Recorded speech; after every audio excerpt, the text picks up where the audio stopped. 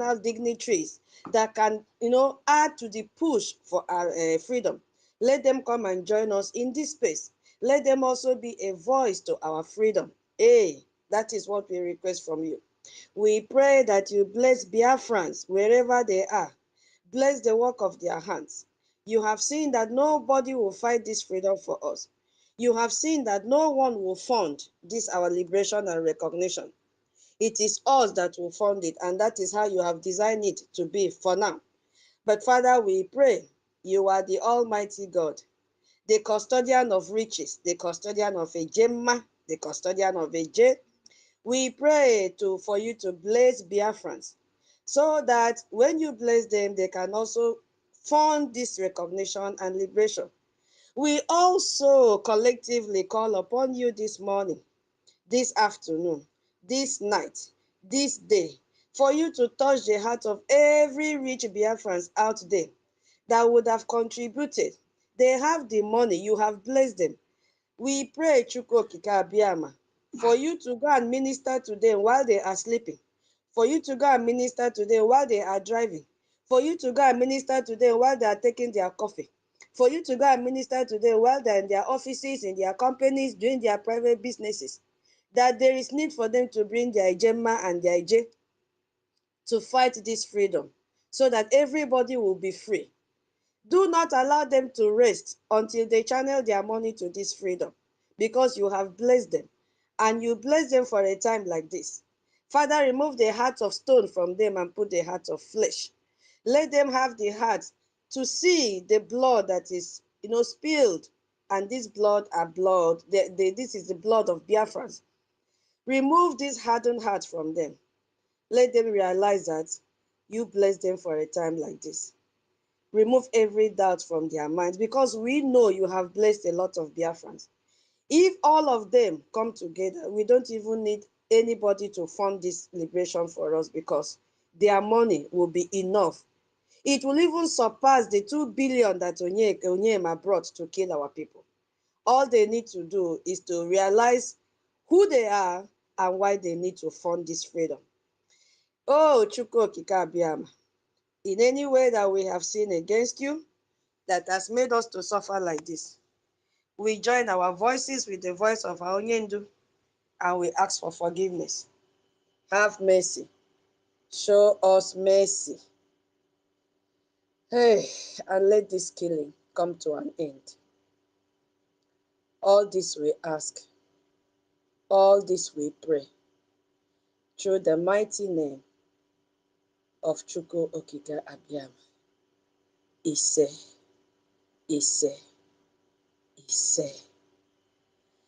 Whew, I didn't even believe that we'll pray this morning. But that is how it is. When it comes, we accept it and we forge ahead. It is a new day, and I want to say good morning to each and every one of us gathered here once again. Yeah, so today we are going to do something very, very important. Once we finish saying good morning, Madam Key, do you want to be the co-host? Should I send to you? Send now. Okay, I'll send. Okay. Yes. Once we finish greeting the house, I will play the submission our APM made last night. I will fast track it and just go straight to his message for Biafrans. It was a very interactive session. For those of you that were not there, immediately we finish, we will start this congressional testimony that he dropped, because he made reference to that we should read it and understand. As I said, I will crop it in a sectional form. I will read and explain to my best ability. We are not going to take all at a stretch. When I finish, I will explain, and then any Biafran that want to contribute to that part will raise up his or her hand, contribute. When we are done with that, I move to the next one. That is how we will do it, so that everybody will understand. So that what that means is that you must have your pen and paper beside you. Everybody must contribute, because you have to understand the importance of this document. You have to understand where Biafra freedom has reached as of today. And according to our APM, more testimonies, more achievements are on the way.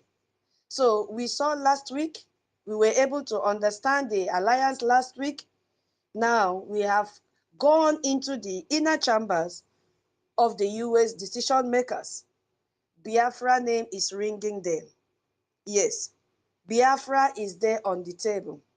All of them have read the testimony that our APM, who is leading Brgie today, has dropped on their table.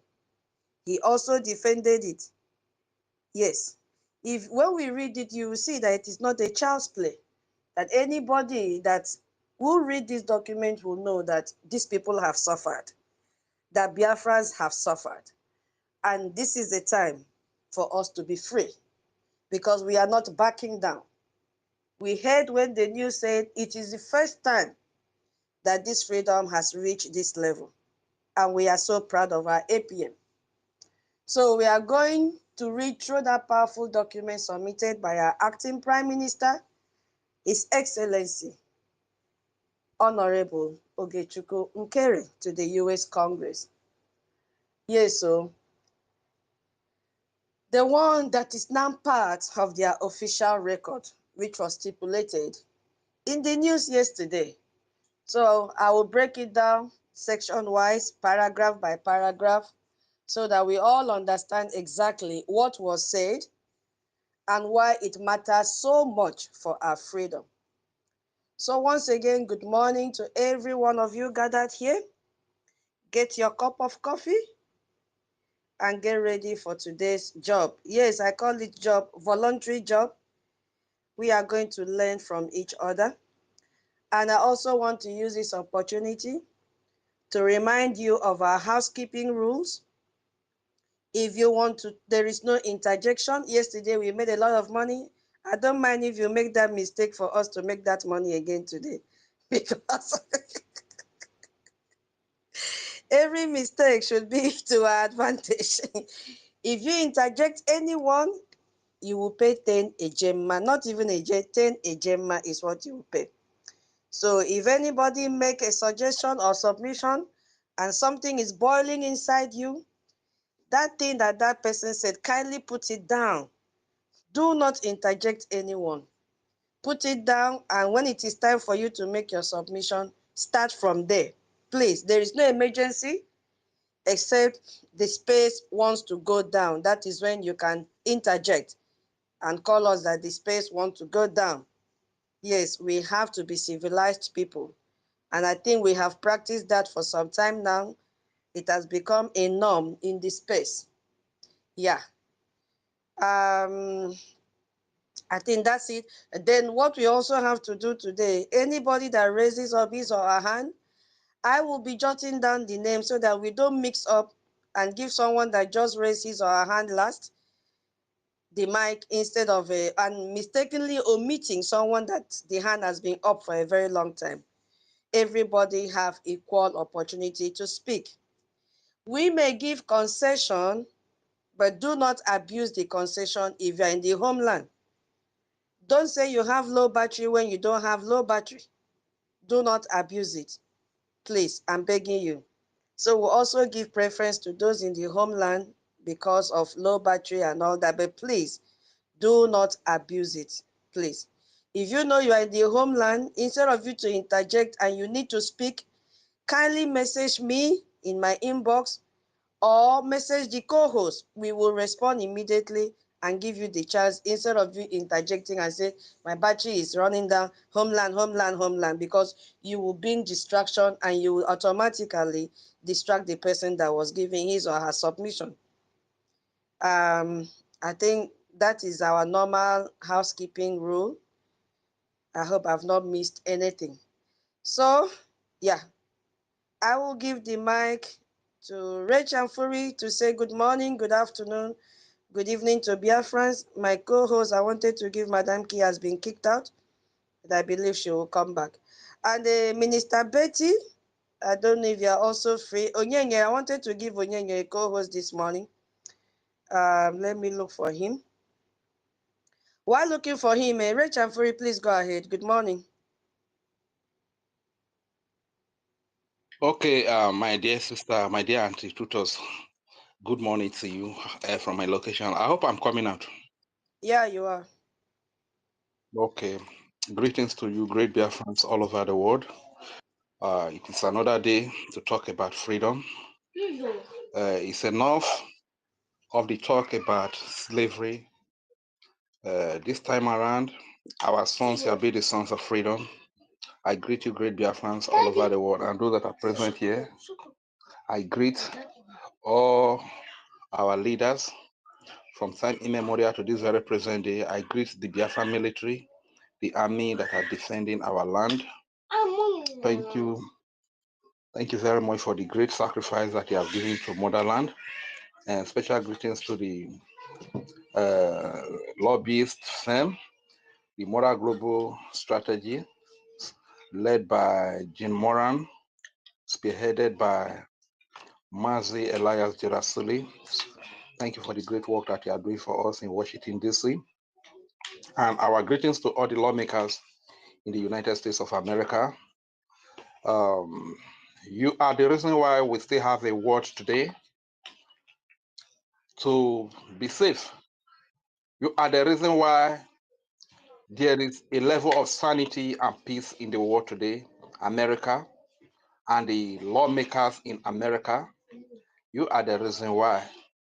So your position is very vital and important in the world. And I always want you to remember that. If not for America, believe you me, terrorists would have destroyed the whole world. I'm telling you, it will not even take them a day to destroy the whole world.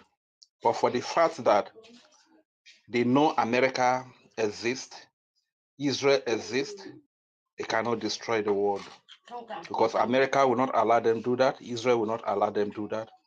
I also believe Russia will not even allow them do that as well. You understand? So from Biafra land, we send our greetings to the lawmakers, to the decision makers in America.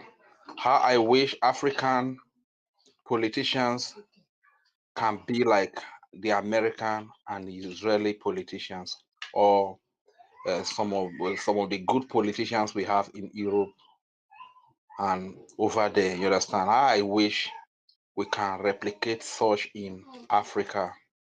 I think our story would have been different today. You understand? But what we have in Africa is opposite, especially in Nigeria. Coming down to Biafra land, man, the politicians we have here, they are the politicians that kill the citizens just to get their position preserved, you know.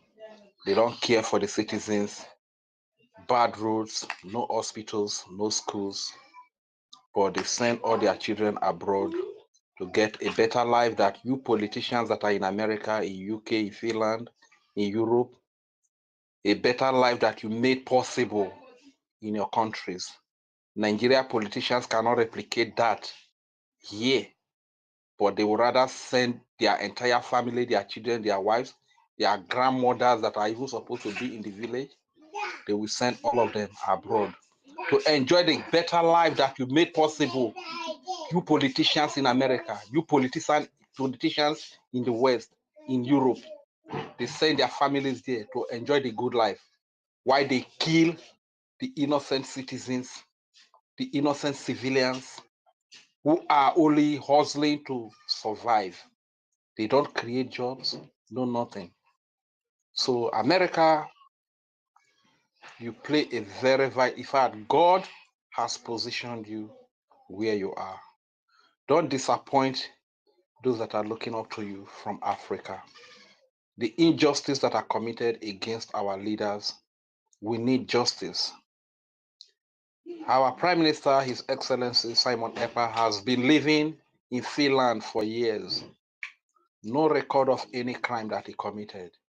But when he steps forward to speak for the freedom of his people, to fight for the freedom of his people, like Phelan did, he was politically arrested and detained, and no evidence against him. In the recent, we in Homeland here can testify to you that Prime Minister Simon Ekpa is the one that is protecting, defending the babies, the children, the women, the civilians, the Christians of Biafra. You understand? But because these politicians are so evil, they don't want anybody to stop them from killing the innocent babies, children, civilian Christians. They don't want anybody to stand on their way from killing these people. This is why they wrote lies in the name of petition, fabricate all manner of blackmail against an innocent man that is fighting for the survival of his people. Please, we want justice. Simon Ekpa should be released immediately, just a political prisoner, you understand? His detention is politically motivated. Likewise, our leader, Onyeduma Nnamdi Kanu, is a British passport holder. He's a British citizen, but he was kidnapped by Nigeria government from Kenya. Today, he has been in detention for over 5 years now. International kidnap is an international crime. America, even we know how corrupt the UN is, but America, we know you stand for truth, you stand for justice. Do what you are known for. No amount of money that Nigeria can use to influence you, even the oil they might want to use to influence you, the oil does not belong to Nigeria, it belongs to we Biafrans. And I even learned that America has a lot of oil. So which amount of oil is Nigeria going to use to bribe America to make America compromise the truth they have stood for all the years? I have a friend in Houston, Texas. I think I'm correct with that name. Houston, Texas. He said the amount of oil that is located in that state of America is equal to what we have in Biafra land. You understand? That is what they said. So America, do the right thing. Thank you very much. Let me give room to our people to speak. Biafrans, it is another day. If your mother ties to peace rapper, this is another day to speak about our freedom. If you refuse to speak about freedom, you choose to speak about slavery, we would rather choose to speak for freedom than slavery. We have been enslaved under Nigeria for over 100 years. Nothing to show for it than hunger, than terrorists sponsored by the Nigeria government and politicians to kill innocent citizens.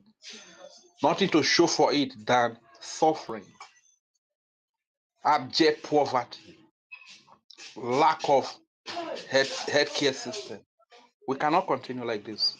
Thank you very much. Let me yield the mic here while I'm still hanging around. I'll still come up again to speak. Thank you very much, my dear sister, to trust for this space. Thank you very much. Thank you so very much, Ray Jamfuri. Your daughter is saying, Daddy, Daddy, Daddy. Yes.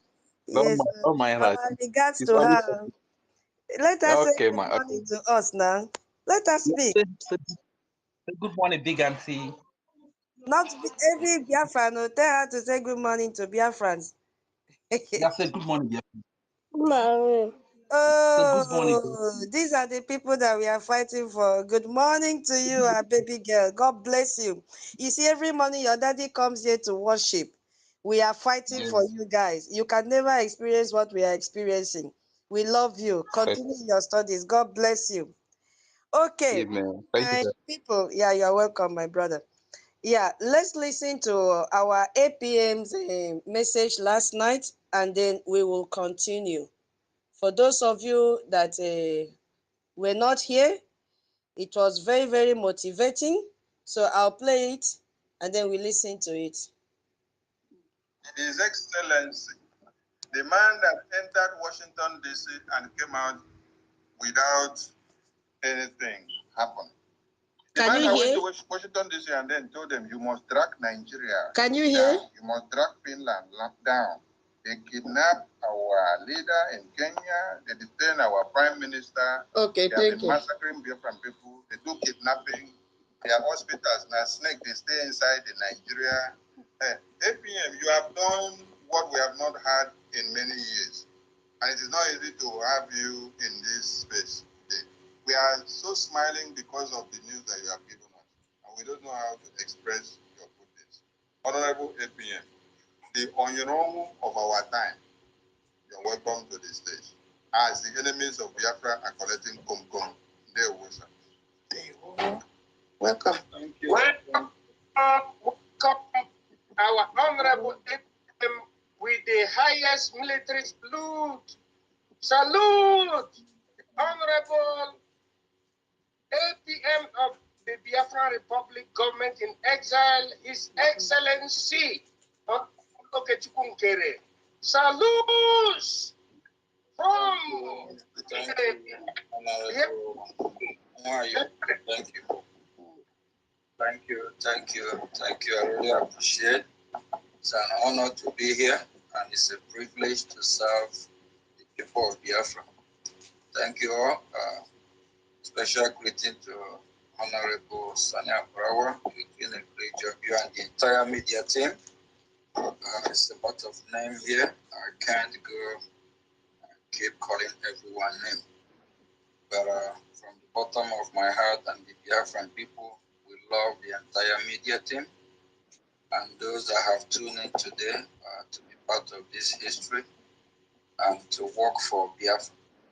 Everything we are doing is for Biafra.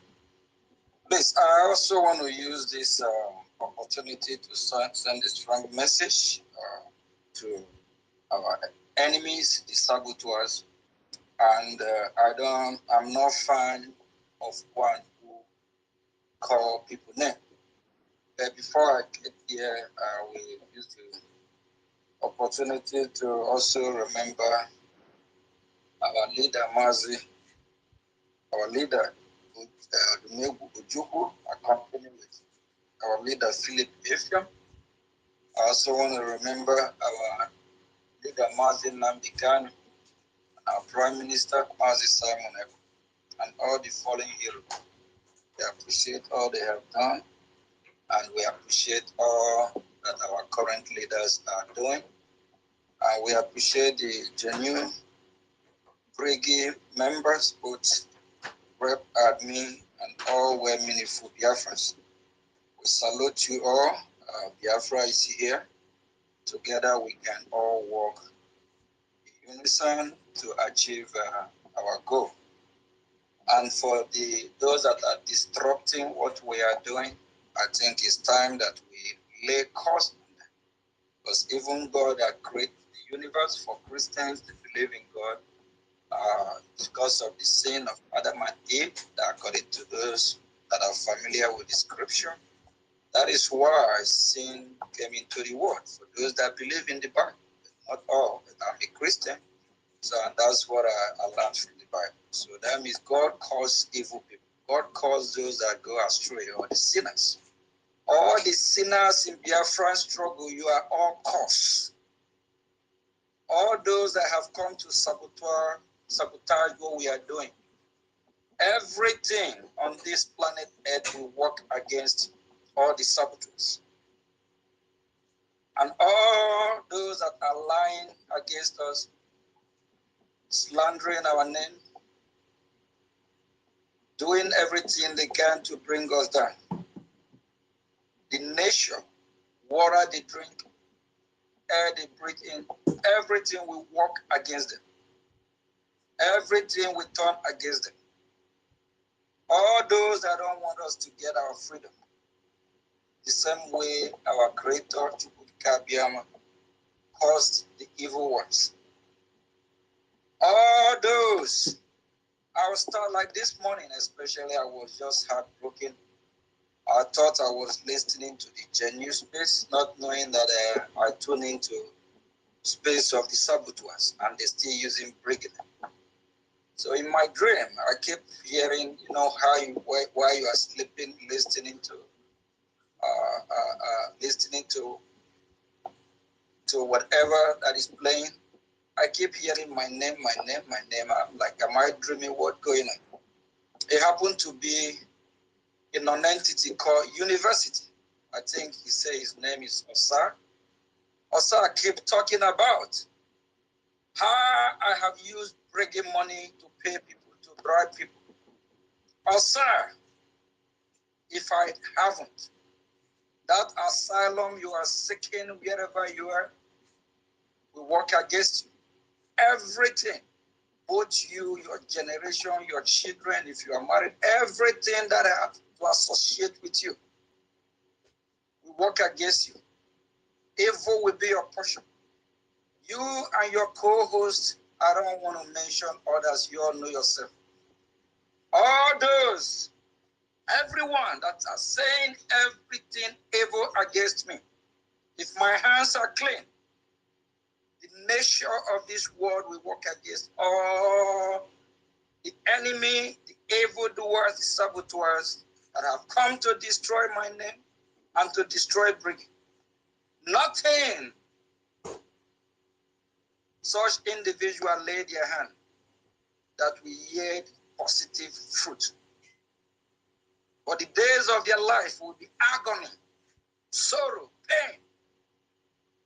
I was sleeping, listening. This guy is just talking about I'm using Brgie money to pay people, which I never did.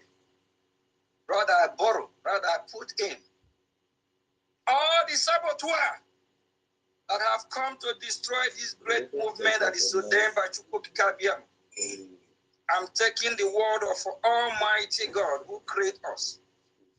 From time immemorial, whenever a human being go astray against his will, he lay course.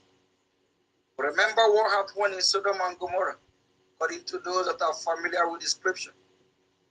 Remember the plagues that happened in Israel, in Egypt, when the Egyptians refused to let the Israelites go. We remember the flood. God is a merciful God. At the same time, God is God that punishes those that have sinned against him. All the saboteurs, all the evil, I don't see any reason why some, they want favor from the nature of this earth. They want favor from our God. Rather than seeking for that favor, the same people will be the one destroying, committing all kind of sin, doing things that are unspeakable. It will never be well for that individual that open his mouth and utter false information against me or against Brgie or against Biafran people. And for all those that are trying to destroy this struggle from our defense to the government in exile, it will never be well. Please share the space, share the space. The genuine ones, as you are joining, share the space, please. The evil ones know themselves. One of our brothers during the town hall meeting 2 days ago, he made it clear that some of these people, we are thinking or we are saying they don't know what they are doing, that they know what they are doing. They know exactly what they are trying to achieve. Share the space as you are joining so that when we start the lectures, at least we'll have large number of people. Share the space, please. This life is two ways to go about it. Either you remain truthful, pure, or you choose the other side, being evil. Either you speak the truth, or you choose to be a liar. Yes, Holland, your hand is up. How can we help you?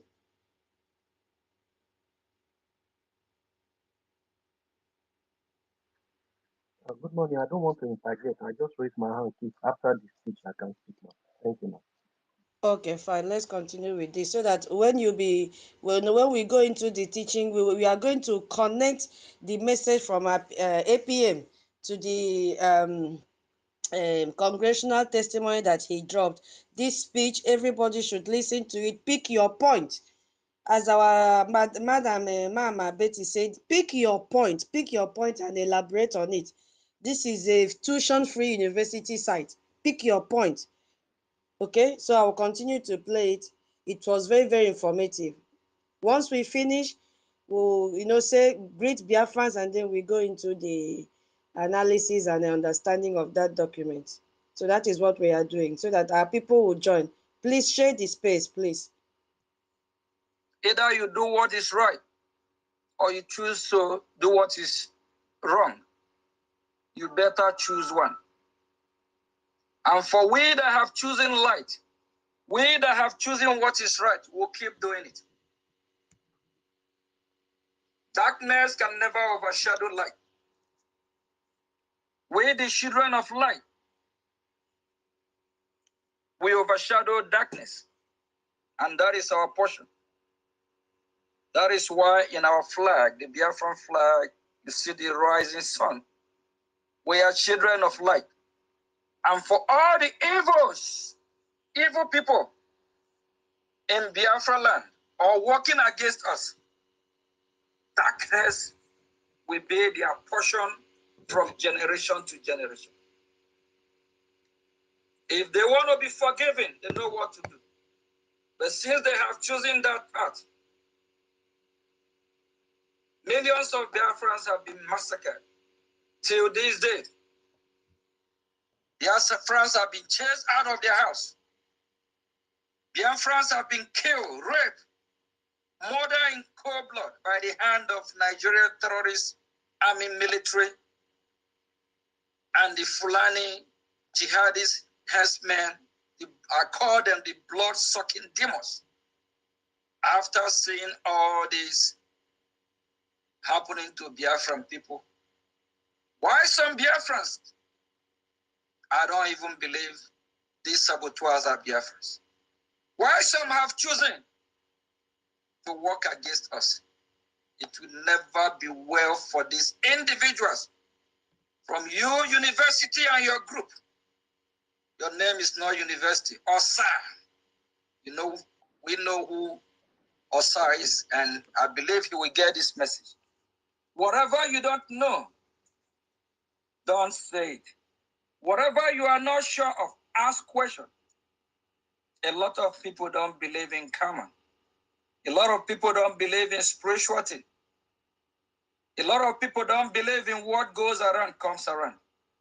Be sure of what you are doing. Don't say what you don't know. So that evil will not befall you.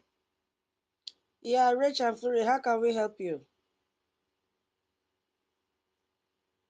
No, I'm joining the queue when the whole thing started. When the whole thing started, I will follow my turn.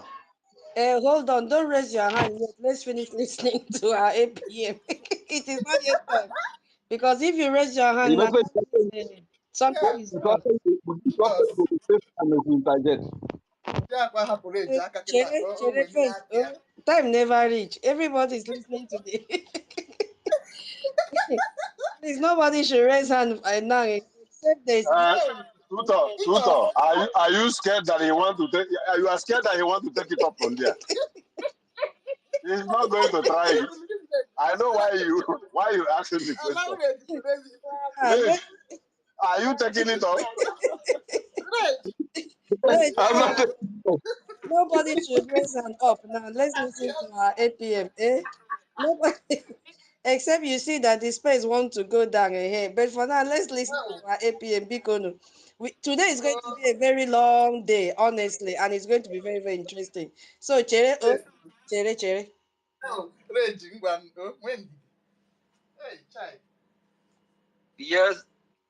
Years ago, as of last year, during our fundraising, I always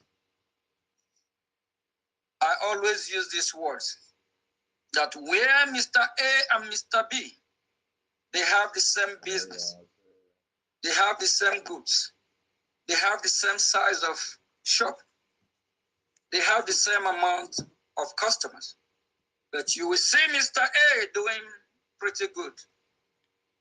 Why Mr. B business is declining? You ask yourself question, why? These two people are identical, the same complexion, the same height, the same amount of goods. That's what they both have. But one is doing better than one. Because one, Mr. A is being blessed. Because Mr. A is upright, doing what is right. Why Mr. B? Probably Mr. B generation is being cursed. We have to be careful. We have to be careful. Our actions might not reflect in our daily life today, tomorrow, in future. Some, their generation, they cry with agony just because of what their forefather or forefather have done to them. And some, they happen immediately. But as for the pain that the Biafran people have been through, we don't pray that all these saboteurs will enjoy this life anymore. They have killed us enough. They have hurt us. We are bleeding in our heart. We are people that have been struggling for decades now to be free from bondage. It's like the whole world keep moving. It's like the whole world laughing at us. It's like the whole world are watching, trying to see what we do. We are hurt in our situation. We need help. We scramble everywhere, asking, looking for help. Where will our Savior come from?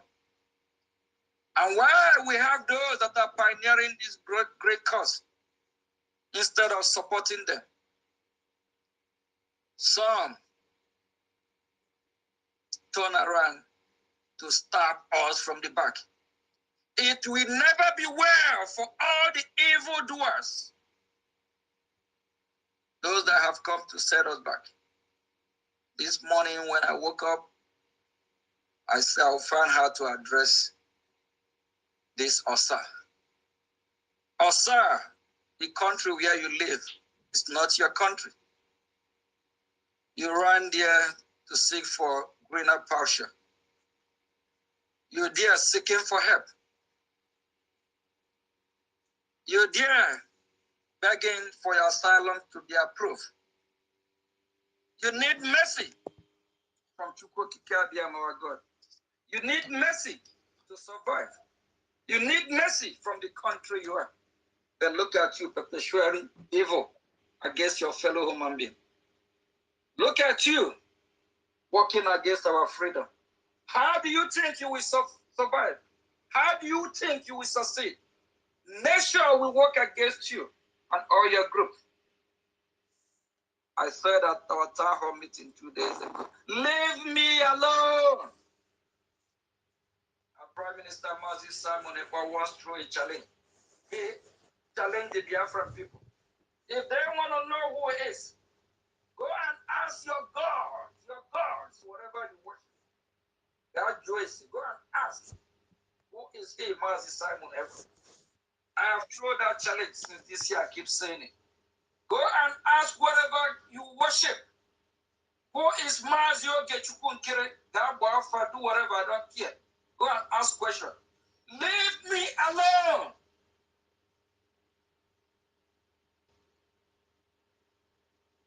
All saboteurs, leave us alone. Biafra is real. Yesterday I came across a video. This video is not made or designed by or produced by Biafra. It's a foreigner. I will say a well-meaning foreigner. He named Biafra among nation or country that will emerge very soon. Biafra is among. Catalonia is among. How come? Even our declaration, I saw a video or a picture of it on this very channel. Biafra is here. It's saying our hand. It's staring in our eyes. Minister of Information talked earlier about IOU. For those that don't like to donate, you can invest in Biafra. I don't know if this our brother was, if he's listening or something, but I have one of our brothers that told me about his 1.8 somewhere for no reason. How I wish he have used that money for IOU, but he cannot even lay his hand on it for now.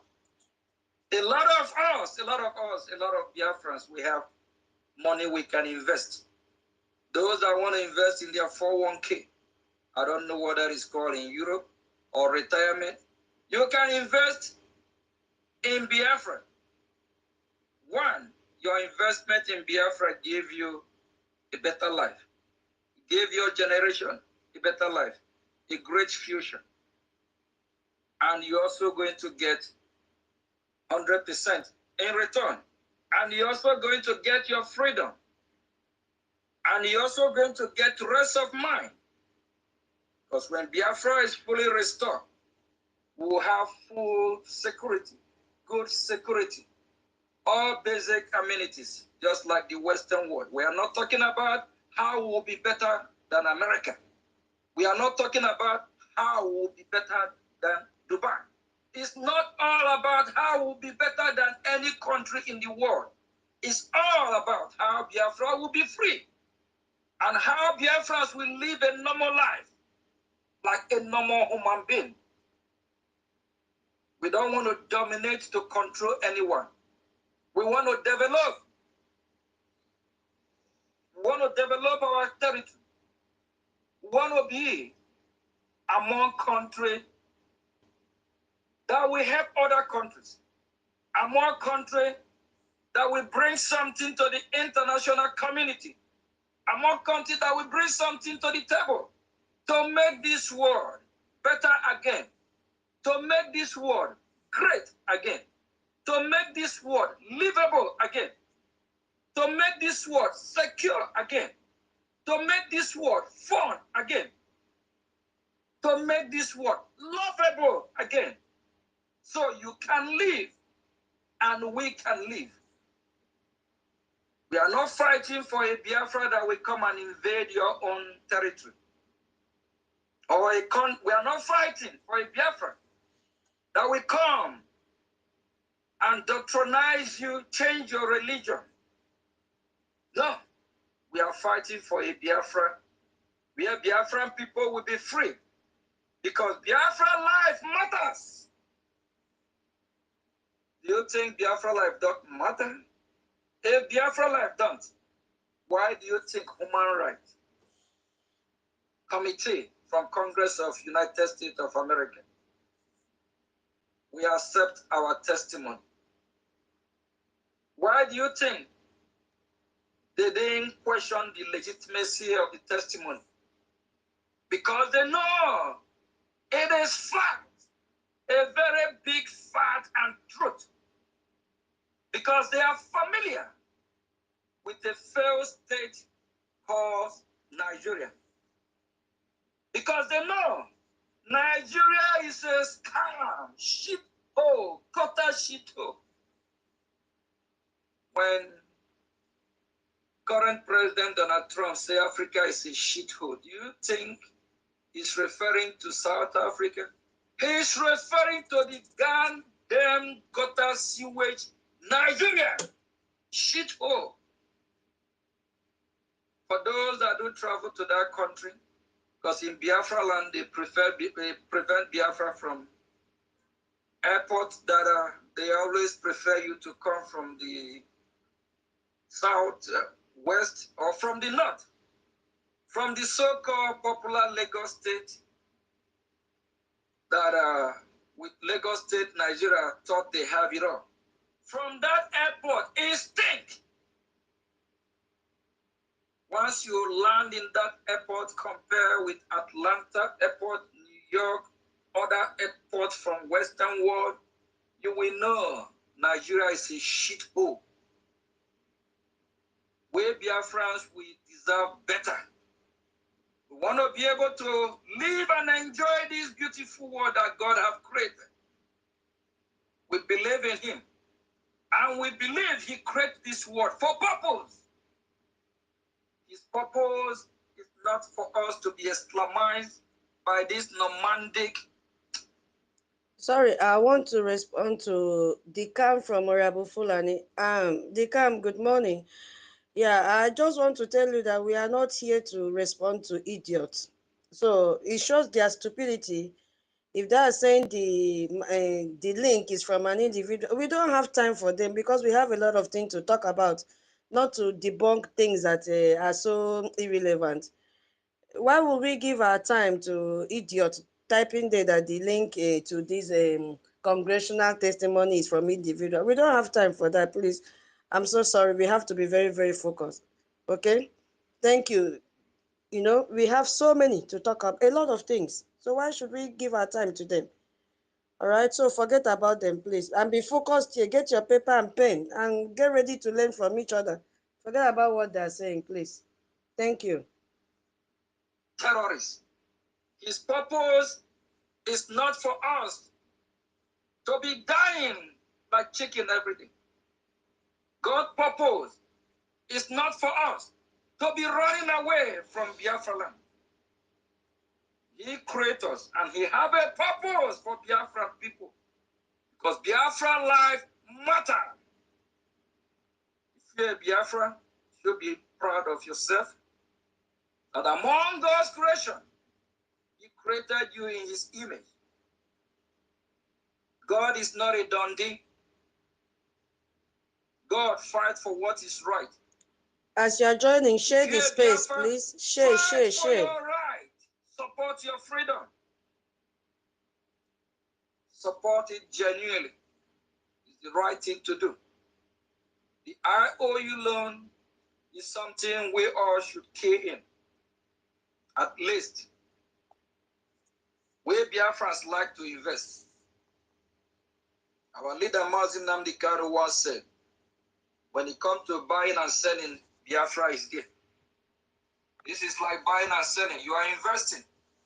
And this your investment will also bring opportunity for a brighter future for you and for everyone in Biafra.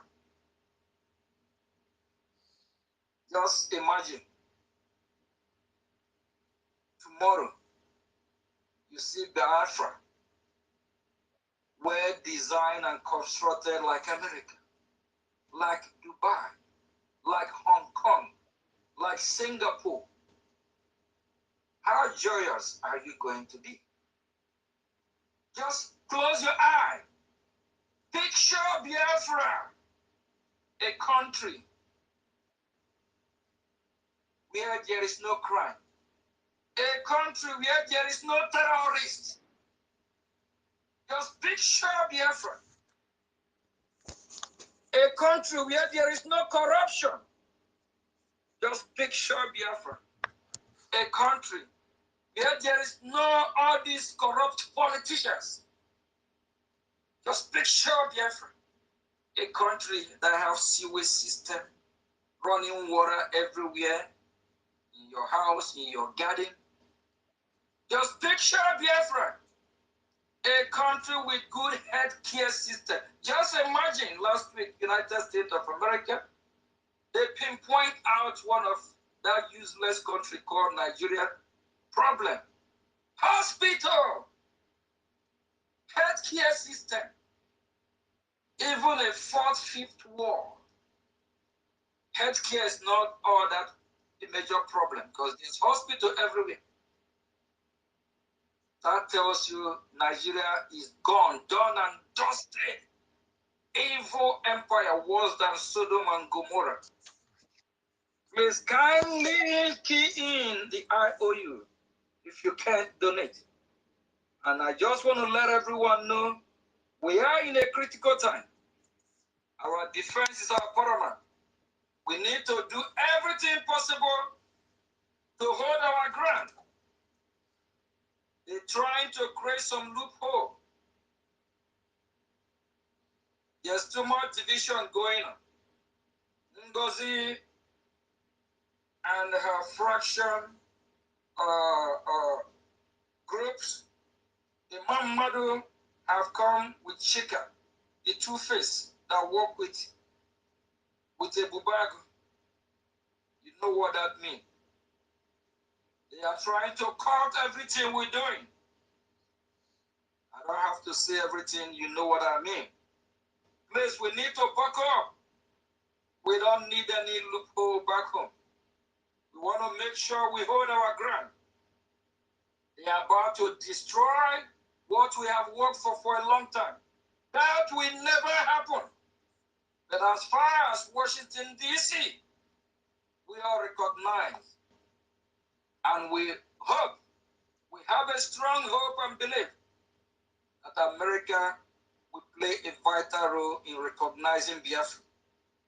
We would destroy Nigeria from here. And all these illegitimate governors from Obiano, that drunkard, former governor of one of the states from Biafra land that run to Atlanta, time is coming. America will come after them right from here. They will all be evicted. They better run back to that shithole country. Time is coming. They can't even set their foot in this country. We are here waiting. We'll deal with them.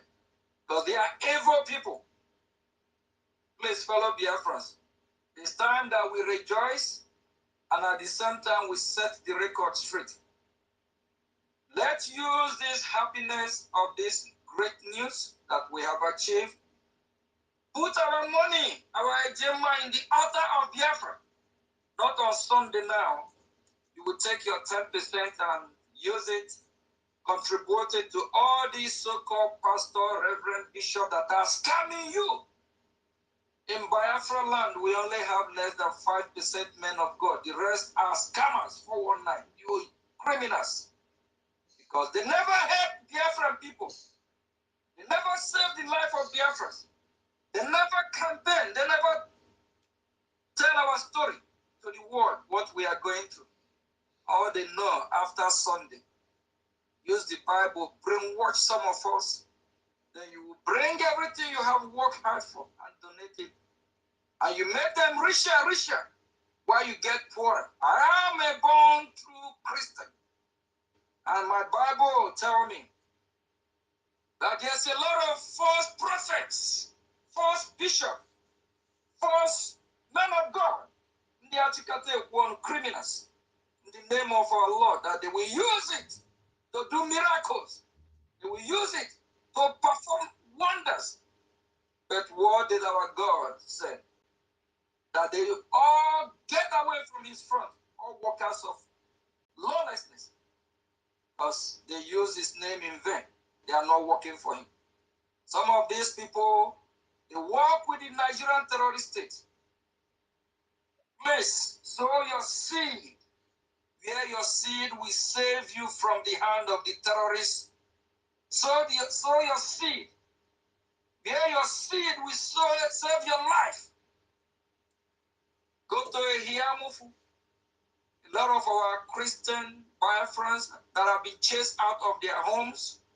These people have been chased out from the terrorists, jihadists, Muslims. And what about the clergymen from Ehiamufu? What have they done to save the congregation? They never taught the congregation have to be free. They never taught the congregation have to fight and save their life. Here in the United States of America, once upon a time, there is a great reverend, Reverend Martin Luther King Jr. He fought hard, human rights activists. He fought hard for his people. How many of these so-called fake bishop reverends in Biafra land fighting for you? You know your own reverends are your BDF as of now.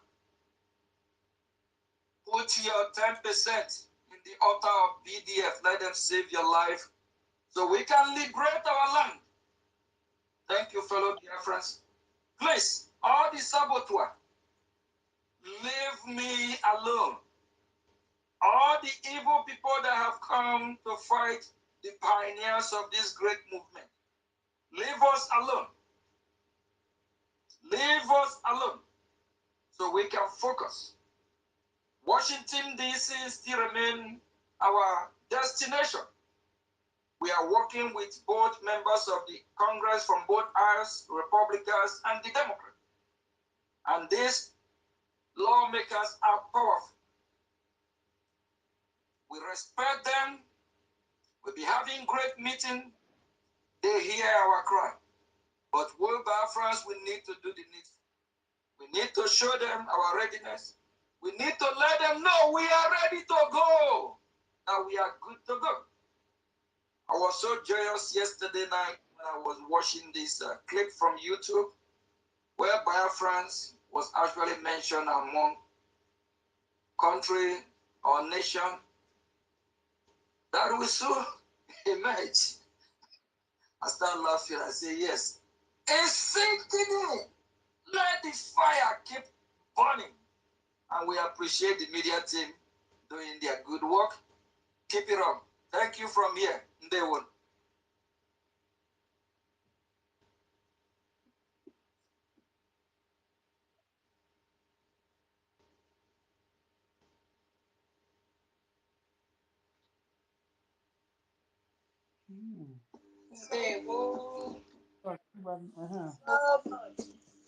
Our indomitable APM. I'm going to fast forward this place and take you to where he answered questions from David. You've made today. Okay? Yes, we all have seen the good news. Okay. And we really appreciate all.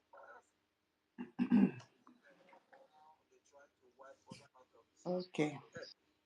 Oh, now they try to change who we are to who we're not. Please, we encourage everyone, do the best you can. I know it's not easy. We are few in number, but it's not about the quantity, it's about the quality. Just keep doing what you are doing.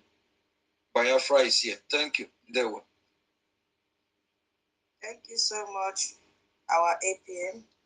You've spoken well. And I want to borrow from your statement in your last submission that you said, use the good news to invest in our recognition. That is a very strong statement. And Biafrans, you have all heard. All that our APM is talking about here, the summary is a Gemma and a J, that we need to increase in our funding. And we know that if we donate sincerely, that the God Almighty will always replenish our pocket to give more. Take note of the word. Use the good news to invest in our recognition. That means you should know exactly where you channel your money into. You should know exactly the amount that you are donating and why you are donating.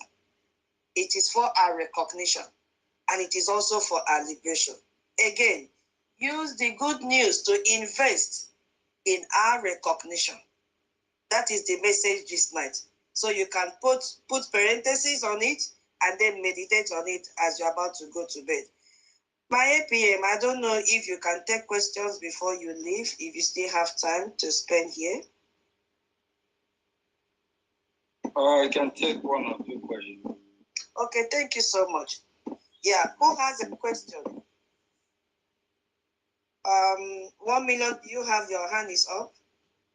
No, I don't have the question. I only raised my hand up to just to show appreciation to what APM have said with Tell Ijima. That's all I just want to say. Thank you. Okay, thank you so much. These hands that are up are all hands that they wanted to give their submission. Please, if you want to ask our APM any question, kindly raise up your hand and they will give you the mic. Thank you so much. Our APM is here.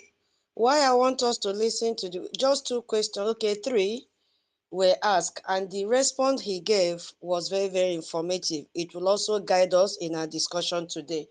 So it wasn't long, a lengthy one. Let me just see how I can fast forward to that. Than my own self too, because I'm not useful to ask. I'm fine, contented with what I have.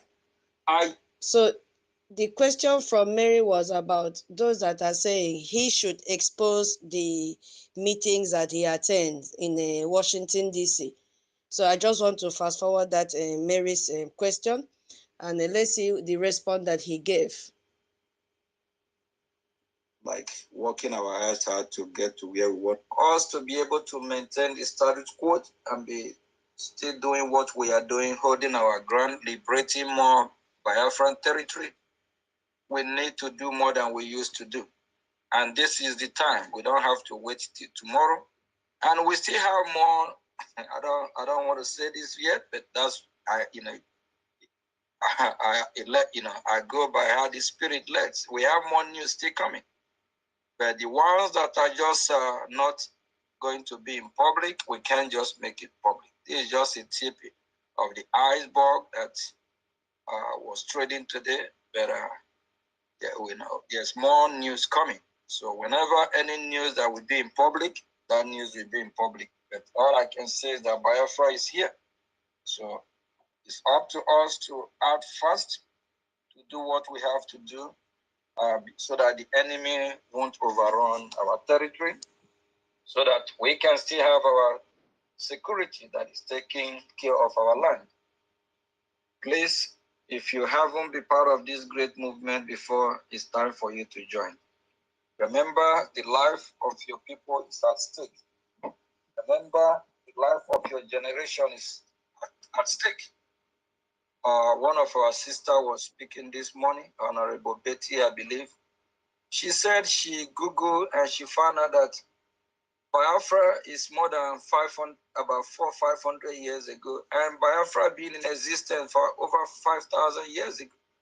Nigeria is just a baby of less than 130 years ago. During the town hall meeting on Sunday, I asked a question. Who are we 200 years ago, 150 years ago, 300 years ago? We are not Nigeria. I don't know why we will allow these people to scam us, but I don't blame them. We allow them to, we allow that to happen. We are not Nigerian. I'm not in Nigeria. I believe you are not in Nigeria. We Biafrans are not Nigeria. We are Biafrans. So Biafrans are no life or no world, or the whole world should just turn upside down. We ask Chukwokika, our God, to create a new world entirely. Biafra must emerge as a nation, as a country. Once upon a time, there is a Biafra. So why is it that now they're trying to wipe us out of the surface of the earth? Or now they're trying to change who we are to who we're not? Please, we encourage everyone, do the best you can. I know it's not easy. We are few in number, but it's not about the quantity, it's about the quality. Just keep doing what you are doing. Biafra is here. Thank you. There we. Thank you so much, our APM. You've spoken well. And I want to borrow from your statement in your last submission that you say, the end of the day is a win-win for all of us, all we Biafrans. Biafrans need freedom. We want to be able to be free, because if we are free, like I this want one to that go is to the fighting question that me, David that is asked, then we'll end it. You take your book and... Yes. Thank you. So I welcome you, Mazi Choose. I don't know if you're still there. True, but they have turned it to be something else.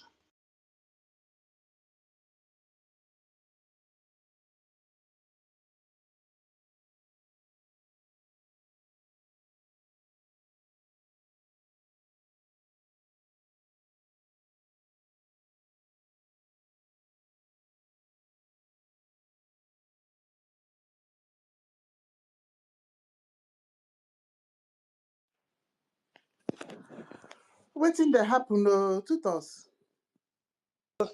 Sorry, I muted myself. I did not know.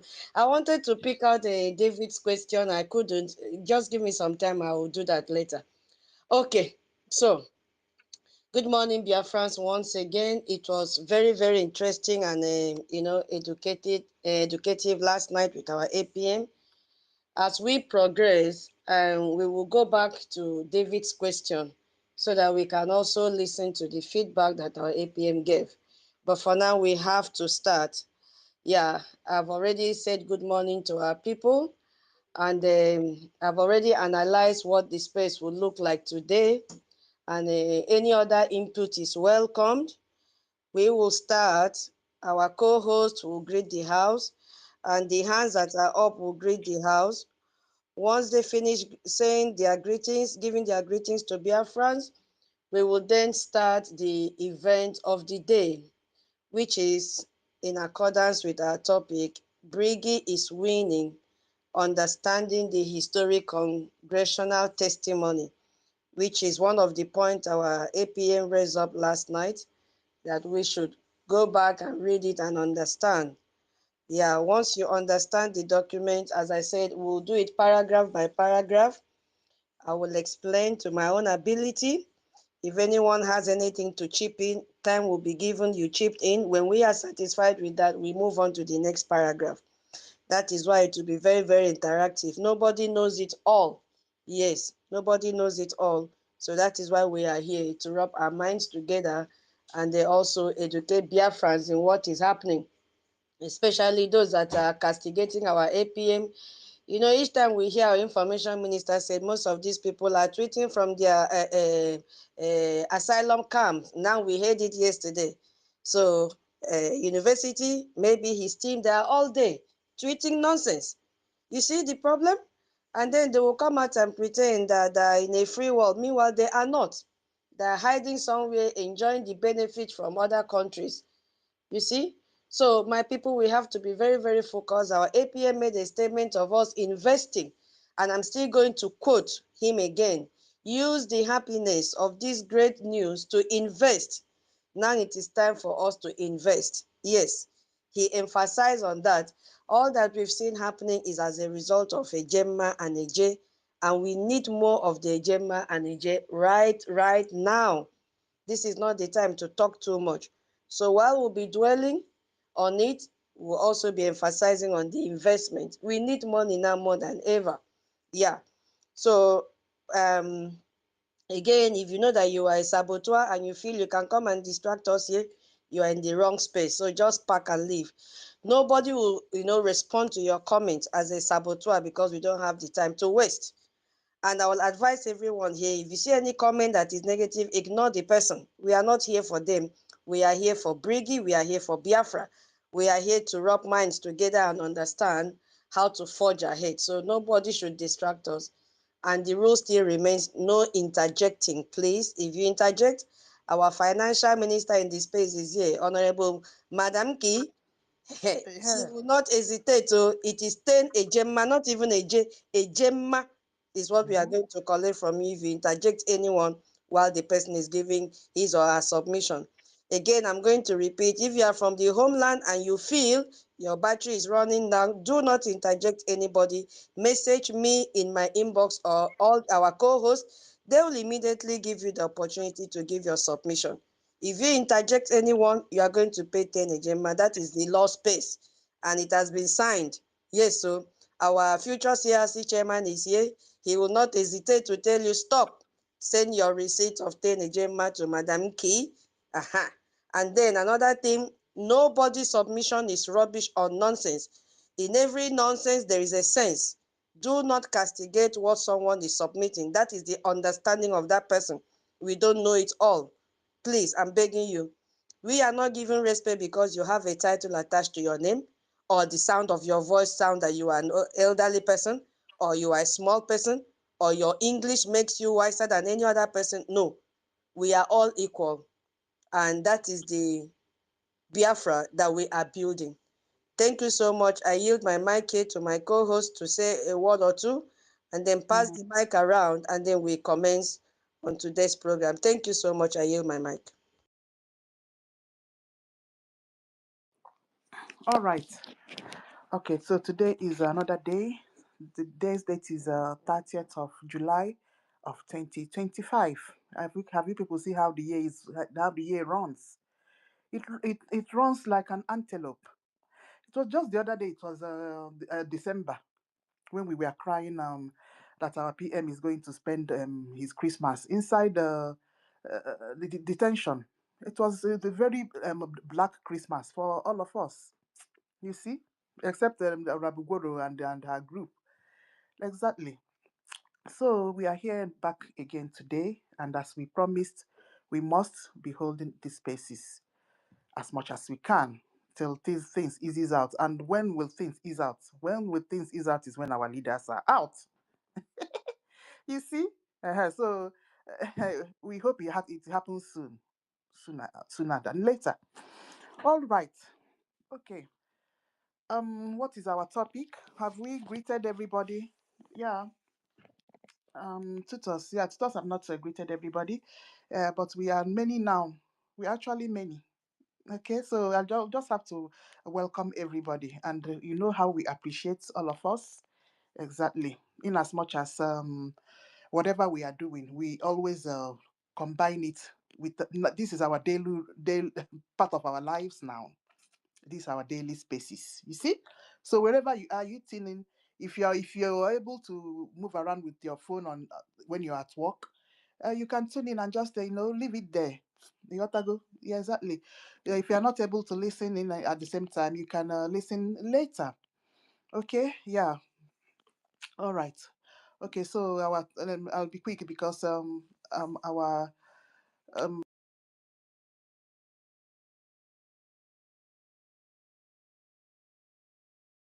okay.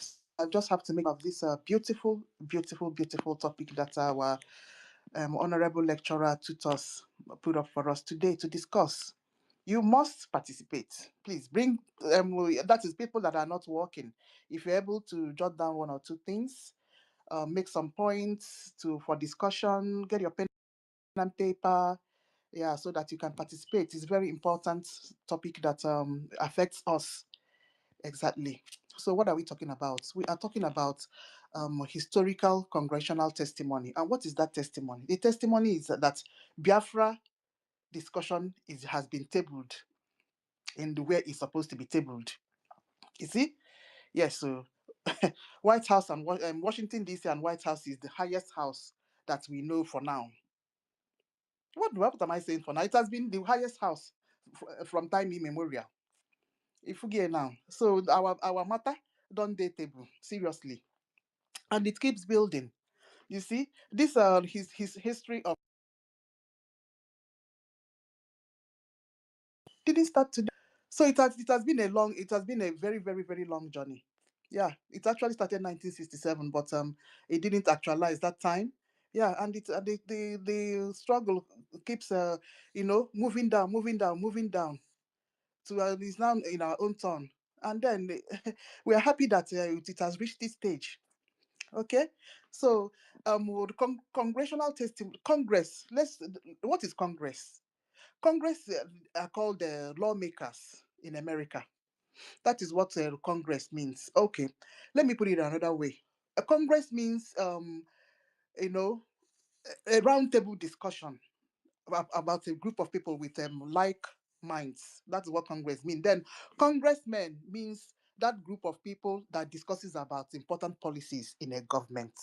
So America, they operate with congressmen. That's what their politicians that participate in their Washington D.C. White House voters and make policies. That is what they call it in America. So this congressmen, let me get my what I have back, please. So with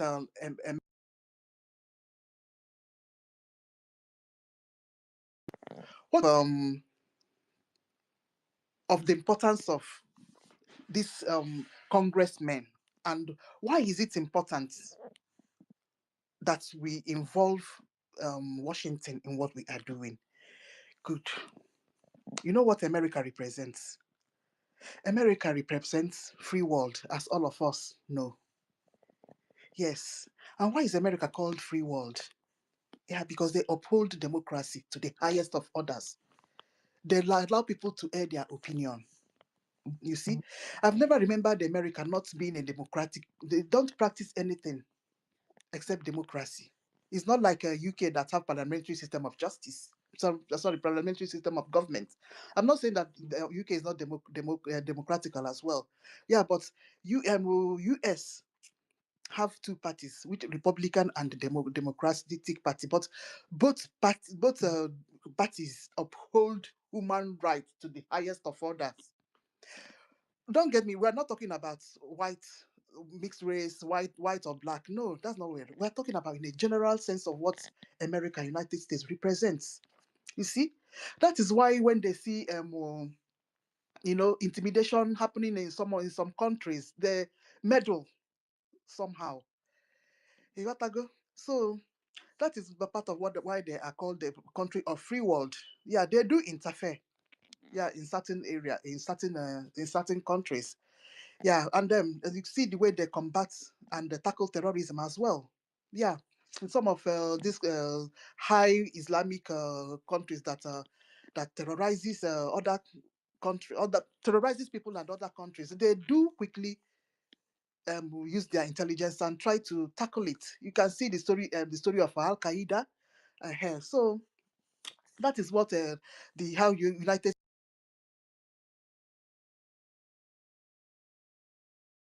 So not what's to discuss, but before I move into those ones, we can just move the mic a little bit.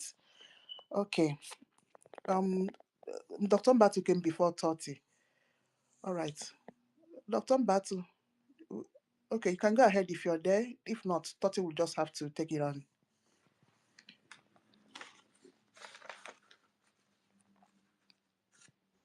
Minister, our co-host is here. She has not said anything. Betty. Please, Okay, Minister Betty. please give All to right. 30, please. Let me settle down. I'm just coming back now. I've been away for a long Okay, that's time. fine. Okay? Okay. How I go? All Yeah, Minister Betty, sorry, I didn't even say hi to you. Please, I greet you. If you're there, that's fine. If you're not, then 30 can go ahead. Oh my goodness. Hello, everyone. Are you hearing me? Yes, we are. I don't know. It keeps showing me here, mute everyone, and I try to remove it. I don't know why it is coming to me.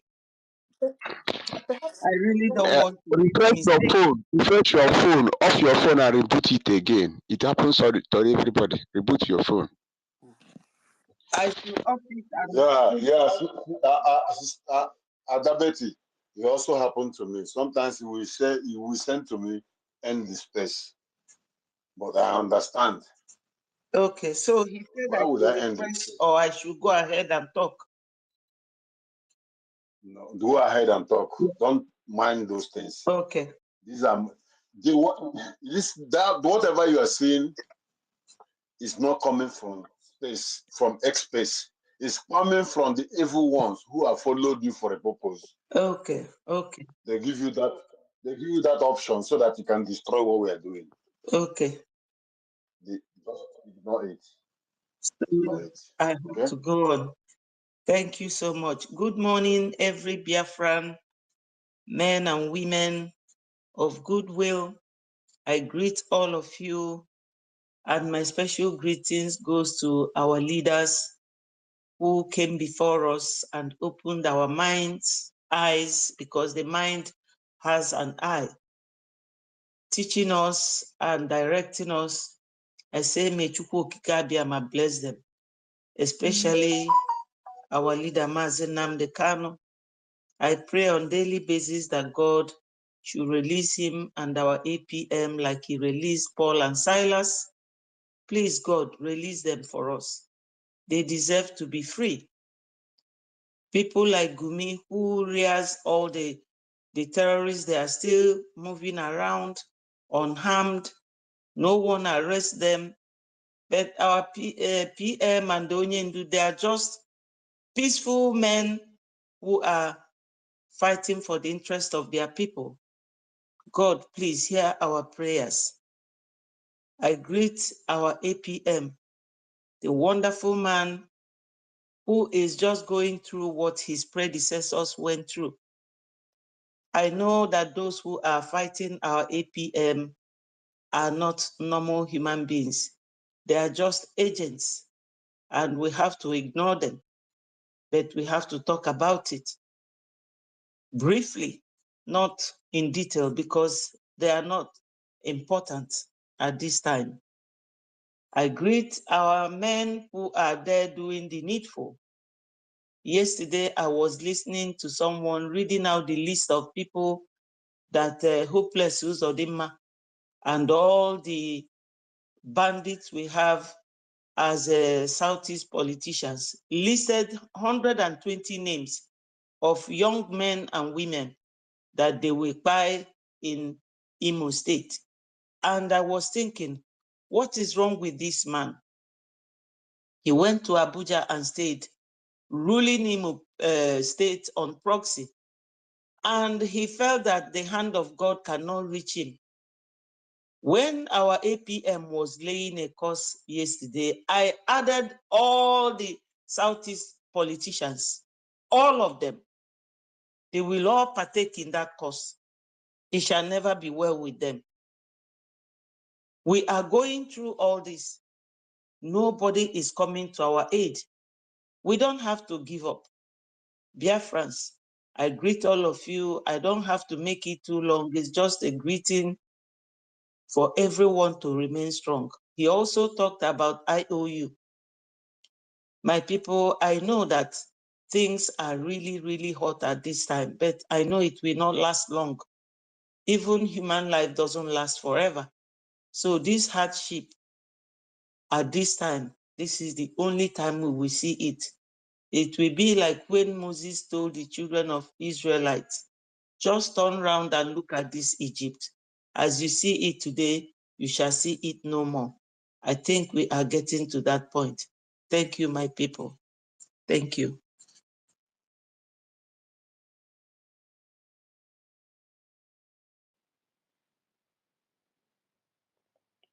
Minister Betty, you're a co-host now. You need to move the mic. You don't say you're under tutelage. Tutors have not taught me how to do it. Okay, is it TBK then? All right. TBK Just, can go ahead then. Minister Betty, you just need to follow who is next on the mic, who is supposed to talk. Like now, we have already selected. Where is Toti? It was Toti. Oh my God. He's not there. He's not there. Okay, so the All next right. person should be Toti. You call Toti in because Yeah. the first co-host, Madam Key, may be doing one thing or the other, even me. So you just jump in and fill in the vacuum. There's nothing serious to do than to call people to speak, those that are on mic, or if you see someone that has requested for the mic, first of all, you have to check that person's profile. If the person has been with us or the person is from Orabu Fulani or a Mahachoma group, because they are coming here to distract us, you just ignore, just click deny. The person can never have the mic. So that's it. It's not something tedious. Okay? All right. All right. Thank you. I will call you privately and learn it more. Okay. Yes, because I don't see where I will click deny here. It's just mute everyone that I'm seeing. Okay, don't worry. Small. Okay, thank you. TBK can go ahead then. Before Totti comes back. Very good. Now you got it. Well done. Thank you. Okay. Okay. Good morning, ladies and gentlemen. Good morning, our Biafran women. Good morning, Sister Toti, our mommy, Madam Key, our mommy Betty. Yes. Good morning, Ancestral, Rage and Fury, the fireman. Mazi 1 million, Chinonso, Simon Epa, who is this? Obi Chicago. Good call, Odogu. Good morning, Ben. Good morning, Biafran Rising, Sister Stella, and tech guy, Freedom for All, veteran, BMO, our daddy, our Reverend Chooks.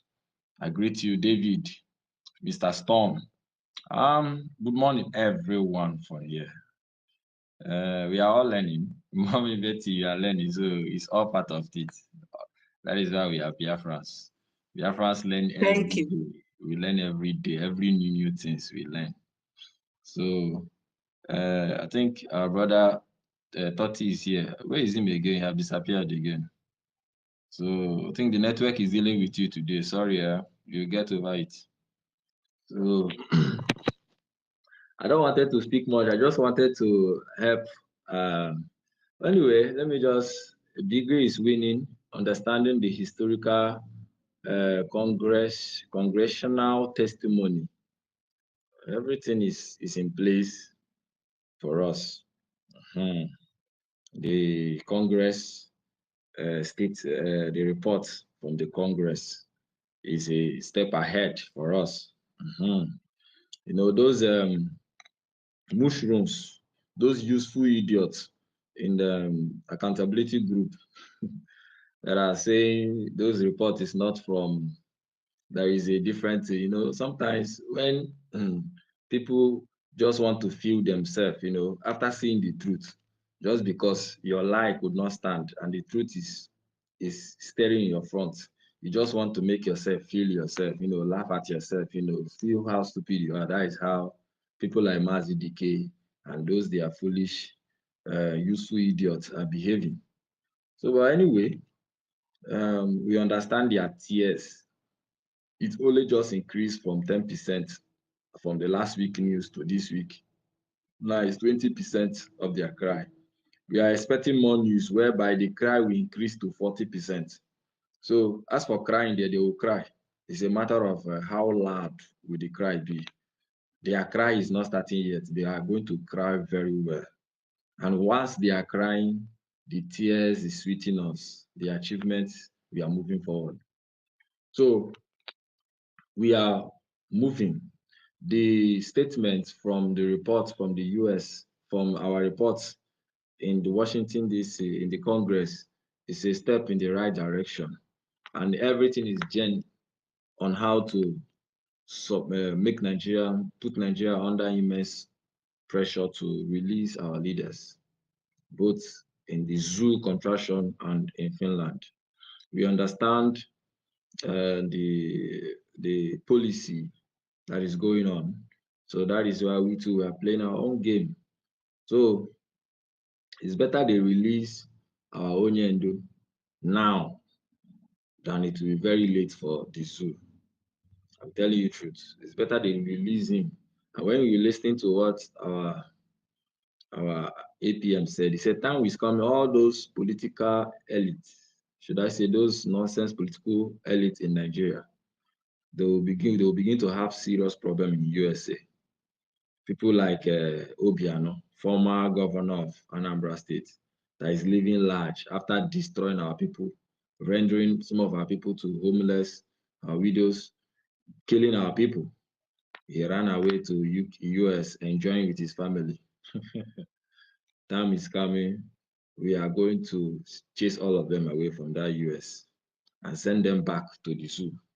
All those politicians that after finishing, destroying the destinies of indigenous Nigerians, after destroying their destiny, they will run back to US and to enjoy with their family.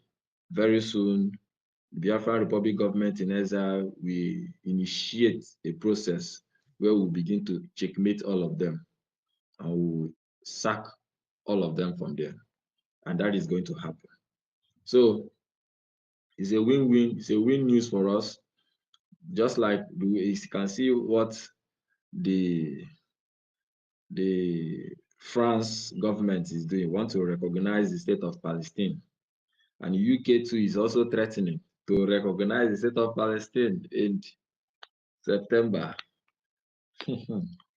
You are recognizing the state of Palestine and you are in the other way holding down a freedom nation, holding down a freedom fighter. In other ways, suppressing the reports of Biafran suppressing the report of Biafra news, trying to suppress us back. Everything is going to be marang. This to show you that we are now getting to that cycle. The host, I think Totti is waving his hand maybe to bring him in. So we are now getting to that cycle where the center cannot hold again. We are getting there. So it's a good win for Biafra. Any news that is coming up now is a good way for us, and we must remain steadfast. For Britain to want to recognize the state of Palestine, and for France, the same thing. And these are the France are the same people suppressing the news from Biafra that does not want Nigeria to divide.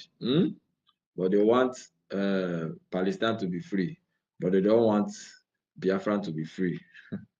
They can't do something and have their cake. Everything is going to be marang. The center can no longer hold again, and we are in that stage. So this for those who understand international politics, we understand what I mean. I will not go to explain anything deeper for you. So that is what it is, because this shows that. No, sorry for interjecting. Norway have already recognized Palestine, and they are still holding to Ayaba. Thank you. I understand. Mommy Inky, $10 from Ancestral collecting interjected me. Exactly. Please write down his name. Write down his name. Oh. Write down his name. Collecting a gemma. Okay. I also have to interpret between Sha. Anyway, Norway recognized Palestine last year, and they are still holding a freedom fighter, Ambazonia leader, Dr. Chua Ayoba. Even Spain, but at least that's what I'm saying. The center cannot hold again. It's going to boomerang. So this is a sign that Biafra is coming. That Biafra have come, but it will be recognized. We are going to be a full sovereign nation. It's going to be a reality with the news that is happening with the international world. If you understand political diplomat and all these things, you begin to see the signs, because you can't recognize Palestine and still be holding Biafra down. Never. It can't happen. Even for them, even making that statement for the rumor, whether it's a rumor or not, for that rumor even coming out alone, that is what we need, and it has happened. So it can't go down like that. You recognize the state of Palestine, and while Biafra is fighting, you don't want, you are suppressing them, and you think Britain will come and stand on our way when Biafra want to be fully free. It can't happen again. So we should thank Chukwuka Kabiama for what is going on. These are one of the signs that Biafra will be a reality, be a nation of its reality. So that is what I have to say here, and encourage everyone that is doing whatever he or she is doing to continue. I think I'll have to come back again to listen more and get more opinion and more words to say. For now, this is what I have to say. Thank you so much, the host and the co-host. Thank you. It looks like Totti is back. Totti, can we hear from you, please? Thank you. If you are close to your mic. Yes. Minister Betty, you know how It's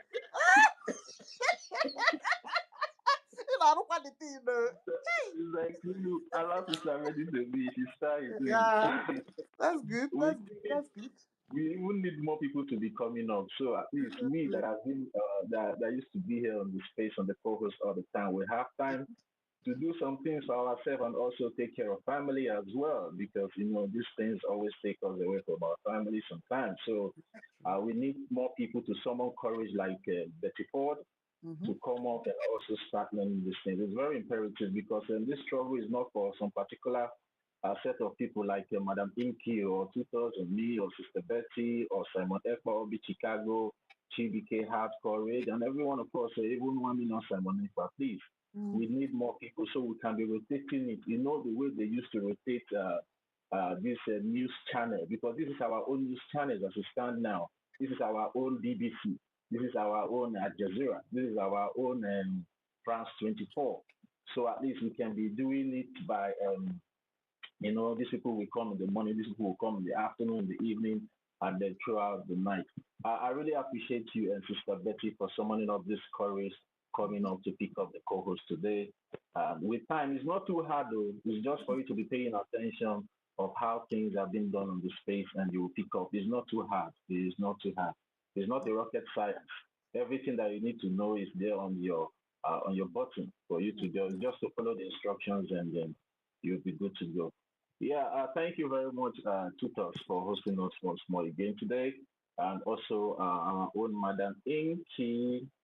Madam Inky, I Yeah, greet you. thank you. Yeah, Betty greetings to everyone, of course. Simon Ekpa, Obi Chicago, Manzi BK, Hardcore Rage, Ancestral 1 million Simon Ekpa. I might not have the time to start calling everyone's name. Our own Dr. David Nana, greetings to you because please, I just want to take like 5 or 7 minutes of our time to lay a background of the topic that we have up here today, which says the Brgie space. Brgie is winning. Understand the historic congressional testimony. Understanding the historic congressional testimony. And where I would like to go in trying to lay background concerning this congressional testimony is, to bring us back what this Tom Lato's Human Rights Commission stands for. Because it's very imperative that we understand what the Tom Latos Human Rights Commission stands for, and the testimony that was given to this commission concerning the killing of Christians, most especially Biafrans, in that contraction called Zoo, and why it is a win-win for we the Biafran people, and also a very big blow to the Nigerian terrorist government. So I would like just to dive in and lay a little bit background, just to clarify the air and the rumors that are going out there. Sometimes some of these, saboteurs can be so funny. When they allow hatred, envy, and jealousy to cloud their sense of judgment, they will start coming out, to disgrace themselves to the international community and to everyone around them. And that is why it's very imperative that we lay this background so our people can continue to be following up in whatever we're doing, because whatever we are doing here in the Brigi media and also in Brigi government, it's absolutely correct. We don't do propaganda. We don't. We only follow the due protocols in achieving our statehood at the end of the day. Now, let me just read out what this Tom Latos Human Rights Commission stands for. The Tom Latos Human Rights Commission is a bipartisan body within the House of Representatives. It is a bipartisan body within the House of Representatives. And which House of Representatives are we talking here? We are talking about the House of Representatives of the United States of America, where the congressmen and women sit down to make laws that favors the United States of America and also put a lens across human rights abuses all over the world. Now, this Latos Human Rights Commission is dedicated to promote human rights globally. It is dedicated in promoting human rights globally. It's because this Latos human rights doesn't end in the United States of America, but it oversees the human rights abuses all over the world. So it's an international body that was put in place by the congressmen and women of the United States of America. This body was commissioned. I want us to get these things very right. This body was commissioned by the congressmen, the lawmakers of the United States of America. This body was not put in place by just some kind of independent body or maybe a neutral body out of the government house of the United States of America. But it was commissioned because after reading this place, I will not take us to the history, how this body became the Tom Latos Human Rights Commission, because this Tom Latos in this Human Rights Commission is what is deceiving so many of our people. They think maybe it's just this, they thought or they think that is this Tom Latos that is the one in charge of this body. No, Tom Latos is not the one in charge of this body. The people in charge of this commission is the congressmen and women our acting prime minister have been going to have meetings with in the United States of America. Those are the people that put this commission together. I read. It focuses on framing all issues through the lens of international human rights norms and collaborates with the Senate and the executive branch. It collaborates with the Senate and executive branch of the United States of America. The commission's unique structure ensures equal power for both parties, regardless of majority or minority status. Now, this bipartisan body, it what brings the Republican politicians and also the Democratic politicians together to oversee the human rights abuses globally and also act immediately to stop those human rights human rights violations that is being meted on people like the Biafran people, because I will always be using we the Biafran people as a yardstick, because we have suffered so much in the hands of this Nigerian terrorist government. So many human rights abuses have been meted upon us, the Biafran people. They have been killing us from 1967 up to this moment, and nobody is saying anything. And the reason why it's a big win for we, the Biafran people, is that the Biafran Republic government in exile have been able to have an opportunity to tender a testimony concerning what the Nigerian terrorist government have been doing to us, the Biafran people.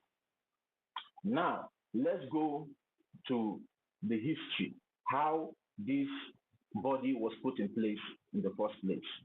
Now, in 1983, Congressmen Tom Latos and John Edward Porter founded the Bipartisan Congressional Human Rights Caucus. The CHRC was dedicated to the defense of all rights codified in the United Nations Universal Declaration of Human Rights. I read again. In 1983, Congressman, did you hear the name? Congressman. It did not say Mr. Tom Latos. It was stated Congressman Tom Latos and Congressman John Edward Porter founded this bipartisan Congressional Human Rights Caucus. The CHRC was dedicated to the defense of all rights, codified, that is in accordance in the United Nations Universal Declaration of Human Rights, which now brings us back to what we are doing as a Biafran people, fighting for our own statehood, fighting for our own self-determination, because it is our right as a people to fight for our freedom. It is not a crime. And that is the reason why this body was put in place in the first place. So for every one of us to understand what the Biafran Republic government in exile is actually doing in the United States of America. So they are following the terms and conditions and protocols that falls in line when people like us, the Biafran people, are fighting to restore our home nation, which is the 40 United States of Biafra. And it is in accordance with the United Nations Universal Declaration of Human Rights. Now I read again. At the end of the 106th Congress, at the end of 106th Congress, Congressman Porter retired from Congress, and Congressman Frank R. Wolf assumed his responsibility as the Republican co-chairman of the caucus. This Republican Party is the party that the recent president in the United States of America, in the person of President Donald J. Trump, is representing today in the United States of America. So for those people that are thinking that this body is just an ordinary body, no, this body is part of the American government that oversees human rights violations globally. So it's not all about it's not all about an independent body outside, just like some of these human rights activists and human rights organizations that operate independently and also bring about publication and things happening all over the world. But this particular one is part of the American government. I want every one of us to understand that this particular lactose human rights this is part of the American government because it was put in place, it was formed by the congressmen of the United States of America. Now, I want to take us where and why this body is being called the Lactose Human Rights Commission. Why it is being called the Tom Lactose Human Rights Commission? Now, I want to take us there now. After the death of the founding of the founder, which is Chairman Tom Lactose, on February 11, 2008, House Speaker Nancy Pelosi, hope this name is familiar with every one of us. Nancy Pelosi was the last House Speaker during the tenure of Joe Biden. He was the House Speaker, Nancy Pelosi. Now, after the death of the founding co-chairman, which is Tom Lactose, on February 11, 2008, House Speaker Nancy Pelosi appointed Congressman James P. McGovern as Democratic co-chairman, joining Republican co-chairman Wolf. Now, this Nancy Pelosi is representing the Democratic Party of the United States of America. And when Tom Lactose, which was one of the founding persons and also the person representing the Democratic Party, was late on February 11, 2008, House Speaker Nancy Pelosi had to appoint another congressman named James P. McGovern, as Democratic co-chairman, joining the Republican co-chairman Wolf. On the Speaker's initiative to institutionalize the CHCRO as a full entity in the House of Representatives, as a full entity. Please, I want every one of us to be writing these things down. As a full entity. Just like as I said earlier on, this body is part of the American government. It's part of the House of Representatives. It's part of the congressmen and women. It is an initiative by the congressmen and women of the United States of America. Now, let me read again. On the Speaker's initiative to institutionalize the CHRC as a full entity in the House of Representatives, the House unanimously adopted HRES 1451, the Tom Lactose Human Rights Establishment Resolution. On September 24, 2008, pursuant to HRES 1451, the Speaker and Minority Leader appointed Rep. James P. McGovern and Rep. Frank R. Wolf as Commission co-chairmen for the remainder of the 110th Congress. So for you to see and to know that this body is part of the American government, is part of the American Congress, and they are being carried along in whatever they are doing that concerns the affair of the American government when it comes to human rights violation. Now, in March 2009, the Speaker and the Minority Leader of the House reappointed both Congressman McGovern and Wolf as co-chairmen for the 111th Congress. You see the way you just be looking at the 111th Congress, that they are carrying this particular commission along regarding whatever they are doing when it comes to human rights violation. In March 2009, the Speaker and the Minority Leader of the House appointed both Congressmen McGovern and Wolf as co-chairmen for the 111th Congress, 2009 to 2010.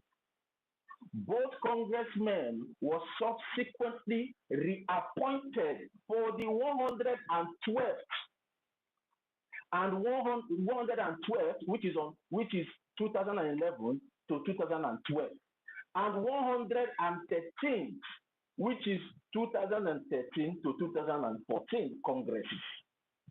After Rep. Wolfman retired at the end of 2014, Congressman Joseph R. Pitts was named by the Speaker as the new Republican. You see the way they are carrying themselves, because this body is a bipartisan body that needs to oversee the human rights concern or human rights violation globally. And whenever one person retires or the person is late, they have to appoint another person from that political party, because we know America operates on two political parties, which are the most strongest political party in the United States of America, which is the Democratic Party and the Republican Party. And these two parties need to work together. And now this brings me back to when our information minister came up to say that we, the Biafran people, and most especially the media, should stay away from the political game that is happening in the United States of America, of which even our acting Prime Minister also reminded us yesterday as well on the space that we had yesterday, that no matter what is happening in the political array in the United States of America, these both parties need to work together in making sure they move America forward. So now I want every one of us to see the wisdom where our information minister and also our acting prime minister are coming from. We have to be neutral, because no matter what is happening between the both parties, at the end of the day, they will have to put their differences aside as patriotic citizens of their nation. And these are the type of things we, the Biafran people, need to be copying from, needs to be learning from. No matter our differences, we should always make sure we put Biafra first. Not because it doesn't go your way, now you want to bring the whole house down. Not because people are not buying your ideas, now we want to bring the whole house down. No. Being a patriotic citizen of a nation doesn't give you that right, or doesn't make you to pull down the house when things are not going to your favor, because it has to be Biafra first. It has to be your nation first. It has to be the people of your country. Not all about how it will favor you or how you want to feel. So I want every one of us to learn from this great idea and ideology that is coming out from the politics of the United States of America. Now, let me just go so I will finish, so we can go, we can dive into our program today. In March 2009, the Speaker and the Minority Leader of the House appointed both Congressman. Okay, sorry. Let me just finish it here. Now, let me just put it here so we can move on.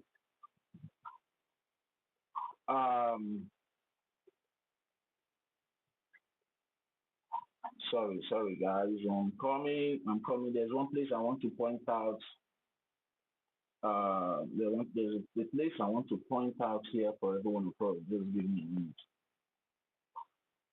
Now, the place I want to point out here is the reason why this commission was named Tom Lato's Human Rights Commission. It was named after Tom Latos, who was one of the founding fathers of this commission in the United States of America House of Representatives. That doesn't mean he is the owner of this commission. The idea of this commission is to pave the way for both parties in the United States of America to be able to work together in making sure they bring all the violators and perpetrators of human rights crimes globally without partisan. That is the idea. So the idea of this Latos Foundation is an idea of the Congress of the United States of America. So don't let anybody deceive you or sway your attentions away from this great milestone that the Biafran Republic government in exile have attained in the United States of America.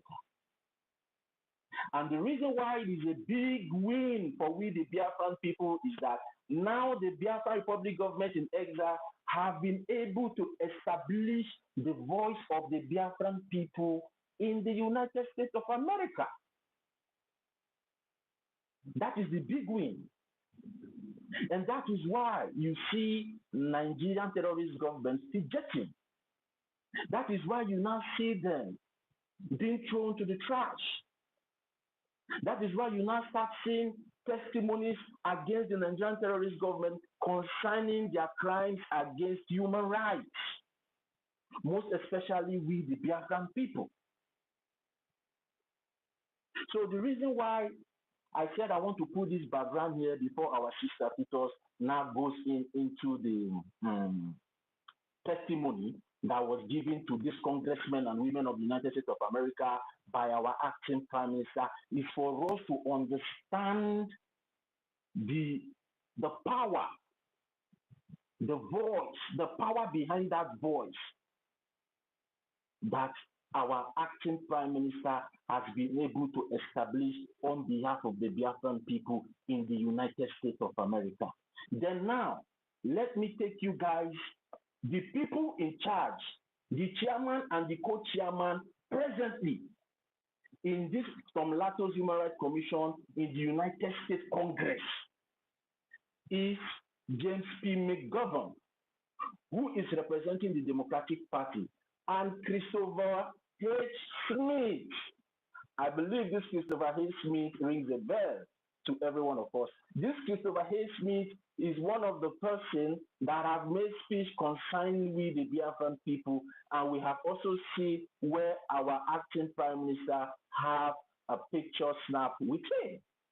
And our acting prime minister has been having meeting with this congressman, Christopher H. Smith, for quite some time now.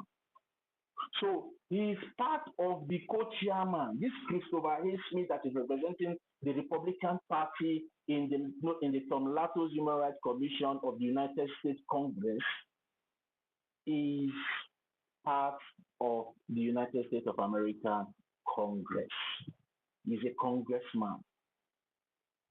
So don't let anybody deceive you and telling you otherwise. Instead of you to be happy and rejoicing and also finding a way in making sure you continue to fund the diplomatic warfare in the United States of America. Because we have been able to establish the voice of the Biafran people in the government of the United States of America. which is a very, very big win for every one of us. That is why our acting prime minister will always tell us, Biafra is here. We think or we thought maybe he's just saying it for saying, no, Biafra is here already.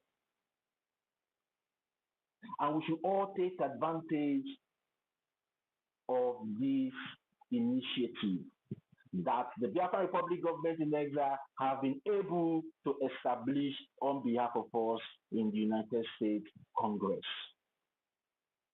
So I believe that we have been able to clear this rumor out there that this or this or this or that. No, this commission is part of the United States Congress. Go to their website, go and read more and get yourself informed what this Somlato's Human Rights Commission stands for. It's part of the United States because when you look at it very well, the caption of this body is Somlato's Human Rights Commission, United States Congress. Somlato's Human Rights Commission, United States Congress. So, guys, I just want to lay down this background so when our sister Tutos comes up, to take us along with the testimony that was being given to this body in the United States of America, we can be able to fathom and understand how far and how progressive we have come concerning our recognition in the United States of America. Now our voice are being heard in the United States of America, which is a big win, and in no distance time, I believe by the power of Chukwuemeka Abiyama, the recognition will come because the Nigerian terrorist government have been thrown into a trash. They cannot go there and start lying because now the congressmen are open to hear the plight of the Biafran people, and they have started taking it into account and start taking note of it. And in no distance time, we are going to get a very bigger news from the United States Congress. So thank you very much, Tutos, for giving me the opportunity to lay down this background as we forge ahead. So thank you very much, Tutos. You can take it up from me.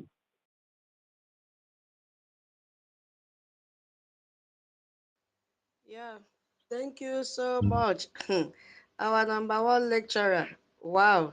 You've made the job to be very, very late, and I love the foundation that you have laid down. Yes, so the foundation will, catapult us to the main objective, because we don't need to go back and start talking about Tom Lagto's Human Rights Commission.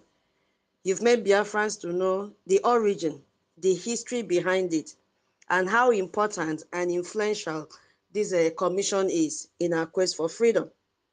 Maybe some Biafrans did not really understand. The problem we have is reading.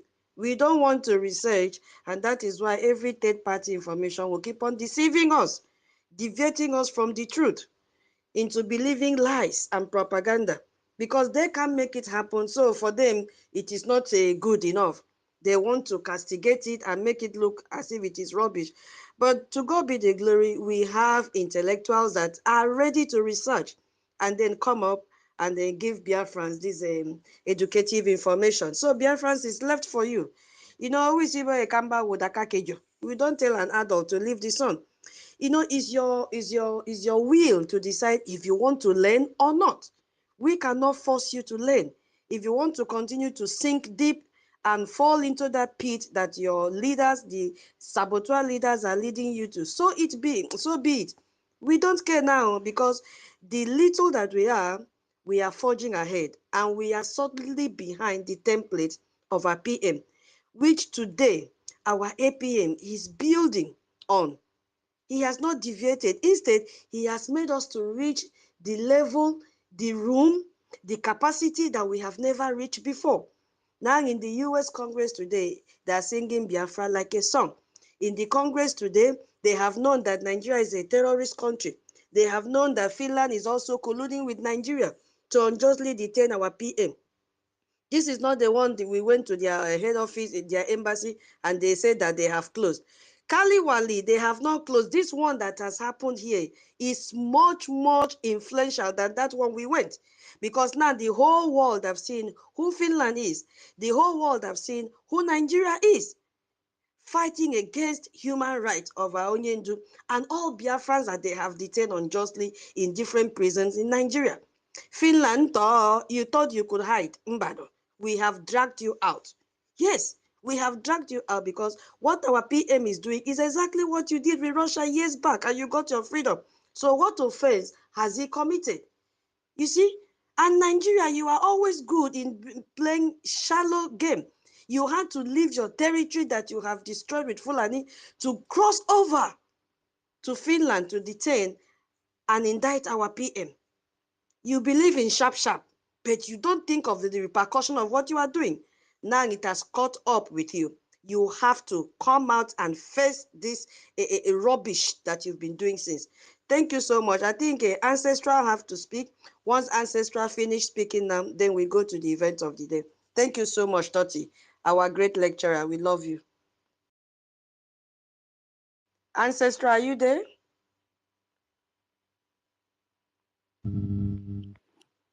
Can anybody hear me? Yes, I'm hearing you. Ancestral, are you there? Because when we start this game, I think there will be no break. The only break we'll have is to allow people to give their input as well. Then we move on to the next paragraph. Ancestral, I don't know. He normally requests, when calling, he normally will not answer. Maybe we just go ahead and start. All right.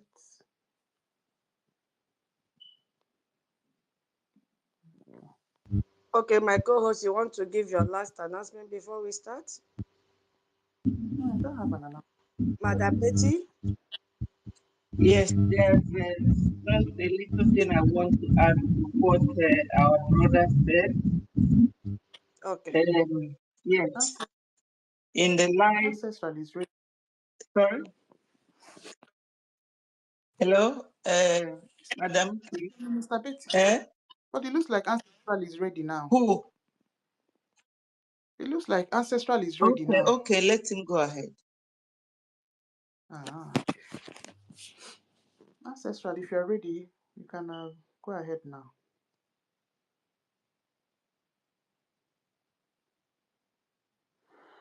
Okay. He raised his hand. I thought he wanted to speak.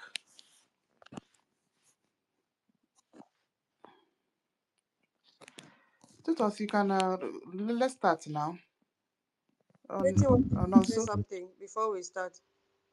Because I don't want when we start now, they will be interrupting us with what is not aligning with what we are doing.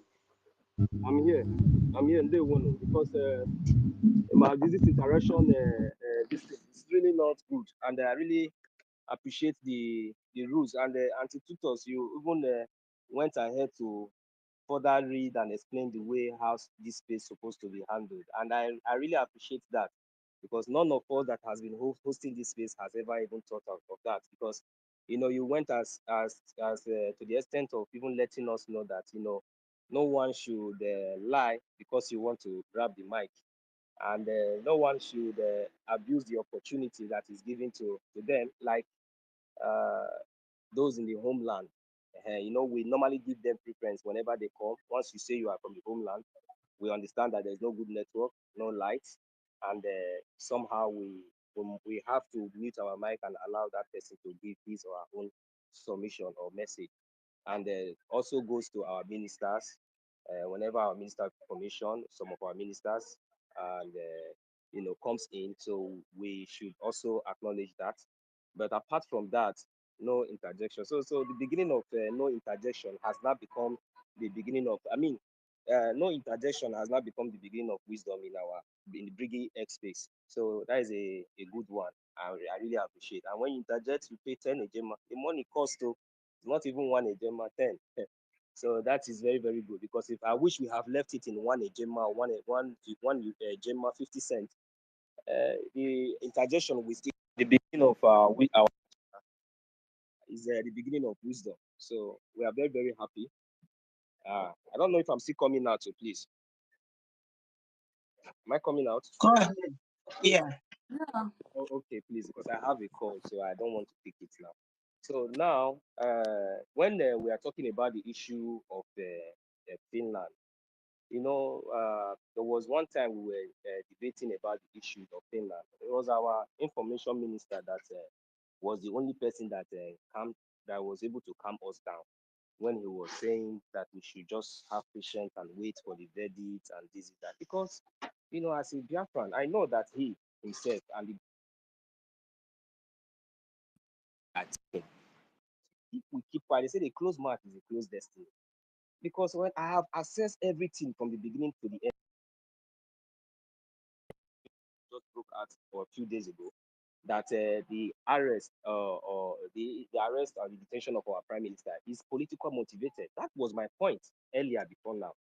You understand? If at all the Finnish government were sincere, if at all maybe they were ignorant or maybe they didn't know, they wanted to play the role that they were playing. Our prime minister should not even last more than a week in that detention. I'm telling you the truth. You know why? Number one, look, I've been in Europe. I believe everybody knows how it works. If somebody come, for example, and they say I am a criminal, you understand? You must as reported, such that I am a criminal. You want to enter here? That I am a criminal. So what do you expect? The police, they have to make their investigations. You understand? They have to make their investigations.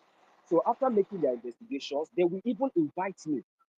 I will get a notification. They will even invite me to assess, to find out if at all maybe any of these claims are true. So maybe if they are not convinced with their assessment and their investigations, what next do they do? Now they will try to even make more further investigations. But before all those investigations, they will first of all go straight to my data. They will go straight to my data. As long as a Finnish citizen for that matter, you understand? So they will first of all they will go straight to my data. Immediately they access my data.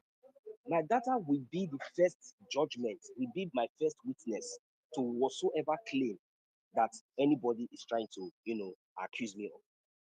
So immediately they access my data. If everything is okay, now it is the right of the police to ask the accuser. Now, what are you trying? Okay, these claims that you are trying to you are claiming. Do you have any evidence against it? Do you have any evidence to prove of all these claims? Maybe yes. If the accuser will say yes, that he has evidence to prove all these claims, then the police might say, okay, no problem. You understand? But at least the first judgment is that's your data, that's my data that the police has already assessed, and they will find out that this guy, look at his status here, everything about him. If he's clean, if he's okay, he doesn't have any problem, he hasn't have anyone. That one is number one, first judgment, before they will even start listening to you or any other thing that you are trying to accuse. So, like all these evidences that they were trying to, all these things that they are trying to accuse our prime minister, I didn't see anywhere. I didn't see anywhere these people even have any evidence. Nothing, nothing. You people say that our prime minister is inciting Biafrans, over more than 80 million people.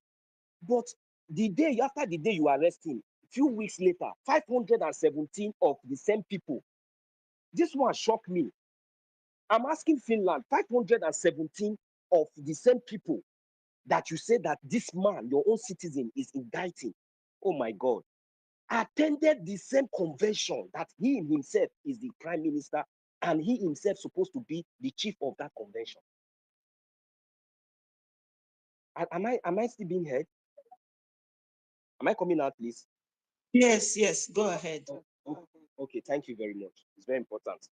So, my people, we need to think very well. When sometimes God has blessed each and every one of us with wisdoms, different type of wisdom, because that is why sometimes when we speak, when we say something, we know exactly what we are saying.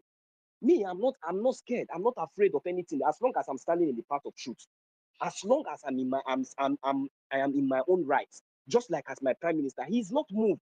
All these things, all this detain, all these things, all these things that they are doing, it is still falling back on their head. So that is why, number one, our prime minister is not moved. But I am going to call out, I'm going to speak to the authority. Since now I have the opportunity, I will speak. Because it is good for us to call evil, evil. You have to call a spade a spade. The same man who you claim that was indicting over 80 million Biafrans, and you took him away from us on the event of our convention few weeks ago. But it did not stop us. We were over more than thousands of us that arrived in Helsinki. And your news media reported that and acknowledged that, of course, that over 517 Biafrans stormed your airport in Finland, Helsinki, in the first day of that convention. So what does that tell you?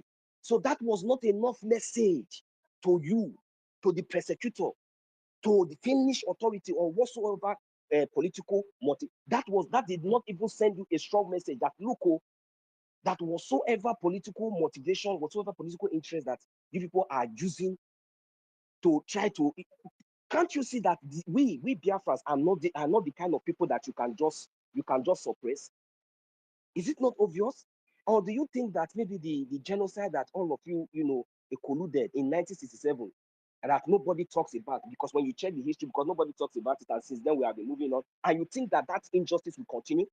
Haven't you seen the reason why our prime minister, your citizen, Samuel Ekpa, took this mantle to himself to say, no, I must defend my people? Haven't seen the injustice and the imperpetual act of the so-called terrorist state Nigeria that you are claiming to defend, that you are trying now to show that, oh, now you now have the people at heart?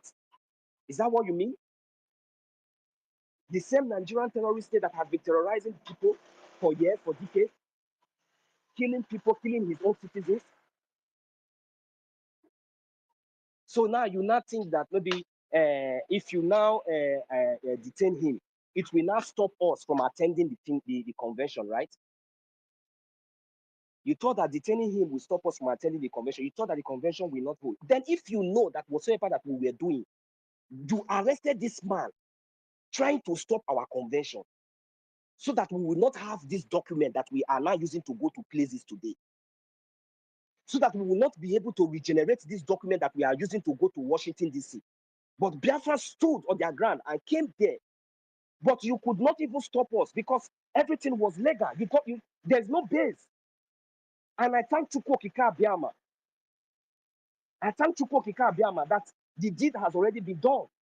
Because you people never thought this far. You thought that maybe just the detention of our prime minister, just like the way the so-called Nigerian terrorist state has advised you, thinking that maybe that is going to be the end of everything.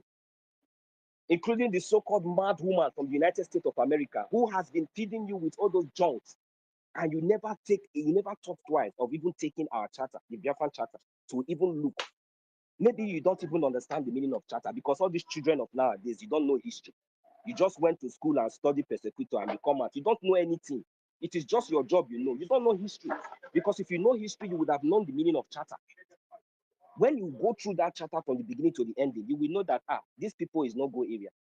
You will begin to find a very good evidence, before you can even make any step.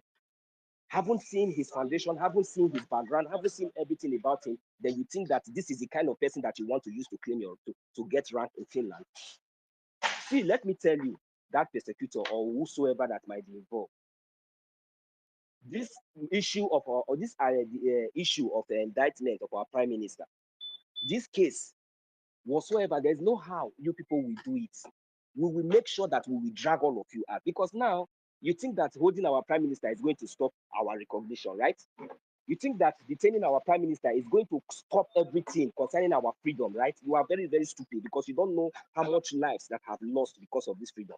Because you don't know how much we have contributed concerning in the pursuit of this our freedom. You don't know.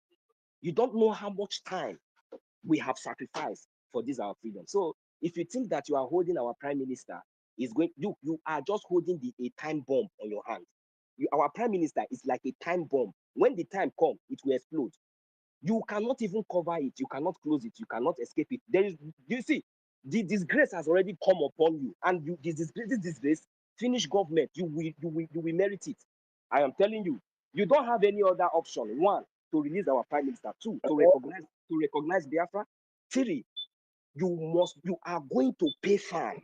That persecutor must be demoted. He openly, publicly, because he's a public persecutor. He must be persecuted publicly. That is the demand of Biafra. Our prime minister must be released unconditionally. He must be compensated of breaching his rights as a citizen. You must recognize Biafra. If not, forget about anything. We don't care. You understand? We don't care anything because our prime minister has not done anything. He did not incite anybody. He did not do anything. Today he has an acting prime minister who is going to Washington D.C. If our prime minister is doing something that is not wrong, because it is what our prime minister has been standing for. That is what his acting prime minister is doing. So you people should stop all this nonsense. I don't know how long you will continue to hold him, but I want to promise each and every one of you that it's not going to stop us. But at the end of the day, you will see the results of the continued and illegal detention if you refuse to do the right thing today, not tomorrow. If you refuse to do the right thing today or tomorrow, because we Biafran people, we are not sleeping. We are not waiting for September. We are not waiting for October. We are not waiting for next month. We are not waiting for tomorrow. We want our freedom today, not tomorrow. So this one you are detaining our friend, we are just looking at you and laughing because it did not stop us from anything. We are still moving. We are still doing what we're supposed to do because we know that they have good people who will listen to us. And God has risen these good people to listen to Biafras. And there is nothing you can do about it because the good thing right now is that it's no longer coming from the European Union.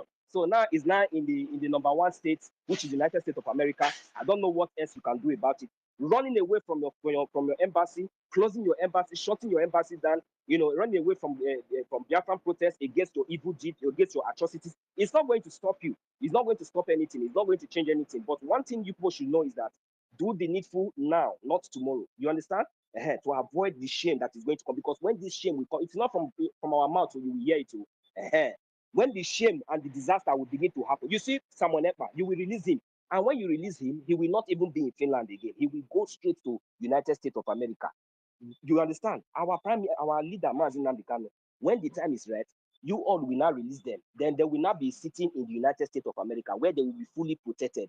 Then the case will start. I will not see you, Finland, and Nigerian government. I will not see how or which shame or how will you start or where will you start to mediate or even talk or even settle this issue because the disgrace and the shame, the calamity that you are about to bring upon your country, the kind of distrust, disunity that the kind of many things is going to happen to you, Finland. I am telling you, it doesn't really matter the whatsoever ties or whatsoever.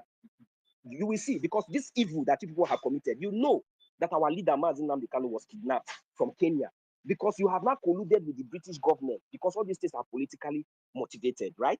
Fine. And look at your politically evil motivation. This is the height of evil and the height of wickedness.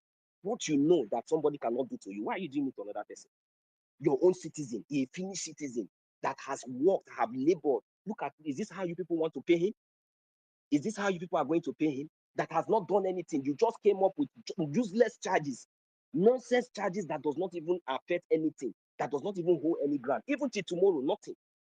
You don't have any evidence, you don't have any proof, and you just accuse him, and you kept him there now for almost getting to a year. Let's say now, since last year, November, now the month is ticking, it's getting to, and you expect us to keep quiet because you quickly rush and hold one kind shabole this nonsense. The judge themselves, when they were judging that case, can't you see how the persecutor was stupid? Can't you see how the persecutor was so foolish? That he was so embarrassed with this kind of into the court to come and testify against our prime minister. They don't even have anything. Even our prime minister beats them hard. They don't have any proof. Nothing. And you people know. Is this not enough for you to say no? Even this persecutor, for you bringing all this kind of nonsense, the judges said it. Then what is still delaying? Why are you waiting till September? What do you want to hear? What is still delaying? Why did you refuse to release this man to go to his house? Who did he incite? Now, there's no problem. Me now, what I'm saying now is that if you like, release him. If you like, keep him. But when the repercussion will come, you all should be ready to face that repercussion because we the team, because these people are. It is not just about his work, but it is about the opinion of the Biafran people. You understand? So when the time comes, we are going to fight it government to government. And I pray that Chukwu Okike Abiyama will give us that recognition that we seek. Immediately we get our recognition from the United States of you detailing our time, we start from there. It doesn't really matter how long it's going to take, but one thing is for sure: whatsoever all of you have sowed, that is what you will reap. And suffer, generation suffer will be your portion. That is what all of you will reap. It doesn't really matter what you think. That thing that you think that is giving you mind, that is giving you, Chukwu Okike Abiyama is going to destroy it. You are interjecting me. You want to pay 10 Ejema? Yeah, I don't talk too much. Hold on, no, ma finish. Interject again now. I will tell them that you pay your 10 Ejema. So I will yield my mic here. Thank you. Okay, thank you so much, 1 million. Now we move to the event of the day because we've received a lot of Hello, complaints. please, can you allow me? Let me say something. Nobody is talking again, please. We've received a lot of comment that we have to go. I'm just entering now. Just let me give information and go Hold because on, hold on, please. Hold on. We have 30 minutes. This person God's power, can you please. allow me? Let me. Hold on, God's power, please. Hold on. Yeah, there's a lot of complaint that we should just go straight and do the event of the day. When we finish reading, if you have any submission, you can bring it up, because if we keep on doing like this, Can you allow me? Just let me say I'm going out. I'm not staying because I don't see reason why somebody will take only 30 minutes and talking. Just let me just drop this in and go back because I'm ushering out. I'm not. Go ahead. Go straight to the point, please. Honestly speaking, my sister, people that call host to the way we take time, somebody will be talking for over 1 hour, 2 hours. Go straight to your point. Oh Please go straight to the point. Yes, what I want to say, I just want to say something concerning the. 1 minute. No. Let me finish, please. Let me finish. Except if you don't want to say something. Tutors, check your connection. They want to bring this first. Check it now. Fast, please. Yeah, everything is okay. What I want to say is that on ground zero here, a lot of things that we're supposed to be, you people should be helping us in the ground zero, but nobody is talking about those things. There is something that Biafrans are lacking. What is that thing? Formally, we need to have what we call journalists that are covering on ground, even if they are not showing their face. But all those areas that things are happening, those journalists they are the one that will give the video all those things, that those areas that Nigerian government have deserted the communities and all over.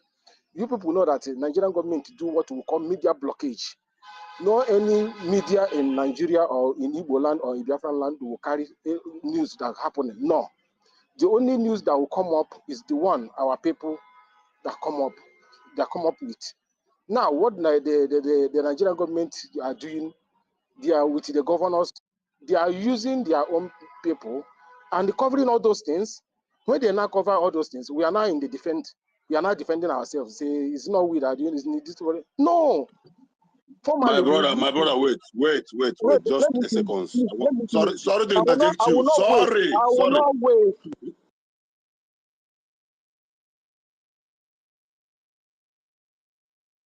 We used to have what we call journalists before. But even if the journalists are not,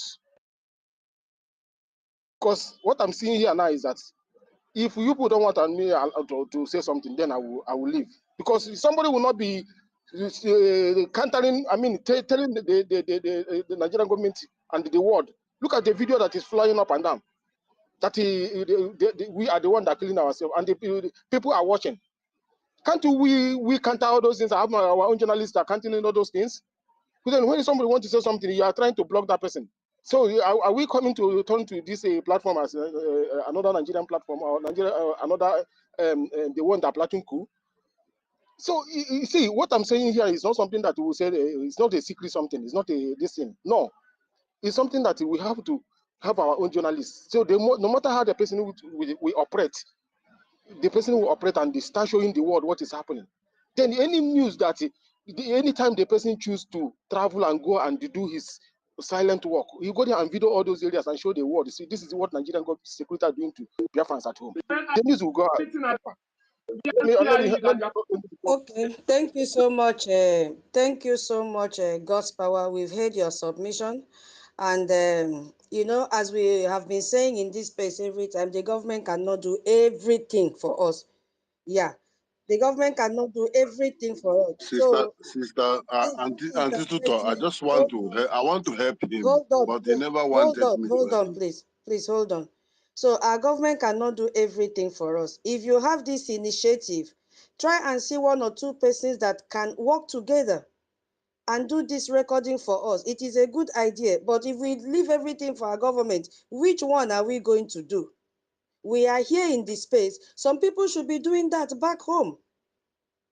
And if you also go to our information minister handle, he is there criticizing this thing, showing also the atrocities the Nigerian government is doing against Biafra. But we also need people, as you rightly said, to go down to the grassroots to get these evidences for us. So let us not just say government, or those of us in this space. We are not even in the homeland.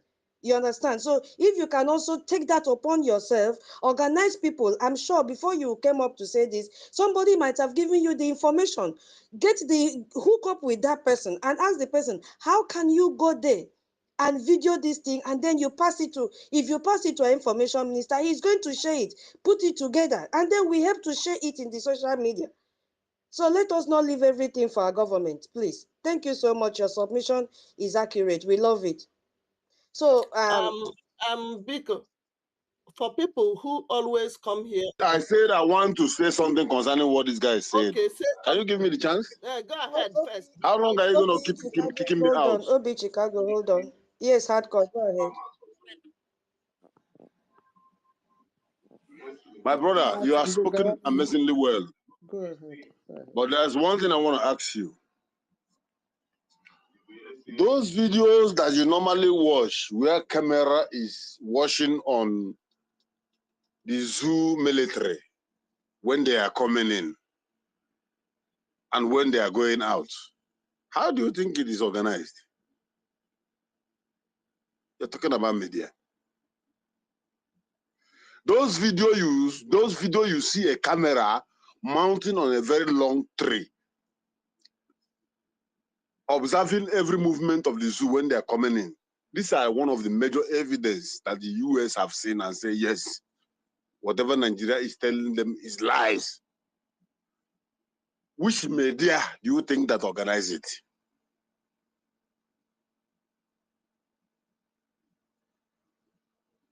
That is my question. Then I want to ask you again. Have you heard or haven't you heard when Butuzo and Gentle is warning Biafrans to stop taking videos on action venues? Who do you expect to make a journalist that will use his life to go and play gambling to please your satisfaction so that they watch or let the world see? The one who have given to what they are satisfied with it. That was why they accepted our documents.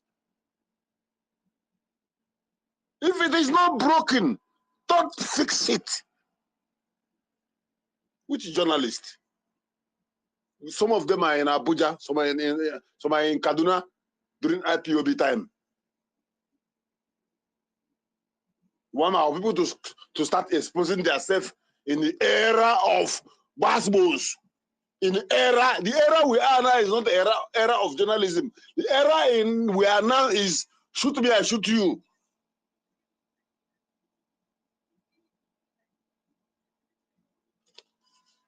If you don't know, I want you to know that those cameras you see that is observing every movement is linked to a control room and someone is observing them.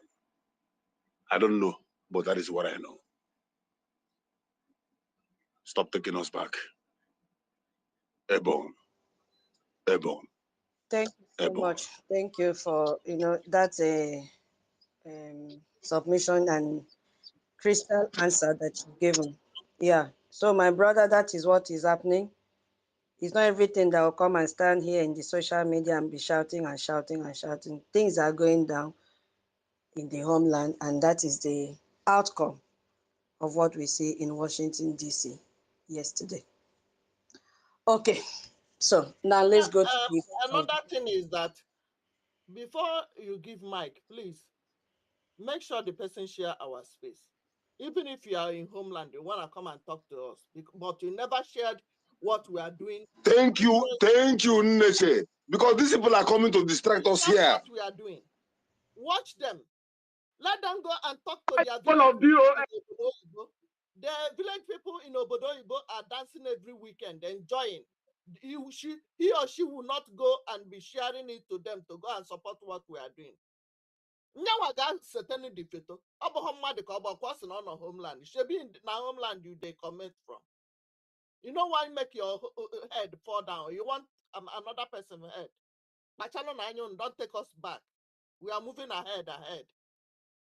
If what we are doing, onye si na ihe anyị na-eme enweghị isi ya ti isi eke onwe isi ozugbo. Machalo na anyo, don't take us back. We have passed this stage. What we are doing here, you think is not countering what they are doing.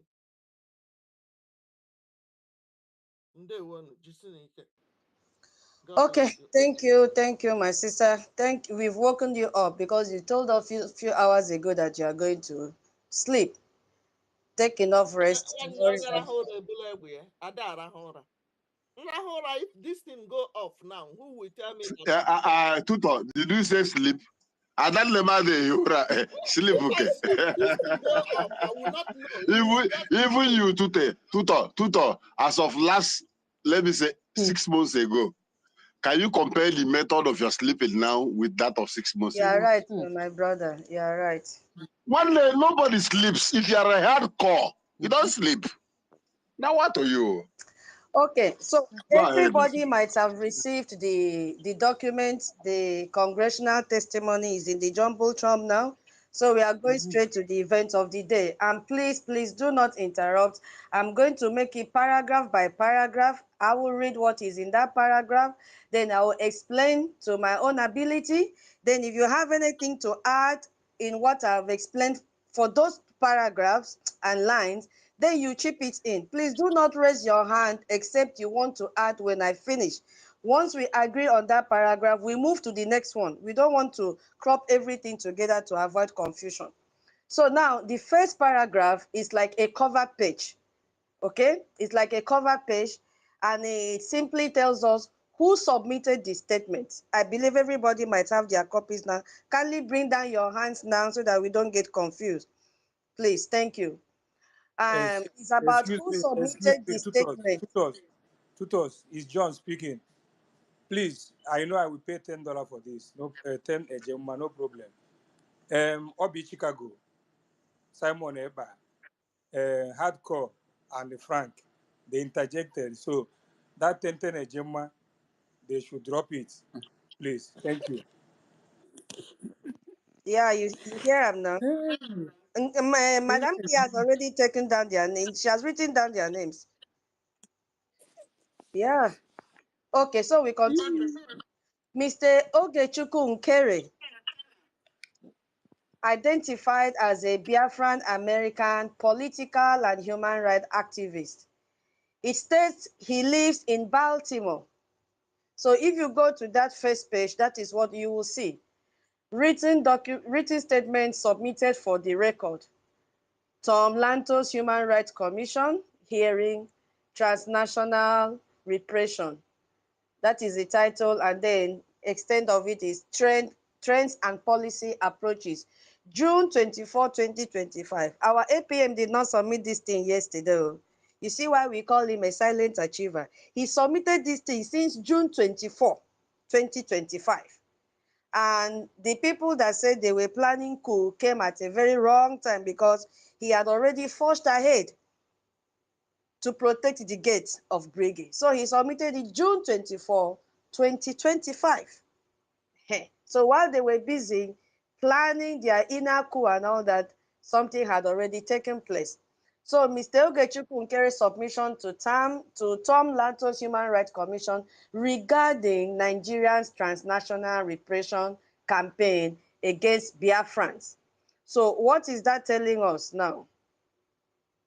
After hearing it, as I said, it's like a cover page. So it has stated where he lives. It states he lives in Baltimore, Maryland. It confirms this is a written statement submitted for the record. Submitted for the record, is not with Gateman, to the Tom Lantos Human Rights Commission hearing on transnational repression, trends and policy approaches. Our lecturer has done explicitly well by laying the foundation of who Tom Lantos is. That is what our lecturer thought he did. And our future CLC chairman, that is what he did. So we are not going to dwell more on that. You've already read the title. So what does this mean? This is an official heading that confirms that this document is real. It's not fake. Yes. Who sent it has been written there, and which powerful US law body has received it. It has been mentioned. So it immediately tells the world that a Biafran leader, which is our 8 p.m. Ogechukwu Nkere, is formally, underline that word, formally accusing Nigeria of transnational repression. You see, it means that he has accused Nigeria of crossing their borders to close the mouth of our leaders. Our Onyendu, which they kidnapped from Kenya, and our PM, who has been unjustly detained. I'm not sure that we have a lot to say about this cover page. Yes, so we now go to lines 11 to 13. It's going to talk about the purpose. So the purpose to highlight Nigeria's transnational repression of, listen to it, free speech, association, and criminalization of the indigenous people of Biafra and Biafra Republic government in exile, peaceful, underline it, peaceful campaign for the right to self-determination of the people of Biafra. Another purpose, because the purpose means that what is the need of writing this testimony? What is the need? What exactly do you want to achieve? Because if you want to do anything and you don't have the objective and the purpose why you are doing it, it makes no sense because you cannot defend it. And the people that you are going to talk to will not also understand because this purpose must come from the inside of you. Because it is only when you are filled that you open your mouth and pour it out. So there must be a purpose. Why are we gathering in this space today? The purpose is to let the world hear our voices and also to educate Biafrans to know the effect and the impact of this congressional document or testimony that our APM dropped in the center of the world leaders. So the second one is encourage the US government. Another purpose, to pressure the Nigerian government to end its transnational repression against Biafrans, including advocating for the release of IPOP Supreme Leader Mazi Nnamdi Kanu and our Brgie leader, our Prime Minister. Again, I just want to explain what that means. So this is our core message and demand. We are not mincing word in what we want. We are not confused about our purpose. When I say we, I mean all the Biafrans. So the purpose is very direct and clear. Our APM is telling the US Congress that Nigeria is illegally stopping Biafrans from speaking freely and associating and treating our peaceful self-determination movement as a crime. So that is what our APM is telling them there, that this is what Nigeria is doing. Even when we are outside Nigerian borders, they are still tracking us. They are still trying everything possible to shut us down. Yes, so the world, come and hear. I have come out to tell you this is what Nigeria is doing to Biafrans. And the main demand for the US is to force Nigeria to stop this and release our leaders, Mazi Nnamdi Kanu and our Prime Minister, Simon Ekpa. So this lays out clearly the objective, the purpose, the aim, why our APM wrote down and submitted this testimony to these congressmen and women. So I don't know if anybody have anything to add to this few lines, we have reached line 13. Do you have anything to add to this little explanation I've been able to make describing the purpose and the personal information of APM? Please, if you have anything to add to that, you can raise up your hand. If not, we continue. Yes, Toti, go ahead. Yeah, Tutos, I would like to advise that you just go through the testimony and open the floor for questions and clarification. I think that would be better instead of So I don't know if you can just go through it and maybe later people can come in for questions. So there will be no kind of break in your submission. Thank you. Is he making a sub? I don't think she's making a submission. We are trying to, the space is a long space. We're trying to put up a program for the day. Well, I don't know. I didn't hear what he said. I didn't hear what he said. Oh, I said maybe you can go on and finish the submission, the testimony that you're reading. Then maybe after you're done, you can now open the floor for questions and clarification. So I don't know. It's just a suggestion. It will be too long if I do everything at once, and it will be boring.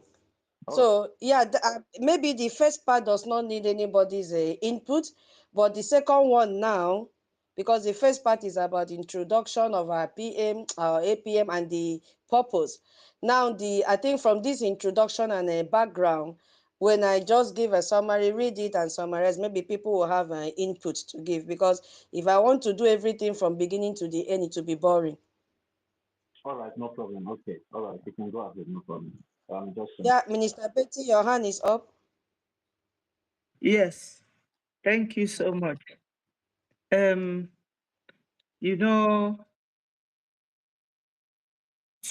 everything you talked about, I put down one thing down: peaceful campaign. What is the need or purpose? And I want to talk about the peaceful campaign. Peaceful campaign started when Onyendu Mazi Nnamdi Kanu started by flying the Biafra flag and talking to Nigeria peacefully that we want to have a referendum so that people will be able to, vote where they want to belong, whether they want to remain in Nigeria or they want to go with Biafra. Having said that, instead of Nigeria government to at least invite Biafrans to, please ignore my two accounts coming up together here. So instead of Nigeria government inviting Biafrans around the table, they started using gun to shoot down our men. There was this video on Al Jazeera where the Al Jazeera journalist spoke to the dead man, Buhari, and the lady was trying to show him how his soldiers were shooting down unarmed civilians, and he refused to look at it. So all those culminated to what we are going through today and what we are speaking about. So when you come to purpose, the purpose is that we want Biafra. We want to be on our own. We no longer want to be Nigeria. Yesterday, I read it out where the Wikipedia was saying that Biafra came 5,000 years ago. So we have been there before Nigeria. Nigeria is just like a baby to Biafra. We have a purpose of going back to our root, the purpose of staying away from a terrorist group, people who kill humans in order to actualize what they want. They want religious, they want to mix politics and religion. And human beings who don't even obey their own laws, who don't obey international laws that they are party to, that they signed to. They don't want to do that. So all these chaotic situations going on even in our midst, they are the ones causing it. So our purpose is to avoid all this hula baloo and move straight to what we want. We want our own nation. We want to be free. To be self-determined is legal. To be free is legal. To defend ourselves is legal. So there is nothing illegal in Biafra movement. And I want to use this opportunity to tell Biafrans, enough of haggling. We are now a nation. We should behave like one. We should speak like people who want to be different from Nigeria. Let us be orderly. Let us follow the law. Americans are people who like rule of law. And you wouldn't be expecting America to recognize you with very rowdy and brash attitude and behavior, or talking carelessly, or speaking without thinking of what you are going to say. Let us learn how to tolerate each other, how to work with each other, how to give space to others, and how to leave a good legacy to grow the society of Biafra. All this is what we want. It is part of the purpose of us wanting our own nation. The purpose is for us to be peaceful, loving, liberal, kind-hearted, compliance to the law, and have international bodies and friends. Thank you so much. Okay, thank you so much. Thank you. So let's move on to lines number 14 to 25. We are still in page 1. That paragraph describes Nigeria as an oil-rich country and a continental power in Africa with about 200 million people, split into 3 major ethnic groups. We have the Igbos, we have the Yorubas, we have the Hausa Hausas. Fulani, and the 250 other smaller ethnic groups. And the Hausa Fulani are predominantly Muslims and lives in the northern part of Nigeria. So now it's also taking us to the Igbos. Okay, this is still history, but I will make it very brief. So, and then it says Igbos, that's Biafrans, Igbos, and related tribes who live in the southeast with over 70 million people. So it highlights Biafrans are predominantly Christians and traditional worshippers, with some practicing Judaism. And the land has vast human and mineral resources, including hydrocarbons, that is oil and gas, and every other minerals that we have. And it describes Biafrans as commercially inclined.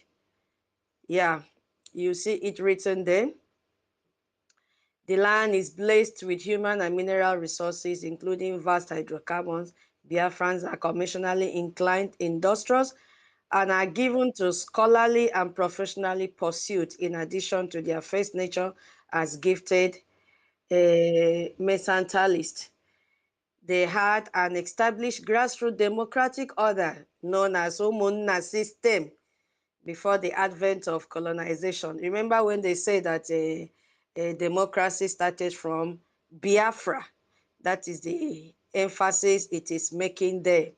So what does that mean? You know, grammar there is too much. So this is important for countering Nigerian claims. So let me just explain to my own ability what that passage or the lines from number 14 to 25 means. So what does that mean for us as Biafrans? So this establishes Biafran's distinct identity of who we are, that we are very rich in our land, rich with natural resources, and our unique culture and democratic history before the colonization, British colonization. So we already had our own democracy called Umunna. We are not going to go into that history now. And then it also set the stage by showing that Biafrans are a large, capable, and distinct people who have been historically prosperous and organized. Yes, so you heard when our mama Betty said that we should behave, that we are already known as well and organized people. So the history has it that we have already been prosperous in all our dealings and organized people. And that is why the doors to the congressmen and women, their offices doors were widely open for our APM to walk in, because these people already read our history and know who we are. And seeing our APM day, APM represents all the Biafrans in the whole wide world, whether you believe in him or not. So you see, our identity is not hidden. They know who we are. Because if you talk about those that carry out research, it is about Oyibo.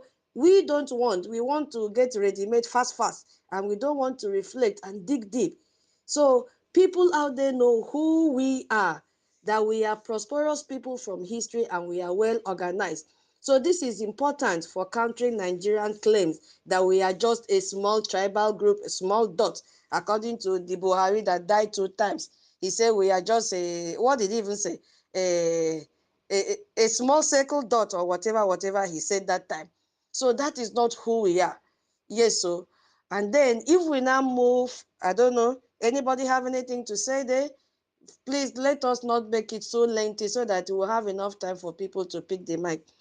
Do you have anything to add to our history, our identity before we move on to the next line, which is 26 to 35? Please raise up your hand if you want to contribute anything to that little historic background that the document tells about us. Okay, Minister Betty, go ahead, please.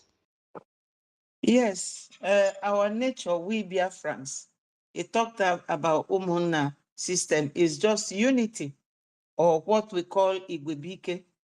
We are people who have value system. We love ourselves. We do follow our culture and tradition. We don't do things anyhow. Identity, we are predominantly Christian worshippers. We love family groups and everything. And we are very hardworking people. We do business a lot, and we know how to uh, grow the younger ones under us, and the chain continues. So we are these people who love buying and selling, industrious people and hardworking people. We own that oil that made Nigeria became known all over the world. And they said Buhari called us dot. We are not dot because Burundi is only 13 million and they are a nation, but we are over 70 million. Thank you. Okay. Let me add my little one too. Yeah. Are we talking about, we still have that big topic.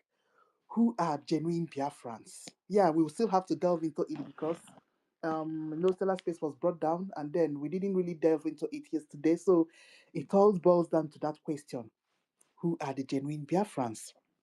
Don't forget, we have many categories of Biafrans. Some people are Sabos while they are still claiming to be Biafrans. So, what we are talking about, let me not delve out of the topic. We are talking about resilience. We are a set of people that always stand our ground. We are not being, let me say, start crying over something when that thing hammers us.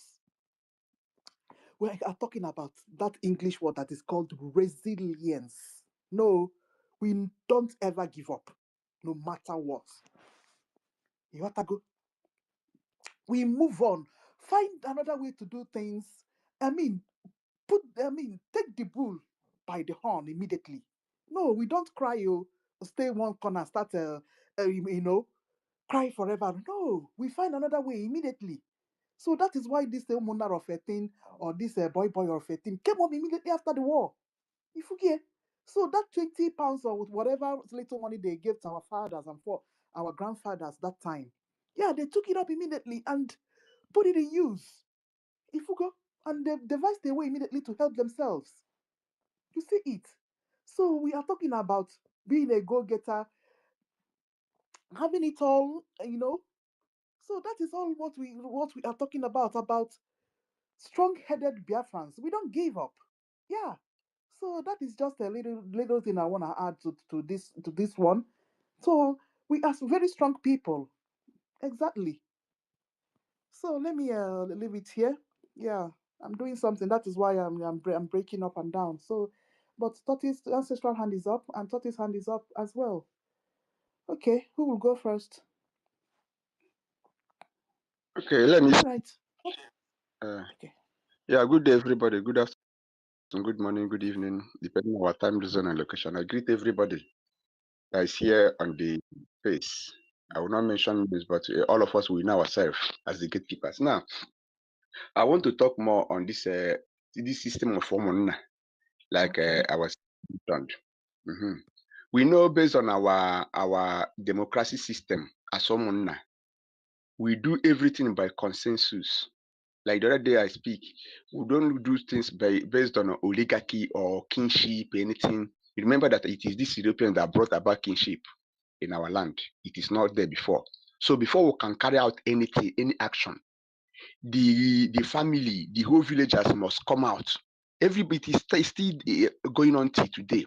Anything, if you go to the village, if they want to discuss, they will hang a gong, a bell, a ogene. The whole people will gather in the village square. They will bring out a something, they will deliberate on it. Understand me? They will bring action and they will do it by voting. Who are those people in support of this? Who are those people in non support of this? We will give reasons. After that, they will draw a conclusion on how to implement that thing. Again, in this same Omona system is where we will continue to do our businesses based on Omona Iba Bonyi. When this one get money, he will carry his brother and teach him that person that trade. After trade, he will say to him, that thing grows. And the Chinese now are doing such a thing.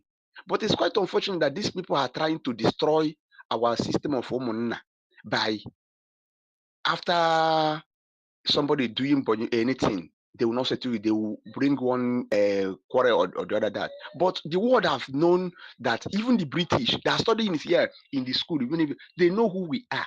They know that we are people that are very resilient. People, everything you can talk of a human being, democracy, we are there. You understand me? So I want to use this opportunity to greet our APM, Ogechikunkere.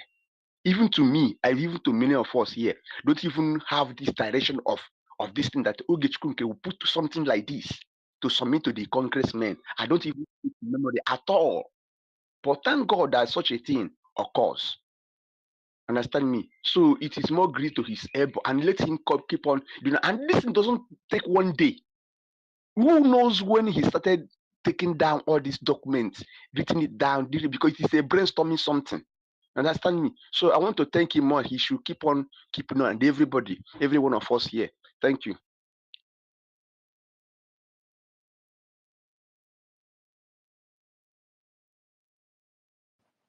Yeah, Toti, go ahead, please. Yeah, let me just throw my own, two concerning what Umuna means to the Biafran people.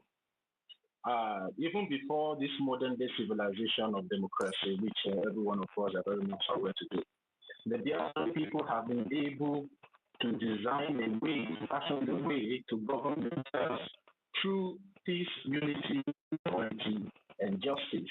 And for the fact that the Biafran people can be able to do or design this way of governing themselves, having a self-governance within themselves, means that at the end of the day, if the United States of America recognize Biafra, Biafra are the people that can be able to govern themselves according to that. I just want to show that out there. Thank you. Toti, your line was really breaking. We couldn't hear anything. We couldn't hear it. Okay. Are you using earpod? Hey, he's doing. Oh.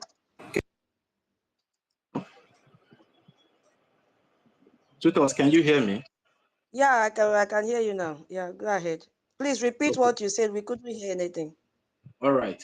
Yeah, I said, let me just throw my own 2 cents concerning this Umunna that you read out from the testimony that was given to the Congressman, United States of America.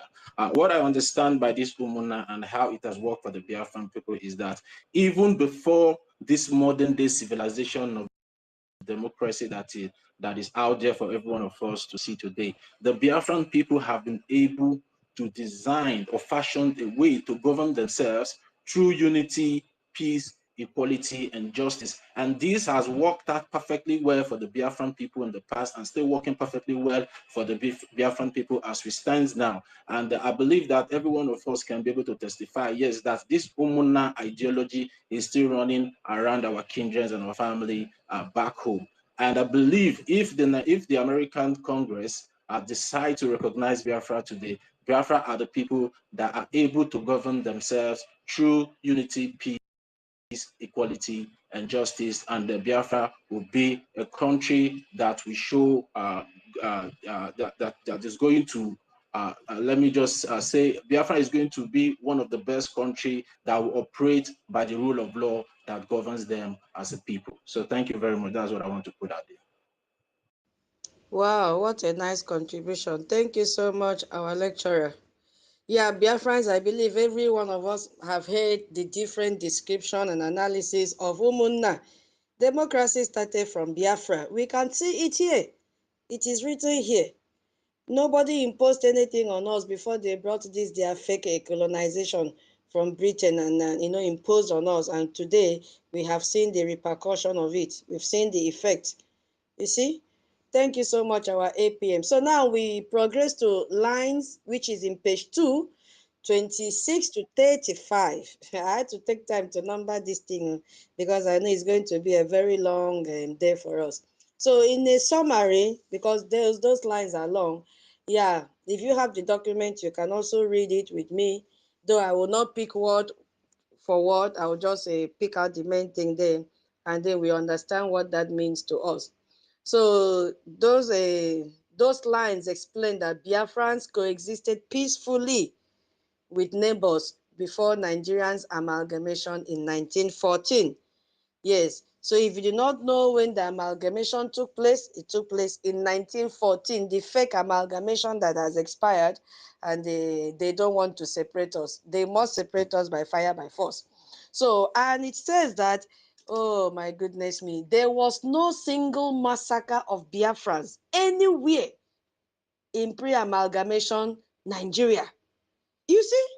When we were staying on our own, minding our business, loving ourselves, enjoying our Umunna meeting, enjoying our Umunna collaboration, enjoying our Umunna love and care for each and every one of us, sharing of ideas that will bring progress to our different communities, we were living peacefully. No Biafra was massacred. Hey, but immediately they brought in this amalgamation. They started killing us. You see? So if you look at that document, it then states that the first stage of the pogrom against Biafran began in 1948 in northern Nigeria, escalating into genocidal war in 1966. You see? Now we are learning history. So it highlights that Nigeria's military, police, and civilians planned and executed the Biafran genocide, pivoting on a false Igbo coup. We need the historians to be here to analyze these lines from lines number 26 to 35. They called it Igbo coup. I think Babangida wrote a book on this as well. That was the narrative they gave. So it calls this Africa's most devastating genocide on the 20th century, claiming that Rwanda paled comparison. So it explicitly states that over 3 million Biafrans were murdered between 29 May 1966 and 12 January 1970. It urges that Nigeria provoke the civil war as a cover. You see, to accomplish the genocide that began in 1948, taking it to Biafra homeland after they declared the Republic of Biafra for survival. So what me I understood from those lines is that this is a crucial historical anchor. It officially tells the US Congress, this is my own understanding, after you can raise up your hand and contribute. So it's telling the US Congress, these lines here, that the genocide of Biafrans is a documented, long-standing historical fact. Yes, not just a wartime tragedy, no. So it firmly established Nigeria's deliberate, underline that word, that is my own vocabulary and my understanding of those lines, deliberate, intentional intent to wipe out Biafrans. We can read it, showing that our calls for self-determination are rooted in a desperate need for survival against the genocide regime. You see? That is my understanding. So it was a deliberate massacre. They planned it and then they executed it. So I don't know if someone have anything to contribute to this. Please raise up your hand and then we'll give you the mic, or you request for mic if you're in the listening section, provided you are not a sabo to distract us. We will give you the mic to say one or two things to this. Okay, let me still add my little one or two. So this paragraph in a nutshell is trying to explain to the Congress the peaceful way of life that we have been living before this Zugerian started in 1914 and came and killed our chief, killed our village heads because they wanted to impose their nonsense agenda on Biafra. You see, our forefathers have maintained a particular culture before all this nonsense started. We have a particular way that family lived. We have those, I can remember our folklores. Honestly, the kind of way the family lived, the kind of the duties the father of the household took care of the wives, took care of the children. The wives respected the head of the family, took their husbands as demigods. It was a very serious matter. Family units are well respected. You see? So all this imbibed culture that Biafrans practiced before the Royal Niger Company came up it was of utmost How are you? ancestral. Oh my God. Ancestral, please. Okay. So we miss those days. We miss those days. And that is what we are fighting for. You see? And that is why our leaders have said that people that want to practice our tradition, please go ahead. If you want to practice Christianity that Oyibo have brought, go ahead. And then there is Judaism as well. So please feel free. You see? So we really miss our forefathers' days because those days are exceptional. They practice truth, they practice dedication, they practice reliability. Every virtue is all about Biafra at that time. So this is what he has explained to them in this and it's very important because we need to go back to the way we were living before. It's way better than this thing that is happening now. All right, we can go ahead. Toss. No other person. Today is not the day you just collect mic and sit there and be listening. You have to say something. Yes, so because you have most of us that did not even understand our history. This is just a summarized version. So it's not everybody is doing research now with this document. So don't sit down and expect a few people to pick a mic and say, I want to talk. What are you doing here? This is your life. You must learn your history and know what the life we enjoyed before these people came and put us together and call amalgamation. Please raise up your hand and contribute. Don't wait and to talk about Sabo. Today is not precisely for Sabos. This is our history. It means that we should understand what our APM dropped today. In everything that you are going to say, don't be afraid. There is nothing that is nonsense. In every nonsense, there is a sense in it. Come and make the mistake, come and learn also at the same time. Yes, so who will go? I think Minister Betty, you raised your hand first before 30. I don't know. Who did first? Let him go. Let him go. Okay, 30, please go ahead.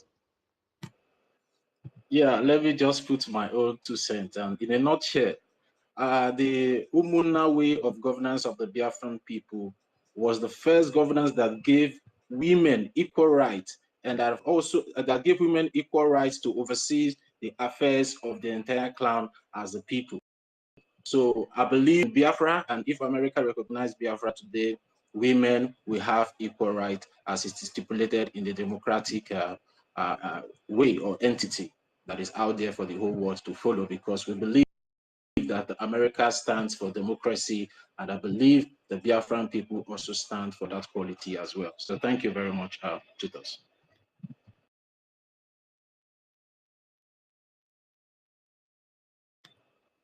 Hope I came out. Hope my voice came out. Yes. Okay. Thank you so much.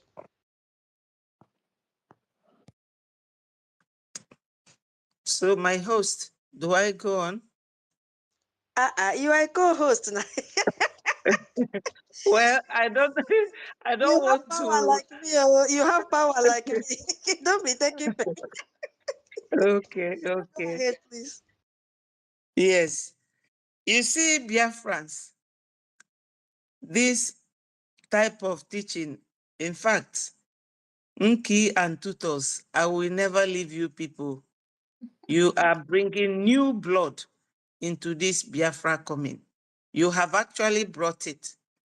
We are systematic now, and I love it so much. I'm loving it. Every woman is a mother, and every mother is expected to be a very careful person. We have to run systematically and show the difference. When it comes to what Nki and Toti have explained, you will think about that word, saboteur. Who brought it? Is Oyibo. And look at what it is doing in our midst. You cannot listen to your brother. You will tell your brother you don't speak good English. Think of China. Do they not have leaders? Do they speak English? Even Russia. Does Putin speak English? Is he not their leader?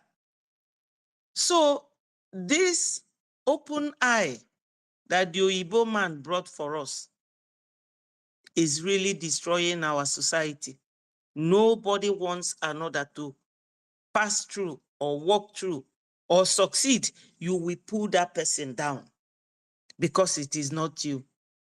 But during that time of our ancient fathers, our ancestors, when they were there, once you are made the head, whether you're short or tall, whether you're fair-skinned or dark-skinned, everybody, when you are talking, everybody will listen to you.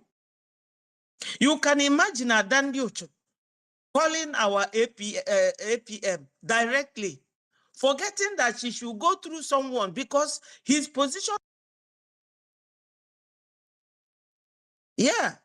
his position has elevated, and that respect must be there. No matter, even if no Onyengwolo, a cripple, you have to accord him that respect. So, when you think of what is it Chinua Achebe said, that when the white man came, their civilization or their teaching or their colonization brought disunity in ourselves. It was like a sharp knife that came to divide us, and the center could not hold, and things started falling apart. This is where the part we are right now. But we are trying to bring that center to hold again and unite all of us. Thank you so much. Thank you. We must remain united. Yes, so you know this Umunna thing. I still remember when I was a little child. We used to have a town crier. I still remember And by that time, there was nothing like killing. There was nothing like hatred. You know, whenever there is an emergency in the community, they will do bum bum bum bum bum, and this message always come at night when everybody is at home, relaxing with their families, doing a fairy tale, and tales by the moonlight. I remember those TV program that our TV was always black and white that time. So we'll be dragging between my grandparents to listen to their what do they call that? Stories, and to go and listen to that TV program. I just mentioned the name now, I've forgotten. Tales by the Moonlight. Then you'll be hearing kok, kok, kok, kok, kok, kok, kok, kok, kok, kok. Tomorrow, everybody should assemble here. Pum, pum, pum, pum, pum. And you know that time, before they make you a leader, Igwe or chief or Obong, you must be someone with a renowned character. Yes. Now, what are we seeing? Appointment that even politicians will appoint Igwe that already having questionable characters. And that is why, as they're staying there, they will call black white and call white black. Just give them money. They will sell the entire community. My people, can you also see that during that time we used to have Umunna, that our borders were protected? We had heavy men and women that were there to protect and guide our borders. Why can't we go back to that Umunna now? That these Fulanis have come to take over our land, crossing through our borders. Where are those able youths? Please, my people, it is time we go back. Oh, it is time we go back and enjoy that life. Who is this? Sorry, we have to check before we give Michael. We don't want any distractions today. Anyway, my co-host will handle that one. So we have to go back to that lifestyle. Okay, Bernard, your hand is up. Please go ahead before we continue. That's Ben Deck. All right. Hello. Can you hear me now? Yeah, go ahead, please. Okay. I want to greet everyone here. It's nice again to hear your voices, and I want to say welcome as I drop my little thoughts on this Omona issue. You see, while listening to this prolix of our acting prime minister's testimony, I came to realize that one of the major reasons why Martin Nnamdi Kanu once said that he wanted to go to the same people that caused us a problem and they figure out why and how they caused the problem, because among them will he also be able to find the solution.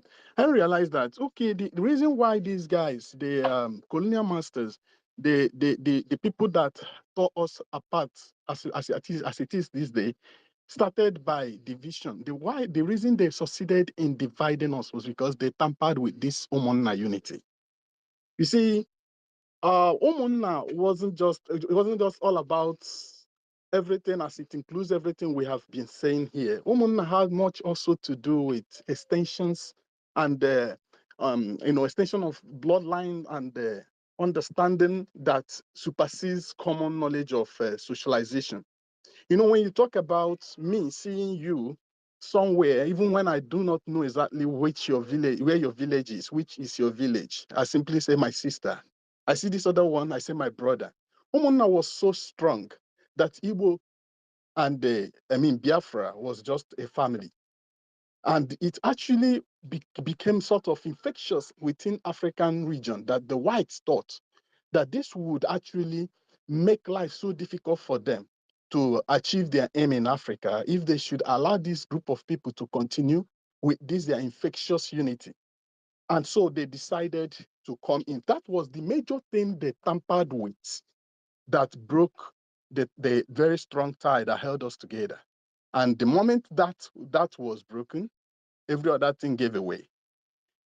It is, as it sounds, really a situation that made us to feel so united that I guess so many of our people took it for granted that they never thought anything could tamper with that. They never thought anybody could tamper with that. That was the reason why when the Sabos started rising among us, it was very easy for them to deceive our people because the Omuna spirit was still on and they still trusted. They still trusted and they believed that everybody was still one as they were before. So the Sabos actually had their ways. This thing about me saying, "Oh, I trust him. He's my, he can't harm me." That was the major tool that they used. And I still wish so strongly that we get back to that time when this very unity will be, reinstalled. And that's just my contribution. Thank you.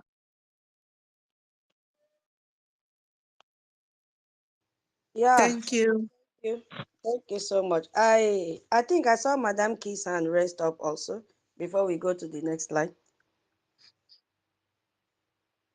Okay, she's not close to her mic. Okay, so we are in page 2 now. We go to Wait, please. okay, ma. I Go went ahead. I went to chew banana. All right. I remember. Thank God. When will things be good? We must get our Biafra back. Oh. I remember Egwonwa. We call it Tales by the Moonlight in English. Oh my God. I don't want us to start going down memory lane. Things have spoiled too. Hmm? We just run around that time, just that moonlight, that season, that when moonlight comes, around 10 p.m. in the night, your parents will allow you to, run around outside. And then, you know, the senior ones or, relative or another senior relative, a visit, will just gather us under a tree and start telling, oh God, I don't want to be emotional about this. We must get Biafra back. All those things, you can't even do it now. Will you? By 6 o'clock, you're running inside your house. If not, either it's kidnapping or Fulani or a Bubago. What are all this nonsense that is going on round? We must fight tooth and nail to get our lives back. Here and it is no longer lives. Eh?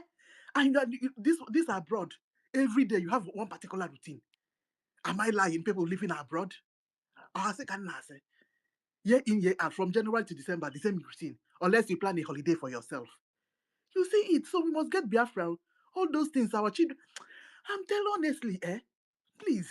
So that is what I can. Just remember that Egwoma and came to say that all these things we need to go back to get our Biafra and get our traditions and small, all those folk tales back.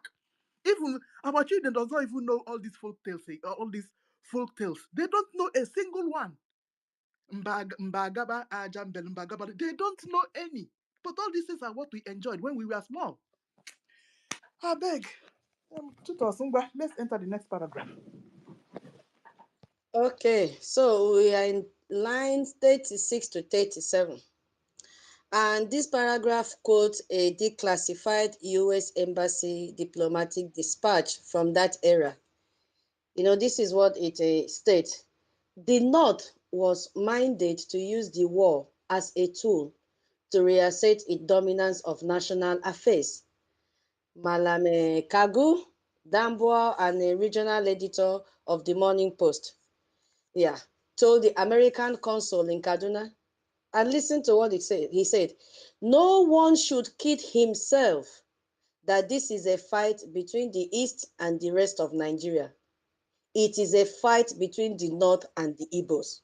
You see, my people, the fight did not start today. So that fight, they wanted to change the narrative that it is a fight between the East and the rest of Nigeria. But it is a lie. It was a fight, and it is still a fight till date between the North and the Igbos. So what I understood from that paragraph is that it's a very clear evidence, and it comes directly from U.S. diplomatic source. It proves that the U.S. government knew, even during the war, that Nigeria's actions were driven by a sectional desire for dominance, and specifically targeting Biafrans. That is what I understand from this declassified. Declassified document means everybody can have access to it. We already learned this grammar. So particularly the Igbo speaking, of all of us, they called us Igbo. Yeah. So it supports our claim that the war was genocidal and not just a civil conflict as they claim. So you see, just like I said that we will make reference to this document in the future. Now, our lobbies and our APM has made reference to what really happened during that war, because Nigeria tried to give that picture that it was just a fight between the eastern part of Nigeria and the rest of Nigeria. But actually, it was a fight between the north and the Igbos. So I don't know if I should join line 38 to 39 before we go to the next one, because it's like, it's closed, it's related. So let me join so that we have a lot of things to talk about there. So if you go to line 38 and 39, this paragraph asserts that the perpetrators of this genocide, they know, seized federal power and used it to pillage the enormous oil and gas deposits that lie between the Igbo territories, that is the Biafran territories. So it emphasizes that these perpetrators got off scot-free till date, as we are talking, from any form of retribution for what are unquestionably crimes against humanity. This is line 38 to 39. And it concludes by stating that the same set of people have directly or indirectly controlled the government and resources of Nigeria since that time till now. So that is the summary of what the line 38 to 39, and you can see it relates. They started from line 36 to tell us they wanted to change the narrative of the war, to paint it that it was the war between eastern parts and the rest of Nigeria. Actually, it was a war between the north and Biafrans. And it is also telling us in line 38 to 39 that the perpetrators of this genocide have not been called to book. They have not been punished. And that is why our saboteurs in our government want to do the same thing today and feel that they can go away with it. It has changed. They can never go away with it. And that is why our APM have taken this matter to the congressmen and women to say, this is it. These people have not been called to book. And what they did is to bring amnesty, as if we committed a crime. Why should they bring amnesty? You see? So what me I understand from this line 38 to 39, this link the historic genocide directly to Nigerians' current power structure and its motivation for holding on to Biafra, especially holding on to our resources. So for me, it highlights the absolute impunity for crimes against humanity, showing that those who massacred our people are still the one controlling Nigeria till date. They are still the one controlling our resources. They are still the one benefiting from our land, perpetuating this oppression which keeps on going on every day and every day. You see? So this is a critical point of justifying sanctions and our demand for freedom. They have to be sanctions. They need to have tariff on them, especially this Nigeria and Finland. So that is what me I understand in the line 38, line 36 to 39. So I don't know if anyone have anything to contribute there. Please, you can raise up your hand and have the mic before we proceed.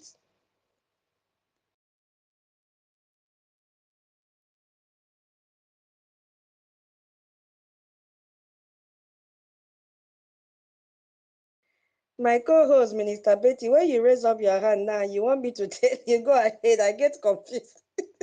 You see, I don't know how it works. I don't want to be charged for No, you are going the, wrong. wait, hold on. You are the co-host. You have the right to tell another person or mute your mic if the person raise up his or her hand. You have the right to chip in. Nobody will fine you because you are a co-host. You are here to Okay, organize the space. What I cannot do, you have to jump in immediately and do it. So that's what. okay. All right. Thank you so much. I'm learning. So, my people, based on what she has read out on this paragraph, we will all remember that Fulanese are neither Nigeria, Ududuwa, or Biafra. They came from Futajalon, another part of West Africa, maybe. I'm not geographically inclined. So they came, and they are very few in number. They started with violence. They took advantage of their violent nature because they are violent people from Arab, and they drove them away. They are the same brother and sister to Somali. Make no mistakes. But Somali went to Kenya side. These ones, they went to Futajalon, they came and killed all the Hausa people, their chiefs, and settled there and introduced Sultan of Sokoto. And they started buying people. They even buyed the Oyibo people. That was why British got so scared of them and made them all the promises. You see, and made Yoruba today to be supporting them because they know that we know what they know. Now, Sadwana of Sokoto, Ahmadu Bello, came to United Kingdom in 1952. A British journalist was asking him, what do you have about the Igbos? He said, they are this kind of people, when they come to a place, they want to dominate. That is our hard-working nature, not dominance. No, it's our hard-working nature. It's not dominance. There are differences between somebody who is very hardworking to get paid higher than a sleeping partner. They are not the same. We are not dominating anybody. When we come, we know what to do and we do it. And we are very serious-minded people. So he said that we come, we want to dominate, we want to do this, we want to take over. No, we are builders. We will come. We came to the swamp at Lagos, and that place was so swampy. Our people unfilled it and called it Alaba. And today, all the houses of people from the southeast were demolished. Who gave them the land? That is the same hatred. That same hatred. You are from Futajalon. You are coming to somebody who is an indigene to tell them where to stay in their own ancestral land. This is what is going on. And when you cannot get what you want to buy their brothers and sisters to fight them, to fight themselves. And they will tell you, Igbo don't love themselves. It's a lie. Igbos love themselves. Igbos love themselves. There was a time I was going on holidays when I was in secondary school in Jos. I came down, my handbag was open. I didn't know that one criminal put hand there and removed my wallet. So some boys grabbed him. At that night, sorry I'm going this long, but it's for you to understand how we work together. So they got the boy, brought the wallet and said to me, is this your purse? I said, yes. How come? They said that this boy stole it, that they are going to kill him in that bush. I said, no, no, no. They spoke in my language. I said, no, don't kill him. I was following them inside that bush crying. They said, why, yeah, Poeba. I said, no, no, no, I don't want. Please, if he has taken anything from my purse, don't allow him to go with it. They just left the boy. But because I spoke that language and they heard me, they say, oh, this is the thing. We love ourselves to that extent. But they came and brought that same sharp knife that Chinua Achebe said and put it in our middle and divided us. By taking everything we have away from us. We used to have all the embassies from all the countries. In Enugu, they took it away. Niger Sen, they took it away. Nkalagu Cement, they took it away. International Airport, they took everything away based on that Sadwana of Sokoto's hatred on us. They took everything away and left us empty. So if you now want visa from Southeast, even from Akwa Ibom, you have to travel all the way to either Kaduna or Lagos, because these are the two people that are ruling. Now they will see a criminal like, what's his name? Hopeless Uzodinma, who was an armed robber, original armed robber. They will make him number 4, they will make him the number 1 so that they will use him because they know he is a criminal and they want him to continue that criminality to bring our people down. And he has been doing it. That's why he's ruling Imo State by proxy, living in Abuja, ruling Imo. And our people do not know that that man, hence, he left that office. He is no longer the governor. because he has left the office. You can't be ruling people by proxy, living thousands of miles away, and your state. How do you know what the welfare of your people? This is what they brought in our midst. So that hatred is what is going on. And they made sure, Sadwana of Sokoto made sure that he made the whole country to hate Igbos. And they started again by dividing us.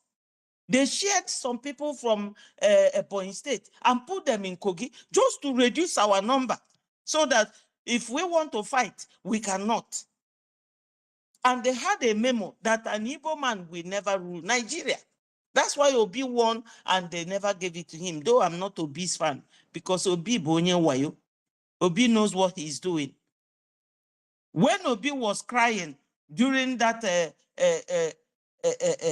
mushroom hearing, you know, by those 5 corrupt judges, he was crying. Do you know why Obi cried? Obi cried because he deceived our people. He knew what he came to UK to do. And if Agwaliakome, he started shedding that crocodile tears because he deceived the people. And now he has started again. And our people should be warned. Let Obi not deceive you people again. We have gotten Biafra. It is by faith and by practical work that we will get this Biafra. Obi can never deceive our people the second time. No. Even one Urobo girl insulted Obi, that Obi deceived her, that she fought for Obi with all her blood. And Obi never told them that he just came to abroad and they told him, go and distract your people for Tinubu, who is also an Agbero, to go in. How can such people rule a country? They don't know what is called system. They don't. They don't have it in them. All they know is a cut a nail, steal, carry drug, do this, do the other one, get money. Whether it's crooked or clean way, no, they don't care. There is no system in Nigeria. So Sadwana of Sokoto was the one who spoiled the image of Nigeria. And I'm sure that if Igbo is like a commodity and Fulani is a commodity, and you place them and they invite people on ITT, invitation to treat, come and choose one, I'm sure they will not choose Fulani. Because Fulani is now like a rain falling on every roof. When Onyendu was telling them that they are coming, did they listen? They say, hey, you Igbo, you too complain. Oh yeah, now. Onyeko Kazinjo now. Did they not create Omoteko?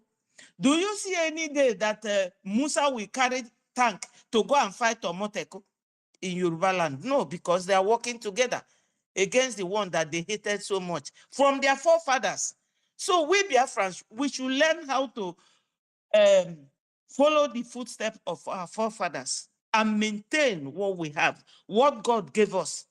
If this oil and gas was deposited in Yoruba land or in the north, we will not come near. But today, what is going on? This oil was what made everybody know Nigeria. When I went to Italy, 1982, an Italian man was asking me, where do you come from? And I told him. He said to me, you people are oil rich. I say, yes, we are. He said that he worked in Port Harcourt. And he started telling me how they don't allow Igbo people to come there.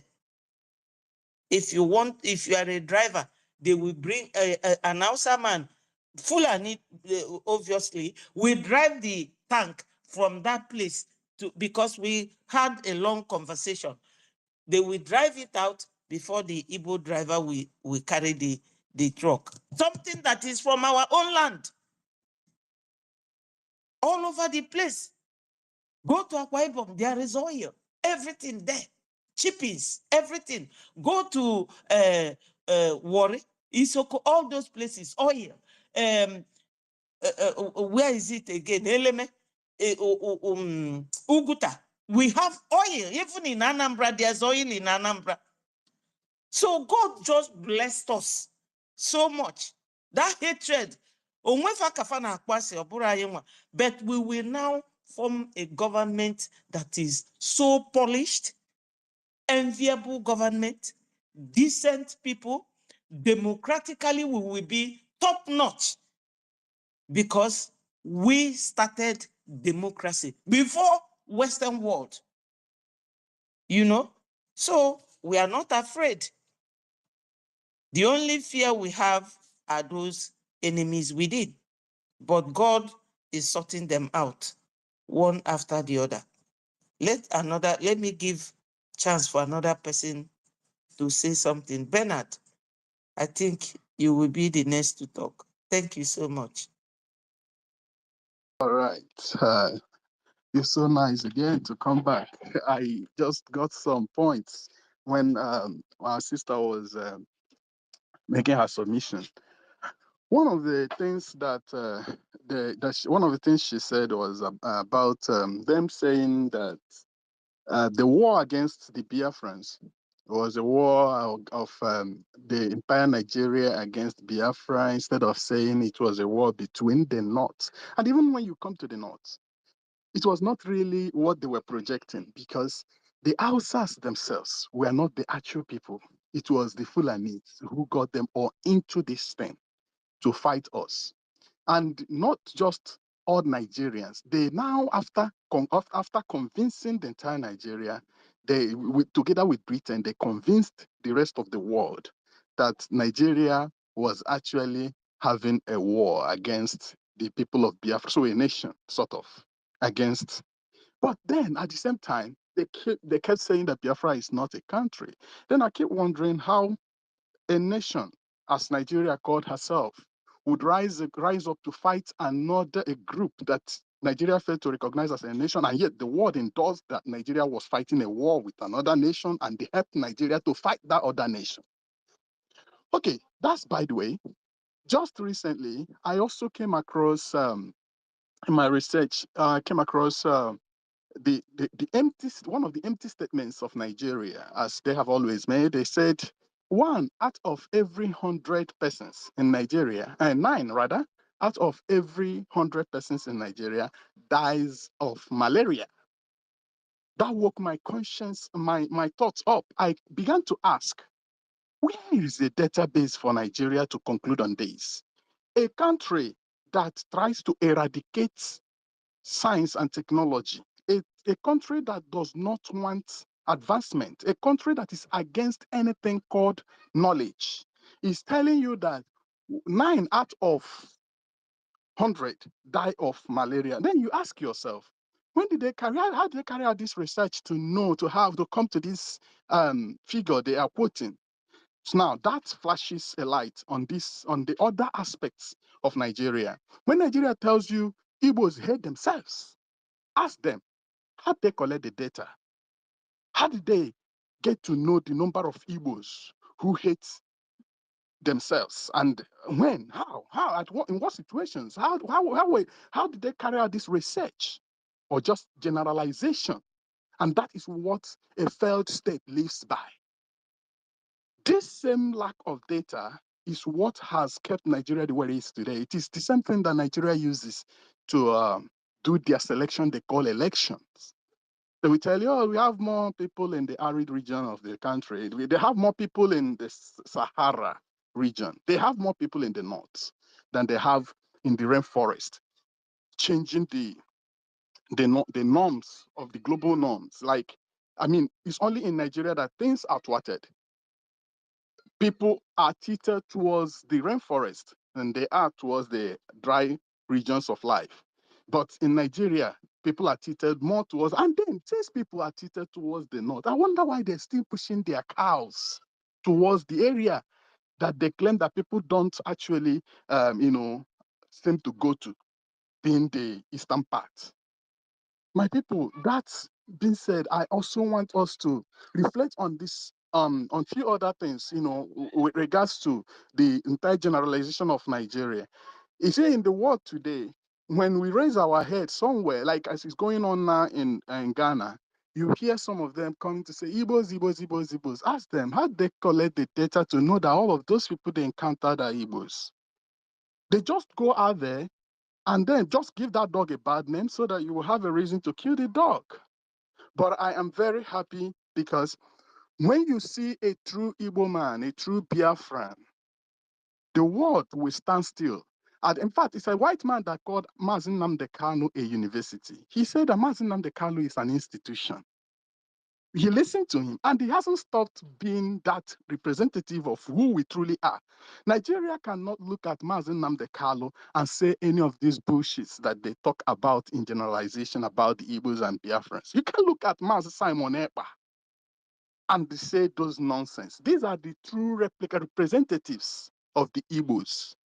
I am also one of those that you can look at and say all these bullshit. I encountered a person from the north.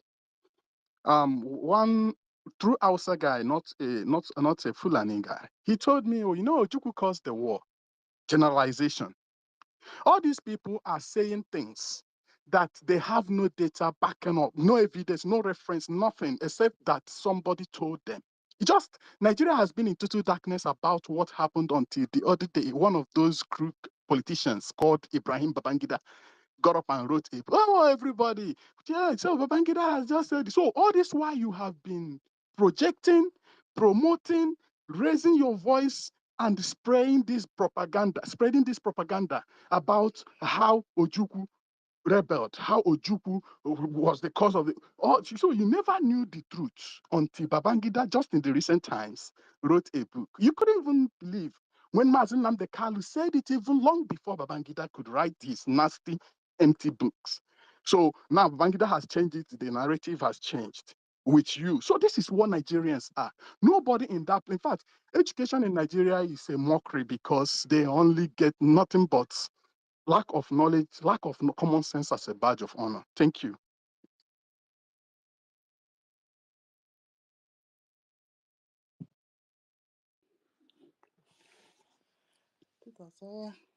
Let's enter another. Okay. Yes, sir. We are almost in the last lines of the introduction and the background.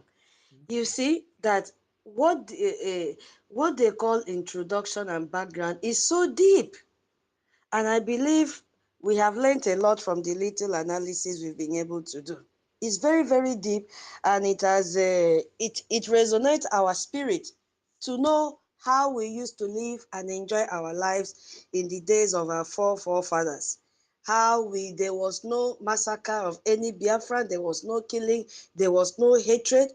It has laid down chronologically so that the congressmen and women will understand that these people are peace-loving people, that outsiders are the ones that came in and want to turn our narratives and paint us like troublemakers, terrorists, and all sorts of names that they've given to us.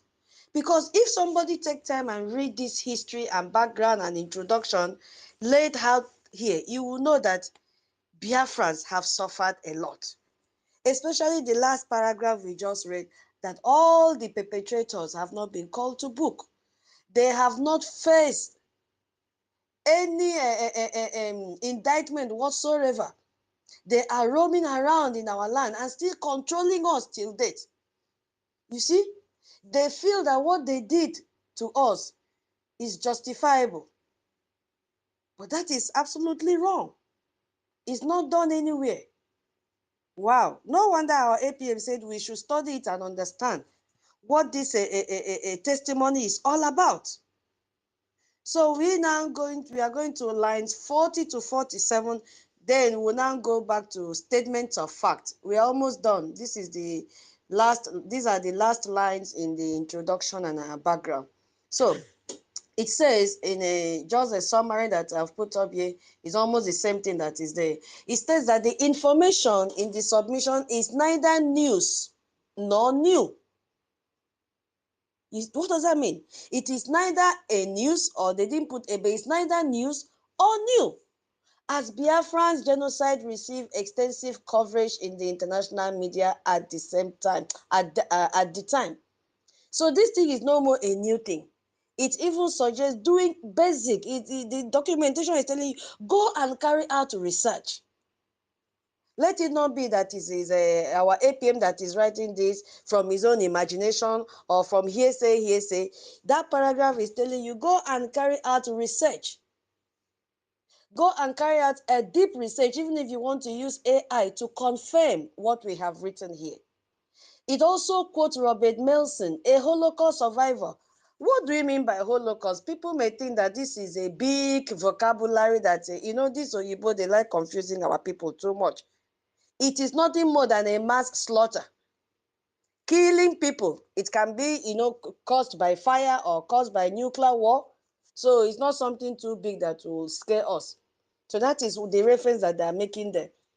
Where did I stop? Where did I stop? Yeah. Yeah. So this Robert Melson was a Holocaust survivor and Nigeria expert who witnessed the event.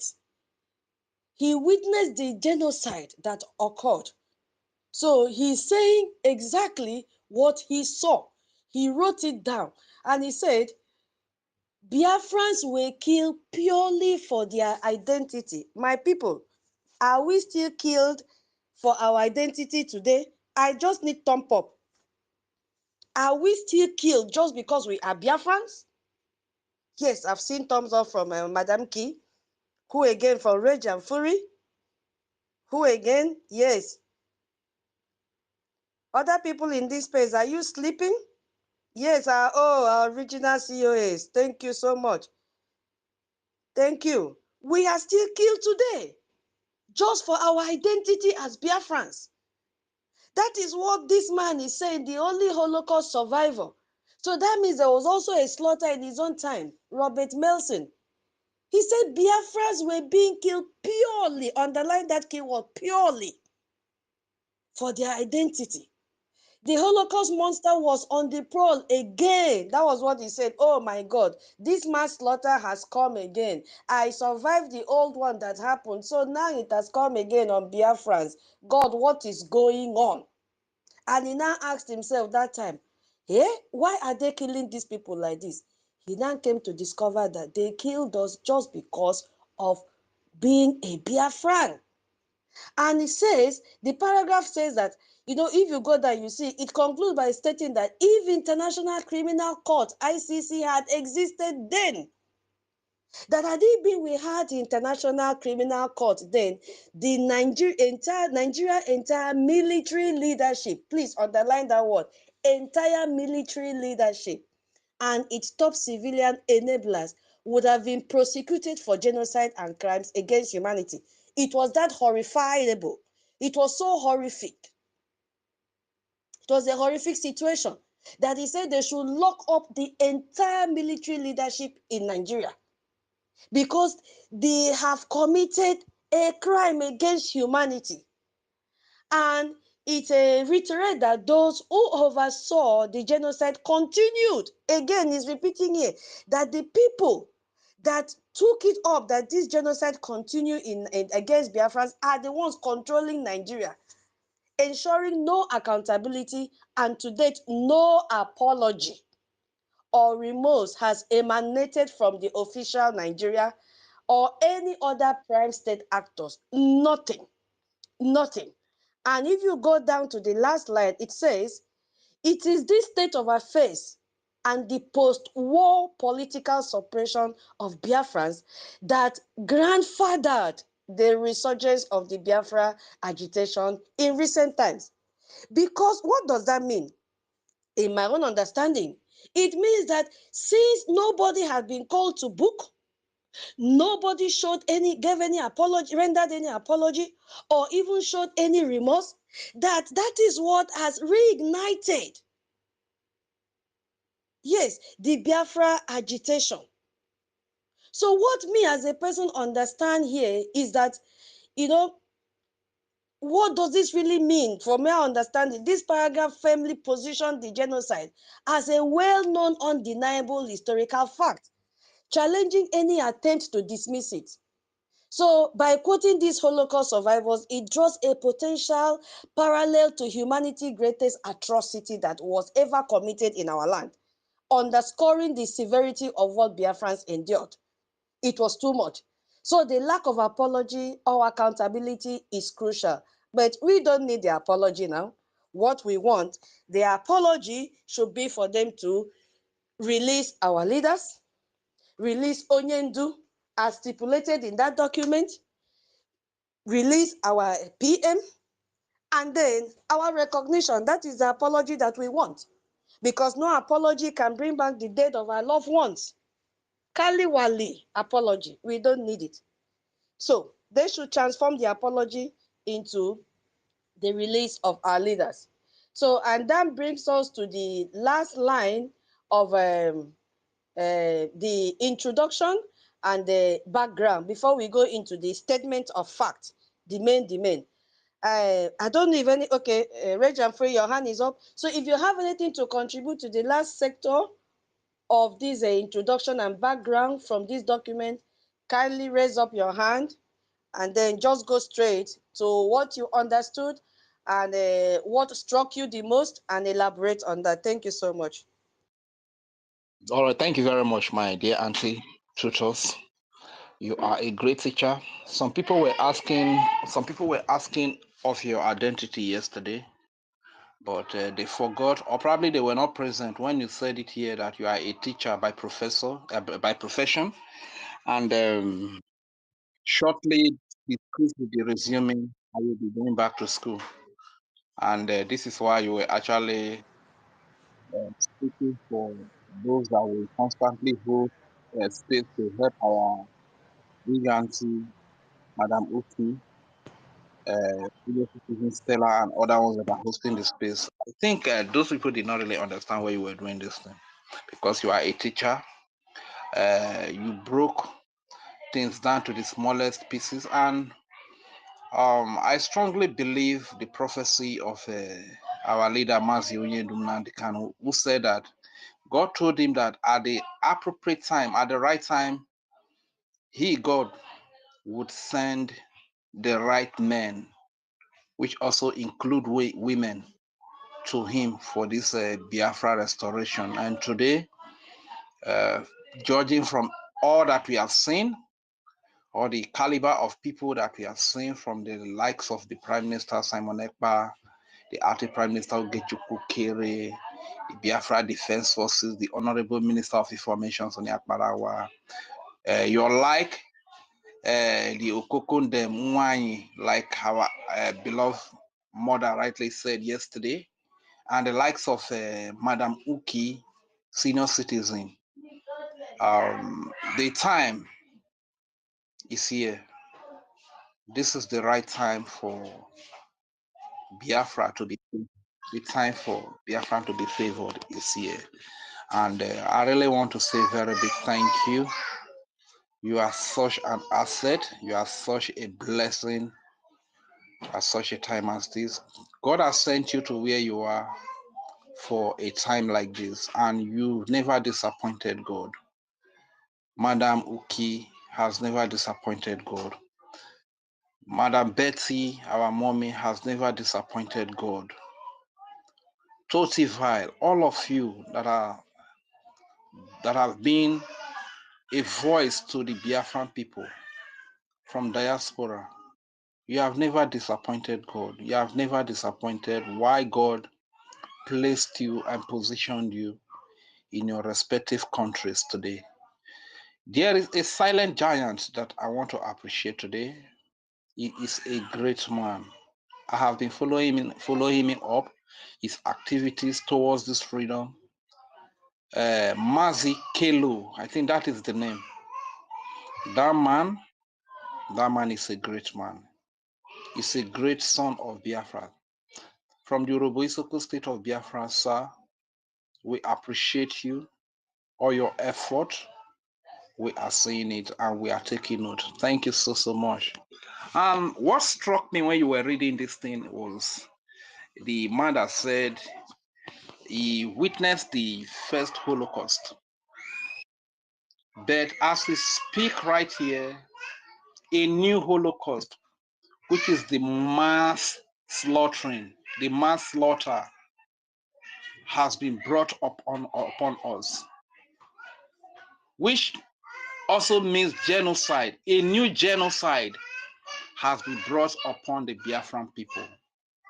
And the people that are in charge of this new genocide, this new mass slaughter, are the people that are in charge. They have been placed, they have been installed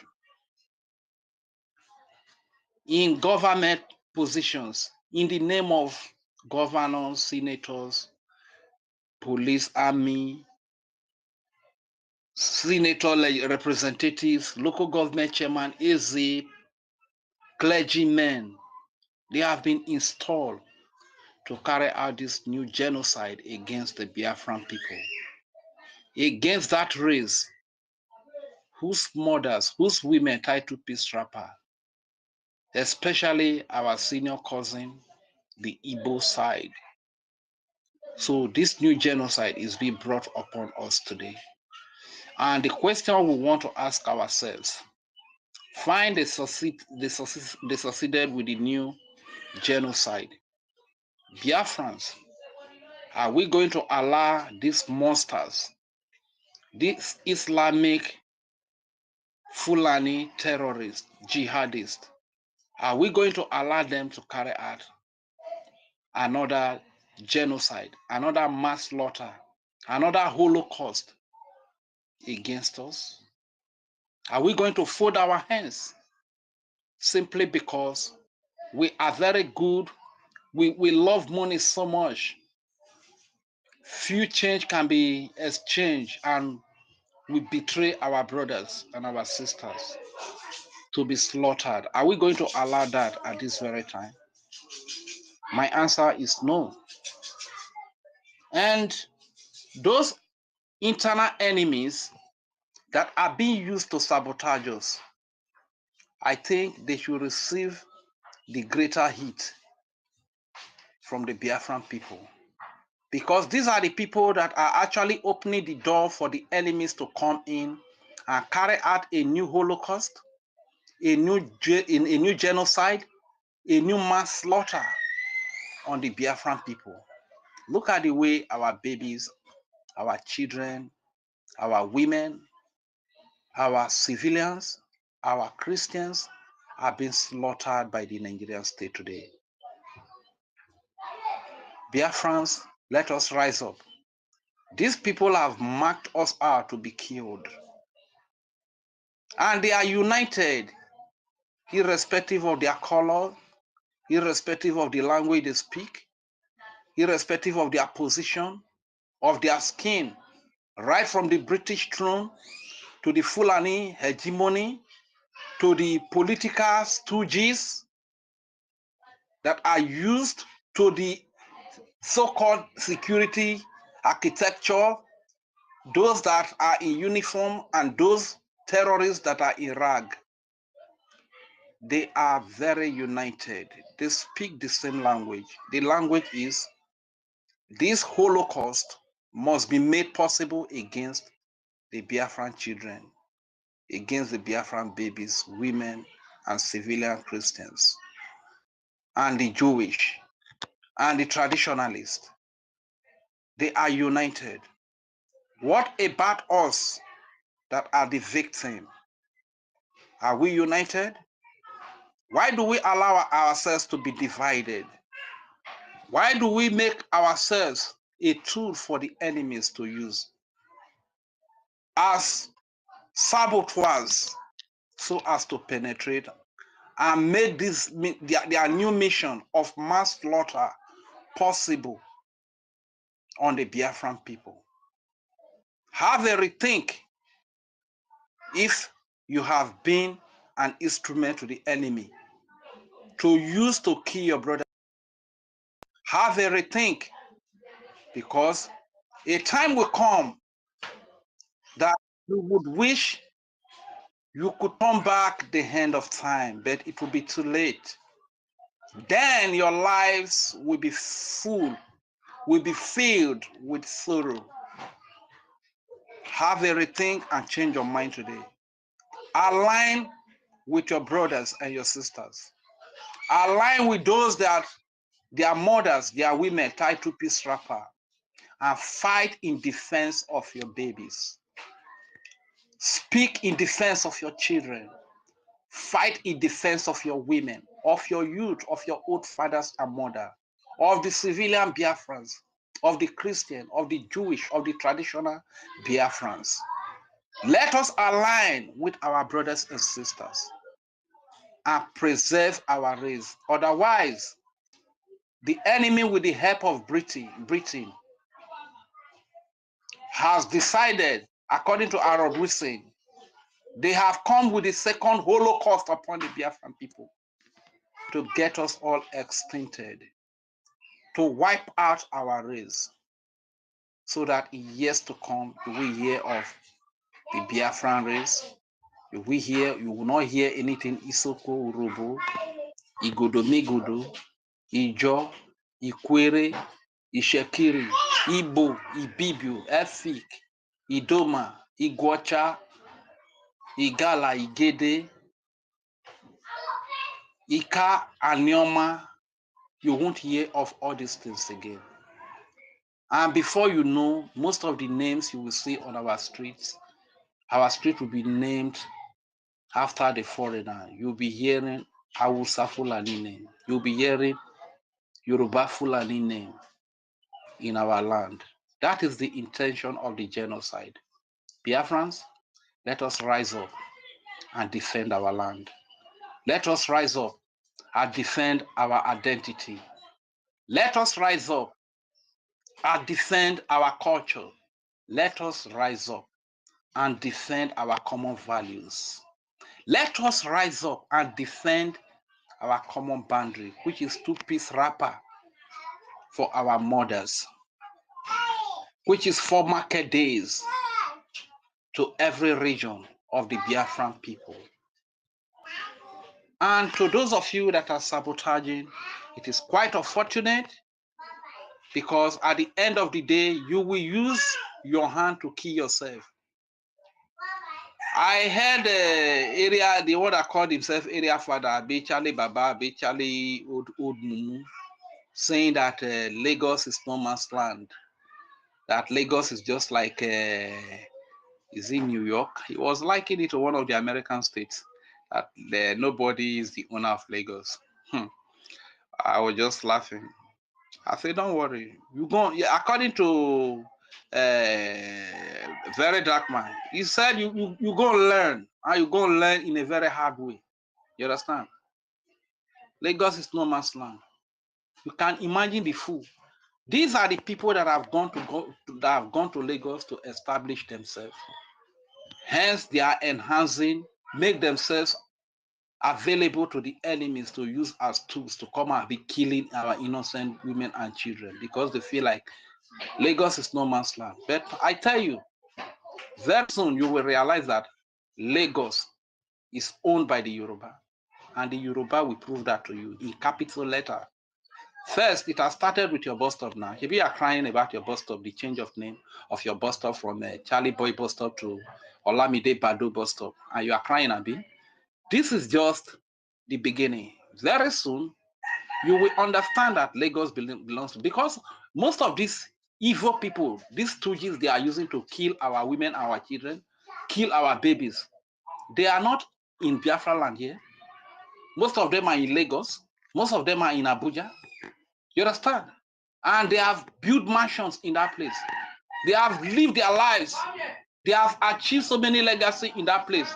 And they feel like push it to home. They don't give a fucking damn about home. You understand? So if they like, let the enemies bring their terrorists in uniform or in a rag to come and kill our women, kill our babies and our children, destroy our land. If they like, let there not be development in our region. If we like, we can drink from the same water we pour in.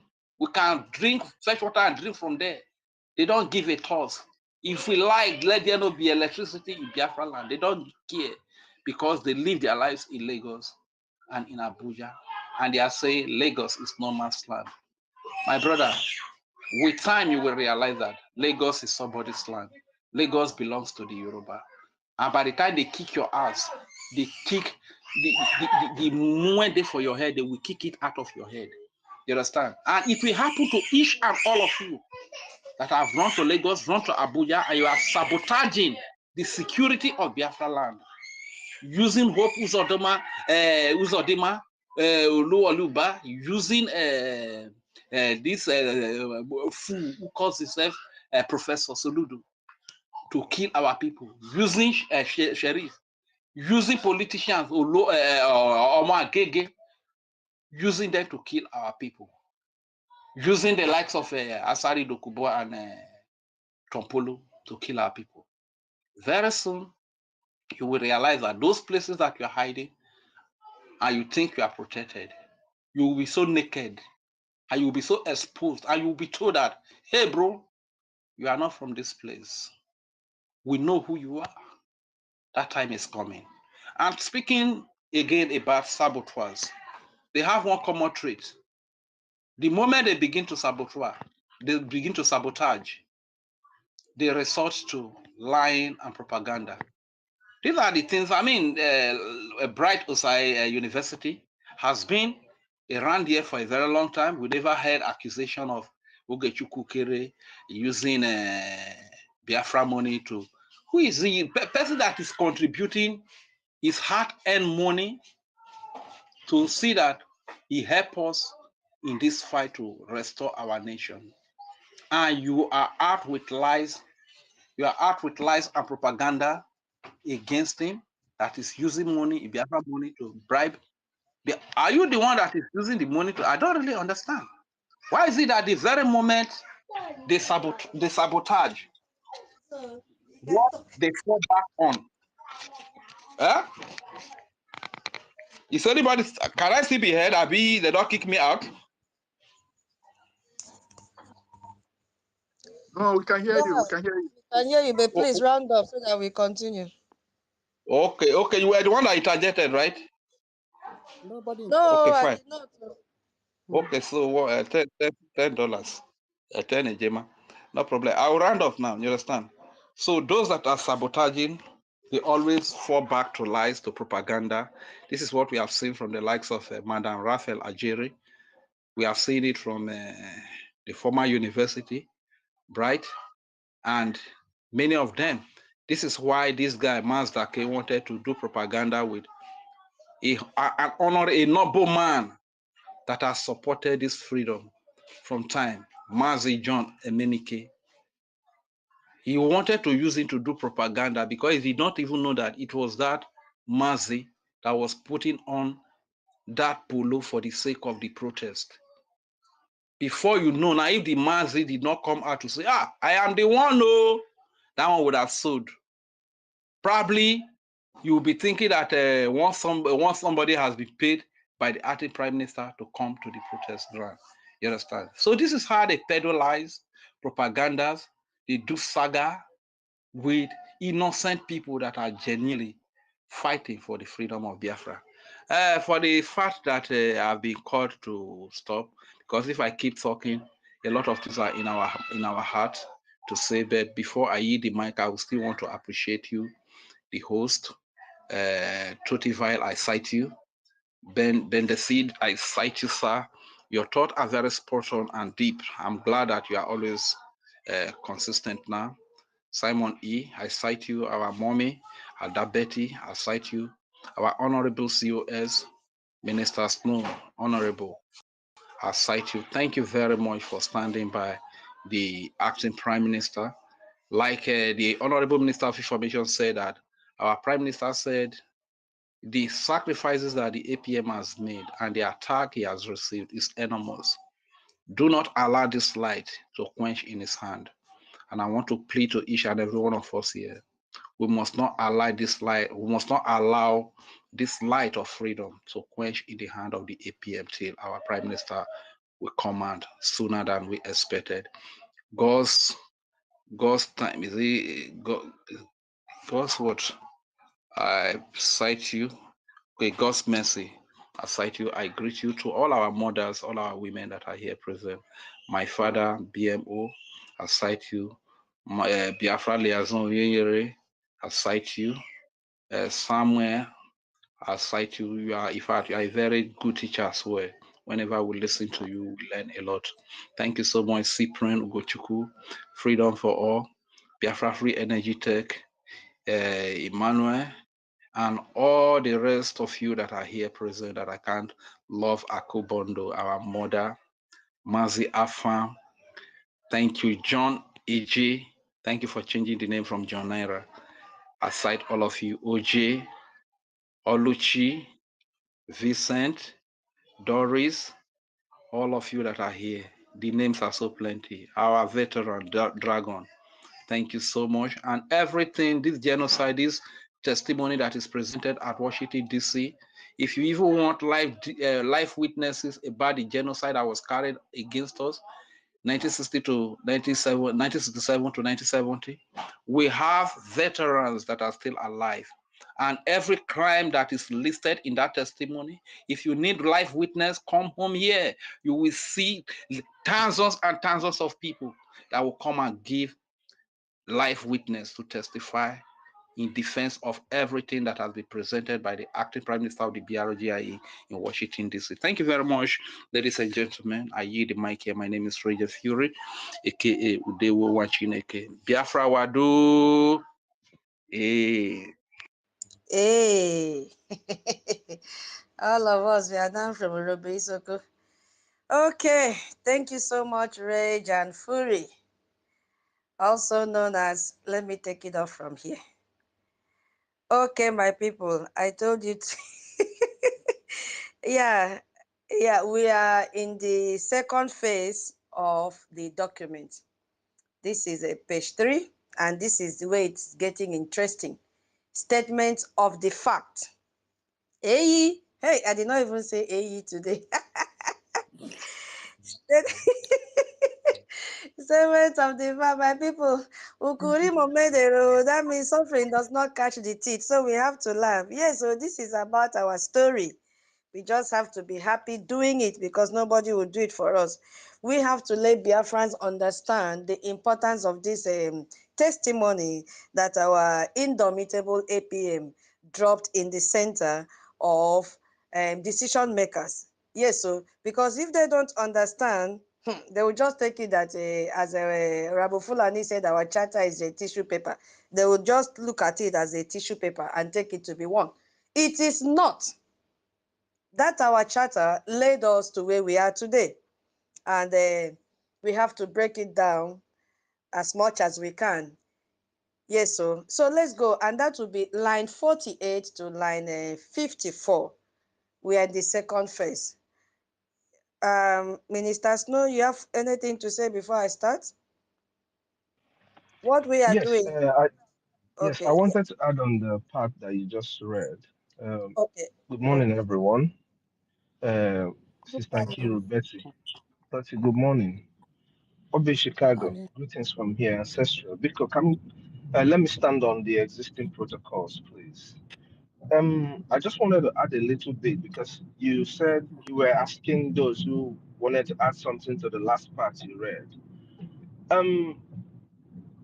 Real quick, what Harold Wilson is stated in this last part that you read, hinting on the fact that the people who committed the genocide against Biafrans have remained in the hem of our femmes in the Nigerian state, goes a long way to explain to all these people who always, because I spoke with some people day before yesterday, and their whole energy kept centering on why don't we get the politicians to do this, the senators, even though that's the dumbest thing anybody can say, because these are the people that are killing you.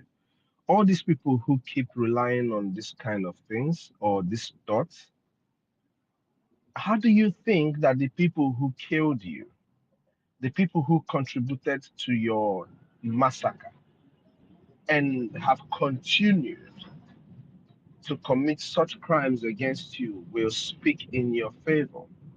Now, for people to hold down a crime as heavy as the British has committed against our people, the number one thing that the person is going to do is to make sure that they hide all the atrocities that they committed against you. Now, the crime against Biafran people, if it is brought out to the world to be studied in any way, shape, or form for people to see what happened to the Biafran people, discussed like the Holocaust, it will put the British government even worse than Hitler.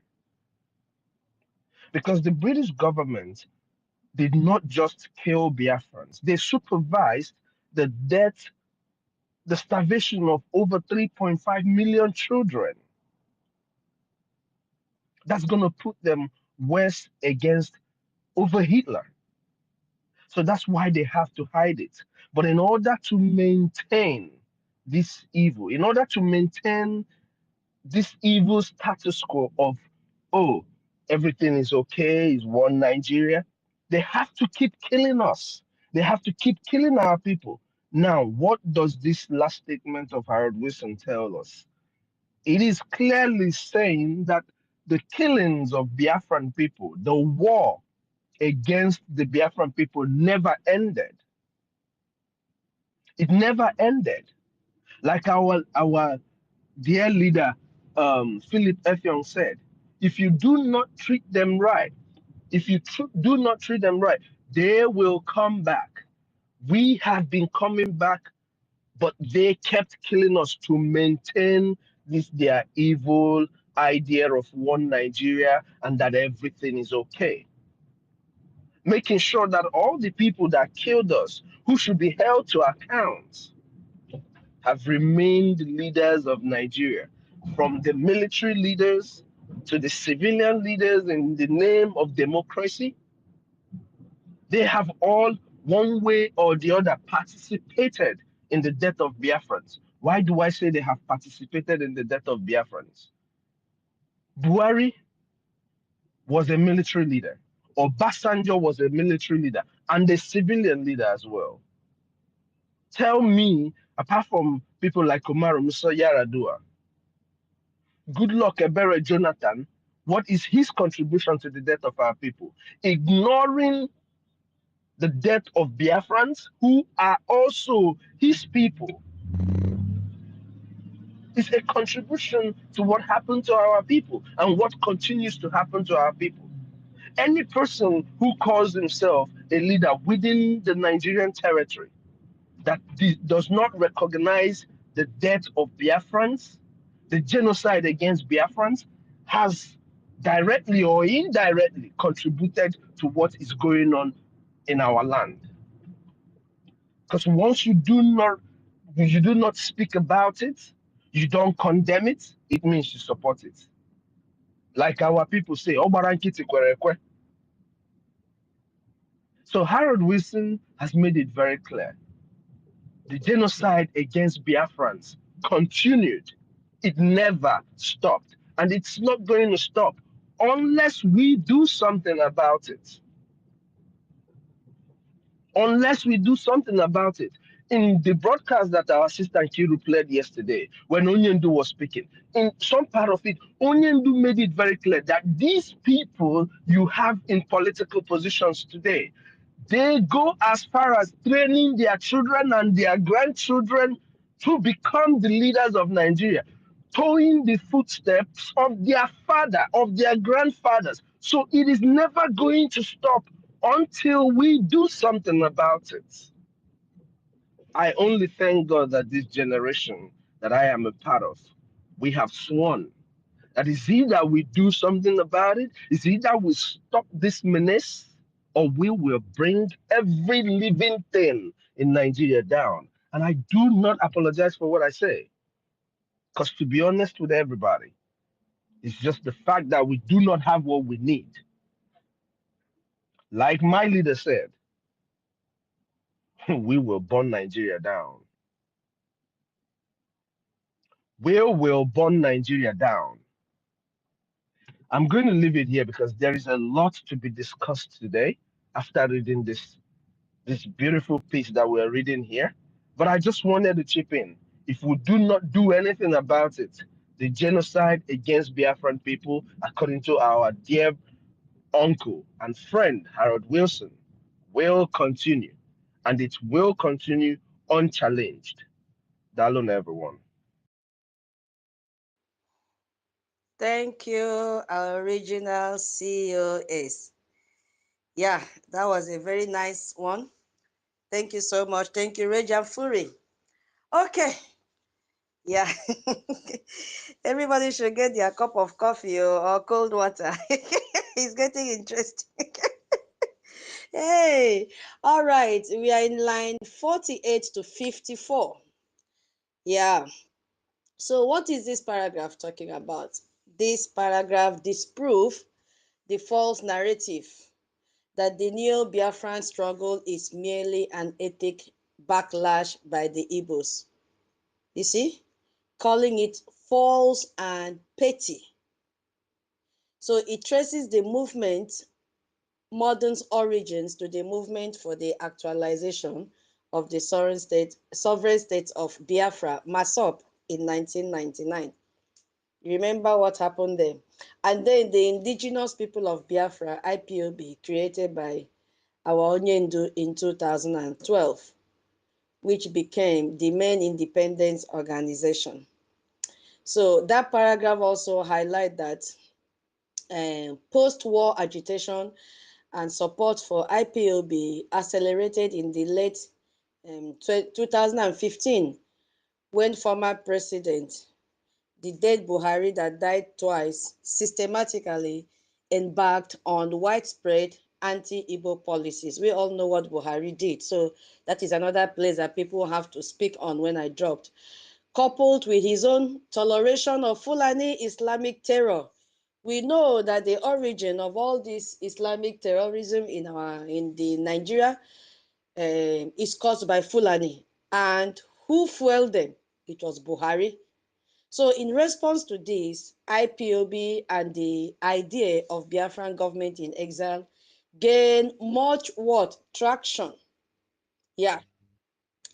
Yeah, what it means is that it brought us all together to make sure we forge ahead, to continue this quest for our freedom as protectors and defenders of a people that has been disdained by the government of the day. So for me, it means that just to elaborate on it a little, it clarifies that the legitimate origin of the modern Biafra struggle, rejecting the false accusation and linking it directly to Nigeria's specific, underline that word, specific, anti-Biafran policies and the rise of terror groups under the Buhari administration. So that those lines reaffirms that Brgie emerged as a necessary shield, a protector for our people. And when we say our people, I am talking about Biafra. So that paragraph is telling us about the origin of MASOP, the origin of IPOB, how President Buhari, the dead one, fueled the terrorism that is going on now in Nigeria, and how our government, Brigi government, has come into play to give this shield and protection to Biafrans. So I don't know if anybody have anything to contribute to that before we move to lines 55 to 58.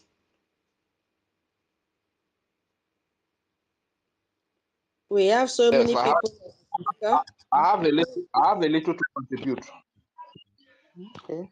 Okay. And just like 1 minute, I will just thank God for the Biafra Republic government in exile who came up at this very time. Otherwise, we would have all been killed in this place, because it was the Biafra Republic government that actually unveiled the great army, the Biafra Defense Forces, that are really checkmating the excesses of these killers in uniform and in rag that are terrorizing the entire place they call Nigeria. So if not for BRGIE, for BDF, the story would have been a different thing right now. So this is just what I want to quickly add, that the emergence of Biafra Republic government in exile, the emergence of the Prime Minister Simon Ekpa, the acting Prime Minister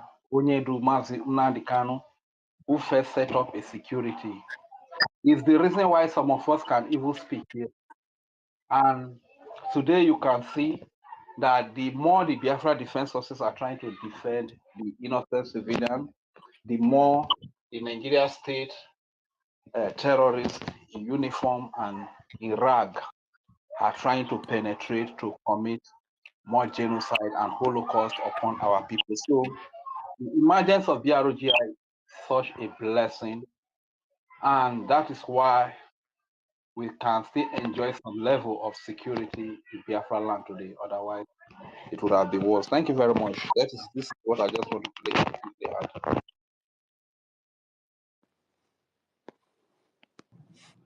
Yes, I also want to add that the emergence of Muhammadu Buhari did not only, in some sense, it helped to expose the Fulanis and their agenda, just like our leader Mazen Namde Kanu said.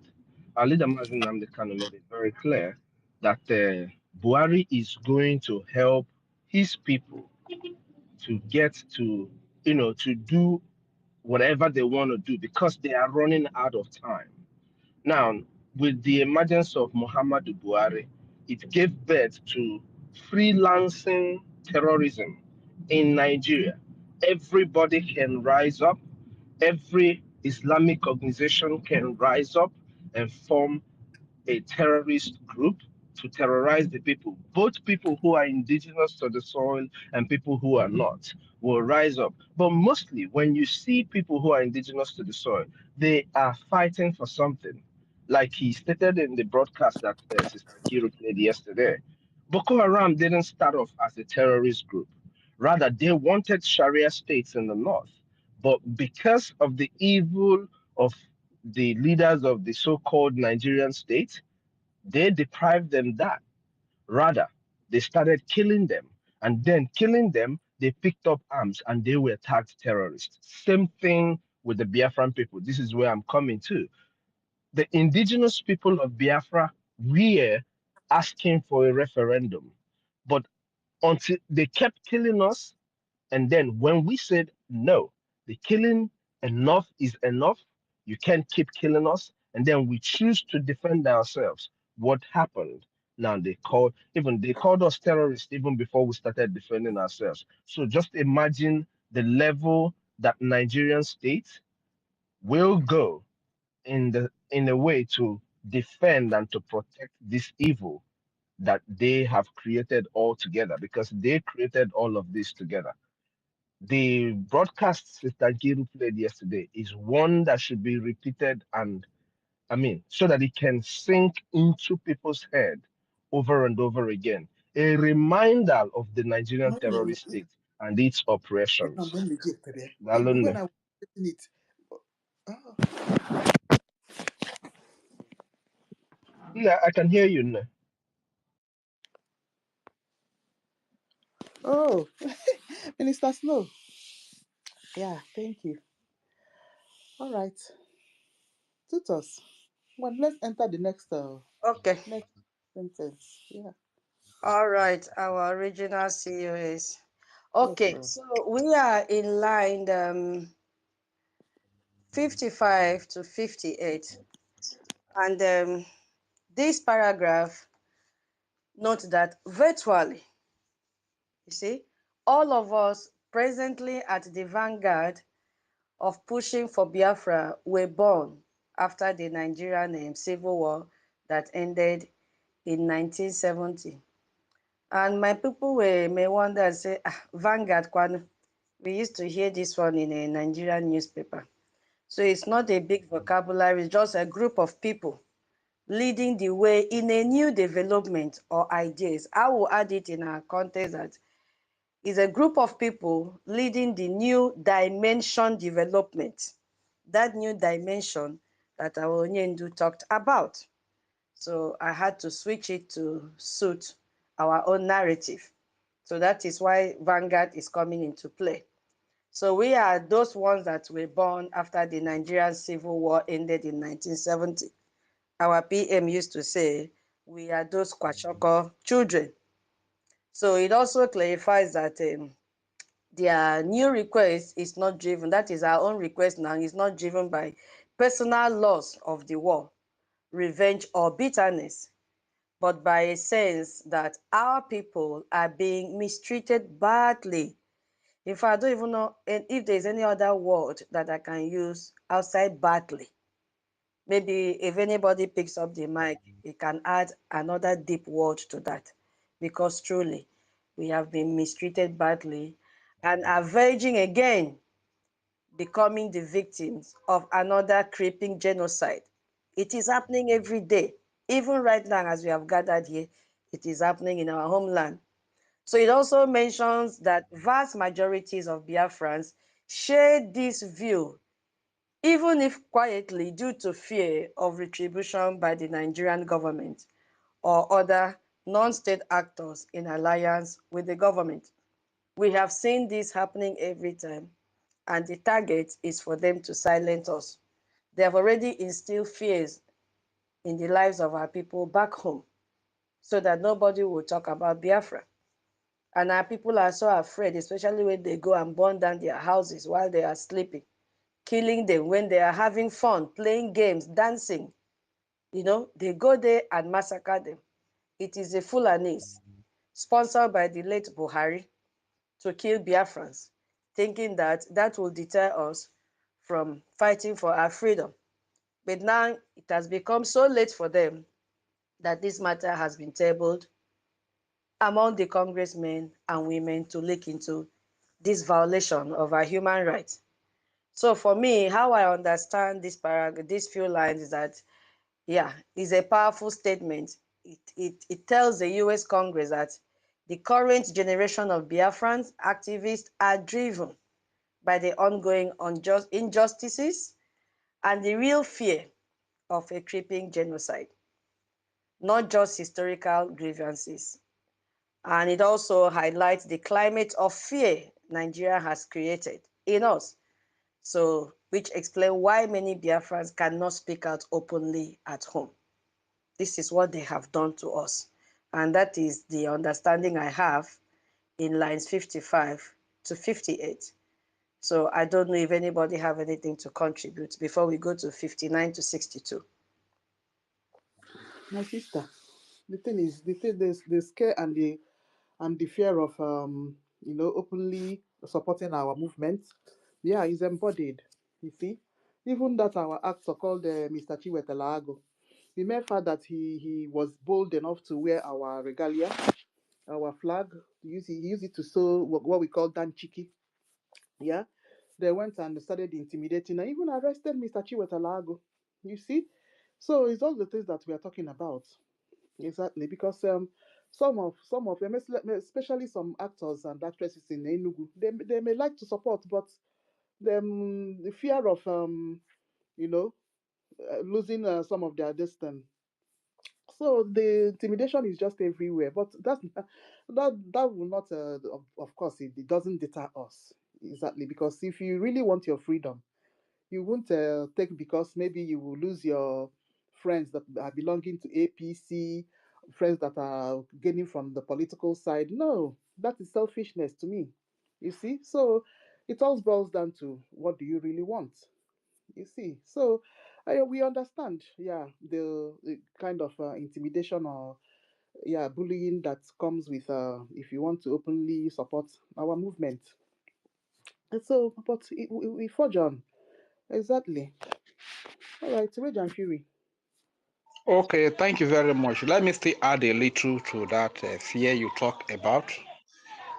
The truth is that there are so many people that are interested in the freedom of Biafra, ranging from our elderly people to even some of the political stooges. There are some of them that are really interested in the freedom of Biafra, and even some of the celebrities that you see today and the regular people. But their fear has been the security of their lives.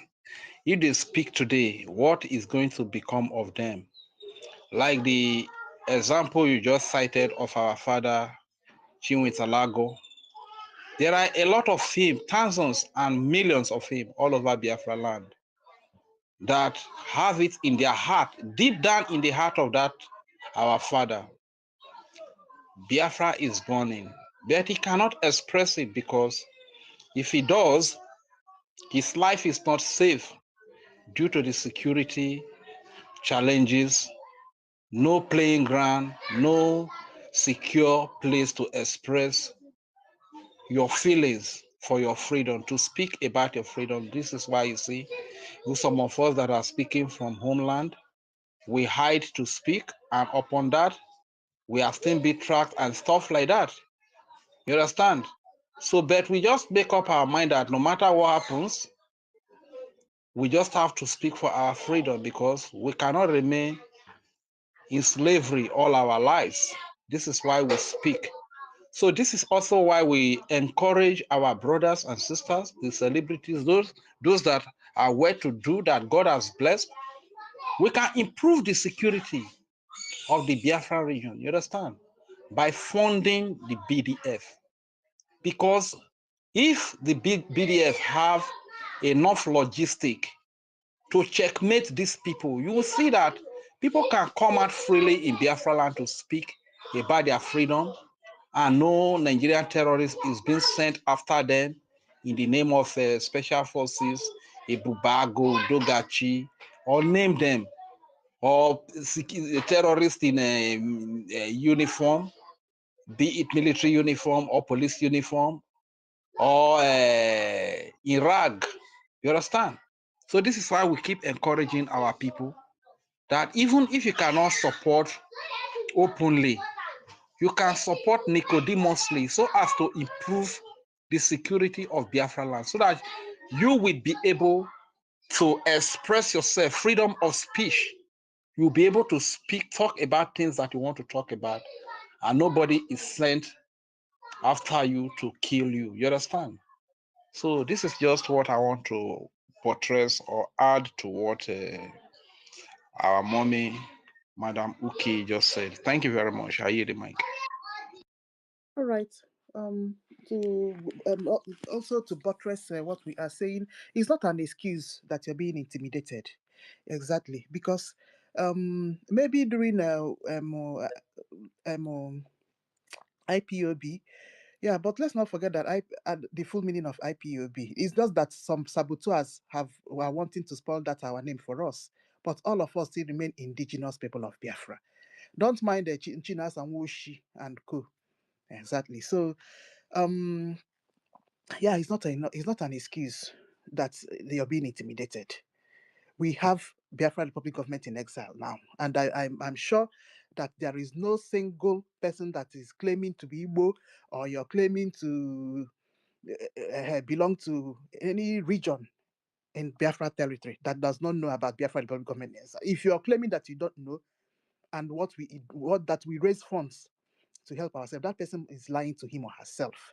So at the end of the day, it's not an excuse. You see, we have 40 states of Biafra. I'm talking this for people that may listen later or go to YouTube.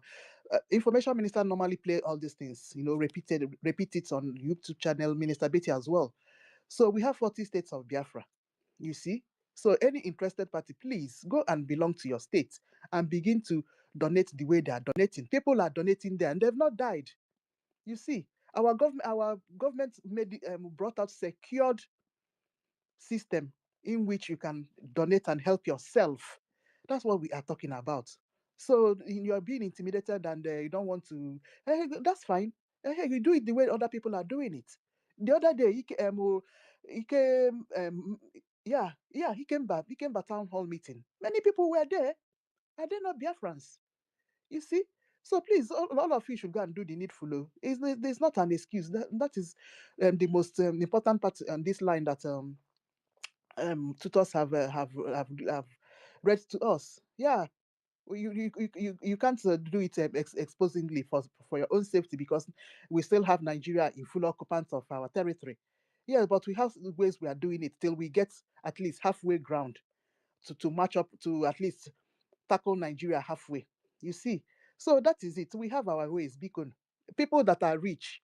Yeah, you can send money to people that are abroad if you don't want to follow Nigerian way. If you're buoyant enough, convert Naira, convert Zoom money, send it to any relatives abroad, and then that person will provide receipt for you via PayPal, Obodo Yibo method.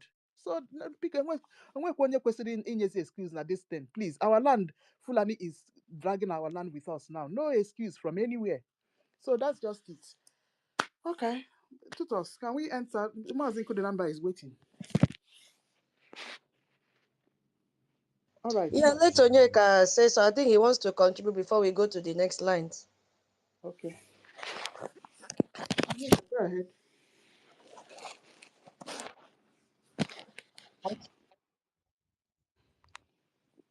I have the mic. Yeah. Okay, thank you so much. Thank you, my ladies. Thank you for your consistency.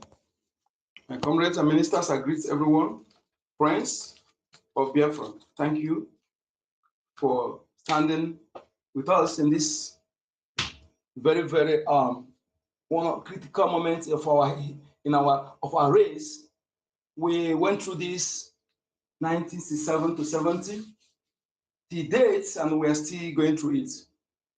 And no race on this planet Earth that have gone through what we have gone through. I am saying it, why we're saying it, so that you understand where we're coming from, because there's a saying in Igbo that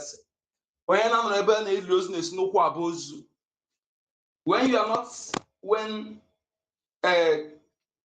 a diseased body is buried, when they ask you to swim it, you can go through from the leg side. So when you don't know where we're coming from, you may not understand, but I advise you to, before you speak against us or for us, try to know where we're coming from. If you know where we're coming from, I can assure you that you cannot endure it for what we have endured. Yes. Not even the other indigenous people that are trying to insult us, to call us names, try to being taken by the Fulani Akonjas and Ile Binis. They cannot endure what we have endured. They don't have the God to do so. But yet, they will be talking trash. When I look at some of them, I say, look at you. You don't know anything. You never fought a war. You never taken. In fact, you can't stand small thing. You cannot stand on your own without being Agboro, without taking money from people, without eating from government. But I can tell you that 90% of Biafran people have been living for many decades without anything from government. Without anything from government. Why what you are using, others are using, Fulani, all of them is being what they take from our land. Imagine a place where Fulani don't pay electricity bill. The North don't pay electricity bill. They don't pay. You go to Niger, Niger have constant electricity 24/7, but they took electricity from our land. Niger. Togo, the same thing. When you see all these things, then you understand. The day I know that I refuse to talk about electricity is the day when one is it an European said that we don't want them to industrialize. For them to, we are the one that make it. We don't want them to industrialize. That is why we don't want them to have constant electricity. He was saying it and bragging, saying it and with confidence. I don't want us to industrialize. That is why I don't want us to have electricity, because everything that give us electricity is if every nook and cranny of our land. There are many things that give us electricity. We have it. So why we don't have electricity? That is politically motivated. Not even the people that are used is Britain. They are behind it. Just like removal of the history from school curriculum, but Britain behind it, because the curriculum they gave to you is the one who brought it. Okay, so just like the pattern of infrastructure being built by these governors, look at it. It's one-sided. They can never build you a factory that will provide job for 1,000 people. No governor can do that. All you see them building is warehouse, call it international airports. Build empty hall, call it conference center. Something that's supposed to be highest, they consume 50 million. They'll say they use 10 billion to build it. Or to build shopping mall. Have you seen any of them building industry that can provide like this 1,000 jobs? No, because that is what they ask them to do. That is it. there are stooges that are doing the biddings of the caliphate. My people, you see, I give to people when I look back, I say, Mazen Nnamdi Kanu, thank you. I thank my ancestors for bringing Chukwuke, for bringing Mazen Nnamdi Kanu. Subsequently, our Prime Minister, the 50 man in one. Subsequently, our APM, and all of us here, and BDF.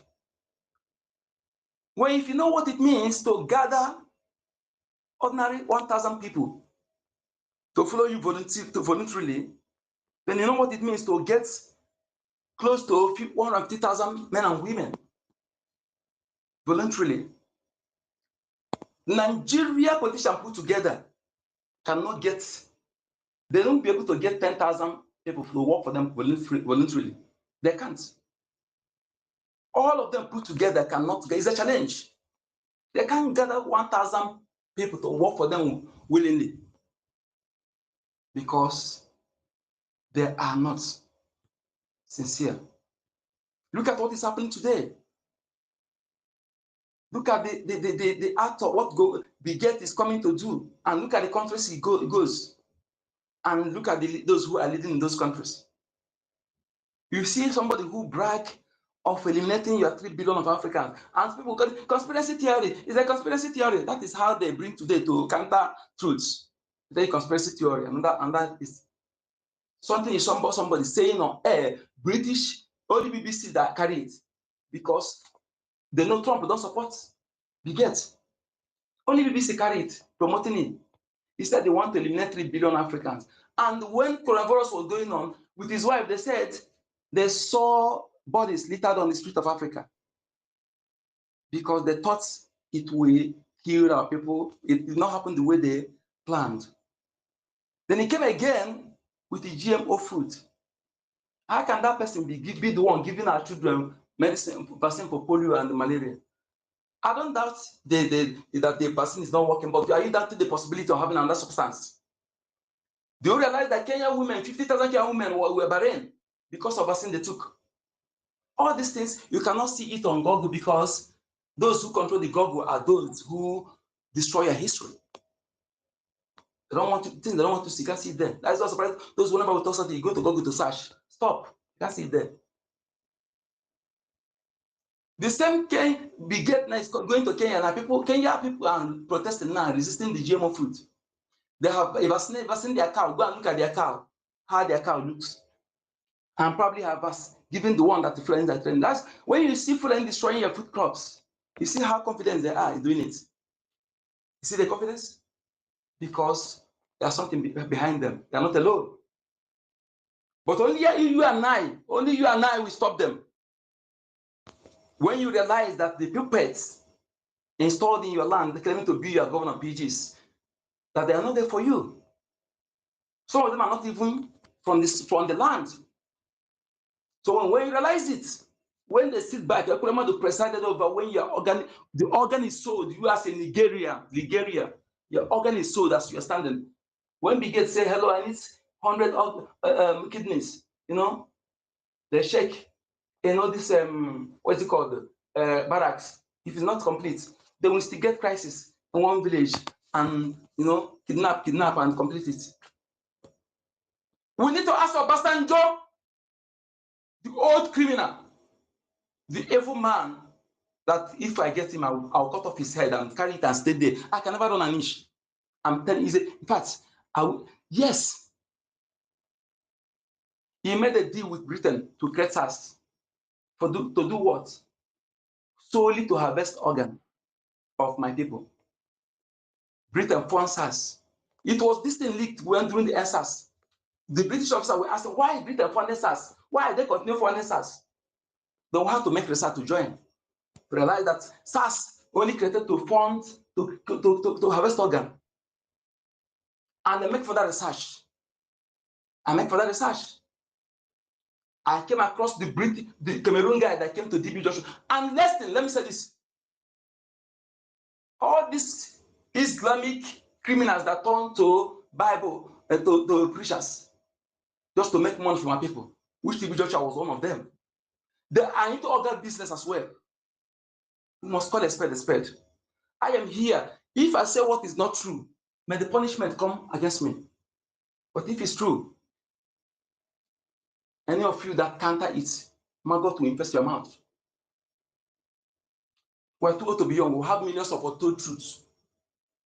I want you to understand the evil they have done against you, what will prepare you, what will provoke you, what will anger you to stand against these imperialists and their puppets within.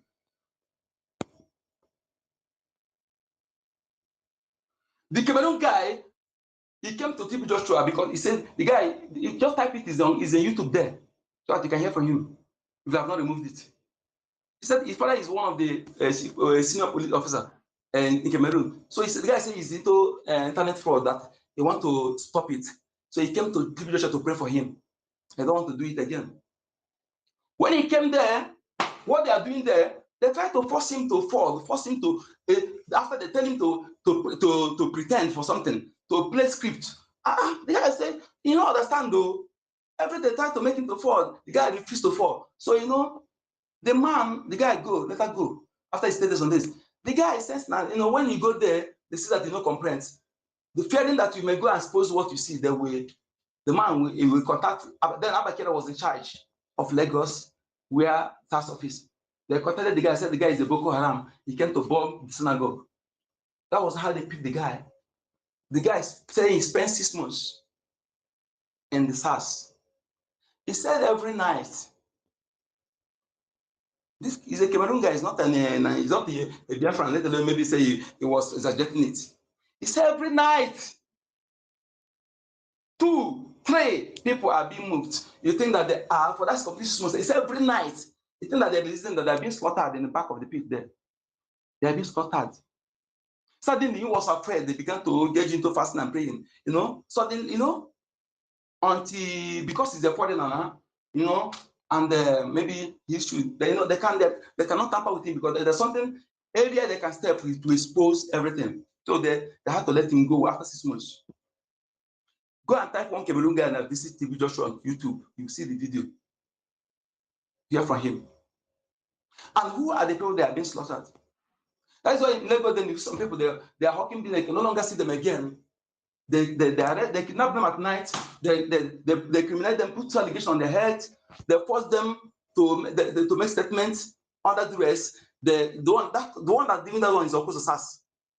Under duress, they will put gun on your chest. After making that video under duress, then we keep the video and kill the person. When their family come, they show them the video. That is why some people they say, that's why sometimes our people trust your own people, trust your children, trust your person.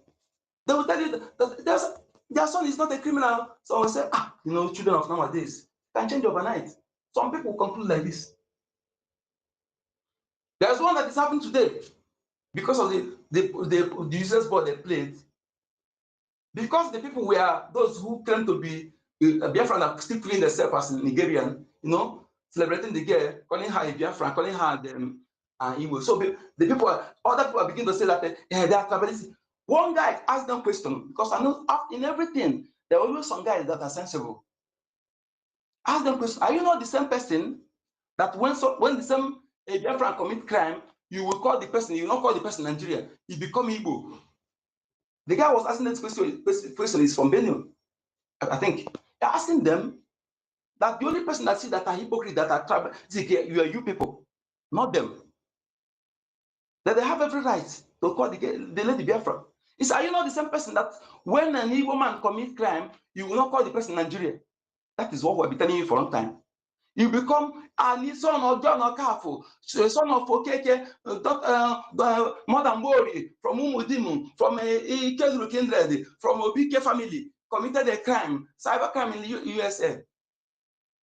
But the same John Okafor, John Okafor, born in Lagos, a Nigerian, make Nigeria proud. I haven't seen the people like this. Very disgusting, very disgusting. That is why you will suffer. You will suffer. You, Nigeria, will suffer. Because you fail to learn. You fail to learn from what Gowon brought to his people. You think you can bring the children of light, go down with your nonsense. No. You can't. You cannot. You are not matched. You can't endure what we have endured in that system. You can't endure. All of you put together can't endure it. You can't stand. One Biafra man, what is go through? 10 of you cannot stand it. You cannot stand on your own. You cannot stand without stealing from people as your elbow, like MC Olueno. You cannot feed yourself without stealing, getting all this nonsense from people, where stealing from people without forcing them to give you a good. So how dare you compare yourself with the Biafran people? What we have gone through, you are not match. It's a warning to some of you. Onyeka, sorry, I need to, you need to hold on here, please. Yeah, please. Maybe you are just joining and you don't know how we have been running the space. You just have to go straight to the point because we Okay, are my little, analyzing this thing line by line. You are taking us out of the topic. I just come. I just want to Yeah, that is why I had to post you Yes, here. you are We have a topic and we are analyzing or right. Thank trying you. to understand the document. So Let me please, just round up. yeah, please. Any other person that pick up the mic should please just explain what you understand by what I'm reading and analyzing at the same time. Make it very brief because we are only in page, I think we are only in page 4 out of 8. Please, so that we can forge ahead. Thank you so much. There will be time for everybody to give submission. That time will come. So thank you, please. I'm supposed you are analyzing something, okay, but I understand, okay, is thank you for understand what you said. Let me just round up and we come for that. You see, my people, my submission just lies on some series of things I was addressing. I saw people, in see some people I not yet then I want to understand you are from jazz that hiding under Igbo nomenclature, claiming to be Biafran, to cause havoc. You fail to learn. This time around, you will learn in hard way, according to one of you, Coffee VDM. Thank you, dear friends. I'll be back.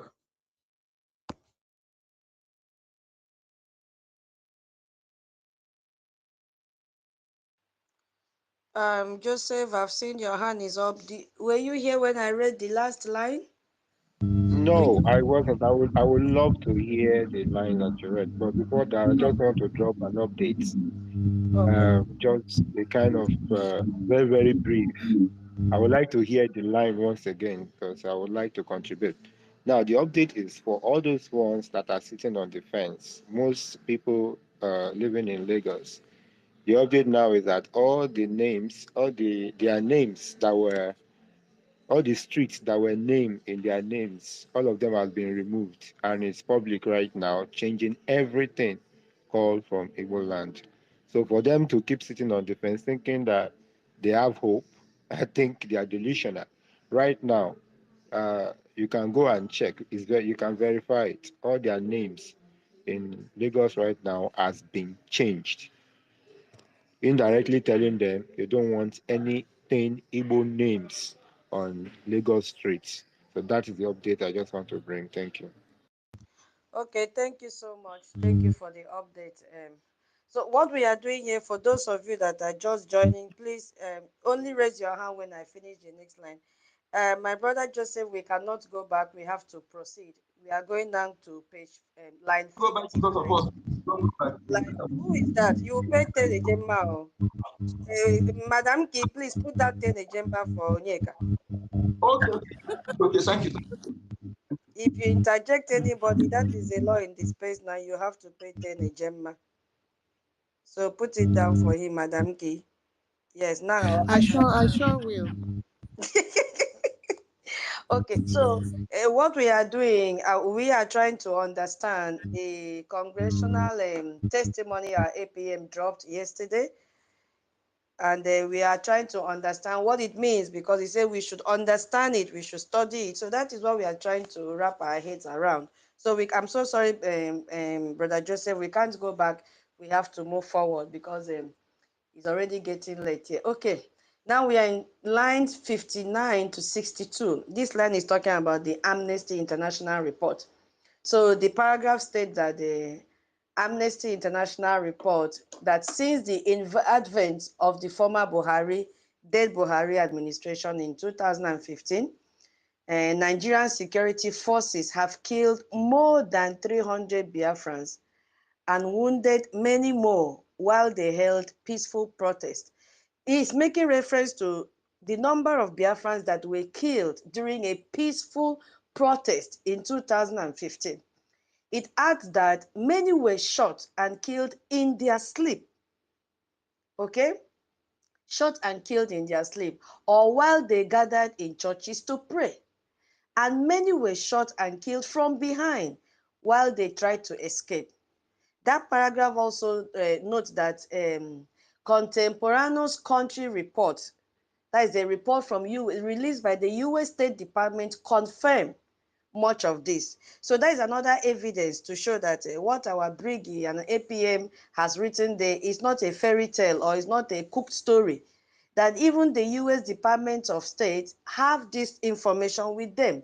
So particularly Nigerian declaration of IPOB as a terrorist organization in October 2017, which gave dubious legal cover for extrajudicial killings of Biafrans.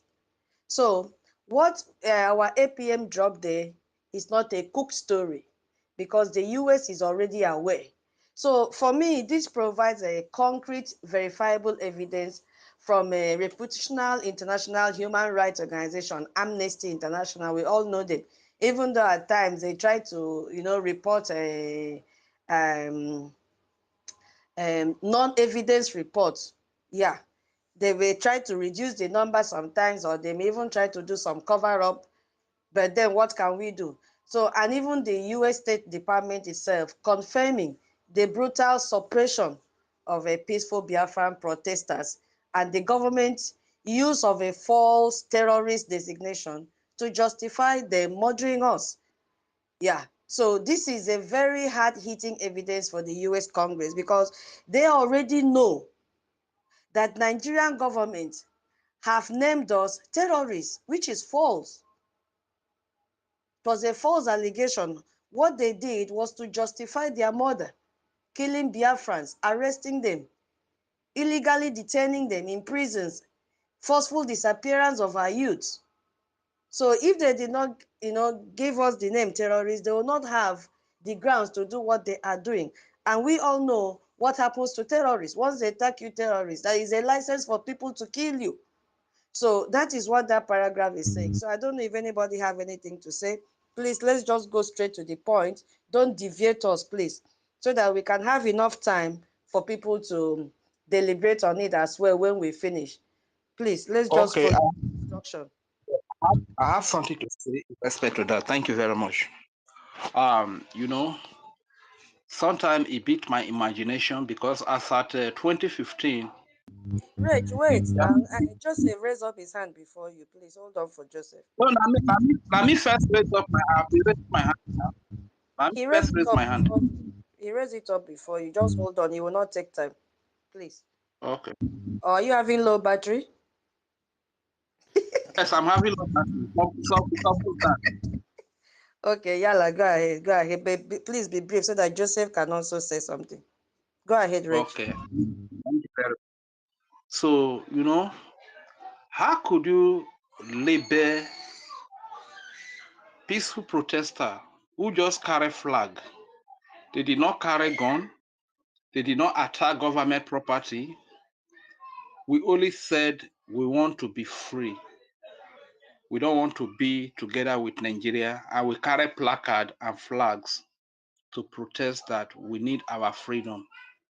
And as a result of that, you labeled us terrorists so that you can have the access to come and commit your acts of terrorism upon the Biafran, babies, children, women, innocent civilians, every time you wish to. And as a result of this labeling us as terrorists simply because we ask for our freedom, but we did not even commit any crime. This is one of the reasons why our leader, Onyedumazi Nnamdi Kanu, formed the Eastern Security Network, because then it was like the so-called Nigeria security who are triggered happy now take our people as chicken. In fact, the lives of our people were not even up to the lives of chicken. You will see the military, the police coming to kill our people, rob them, pour acid on them, command them, order them to roll on mud, on gutter, on drainages. Some they will even shoot them down at the Izu River. And when our leaders saw all of these things, said, man, if we keep quiet like this, our people are going to be killed. And who were used to commit all these crimes? It was few of our people in the name of political stooges. The Eastern governors, they were the stooges that were used to label our people terrorists so as to give access to the real Nigeria terrorists in uniform and in rag to come and kill the innocent civilian Biafrans whose only crime is we want to be free. We need the freedom of Biafra. We want to make the decisions that govern us by ourselves. We want to have the chief of army staff, the chief of defense staff that looks like us, that has the same culture and tradition like us. Not that you bring a foreigner from Yoruba or from Hausa or Fulani, that this is your army staff, this is your police boss. We say we are tired of all of these things. We want to develop our land according to our space. This is the only freedom we ask. We want to have good roads. We want to have good industries and employment opportunity whereby our people can live in Biafra land and find a better life, find greener pasture. They don't have to run away to Lagos or Abuja or to abroad to look for greener pasture, to look for better life. This is the freedom that we asked for. In 2016, no knife was carried, just flag and placard. And they used the Eastern governor to label us terrorists so as to give access to the Nigerian terrorists to come and kill our people. You understand? So this is just what I want to quickly add to that point you raised, my sister. Thank you very much. Let the next person have the mic.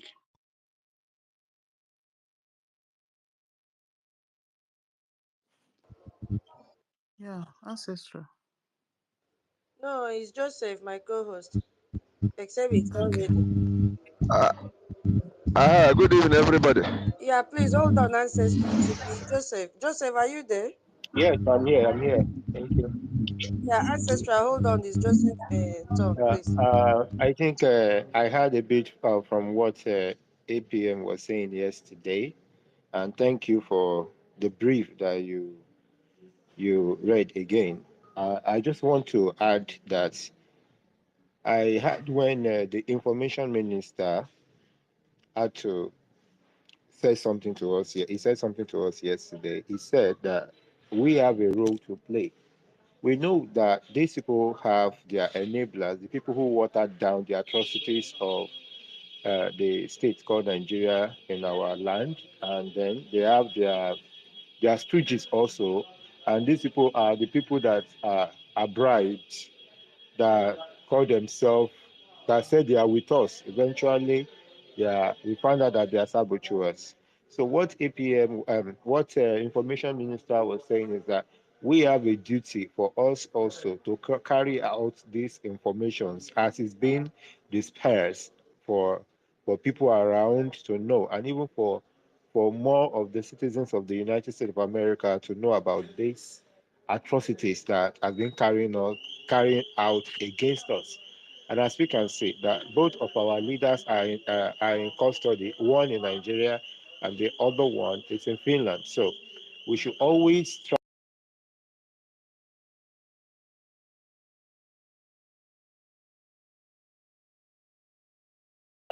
It's really happening. Just like what my brother just said now, the southeast governors and their enablers and their stooges around us. So all of us here, as many as we can be here, over 100, I think we hold it as a duty to always, come out and share the news that are before us, so that it will not just be our APM who goes here and there knocking at the door and telling them this fact, knowing fully well that United States of America, they are fully aware of everything going around the world. They know that yes, that this state Nigeria is actually terrorizing Christians and also systematically extinguishing the Biafrans. So, what will America do if we did not rise up to say something in order to defend ourselves, to do something for us to defend ourselves?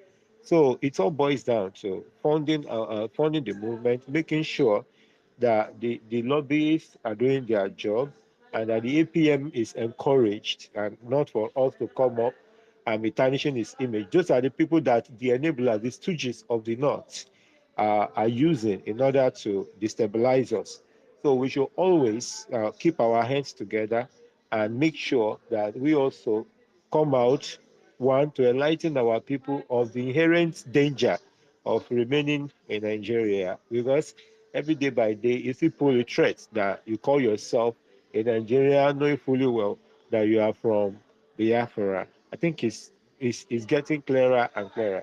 So we hold it as a duty for us to go out there and convince people and also use our social media handle to tell the people the atrocities of the Nigerian state against the Biafrans. Talking about it alone is not enough, but trying to share it also to tell the world what we are passing through so that the world at large will not say United States of America is just forming a story to convince the world. As we can see, a lot of sanctions are coming, warning are coming to Nigeria, but we need more of us to go out there and then do the needful, reposting it, and at the same time convincing our people not to be stupid, not to accept their stupid bribe, and not to turn to the workers of iniquity to undermine the hard work that our leaders are doing, and at the same time always hashtagging our leader Nnamdi Kanu is still in detention and that Finland should free our leader. They are fighting the just cause. Thank you.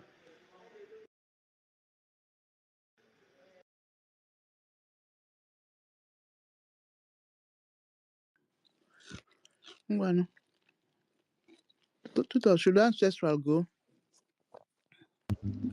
Yeah, he's Or the you next want person to? to go. If he has what to say concerning the previous lines we read, because we want to go to the Ancestral. next line. Yeah, Ancestral, go ahead.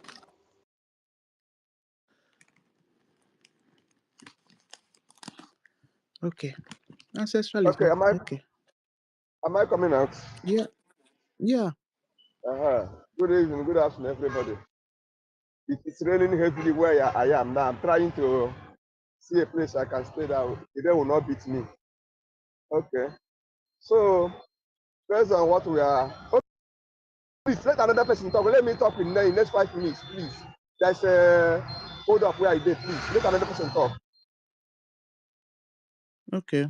Tutor, go All ahead. right. So we are now in lines 63 to 65. So, and if you go back to that document, it starts by saying that as you are reading this, the other killings of Biafrans by Fulani terrorists is ongoing, especially in the northern boundaries of Igbo land. You see, such that several innocent villagers were murdered in Ebonyi State in February 2025. You see? So this leads to what? Monthly burials that have been going on in that region called Biafra. So that paragraph and a few lines they also highlight that this violence is maliciously and falsely attributed to unknown gunmen. You see the problem? When they finish killing us, they'll say it is unknown gunmen. And Hobu Zodinma came out, which year, I think 2023, and said that these killings are carried out by politicians. You see what is happening? So in this context, the rogue elements of the security forces complicit. The Biafran government in exile has emerged as a beacon of hope for Biafrans. Yeah, for my understanding, this addresses the current security crisis in Biafra land. These few lines that I just read now, directly implicating Fulani terrorists and complicit Nigerian security forces. So it exposes Nigerians' false narrative of blaming unknown gunmen. When they finish killing us, they will say unknown gunmen. You see? Or Biafrans are separatists. That will be the next thing that they will say. If they don't say unknown gunmen, they'll say Biafran are separatists. Now they're saying Igbo kill Igbo. You know, for attack, they might be involved in, not may, actually involved in. They are the ones killing us. So it re-emphasizes that the Brgie government is the legitimate government, and they are a source of hope for Biafrans, which have been abandoned by Nigerian government. And this is the more reason we want to exit from Nigeria. Already we have done that, which is evident in our referendum and our redeclaration that took place in 2nd December. So that is what lines 63 to 65 is talking about. But that the Fulani terrorists, after killing us, they will say it is unknown gunmen. They will say Igbo is fighting Igbo. They will say Biafra separatists. But in the true sense, they are the ones killing us, wearing army uniform, wearing police uniform, wearing Air Force uniform. Look at the number of checkpoints that we have on our roads. It's uncountable, extorting money from Biafrans. If you don't give them money, they kill you. So that is what our APM and our lobbyists have written in that paragraph, still exposing the atrocities of Nigeria. Remember, this side was saying about statements of fact, evidence-based is what our APM did here on behalf of Biafra. You know, it has even quoted what happened in Ebonyi in this February 2025.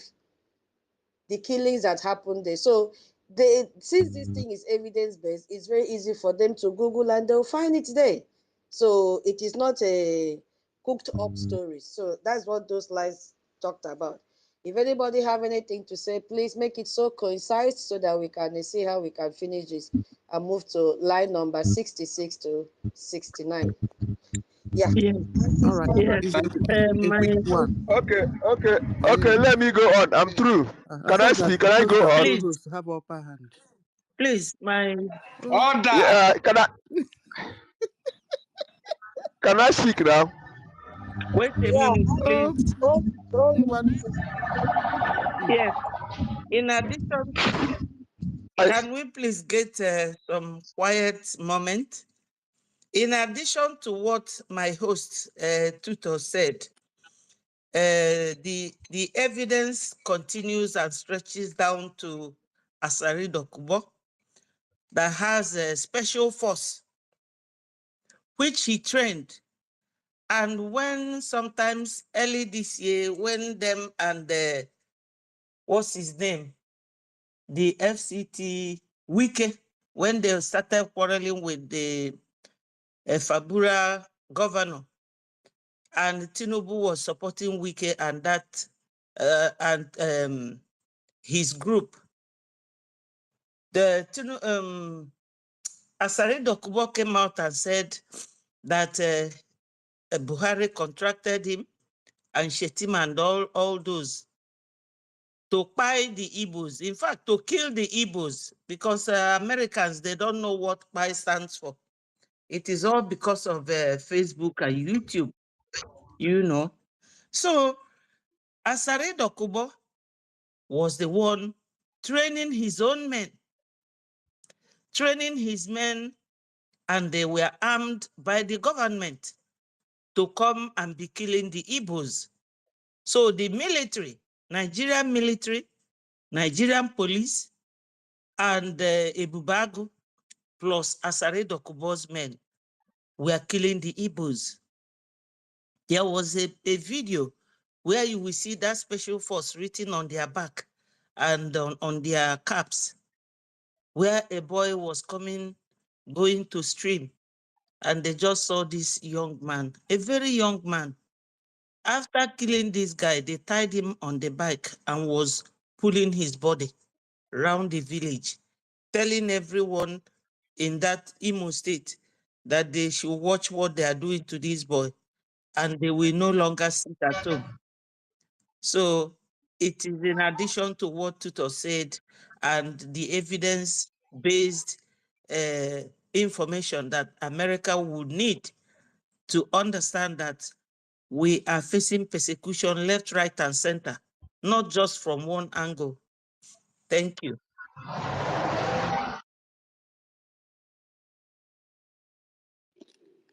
Please, the last speaker, you can go on, Joseph. Okay, thank you very much, my dear mother. Thank you so much. Talking about unknown, the word unknown is an invention of Nigeria. Rach, you are not the one to speak, please. It is Joseph, not you. Okay. Yeah, it's Joseph. Hold on. And my co-host, Hello? I want to refresh, okay? Madam Key and Huh? Betty, I want to Okay, refresh, okay? that's fine. Yeah, Joseph, go ahead, please. All right, thank you. I think the phrase unknown soldier, just like that person almost hit on, unknown soldier in Nigeria is all those soldiers that are sent by the states to go and do their dirty job covering their face. And we have a lot of evidences, like in the case of Fela Anikulapo Kuti, the soldiers that went to their house to carry out their dirty jobs were called unknown soldiers. Recently, not too far, there is this House of Assembly member named Ugochinyere that they went to his house to carry out evil thing as well. By the time that she showed the footage of the people that came to his house, only for them to find out that they are Nigerians, security men. See, today, there is nothing they did about it. They call them unknown soldiers as well. So many times we have seen a situation whereby they carry out evil plans and they use the word unknown soldier. Anytime you hear anything unknown soldier to the world, they are always Nigerian security men. That is my contribution. Thank you. Thank you, Joseph. Okay, Rage. I think Joseph has taken the word out of my heart. So the word unknown is an invention of Nigeria. So when you hear unknown gunmen, you know, all these are their people. After they commit all the atrocity, like the example the brother just cited of the politician called Ugo Chinyere, you know, after the Nigerian state have committed these crimes and they will tag them unknown gunmen and we all know that the word unknown gunmen, unknown soldier is the slogan of the Nigerian state. You understand that? You can example is when they killed Fela mother. You understand? They say it's an unknown soldier. So now they have come up again with a new one, unknown gunmen. You get? So that is just what I actually just wanted to add, that after they commit the atrocity, they target on unknown government who are also another terrorist group that is working with them. You understand? So this is what I just want to add. Okay. Chukwebuka, you came up. You want to add something to it? Yeah? Sister Chukwebuka.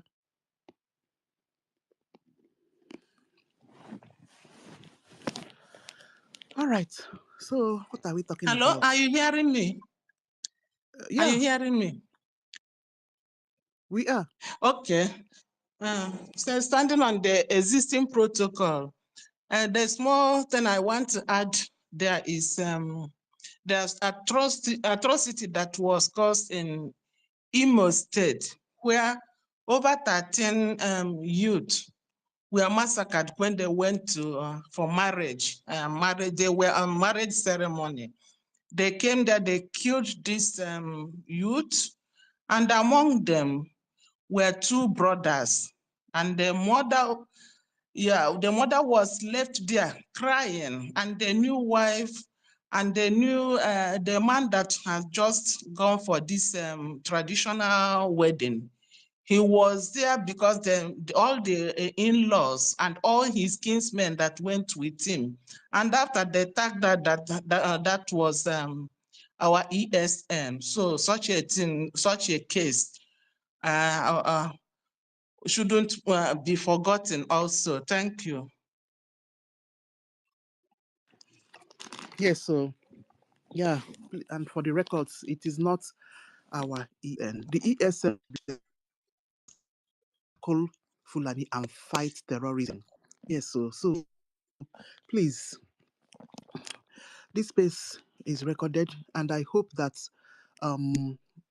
Congress people that are helping us will come and listen later. Yeah, we have enemies.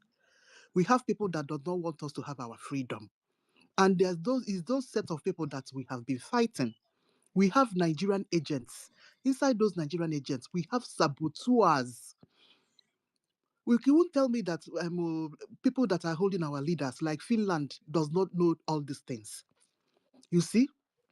So we have people that does not want us to have this freedom or to get our own nation and sovereignty.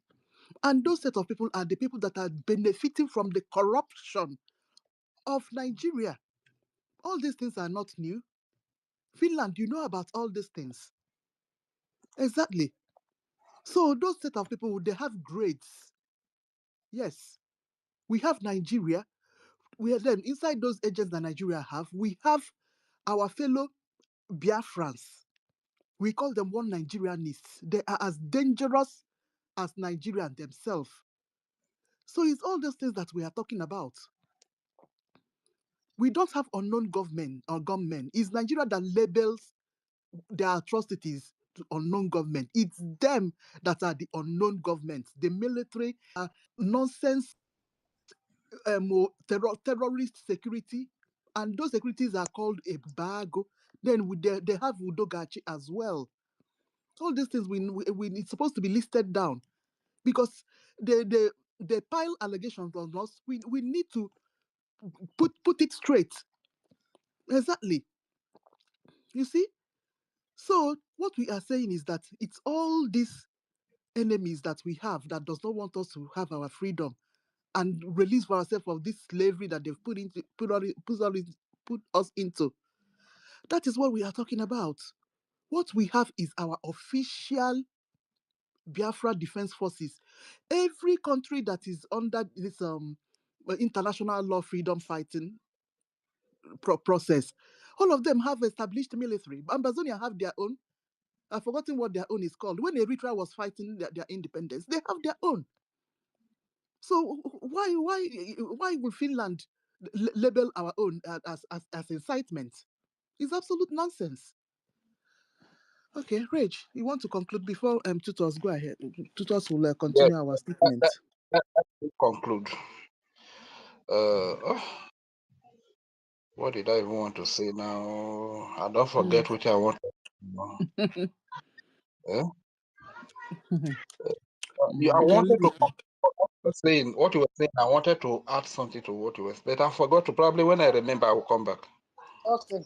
We have a lot to talk about. Once we finish, we are in page 4.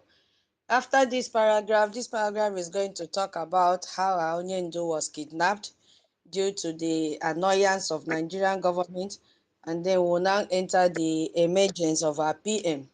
So we are in page 4, line 66 to 69. Yeah, this paragraph critiques Nigerian disappointingly non-pragmatic. Yes, they were so disappointed and they became so furious about the acceleration of Biafran agitation in late 2015. You know, they are cowards. They know what we are made of. So, instead of them to dialogue, Nigeria resorted to deadly and extrajudicial law enforcement action that backfired by fueling the agitation to levels not seen since the end of the Civil War. So because these people are cowards, they just started to kill our people, arrest our people, But what did it do? It elevated our call for freedom. Yes, so we became more stronger and unified. So it stayed this turn into a dangerous corner and boomeranged when the government went rugged by renditioning Mazi Nnamdi Kanu, the Biafran leader from Kenya, in late June 2021. So that paragraph concludes that this avoidable overreaction has convulsed Nigerian legal system. You see that we've made their legal system rubbish because Onyendu is even the one teaching them their law today whenever he goes to the court. This triggered the international legal order against Nigeria and birthed the government-driven insecurity that has rocked Southeast Nigeria to this day. So it adds that Fulani Islamic terrorists have capitalized on the situation to disquiet Southeast Nigeria to no end. So what me I understand is that this is a powerful indictment of Nigerian strategy. Yes, we also have to indict Nigeria, not them indicting us every time. And their indictment has no foundation. It's baseless. It doesn't have fact. So for me, it shows that Nigeria's own brutal actions, especially the illegal kidnapping of our leader, directly led to the increased agitation. Of course, that is why everybody said, what did he do? What offense did he commit? That you had to lock him up for 5 years now in a dungeon. No access to sunlight, no access to his family. He is just there with one cloth every time. So this has made Biafrans to boiled up and continue to increase the agitation. And even the current insecurity in the southeast, which we know it is coming from those illegitimate governors in the southeast part of Nigeria, which is Biafra land. So it confirmed that Nigeria's action have triggered international legal challenges, which is a key part of our strategy. Yes, so Nigerian leaders, they are cowards. Instead of them to dialogue, they resorted to killing Biafrans because they know we can never close our mouth. We will continue to fight. And the next thing they did, they couldn't withstand the power and unity of Biafrans. They went and kidnapped our leader. You see, this is what Nigerian government did. So the next paragraph now will lead us to how our PM emerged and how Brgie emerged. I just love how this testimony was arranged chronologically, starting from our history, our background, introduction to what is called statement of fact. Yes, that is where we are. So I will yield my mic here for anyone that wants to contribute. Please just go straight to the point. Yeah, so that we can complete and then give the room for everyone to say whatever they want to say to this. Thank you.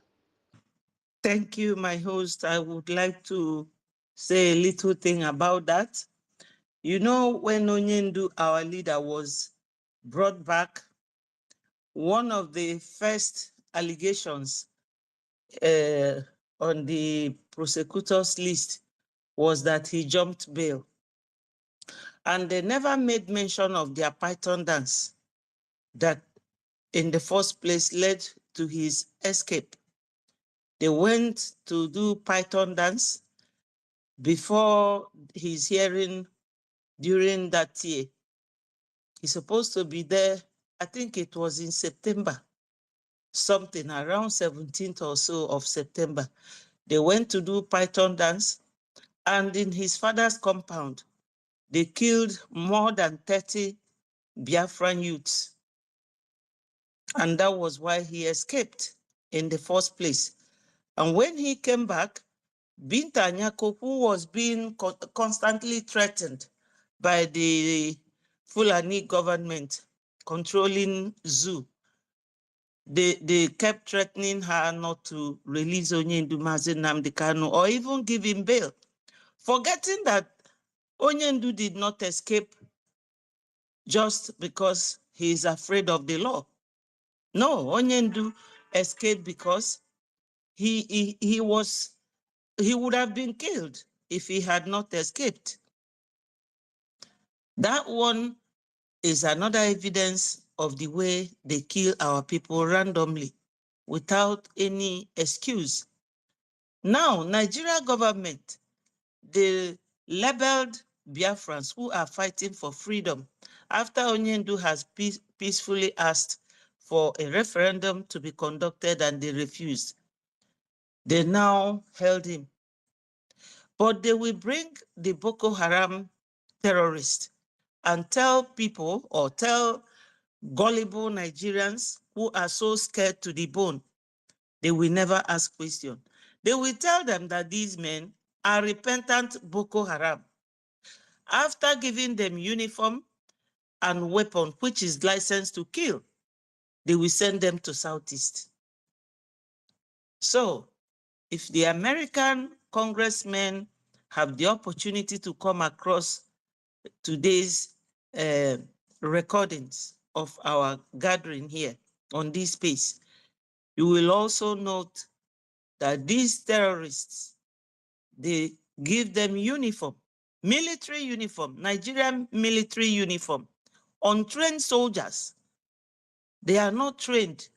You can imagine when a terrorist is being given gun and uniform, boots, barrette, all those things, kit them up and send them to Southeast. So if there's any civil war going on or declared, they will be lying to the world that is a farmer header clash. So farmer header clash requires aircraft coming to bomb the people. They recently bombed the market where crowded people were crowded, buying and selling. They went there to bomb our people. So they kill us at any given chance. Every little opportunity, they will be massacring our people. And they killed a lot of people in that market. So these terrorists, who are not trained or combatant soldiers, are the ones they will change from terrorism, foot soldiers, to military uniformed soldiers and send them to Southeast. Thank you. Our people are going through a lot. If we start to list what is happening to us, this place will not contain it. We have been through a lot in the hands of the Fulanese. Even the northerners that they settle in their land are now asking them to go.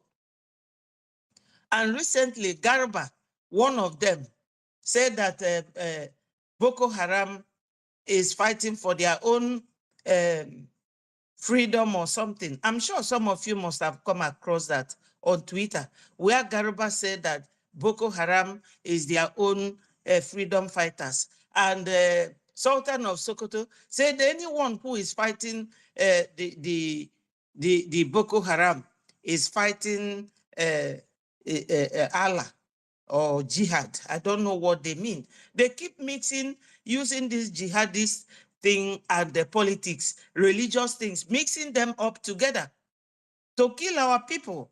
And nobody is coming after them. So their only anger is that we that owns the land, we are challenging them, that we are not keeping quiet like other cowards. No, Biafrans can never keep quiet. At this level now that we have gotten, Biafra is going. And I thank my APM for the wonderful moves he started making recently. Shame will be on all of them that is fighting him internally. Thank you, my people. Okay, let me take it on from here. The Lord is our strength. We must forge ahead, no shaking. Okay, we are almost there. Yes, so we are in the emergence of our prime minister. The story is almost coming to an end. How did we get to Brgie? Is what we want to look at now. How did our PM come into play? Okay, so line number, that is page 5. If you are there, you can look at it. Line 70 to 73. So this paragraph focuses on the rise of Simon Ekpa and the Brgie. Yes, so it states that after Mazi Nnamdi Kanu's illegal kidnapping, one of his prestige Finland-based Biafran activist Simon Ekpa took charge, and he's still in charge till date, of the Biafra independence movement and created the Biafra Republic government in exile. Brgie, of which, hey, he is the prime minister. As the next iteration of the Biafra independence movement. But see, it also highlights Brigie's significant achievements. Galvanized the support of the Biafra population and has engaged in high level of dialogue in Washington, D.C. I want to speak this one in Igbo language. Is it? I want to say clap out for Brigi. Hey, Ogidi. A na-akụkwa aka ebe a. Ala akụkọ aka ebe a. Ngwanụ. Ala Yes, Kemaka. It's on speaker. Unlock your speaker. Nyemaka. yes, Open your mic now and clap. Nyemaka. I I hope will you remove don't. you from the I hope you don't. I hope you don't go take family. Nyemaka for our PA. Nyemaka for Brigi. Guinea. Now we have the mouth to talk. Nyemaka. Thank you so much. Thank you so much. No be small thing, oh, to have a government from a group. Hey, from a group to a government that has given us the power, the strength to gather in this space today. One man said, I will not let the light dimmed in my hand. He took up that mantle, and that person is our Prime Minister, Mazi Ekpa Njoko. Simon Ekpa Njoko. And we have our APM, who also repeated what he said. This light will not quench in my hand. And that is why we have gathered here to say kudos to all of them. So we continue. Hey, where did I stop? Okay, you see, yeah. So having retained top lobbying and law firms to engage the US government. That is our story and our journey. You see, furthermore, it states that Brigi organized a self-referendum in which more than 50 million Biafrans voted in favor of independence. You see, we are not just a group now. We conducted our self-referendum on 2nd of December. We are not out, we are not terrorists. And it took place in Lati, Finland. Look at the massive, beautiful hall that the Finland gave to us, and they want to rubbish their identity. Ha! No, you guys must release our PMO. Yes, so yeah, let me continue. It confirms, okay, yeah, Brigi held an independence convention in Lati from November 29 to December 2nd, 2024, in which Brigi declared the independence of Biafra on 2nd December 2024. So for me, what I understand in this paragraph is that this is where the document explicitly details the establishment and key achievements of Brigi under Simon Ekpa's leadership. You see, it highlights the direct diplomatic work in Washington, D.C. So when these people will be reading this document, they will now understand how they started seeing this handsome man called APM beginning to talk to them. They will now understand the storyline and said, oh, this is how we noticed this man here with his briefcase and his blue suit looking so cute. Ah, so we understand. This is the story. They have passed the mantle to him from Masob to Onyendu, from Onyendu to PM, and from PM to him. My people, did you see Arabu Fulani here? She is not mentioned in this paper. Did you see Okoma Mbano? Did you see the bald head, the man like Mohammed Mbano? The only person that we have heard their names are those that I've mentioned. So it highlights the direct diplomatic work in Washington, D.C., the massive popular mandate. We gave our APM mandate of over 50 million Biafrans that voted for their referendum. Yes, so, and the declaration of our independence in Latin. So again, it provides concrete evidence for our movement structure and the popular support. Yes, so ever since our PM was detained. Hey, so who has anything to say should grab the mic. Who, I think Holland, your hand was up first. So please just go straight to the point so that we can continue. Yalla. First and foremost, I want to appreciate, and Now I have to appreciate. speak. Oh, I have to I have to speak. Oh, clap. my I line. I want have clap been. my You hand. have been rejecting me. Oh, You have okay. been rejecting my this thing. Why now? Please, can I Ancestral, we suspend said myself that, maybe hold after on, you hold on. as you come up? Ancestral, please. We said that if you are in a hurry, instead of you to interject, message us in our inbox. We will attend to you immediately. Nobody is All right, omitting you. It's the network that's been tutor, kicking you out. ma. But Let's the thing is that I've been calling And him. we've been calling The you. thing You with were not ancestral, here. yeah, hey, he won't tutor. talk. So Let me just allow him to hold speak. on, I'll please. come up again. Hold on, please. Hold on, please. Okay, ma. So Okay. now we have to reach a consensus. Holland, do you want Ancestral to speak? Yes, ma. Go ahead. Go ahead. No Okay, problem. I'll come Ancestral, up go again. ahead. Holland, thank Mm. you so much for your understanding. Thank you. Ancestral, please go ahead. Okay. Yeah, make una know first. So I wanted to speak. Just then I was on a hold up. That's why the other time. So good evening, everybody. Good afternoon, depending on our time location. Then based on the analysis of the documents that our APM presented to the congressional men. From what you have read so far, I will go a bit back on the issue of the terrorism act of the Nigerian government. They tagged IPOB. Now, from the when our people were doing protests and praying in the church, you know one thing that Nigerian government they Ancestral, used to do. Ancestral, please hold. Uh, Ancestral, please hold on. Don't take us back. When we finish, you can take us back when you have time to do submission again. Please, please, I'm begging you. Don't take us back. Just follow the line where we have stopped now. Then when we finish everything, just jot down your point. You can now go back because you will take us backward again. Please. Do you understand my point? yes, I understand. Yeah, please. We have gone a long way and we don't know where you are taking us back to. We are almost rounding up. Please understand. I'm sorry. Okay. Yeah, no problem, no problem. So now, based on the where we are now, the emergency of Brgie and the document that we're using, our bylaw and this thing, and the government in exile. Our leader, Mazi Nnamdi Kanu, said a time will come, we will go into autopilot, and then we'll form a government.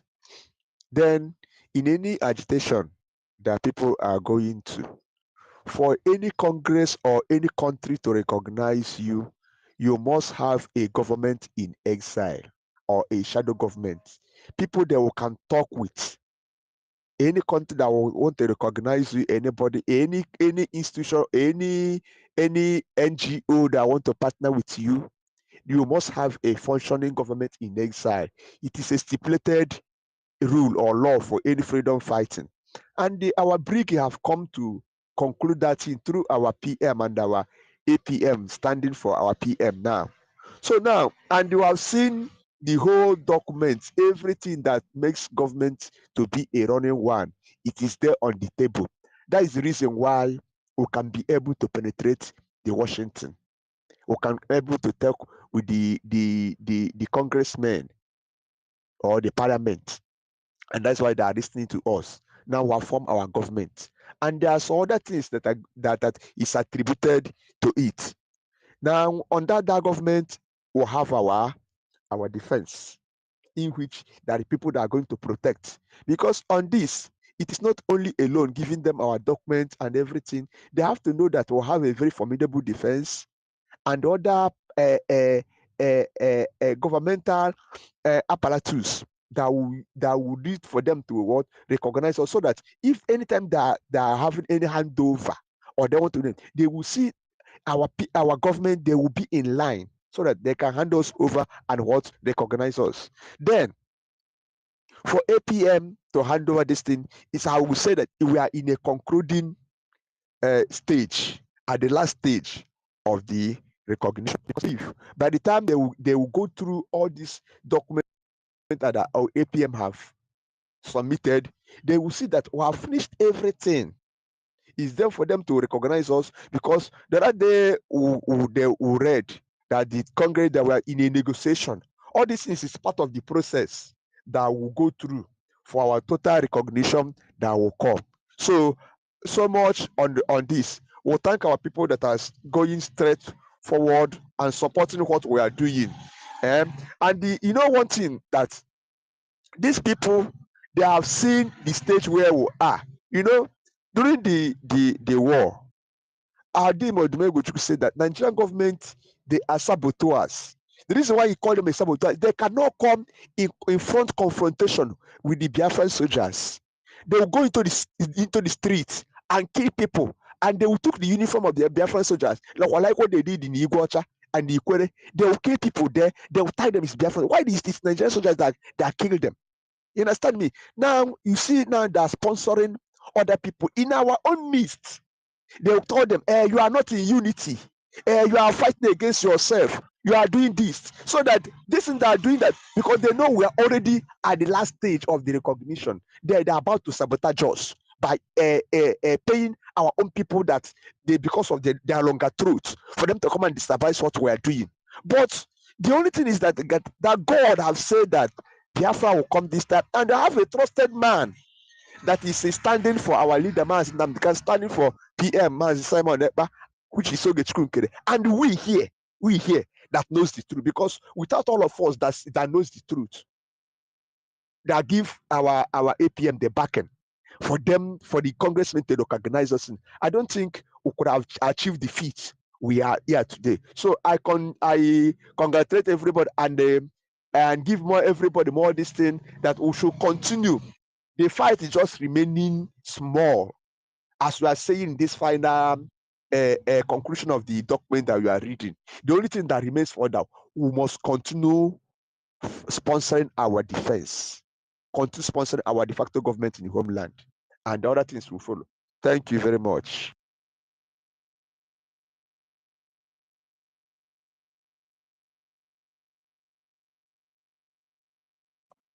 My host, are you there?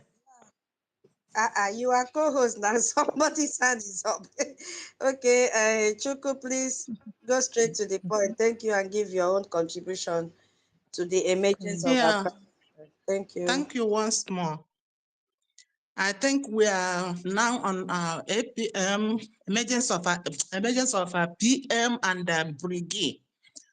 So my little contribution there is this PM, who is this Simon Ekpa Njoko, a gallant man. He was a politician, so to say, Nigerian. He was active in Nigerian politics when everybody thought that Nigeria was something to be remedied, just as our Onye Ndumazi Nnamdi Kanu. Then, after listening to Onye Ndumazi Nnamdi Kanu, he found sense in his teachings, in his broadcast about our freedom of Biafra. Then he started promoting this message of redemption in his own little way. And after he was introduced, or nature, or the Holy Spirit, or God introduced him to Mazi Nnamdi Kanu, which made Mazi Nnamdi Kanu Onye Ndu to command us, you must go and listen to Simon Ekpa. He is bringing this movement to another direction. You must go and listen to him and forward his broadcast. Then the two of them, they were working together secretly, I must say, because it was not made so open. The open one we saw was where he had an interview, interviewed Onyendu about 2 times or so. Then after that, they kidnapped our leader, Onyendu. As God would have it, he has imparted some of his spirit on Simon Ekpa. That was how he came, as somebody that loved his people and loved his freedom and knows that what this generation is suffering, that no sensible man will like the future generation to go through such a thing.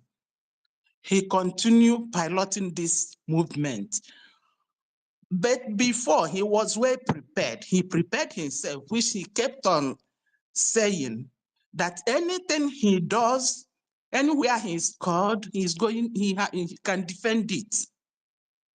So that was what made him, and everybody saw that he is on right direction. And we all followed him and supported him. And as he said that he can defend everything he was saying, he didn't just start doing, he read, he studied, he prepared himself, being a lawyer also by profession. So that was what led to the emergence of this brigade and the fastness of this movement to this area that we are. Thank you. I leave the mic for other people to contribute. Thank you. Holland, I think you are the next. Is Holland near his mic? If he's not, we give to Joseph. Thank you very Give to much. Joseph. I think all protocol observed. I greet everybody. Once again, I want to stress on the rise of our PM, Mazi Simon Ekpa. PM was once an advocate for a better Nigeria, and he found it difficult to believe any false thing about Nigeria until when he interviewed our leader, Mazi Nnamdi Kanu, who also was once an advocate for a better Nigeria.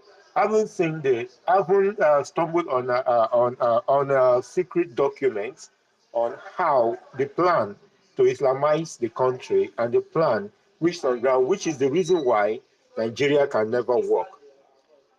Mazi Nnamdi Kanu decided to take on a safe journey to save his people and to create awareness about what is going on in that country, and giving them the reason why they need to exit, just like our internal leader, which in the person of Odumegu Ojukwu. Then after that, Mazi Nnamdi Kanu started the teachings as a kind of exposition for our people to realize who they really are and the plans that is on ground to eliminate them in order to Islamize them and also chase them away from their land.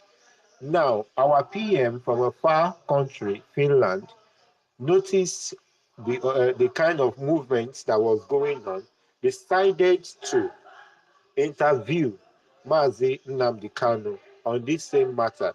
Mazi Nnamdi Kanu, being the person who he is, the person who does not force his will on anybody, decided to open his eye by telling him to go and do the research by himself and find out what is actually going on and why Nigeria as a country cannot work. So our PM, Mazi Simon Ekpa, get to work. Eventually, he noticed, and one of these things, he stumbled on the same document, and is popularly known as Abuja Declaration 1989. And then he himself comes to conclusion after he saw the massacre that happened in his hometown in Ebonyi State, then draw to this conclusion that yes, this is fact and truth, that his race are being threatened in Biafra land. So he became so vocal and he started talking out. At that point in time, the Biafran notice how he talks, and they notice that he speaks their minds out.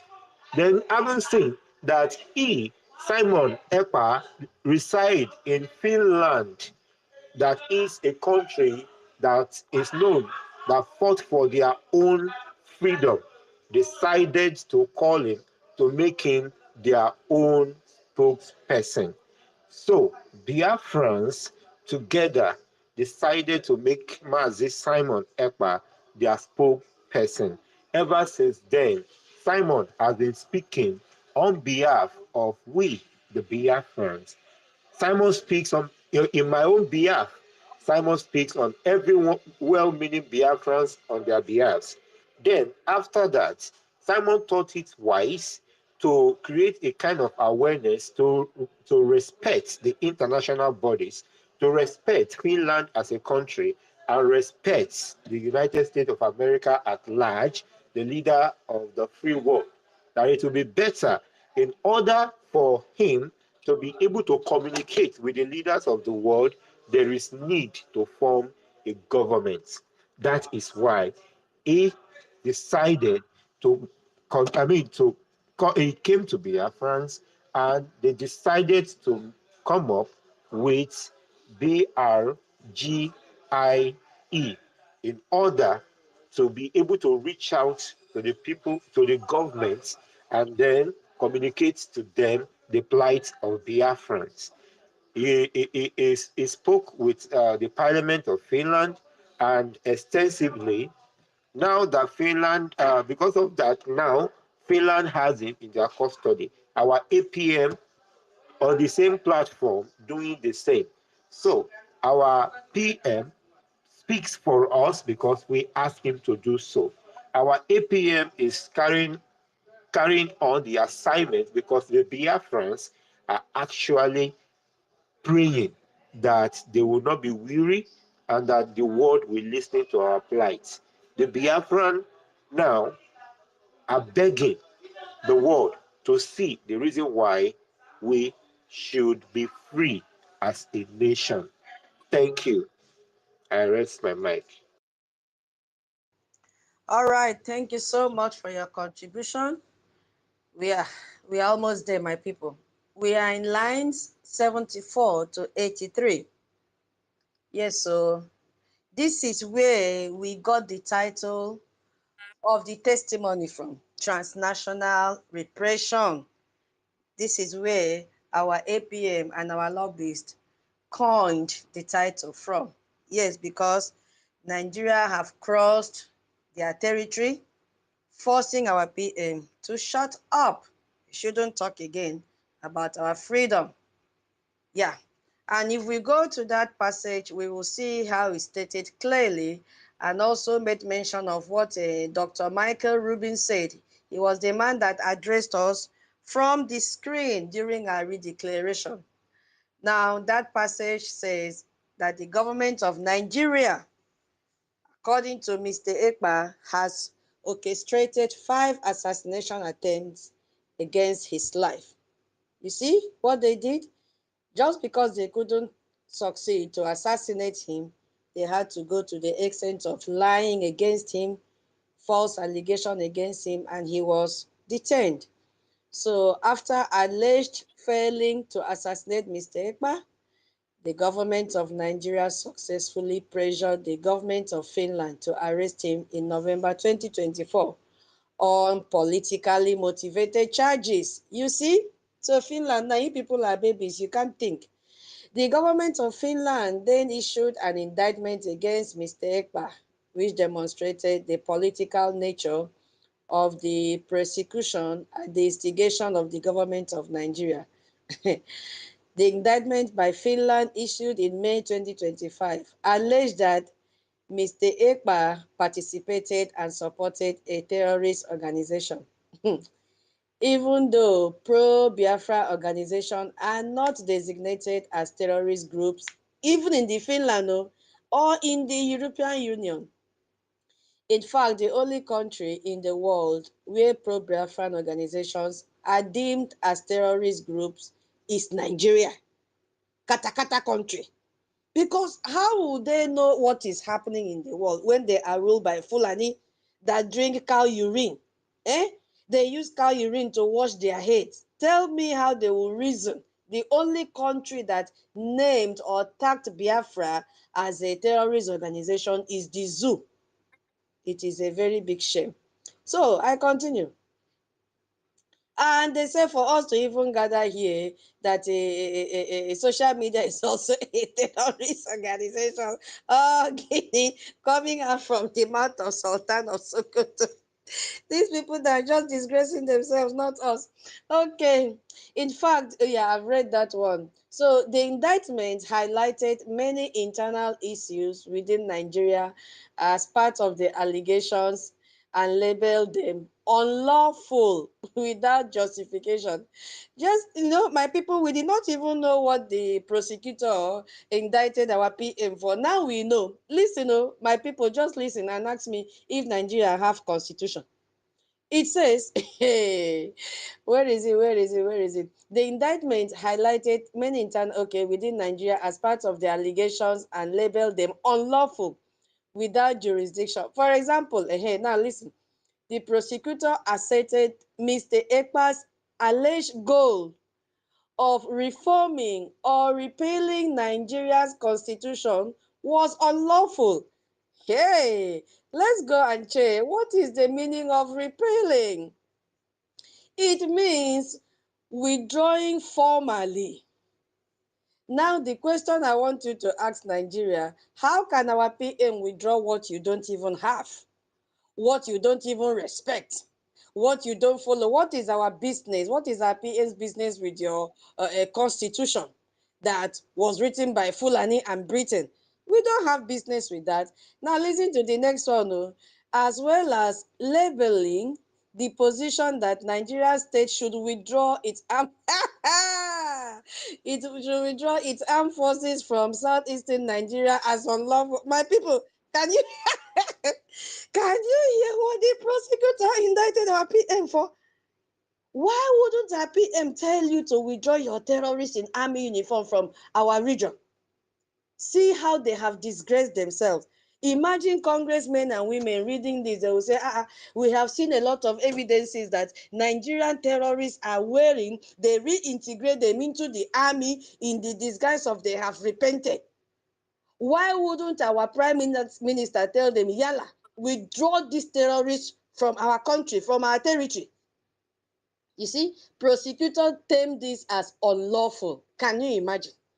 So, for the government of Finland to assert that a Finnish citizen holding political positions regarding internal policy matters within Nigeria is somehow a criminal offense in Finland is, hey, they use the right word, nonsensical and absurd. Finland they shouldn't even believe this in the first place. He said, and demonstrated that Finland is engaging in a politically motivated persecution. My people, this is the center of our discussion today because we have now known what they indicted our PM for. And we have gathered here to say they are all lies that Nigeria integrate terrorists into their military wing. All the forces, these are terrorists wearing their uniform. There are a lot of evidences on social media. Is it the one that they went to the community, burned down their homes? Is it the one that they went and shoot everywhere, killing our people, women with pregnancy, babies, children? We have a lot. So now they had to quote our Dr. Michael Rubin, a senior think tank official with the prestigious American Enterprise Institute. Yes, I'm taking your mind back. It was the one that addressed us through Zoom during our redeclaration. Has written a length on how Scandinavian countries, when we say Scandinavian countries, is about these people, Denmark, Norway, Sweden, and even part of Finland. Yes, part of Finland are those that make up the Scandinavian countries, have a poor record of selling out African political exiles and dissidents, and that Finland's case against Mr. Ekpa is politically motivated because Finland in all normal circumstances, shouldn't have involved themselves in the same battle they fought against Russia. So that means Finland have been pressurized by the terrorist Nigeria. So Finland is what? What do we call them now? Since they have colluded with Nigeria, we have to give them a name. Aha! What do we call those people that, also put a signature to kill or to indict innocent people? We say they are what? Complicit. That is the right word that suits Finland. They are complicit.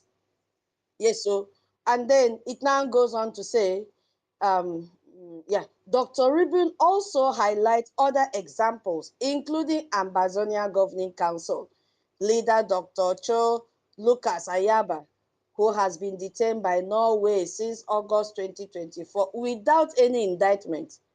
Nigeria's conduct towards both Mazi Nnamdi Kanu and Simon Ekpa demonstrate transnational repression.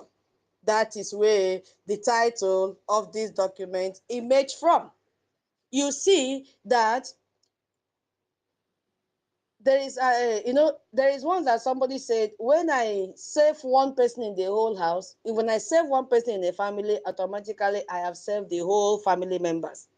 This is what is happening in this case, to my own understanding. Now, the name of our brother, Ambazonian leader, Cho Lucas Ayaba, has also been mentioned in this document. This will now prompt them to research. Why are they also detaining brother Cho Ayaba? What did he do? And they will trace and see that the same thing our PM is doing. And that will link them to understand what the Cameroonians are doing to them as well, killing them. Our storylines are the same. So that means our brother here will also get some concession. Remember, the same lobbyist is also lobbying for Ambazonia. So these people will have the same message. You see what is happening? Through our PM, through our Onyendu, through our Brgie, everybody will be safe because their books have been opened. Their atrocities have been opened to the whole world to see. So for me, what I understand here is that it provides a very detailed, documented evidence of Nigeria's direct attempt to silence our PM, Simon Ekpa, including the assassination attempt. Because I remember when our PM said it, yes, and then manipulating a foreign government, which is Finland, to arrest him on false charges, because those charges are not true. So it firmly established that Finland is complicit in Nigeria's transnational repression. So this section is a direct call for the US to hold Finland accountable too, not only Nigeria, showing the global reach of Nigeria's tyranny on our leaders and in our fight for freedom. Yes, so when we deliberate on this, then we'll now go to the conclusion part of this document. Yes, it's getting interesting day by day, minute by minute. All right, who is there to speak? Kindly, okay. Rage and Fury, Afam, second hand. Rage and Fury is first hand. Just please kindly go straight to the point. Okay, all right. Thank you very thank you so much, my sister Tuto. As a matter of fact, some of those things that you speak about, we are all aware that even when this assassination attempt was carried out for the number of times the assassination attempt was carried out on the Prime Minister Simon Ekpa, the Finnish authority was also aware of it. You understand? So, but it's quite unfortunate that due to political reasons, they are committing this injustice against the Biafran people. So what we are saying is we are calling for justice. The Prime Minister has been in Finland for years. He has never broken any of their law. Rather, he has served them. He has contributed to their economy. He has contributed to the building of Finland, you understand? So I don't know why now that he stood up to fight and speak for the freedom of his people, that he should be arrested and detained. I'm talking about withdrawal of Nigerian military from Biafran territory as unlawful.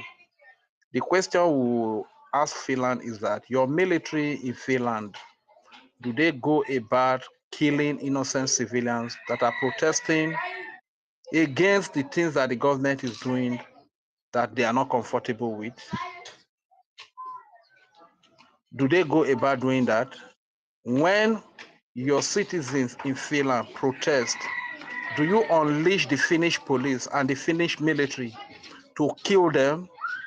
These are common traits, evident ban actions that the Nigerian so-called security, be it military, police, and other and all of their terrorist groups, special forces, Agune Chamber, Dogachi, Ibubago. These are the crimes they have committed against the innocent citizens.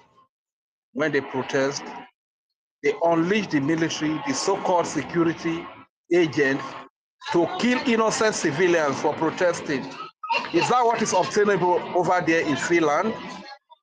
The military, the police is supposed to protect the citizens.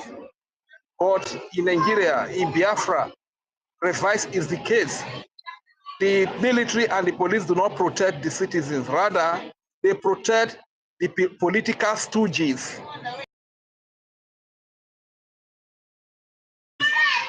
that are very difficult for the common man to survive.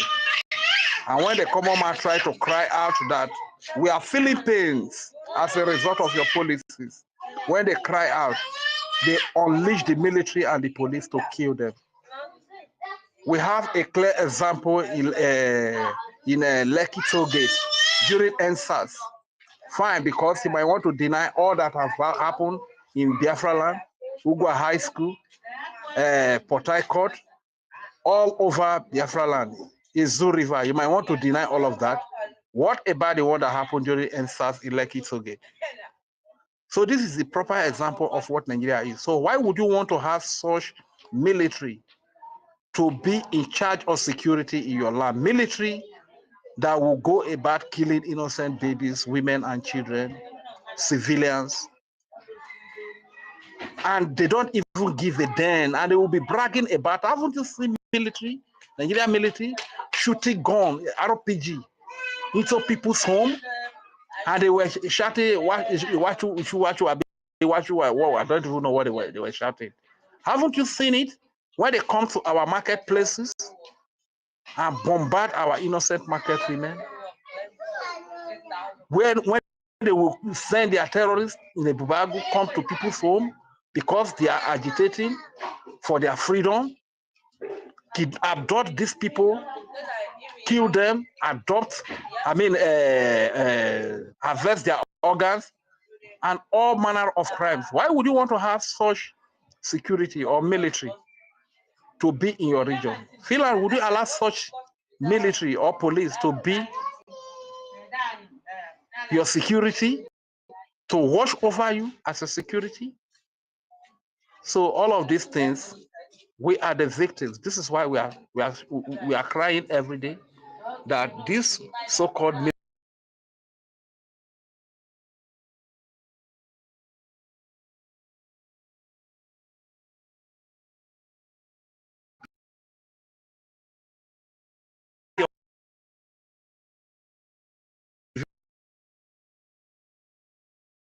nationalists, every religion that is found in our land. We have the Biafra Defense Forces that care, that protect them, that do not harm them. And we have not had any record of criminality, of them going to marketplaces, of them going to civilian homes and kill innocent people. It has not happened. It is only from the Nigerian side that we are hearing all of these things. So I think this is just the little I want to contribute. Thank you very much. I hang the mic here. My host, I have seen many hands, so I quickly jumped in so that you will allow me to add a little thing to it. I hope that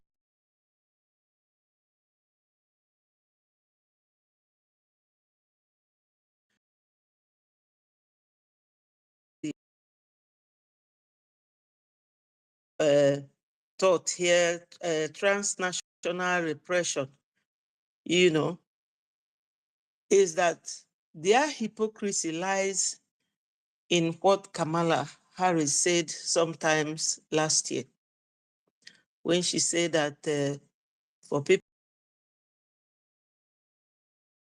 criminal Kashim Shettima went to UN talking about the people of Palestinian. He used the same language. Now, Finland, our PM came to your country. He got his citizenship, married a Finnish woman, have Finnish grandchildren, and he's a barrister working, following the law, a politician, a soldier, doing everything that you people wanted. You once knew about Biafra, 1967, you recognize them, but your hypocrisy here in detaining him is that you Finnish people are supporting Ukraine from Russia. And you are going, their president, Zelensky, is going around the world. He has been to Nigeria. He went sometimes to America and was almost going to fight Trump. And Trump and his deputy tried to caution him to go and cease fire and comply with the rules, that they have helped them enough. This is what is going on. Assuming while Zelensky was on transit or traveling from Ukraine to America, they detain him somewhere and keep him under custody like our PM.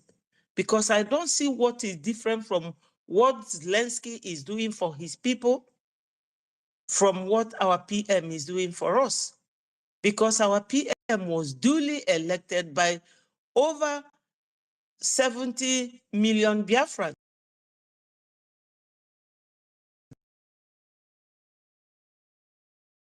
Fighting for our freedom.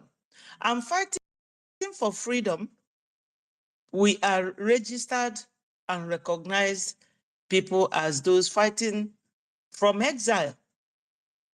We are not the first. So the procedure is still the same. So what is the reason of Finland for detaining our PM? Because this is no longer a detention because of security or for anything. Why is it that Finland did not give decision? The very day they kept our PM till October or September. Why? Because Finland, you people, I don't know what is in your mind in doing all that.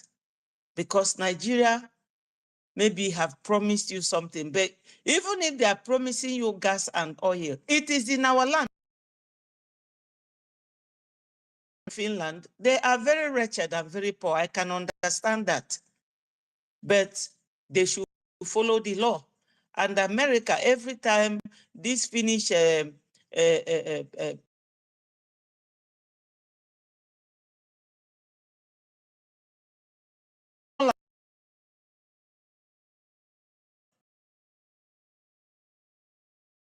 so why is he not there? Very wretched country. When I went there, I said, what is this? When PM will tell you, I will bring Finland to, we don't need Finland, I beg, to our country. We will be better and bigger than them. So our PM was duly elected. We need him the way Ukraine needed Zelensky. So Americans should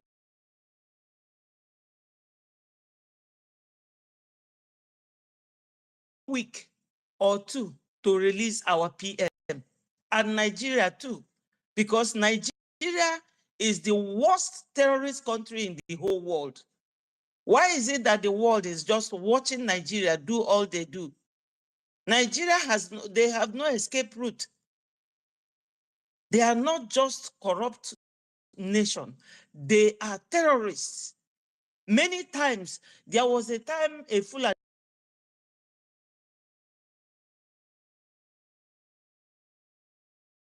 who are now doing everything to protect your interest, because these people, they don't stop at one place.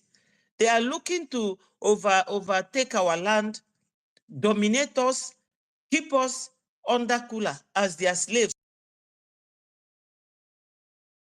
We have control of. They have been using this oil since 1958 till date. What have they achieved with it? Nothing. So all the evidence you people need, number one, is that our PM was duly elected. We need him, we want him, we love him. The way Ukraine loves Zelensky, the way Zelensky fights for our PM, he is a freedom fighter, not a terrorist, not a criminal. You people should know better, because he has lived 20 years in Finland and Finnish people very hungry and wretched. I don't know what Nigeria gave them, and they're going against the law. Our prime minister's human right is being infringed openly, and nobody is saying a word. So America should do something about it. The whole world wouldn't live on hypocrisy, because this is what is going on right now. Biafrans, we have the same inalienable right that Kamala Harris mentioned. We are not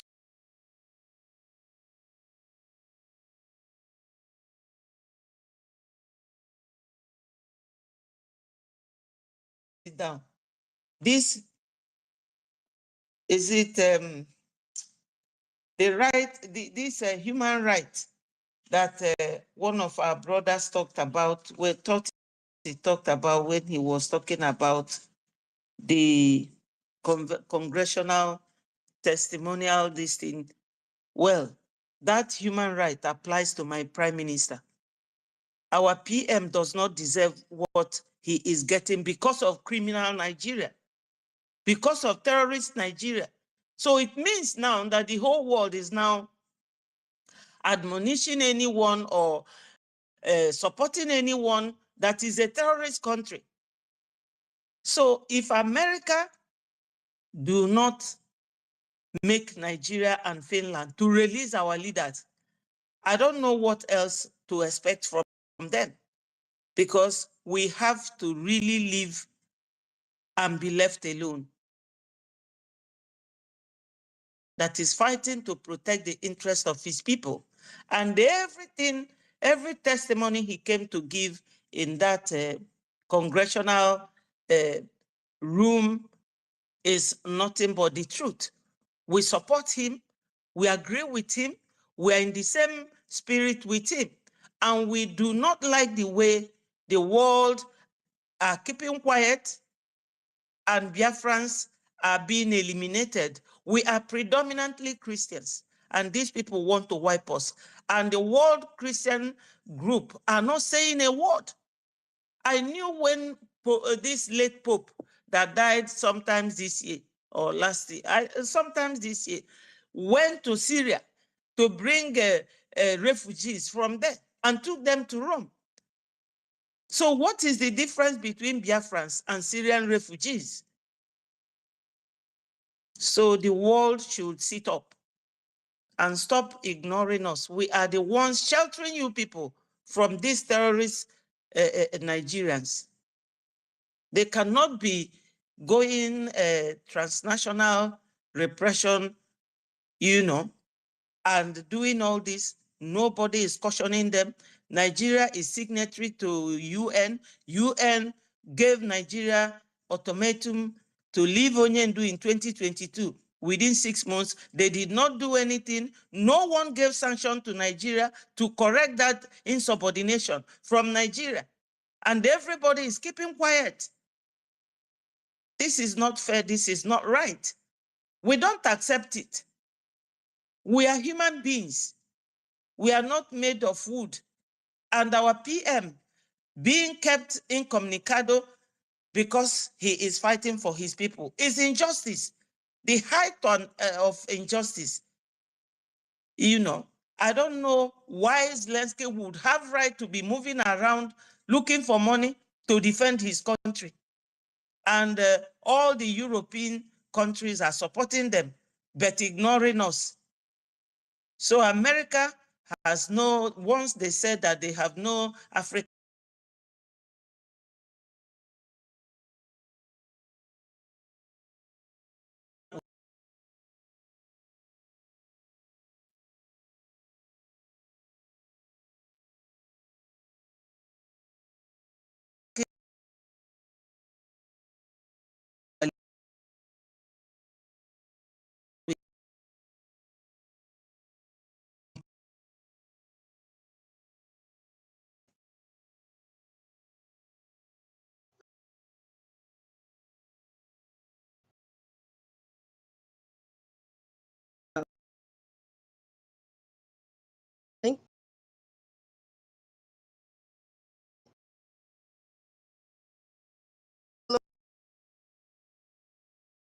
solution and the recommendation.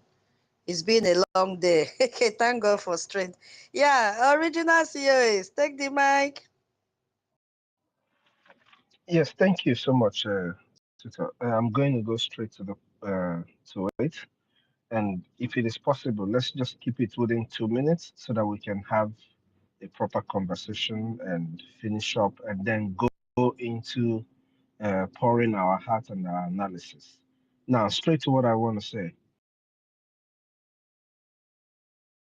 Their terrorism and Finland and their support towards terrorism. My 2 points here is this. Nigeria is the only country in the world that recruits known terrorists into their own defense forces, into country in the world. So all the countries that are supporting Nigeria, I want to ask each and every one of them a question, starting from Finland. Finland, our prime minister was a soldier who fought for the sovereignty of your country, because any soldier, whether there is ongoing war,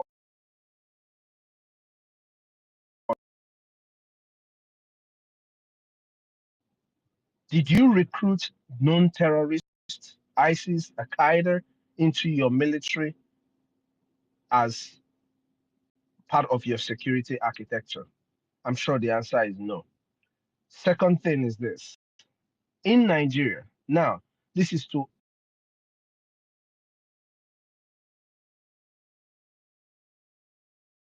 has been confirmed. Real time confessions from people shows that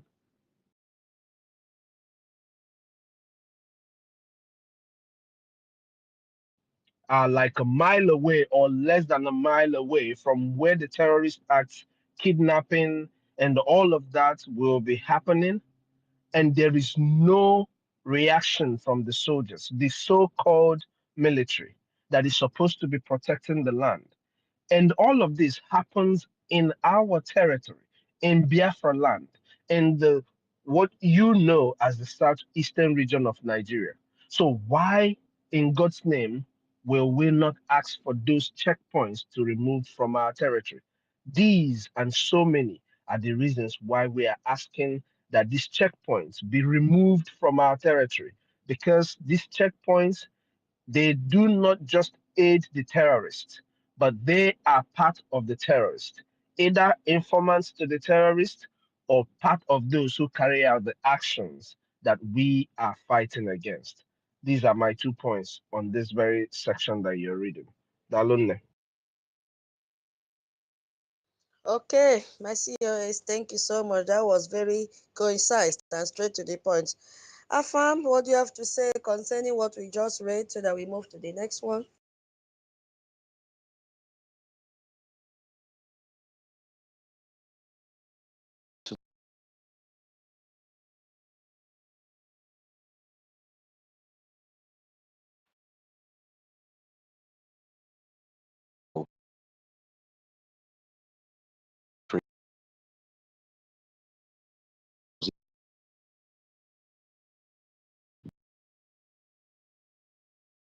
from to women, the mothers. I thank you for the wonderful work you're doing. My big sis, Toto, all of you, women to be. You guys are gathering the house, guiding the house, trying to discipline us for us to be in line. Kudos and please never give up on this. Please. Kudos to our brother Nweze that said you guys should control the space. And this is the time for your children and husbands and brothers and sisters. That is it. So I thank you. Please keep it up. Then before I start, I want to say something that is very important. We should never forget that we are Biafrans. My COS, I want you, please, to get this message to our acting prime minister, because I don't know if he's away.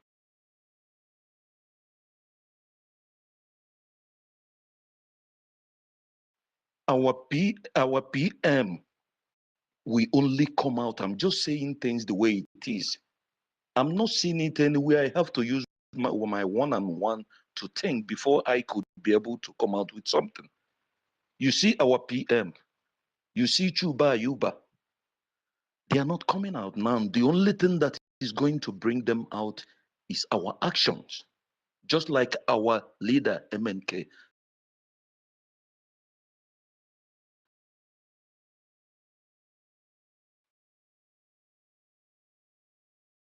I have said this thing twice. His wife is a British attorney.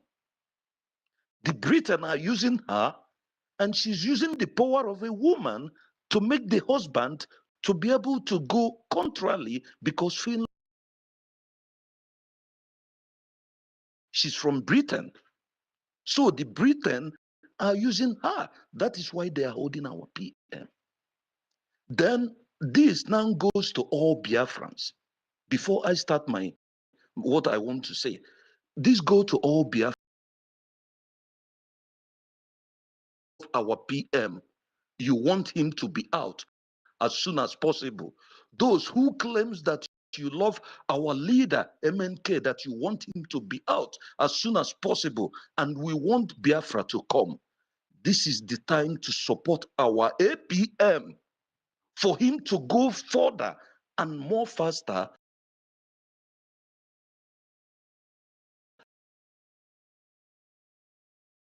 We make these people to stop this mess. And what we do, most especially what we do in our homeland, because they are using us to play politics.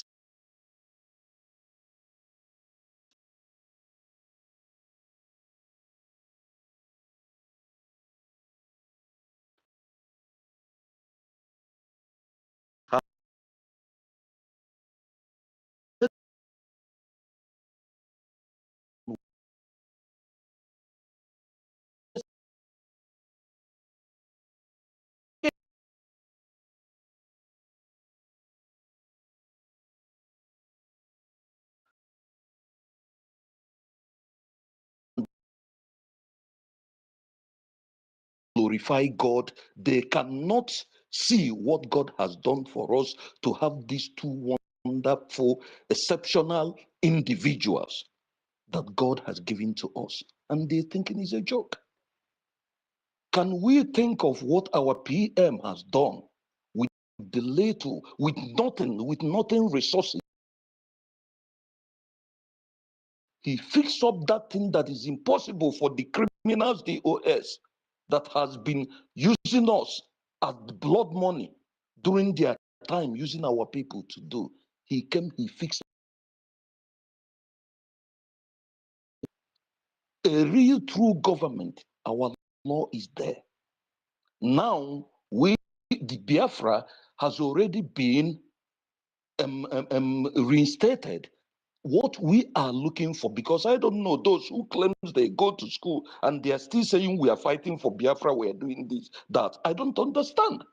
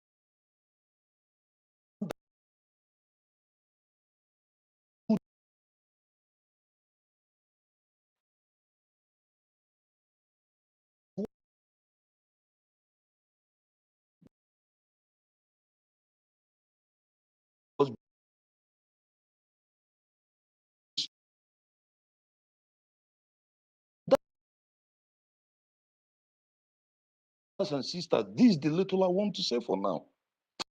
Thank you. But please, let us not forget one thing I said. The Finland Prime Minister, his wife is from Britain, and she's a British attorney. Thank you.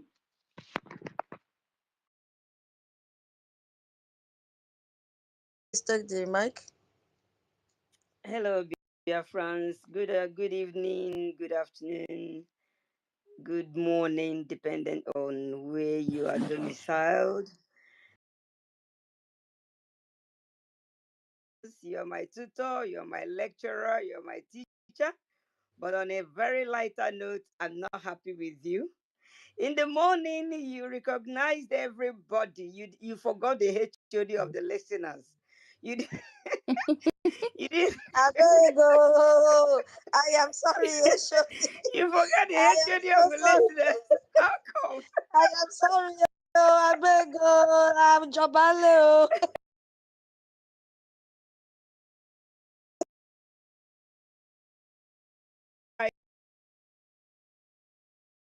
Good afternoon, Welcome. Sister Betty, Madam Betty. Well done, ma. Well done, Mr. Snow. Good afternoon. Simon Ekba. I think that's Sister Obi. Good afternoon. Good afternoon. And Mazi Afam. Well done, sir. Rage and Fury. Good afternoon. And good afternoon to every other Biafrans. Yeah, I'm going to pick up just a point. Actually, our Mr. Snow have really, in short, people.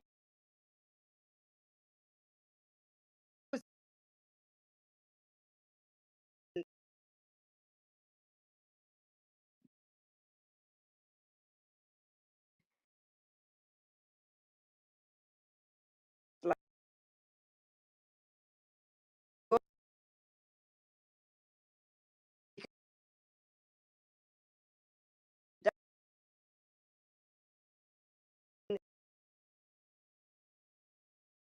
military men. Are they military men? Really? Okay. Who are these military men? These are military men these are ex Boko Haram that were just like, a kind of you know, gathered together or surrendered, and then they gathered them in thousands, they put them in one camp, train them for 3 months, highest 6 months.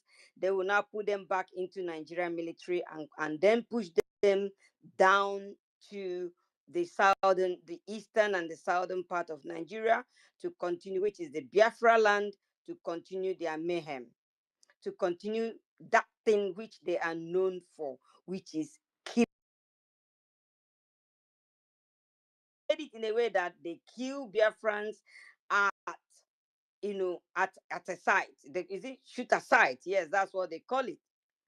When they see any young boy, that his hair is braided, they they don't even ask you why, who are you. They see you with a good car, they will shoot you. And they're doing in those checkpoints. Why did our PM came up with that that they must leave our checkpoints, those checkpoints? That is where they adopt our people.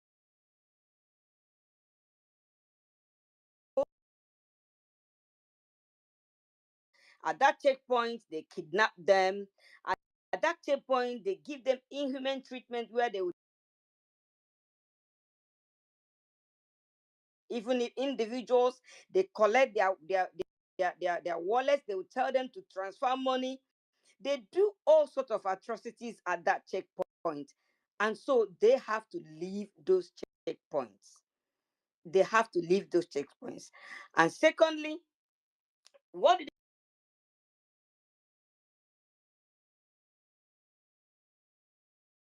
these Fulani headsmen, because all those kidnaps happens like Mr. Snow have just mentioned. It happens like a pole, not even a pole. It's not even up to 1 kilometer. A pole from where they are. We have so many evidences to say that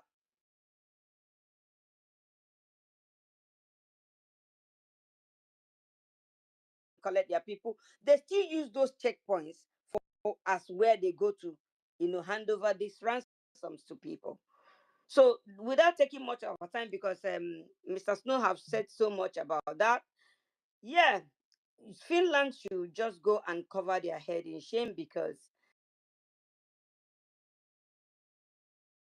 and that persecutor should just go and die in shame, because he doesn't even know what he's defending, or I mean, I don't know how to put it, but that's what I have to say. I'll just me the mic again. Thank you. If I have anything to say again, I'll raise my hand up. Thank you so much, and God bless. Thank you so much, Sister Ihu. Yeah, on behalf of me and my co-host, we apologize once again that we did. Okay, Reg and Free, please hold on. Our minister's hand is up again. Mr. Snow, do you have anything to add? Yes, thank you so much, because it was actually to add to what Sister Ihu just said. Just for the international community who are listening to us, it's not just that they extort money from people using this.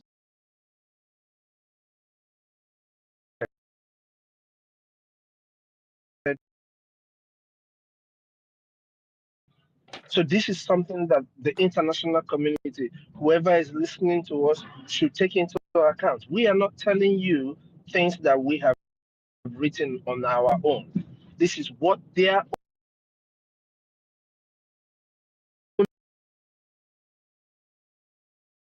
using to kill our people. Just imagine a country where military who have not violated any rules on the road, but just because they are standing there on the checkpoint that is not needed, they extorted over 20 billion from people, from motorists,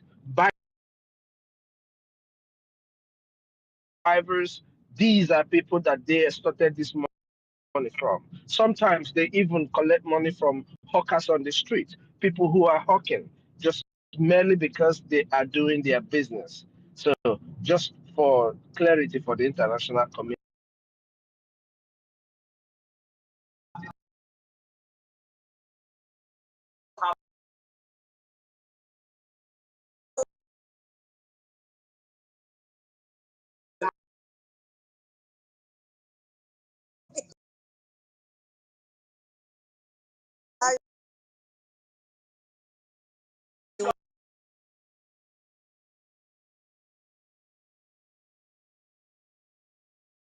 Jump in, it doesn't really look nice. I know the money is there, no problem. We are happy to make the money. But the way you just say, It is something important I wanted to chip in there. I know, no problem. I'm sorry, Biafras. Have the money, because we have to tell the media, we have to tell them the way they operate. For example, you jam these criminals at that checkpoint that they call themselves Nigerian Terrorist Army or uniform or whatever. If you don't have money, sir, please, can you tell them exactly what they do to our people? Maybe when they try to get more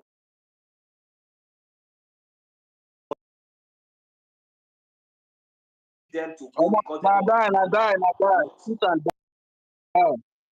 because I just want my minister to explain, because I know that they kidnap them, and then maybe sometimes they extort their kidney to make sure that they get that money that they try. So I just want you to explain more better to the international.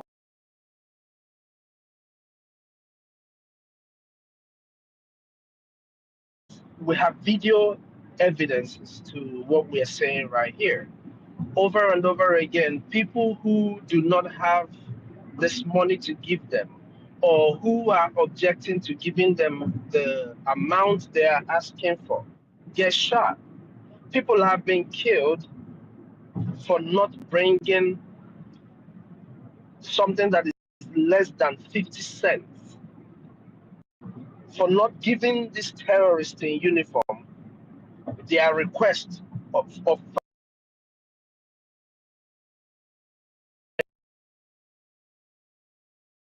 the dollar equivalent.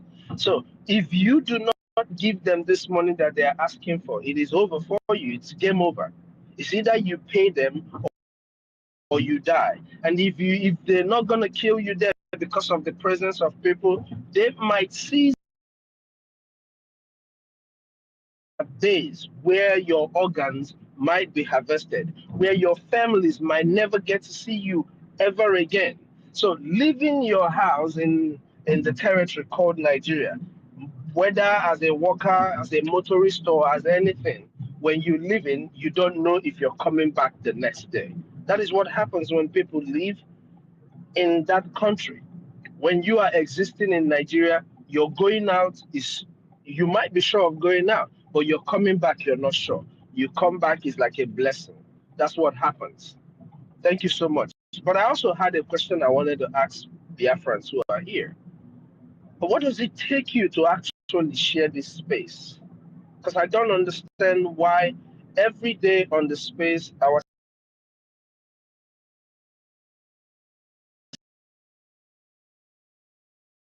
you who is here, what does it take you from sharing the space? Now we have about 39 people who have reposted this space.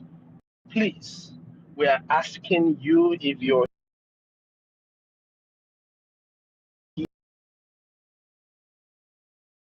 take 5 seconds from whatever you're doing right now and click the repost button so that you hear what we are saying. Please share the space. Thank you very much. Wow, the original COS. That was awesome. Thank you so very much. Thank you so very much. Rage and Fury.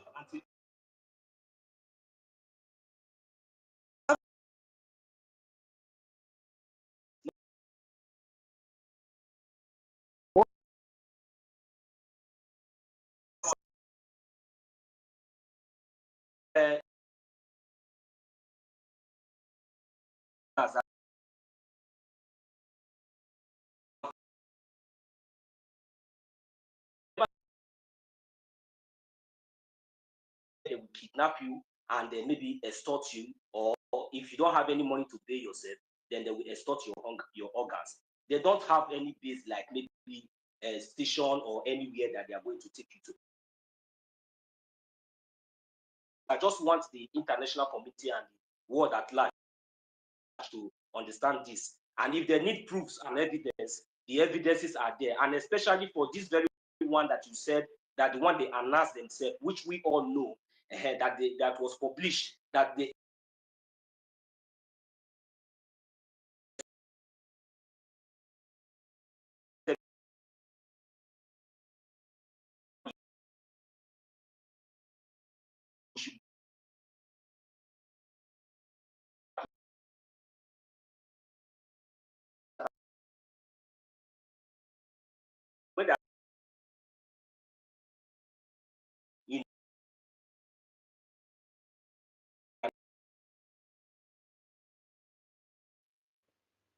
Okay.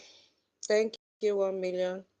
Yeah, anybody that have the video, I mean the picture, please share it with us, because since morning we've been here hammering and exposing Nigeria. We also exposed the atrocities they have done against Biafra. I want to do one thing. Rage and Fury, please, you just go straight to the point. When you finish, then I'll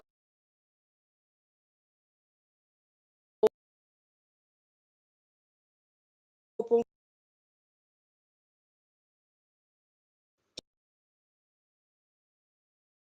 Sorry.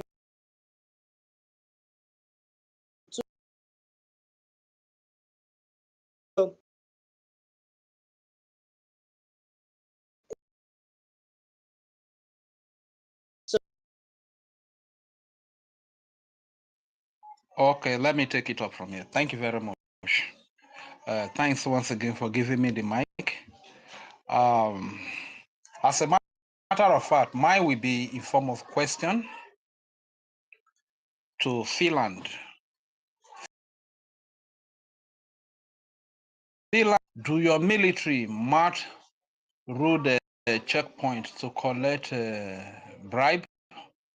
And if you are not able to give them the bribe, it's either they adopt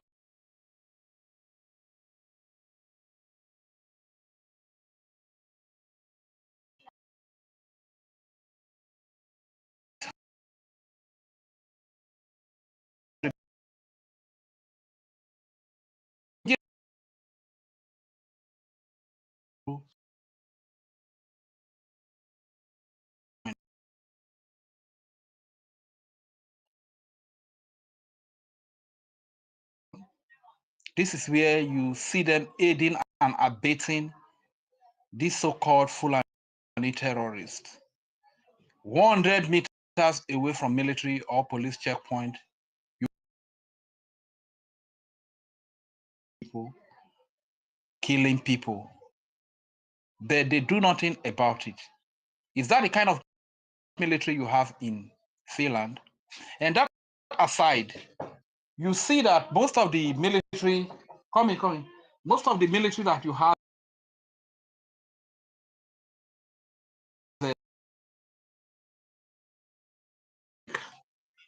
touts or thugs that were picked from the street, or the so-called security, whatever they are parading as security, which in the recent are terrorists. Watchman TV posted a video of a personnel of Soludo security outfit. They call them Udogachi. The man was on drug. After taking so much drugs, he fell into the gutter. You understand? So just imagine this set of people.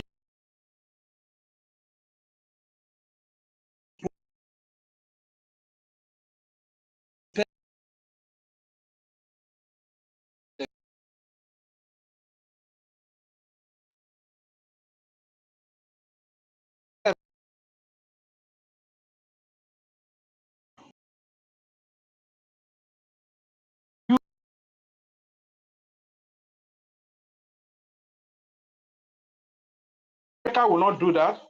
That a repented ISIS, ISIS, ISWAP, or Taliban, that America is going to recruit that terrorist into their military.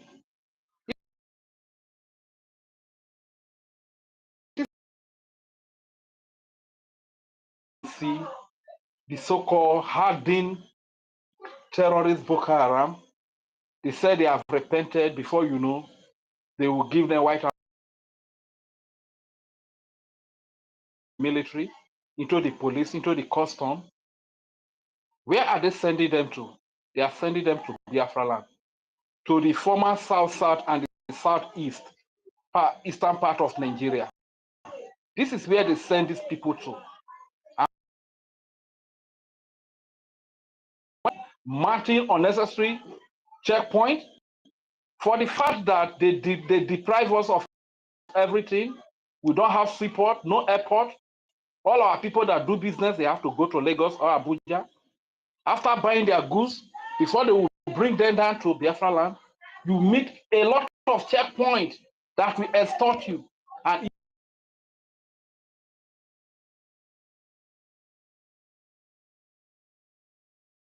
they might confiscate the goods. That will be the end. And if God even save your life, you go. So why would you want to have such military or such police in your land? These are part of the reasons why the Biafran people are demanding the withdrawal of these Boko Haram recruited personnel in the name of military, in the name of police, in the name of security agents that are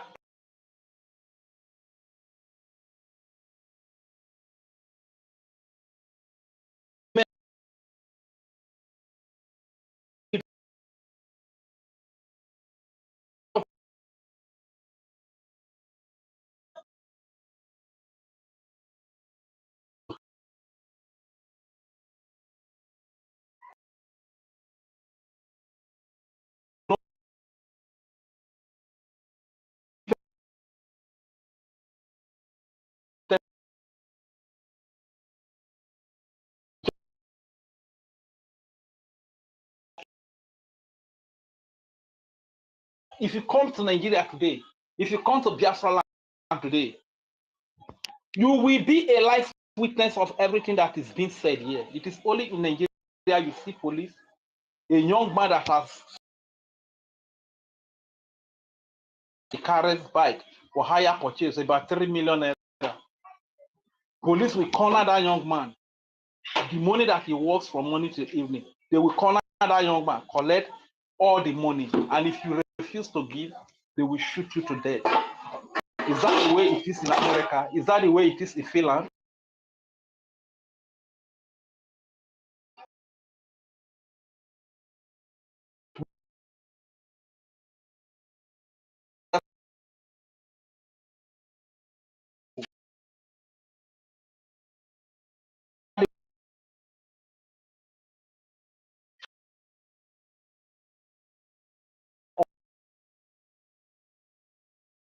Our mothers, to defend our children, our baby, to defend our civilians, to defend our Christians, to defend our Jewish worshippers, to defend our traditional worshippers, to defend the innocent, helpless civilians.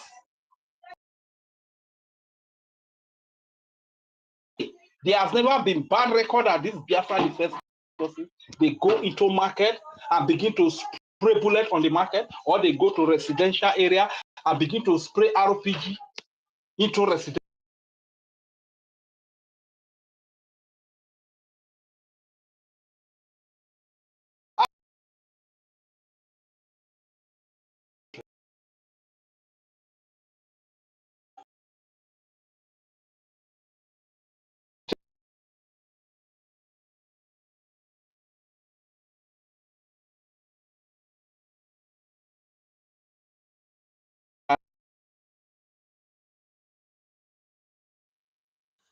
Okay, so let's go to the concluding part.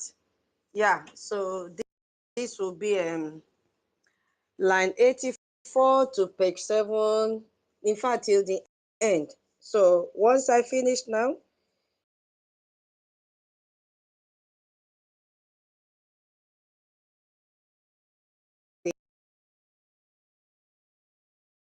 we are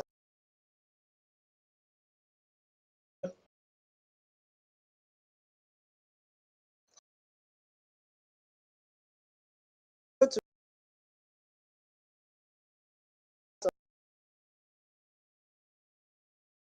summarize.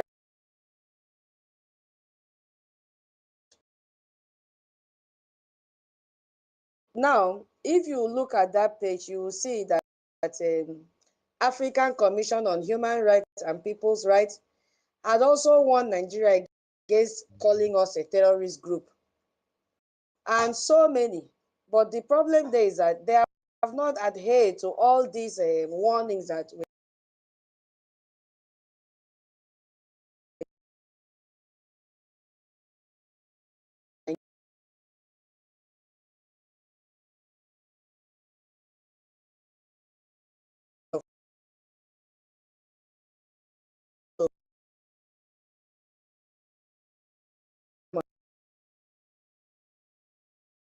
face it to international tribunal pronouncement.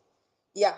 So specifically, it has mentioned the case of African Commission on Human and People's Rights, which in March 2018 ruled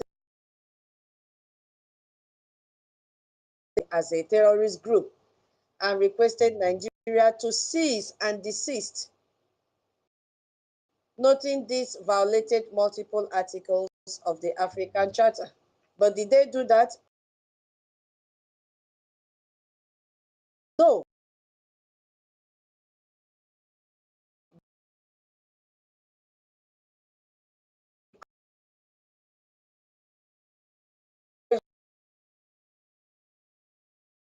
What it means until our leaders and thousands of our youths are free. Those that were kidnapped in checkpoints, those that were kidnapped from their homes. So many forms of kidnapping has taken place peace until our leaders and our brothers and sisters and mothers and fathers, most of them have even died in the station. So it proves that Nigeria is actively defying international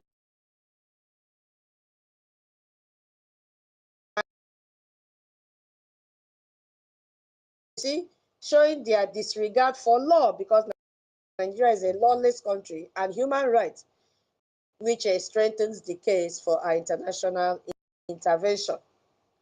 And if you go to paragraph 2, it further decision and all the things they quoted there to Nigeria in October 2020. You see, this UN communication noted IPOB objective to secede through a referendum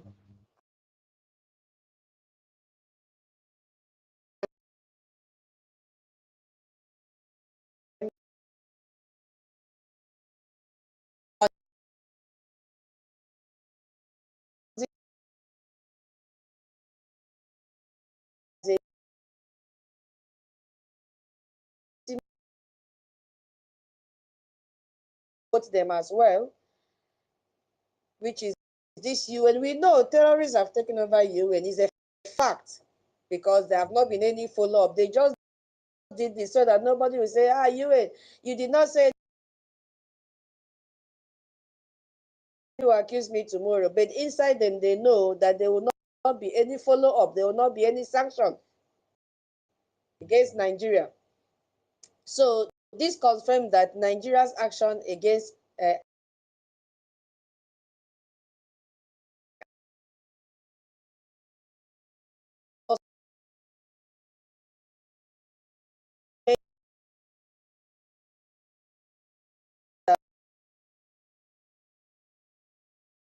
now, if you go to line 91 to 94, you will also see what it states there in summary. Despite the recorded disapproval of the United Nations, as we've stated above, the government of Nigeria questionable designations of IPOB and Brgie as a terror groups persist in the deadly persecution of Biafrans in their homeland. Yeah, so it also details the results of this persecution. We've seen it in hundreds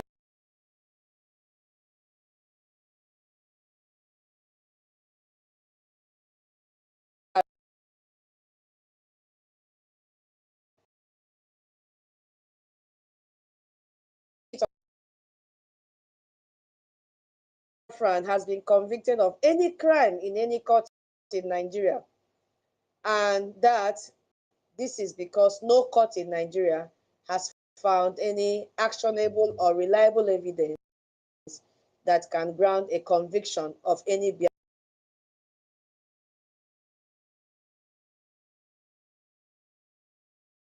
who goes to court, the drama that happens there. So this is a devastating indictment of Nigeria's justice system. You see, it confirms that Nigeria continues its atrocity.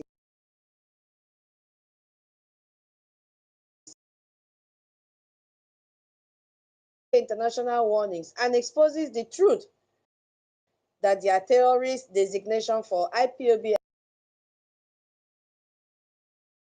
This reinforces that our leaders are held unjustly and that we are victims, not criminals. So that's the summary of the conclusion, and then the recommendation still stands. Yes. So this is the actionable part, where specific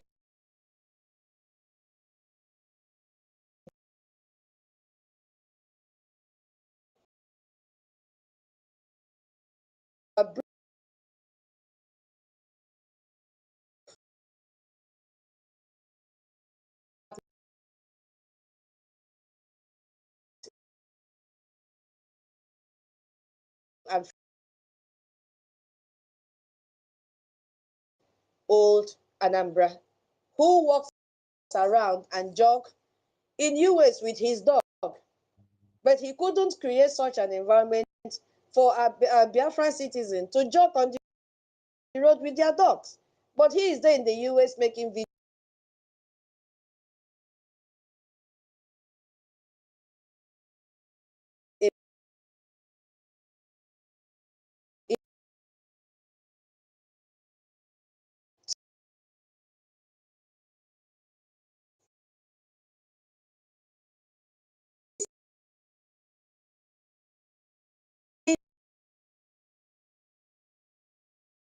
travel to the US and freezing their money.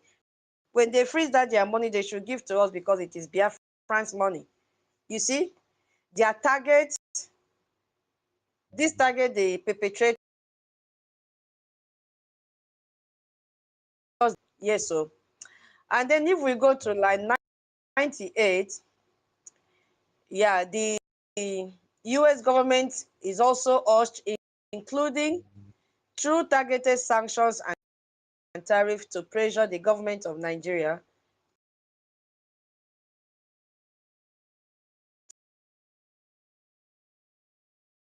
direct demand for the US to use economic pressure, sanctions, taxes on goods,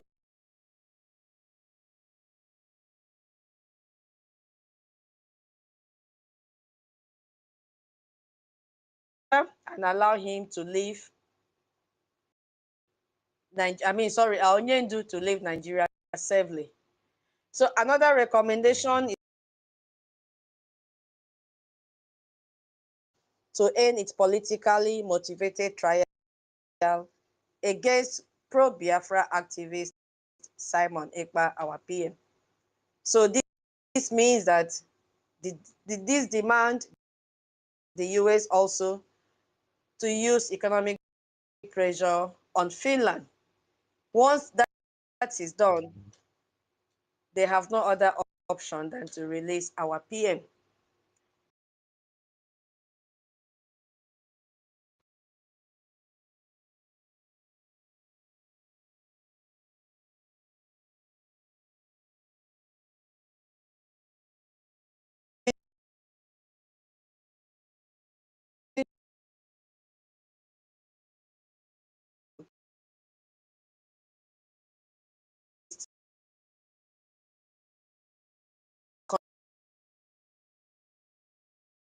Direct aid. And we saw yesterday billions of dollars unaccountable for and denying visas to Nigeria officials. Yeah, we did that yesterday. So this hit Nigeria for its officials. Yeah. So, and it says in the contact information section, in the conclusion,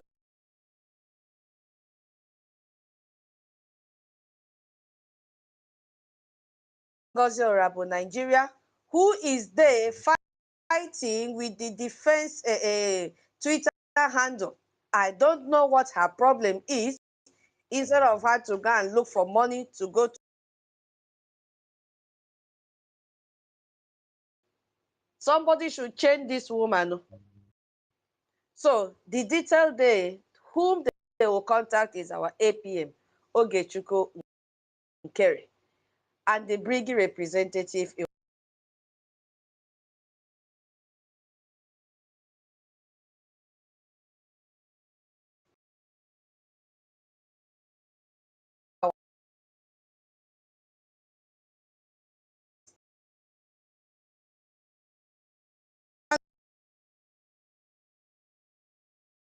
Okay, now that has come to the end of this document that we started since morning. Oh my goodness, I did not believe that we can go this.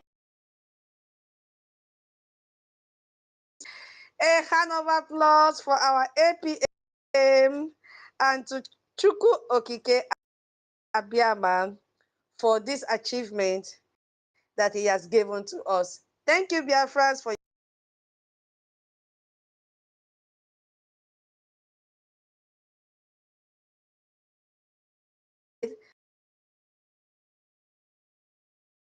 to us, taking our matters to the table where it matters a lot. And we hope for a positive result.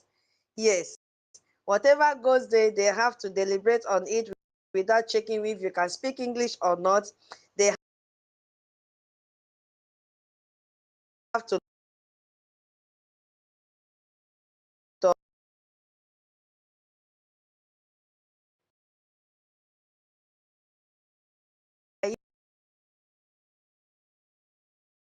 Yeah,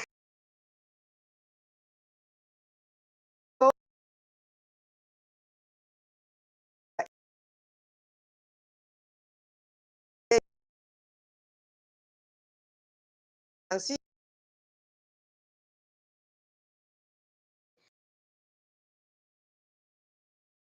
We have read a lot, and I believe our people might have jotted down so many points. This is a time for you to speak.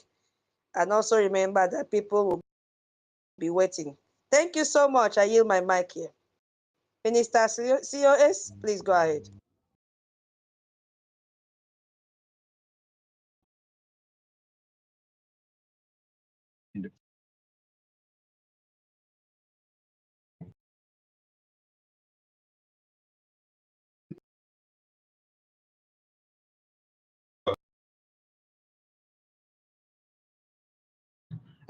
I just wanted to add to the last part where you read, my dear sister Tutor.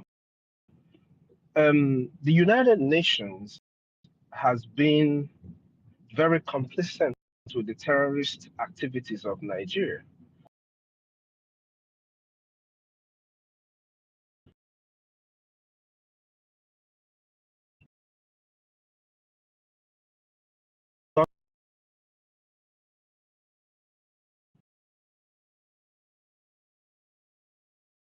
The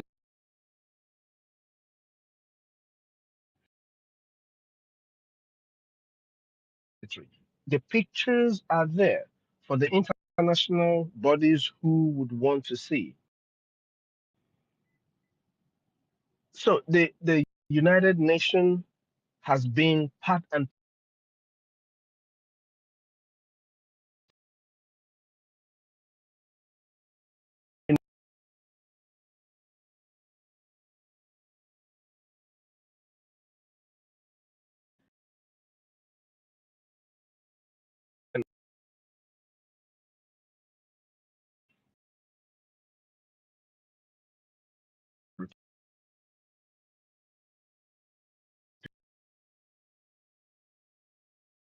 to also remind both the United Nations and everyone who is listening that at the instance of the kidnap of our leader Mazen Nnamdi Kanu, the United Nations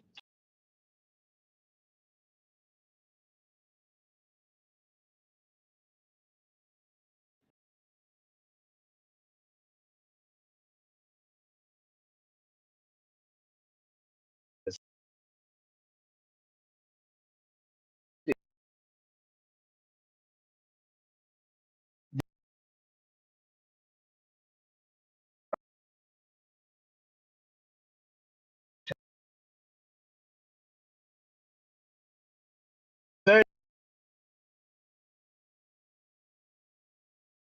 arrested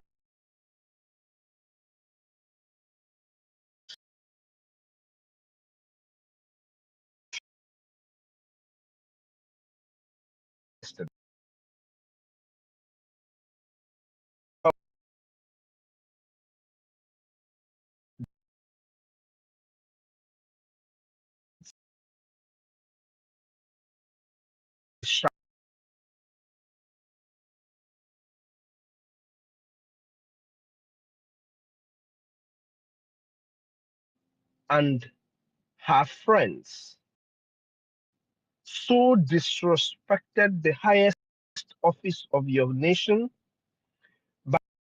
by bringing a dead man before the president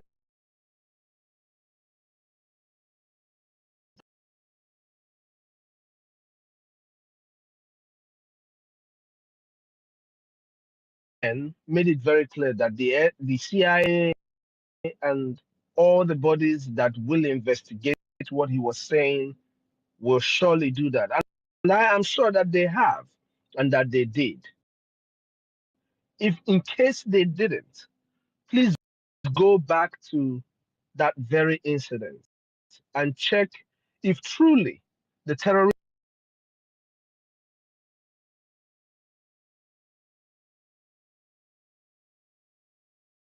because the impostor I would call a terrorist at this point.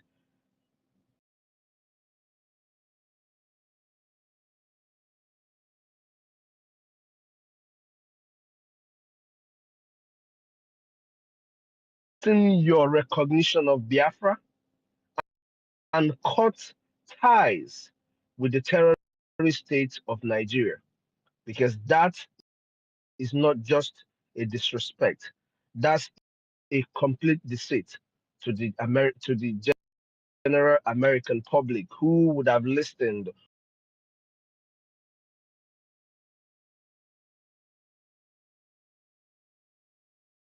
It's part of the things that will prove to the United States Congress that what we are saying here has all been the truth and nothing but the truth.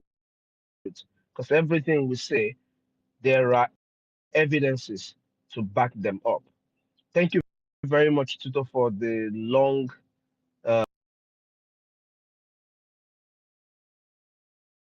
more is coming. This is just the beginning. What you're seeing today is being documented, and the right people who are interested in making sure that people in other parts of the world live just like human are seeing it, and they are going to respond.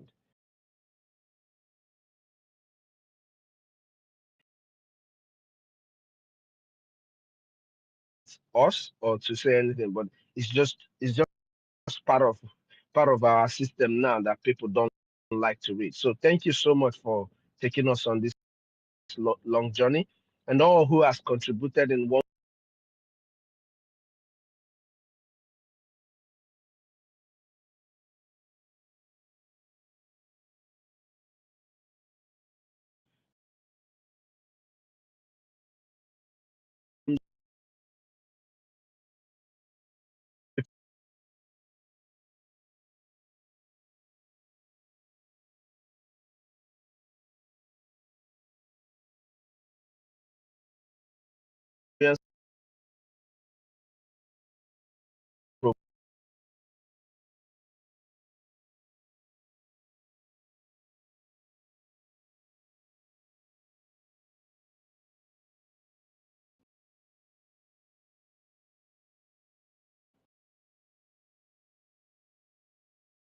Coffee and drinks since morning I've not eaten. My co-host, thank you. It's not Yeah, easy. Oh. let me eat. Yeah, thank you so much, Thank tutors. you. Exactly. Because Thank you, Tutor.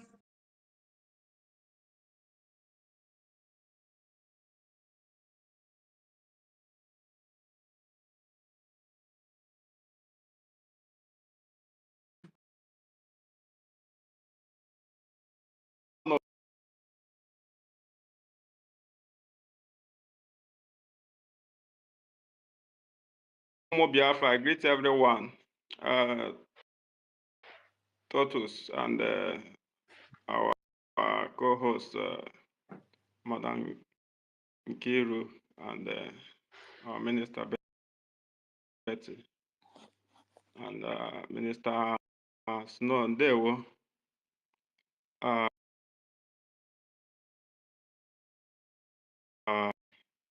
once again, we have gathered again to preach the gospel. They will get tired of seeing us always.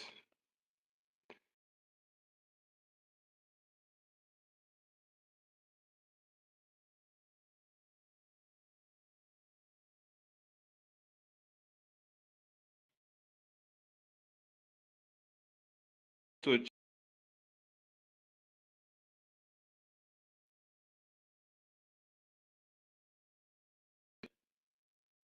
and before that, okay, she went to make coffee. I wanted to ask her the pages she just posted on the jumbotron. The pages are not bright. I don't know if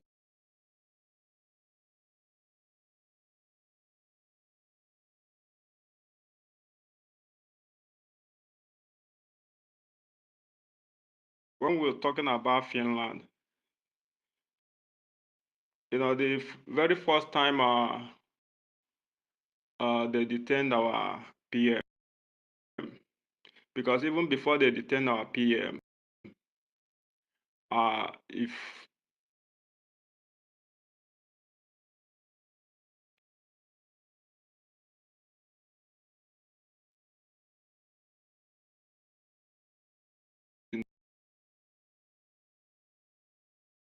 if they eventually come and do something funny, that means we are going to use their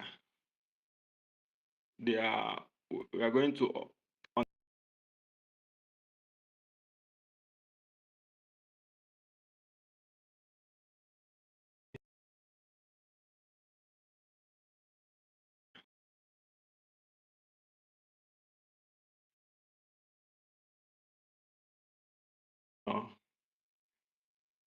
because when Finland will be trying to claim that because our prime minister is mentioned is talking about military in the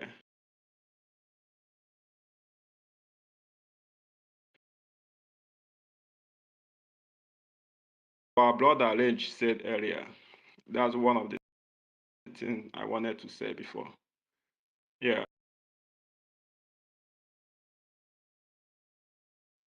There's no single family have not experienced police and military brutality. In fact, me personally, I have a lot of the information.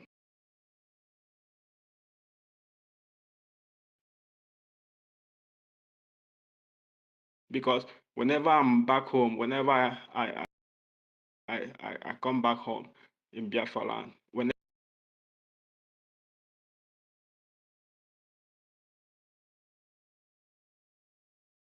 sometimes I'll be recording with my phone, you know, including the some of the payments I'm paying to them in their personal accounts. So let's say Finland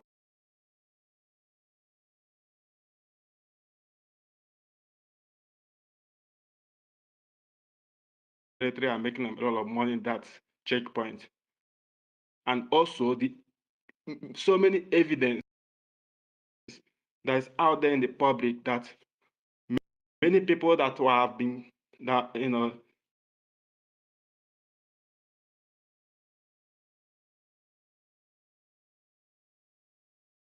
just one pull away from military checkpoint.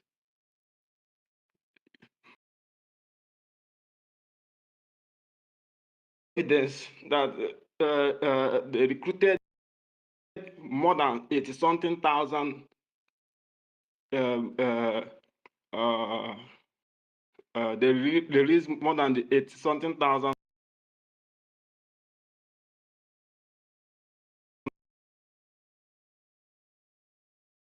them in so many security architecture of the zoo.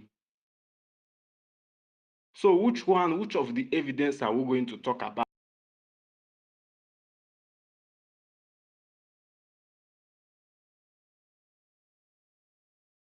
I felt like, my spirit just told me in one of our space, I said that if Finland happened to take any,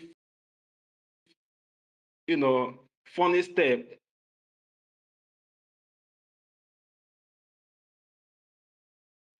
because you can't say that you have a law, or which law in Finland now are they trying to use to persecute our prime minister? In Finland, does their even military people block their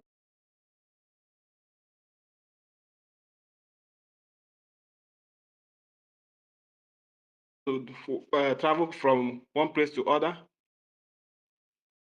Does their military or police extort money in their broad daylight from their citizens? So which law are they even talking about in Finland? Detain our prime minister. Me, I'm one of the people that wanted to start. In fact, I already started calling Finland what it is. Finland is just they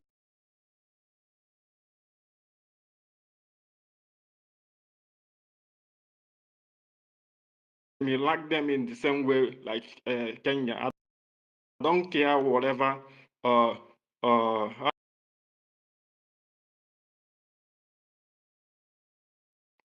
and all this injustice is going on. You know, that means all of them, as all of them are into it. So there's no need of trying to be any political correctness, because me, I don't like to be political correctness. It's our information minister that tell us to calm down. Let's watch and see what they are actually going to do. I just calm down. I said, okay, let's just watch. Now, it is clear to everybody that holding our PM is not just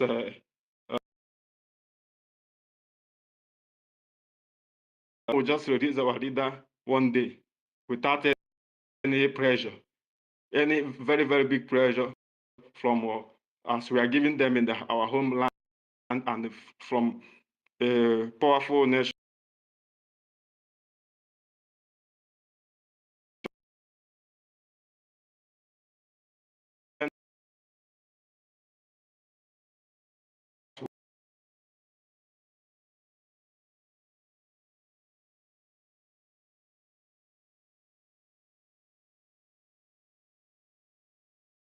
Our PM.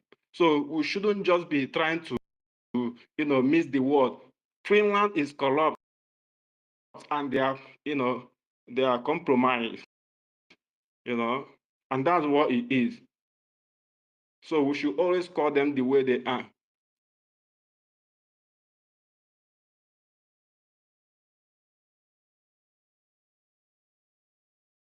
This fight, they will never win it because we have already won this fight.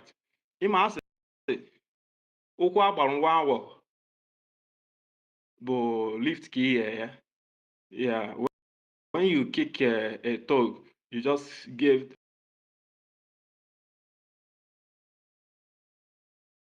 We know that from the beginning that Trump is of President Trump. We have lost every hope. But as far as is the US of Mr. Trump, we have all hope. And I know that Trump cannot be like Finland and cannot be like other nations that persecute.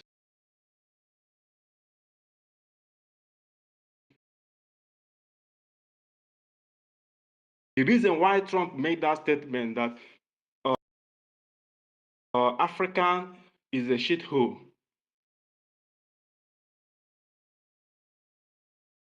I want you to sit up and act will tell you the truth. And that truth is always bitter.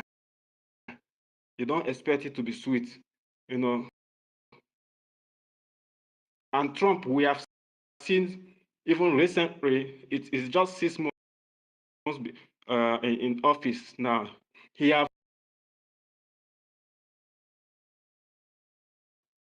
so now Finland, maybe they thought that when they hold our PM, we are going to fall back and before we rise again, it's going to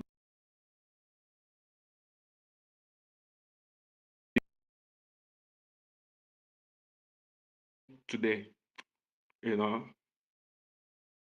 As we are here always talking, they are also planning on how to, cover their shame. And they, at the time minute, you come and do me bad thing, then now I take because of the good ones you do I will forget the bad one. No, it's just more like some of our brothers and sisters that they are coming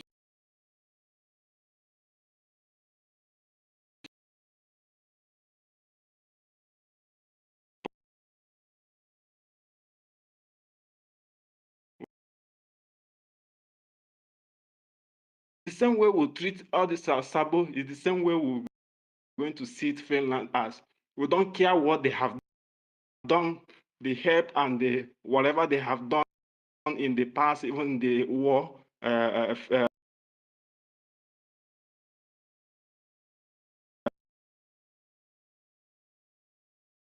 Care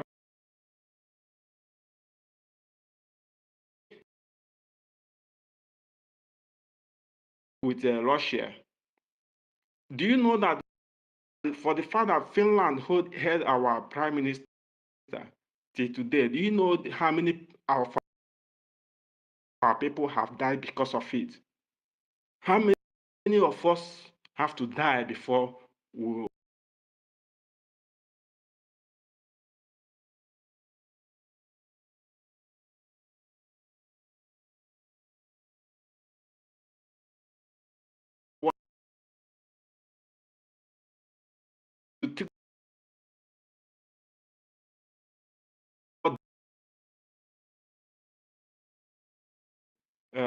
in Kenya, they pursue us in Africa, South Africa, they pursue us in Ghana, they pursue everywhere. You know, we're not talking about the one they pursue.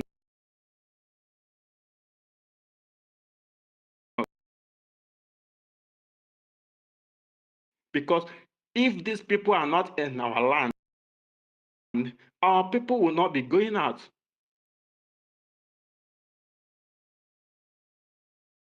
So they claim that they are the world leaders, they have the best intelligence and all that. They all know this more than even all these stupid leaders you have in Africa. They have authentic information.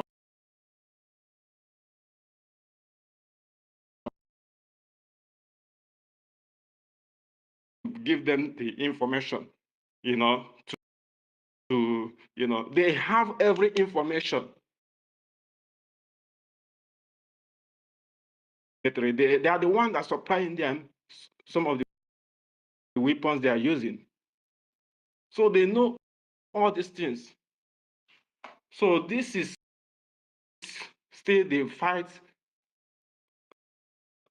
between the light and the darkness.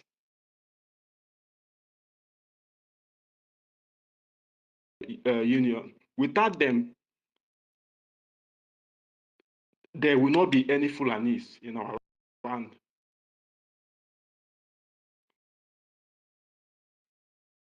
And without the European unions and the there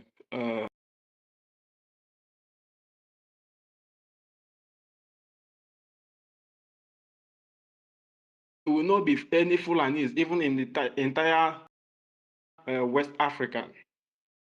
So this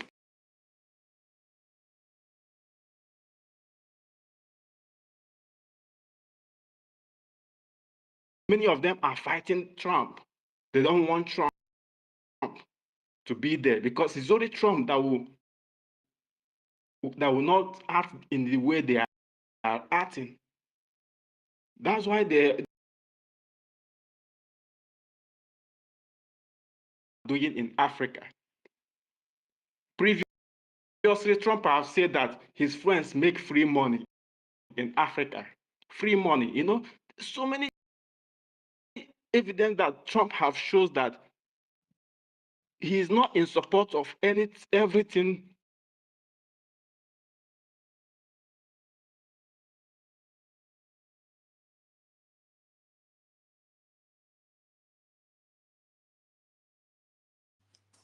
So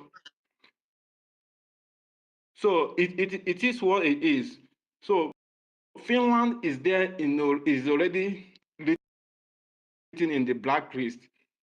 Their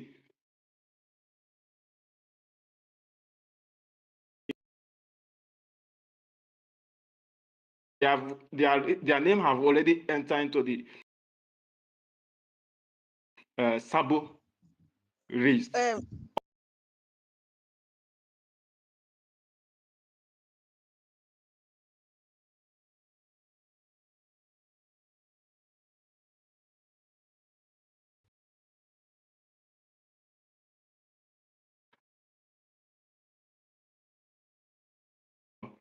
until we in the Biafra, when Biafra come, then if we have anything to discuss with them, until then we will know how to discuss whatever they will have to discuss. But for now,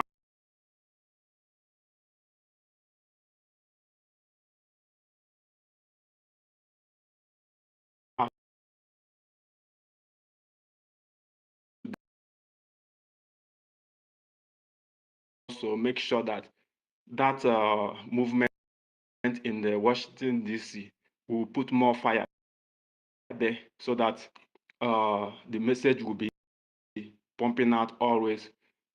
As much as we are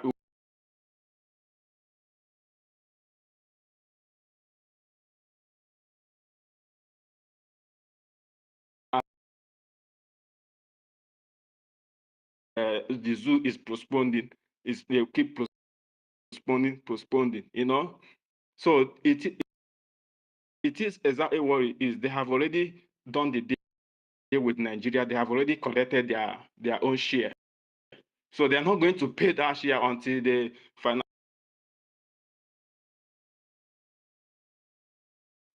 Onye ji ihe wata wenye aka enu, aka jie ya, ewetuo ya.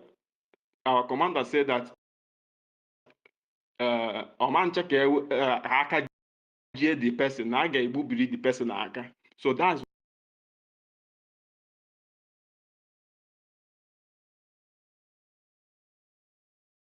that,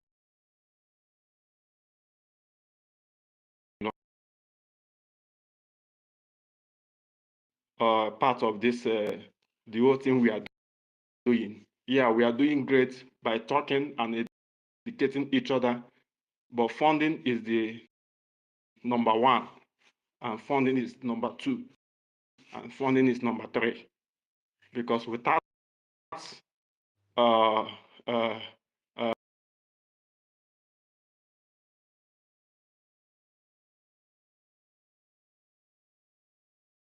so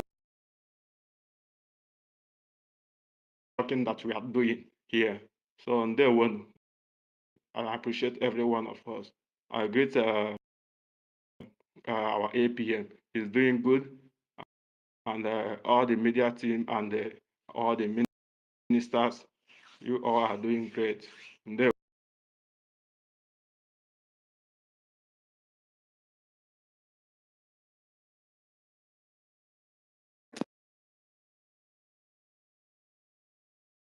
Bridge is not there. Holland. Oh, I am here. Are they here? Ah, oh, but I know they go transfer. Are they here? Okay, can I be heard? Yeah, yeah.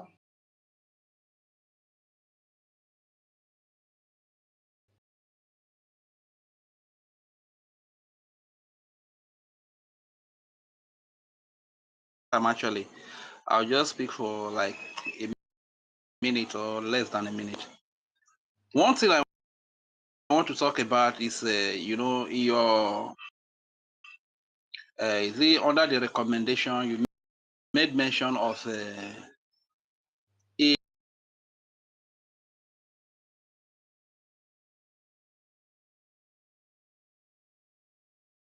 that every aid that is given to Nigeria is enriching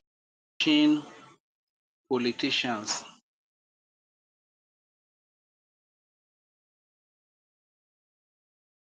groups to kill the innocent civilians, because they know that they are not. So whenever you give any sort of aid to Nigeria, the aid is not for the common people, it's not for the common indigenous people that come from that place called Nigeria. What you are simply doing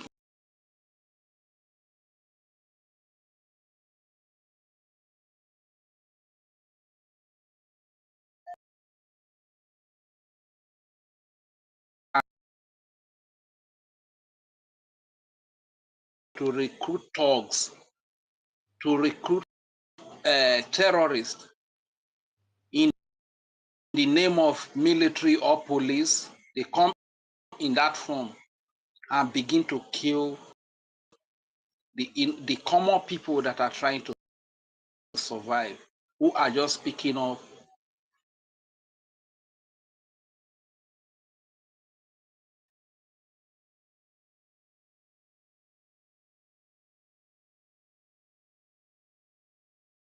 that any aid you give to Nigeria is funding terrorism, is funding criminality. Why the politicians are getting richer, the common citizens, civilians are getting political stooges to enslave the common citizens the more. You understand? So that is the area I just want to quickly speak on. America must look into that. We had fund Boko Haram. That is the one that came up. There are other smaller terrorist groups, thugs, that all these political criminals, stooges, recruit to kill innocent civilians because they know they don't have the love of the people as a result of the fact that they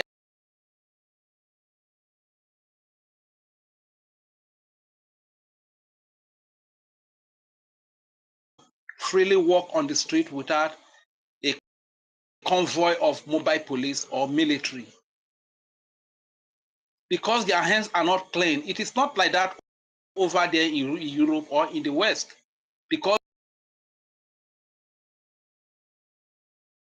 the people in Biafra, they are working against the people. They are oppressing the people. They are enslaving the people. They are terrorizing the people. They are harassing the people using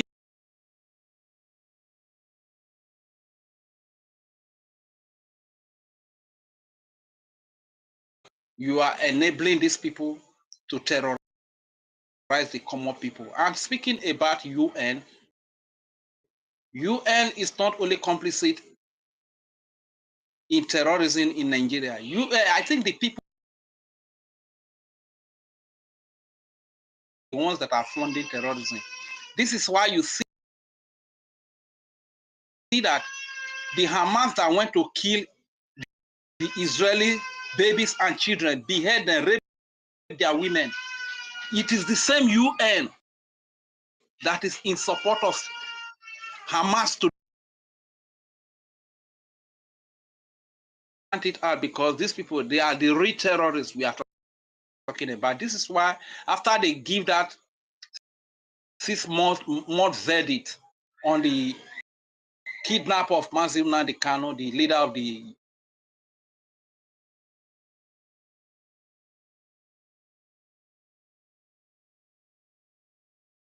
up to today, no sanction on Nigeria, nothing, because they know they called Nigeria. You understand? That is why they will not say anything. So nobody should even put their hope under Donald Trump. Please do not destroy your image. Kindly withdraw from UN, because UN is seen as a terrorist organization today in the world. And lastly, I will still say Kamala Harris said freedom, self-determination is an inalienable right of all people. The Vice President of Nigeria, Shetima Yeriman, also said it in the UN convention that freedom and self-determination.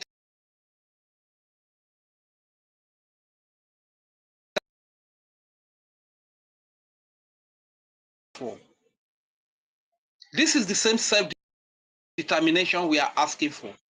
And every now and then, They send different terrorist groups after us to kill our people, to kill us. That they even use their own mouth to confess, yet the world is silent. America under Donald Trump, let every nation that believes in civilization rise up and speak for the Biafran people, because we have been marked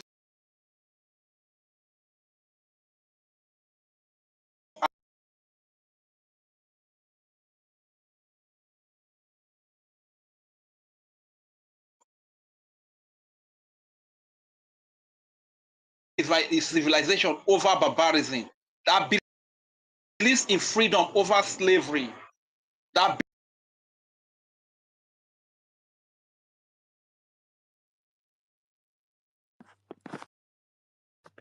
All right. Great. Thank you so much. Yeah. Well, Holland.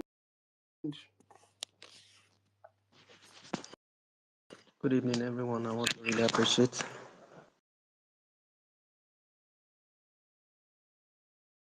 at my axis, and I want to really say thank you very much, Sister Tuto. Thank you, NK. Thank you, Auntie Betty. There. Thank you, everyone at in this holy.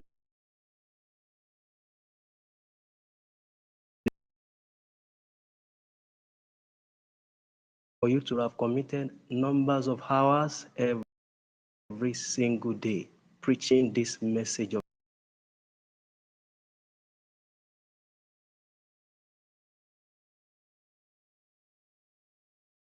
thank our APM. No, to have a loyal servant, it's really cost a lot. And God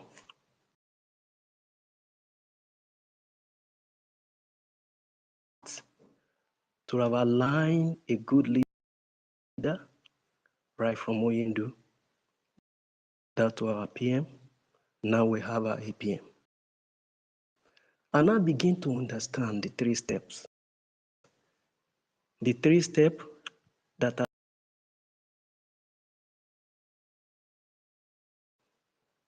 why? Because they value us. Because they understand what freedom is. No wonder when it is too much for people that are in slavery, they get used to it. That is why most of having said that, I want to appreciate America for what they are doing. They stood up to a responsibility and a cry of the heart of Biafra that we long for to see that Donald Trump hearing. And this has been the yearnings of MNK that until two are fighting together, then the international community needs to call what is happening.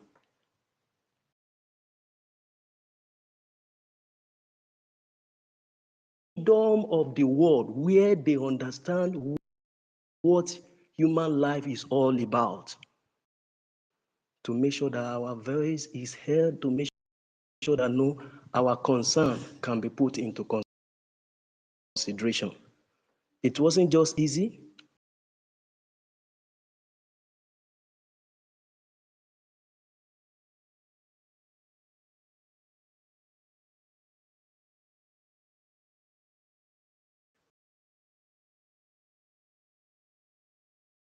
When the time comes, put pressure on the political talk, and we can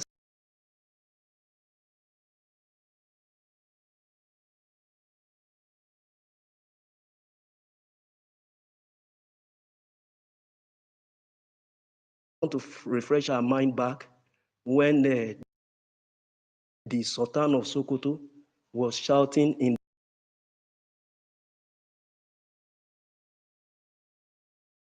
who told us that they have more than $20 billion in reserve to see that no, we never have freedom.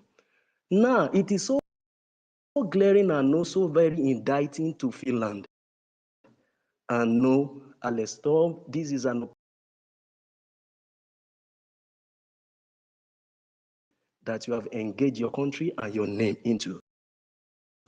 It is on the list from the Arab nation, one of the Arab nations that brought down to the country called Zoo, Nigeria, that Shetima, who is our PM, got invited and been locked up for more than 6 months now. So what do you think the leader of the free world, you think they are blind? They are not blind. And I know this engagement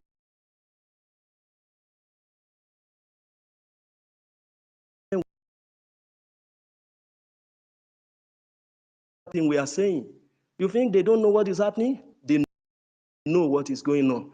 But they only want to see. There is no way you can beat a child and you will not expect that child to cry. It's not possible. Our cry is in the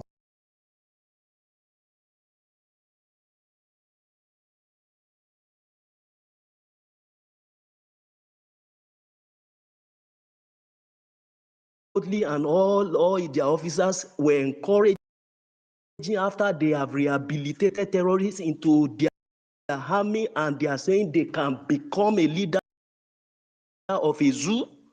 This is not the country.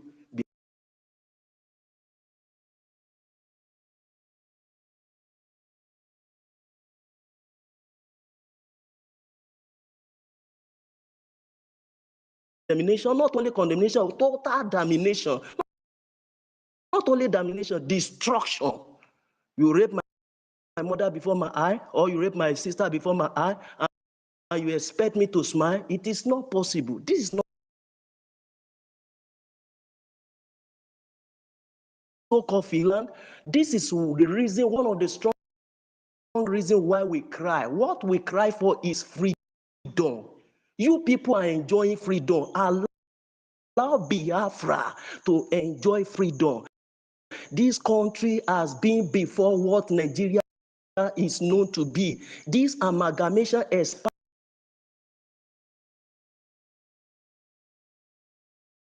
he said, what am I saying? He said to, because nature can hear me, the galaxy can hear me, the sun and the moon, the star, the ground, the water, everything can hear me. And anyone that keeps sabotaging, just as APN program started, I engaged, I was listening to tutor how he was just analyzing right from the message of APN down to when he finished. At interval, I go, I come back, I listen, I got detail, I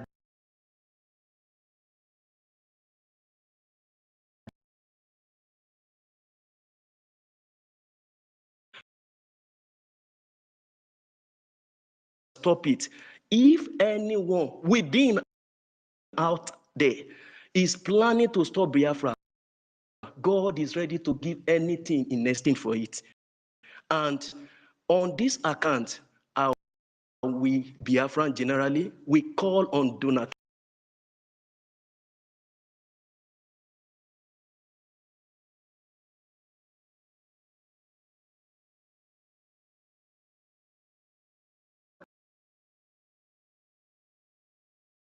People, we are more than the Finland that is even terrorizing openly before our freedom be given back to us. We have died enough. We have been killed enough. We have been raped enough. We have been subjected enough. We have been dehumanized enough. Enough is enough. And that is why our voice was given opportunity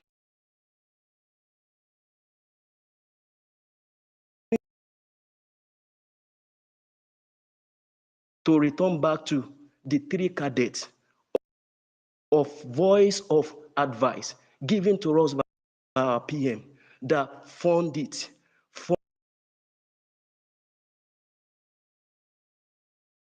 God intends Nigeria no peace. Terrible thing will continue to happen to them. They are running eta. Their vision is completely disorganized. They can't get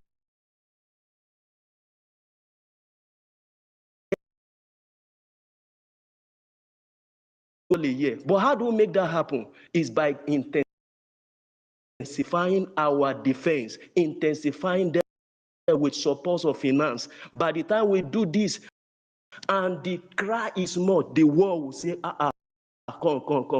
What is happening between two of you?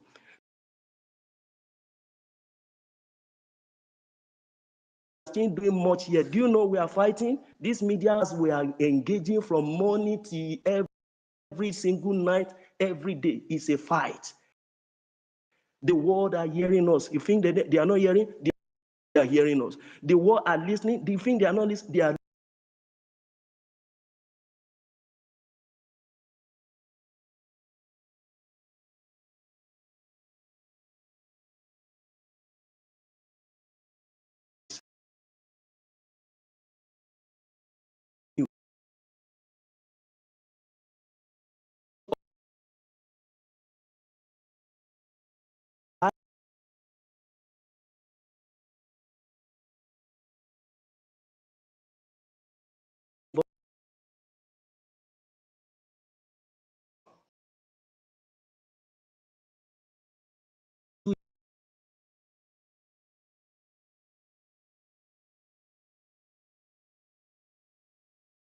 Why they are doing that? Then the political approach keep hitting them, then we throw them off balance. Why we are doing that? We never stop. We keep pushing and pressing. Before we know it, the Biafra is here before our very eye. It's not far again. Nigeria has gone and has gone for good. Nigeria is. They are throwing off their. They said they shouldn't bring their cargo back to this place. They should rather go to Togo. What a shame to a nation that call is a particular region a dot in a cycle. No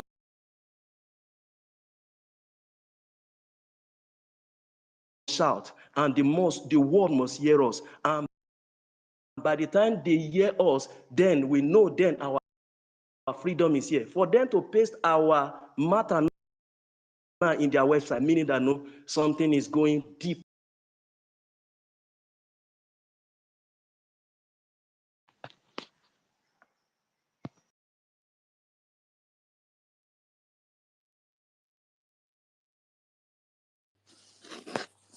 All right, hold on. That was lovely.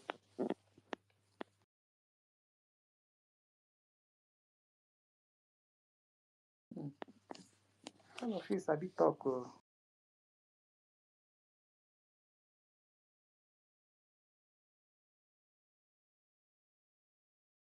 Mary,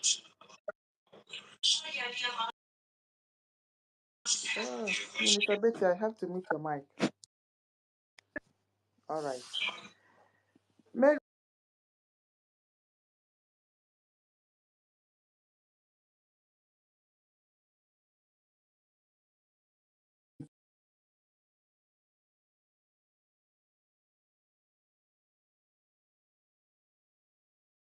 Nonso, are you there?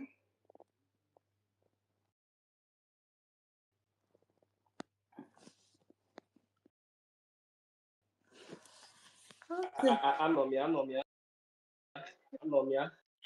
Unu agbaala m fine.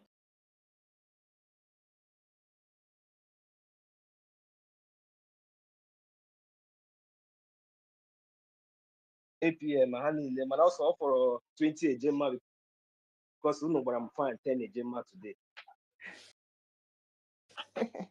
That For reminds me. interjection. Yeah, Ihu have redeemed her own as well. Yeah, so make una keep them coming. All right. No, so thank you. Mm.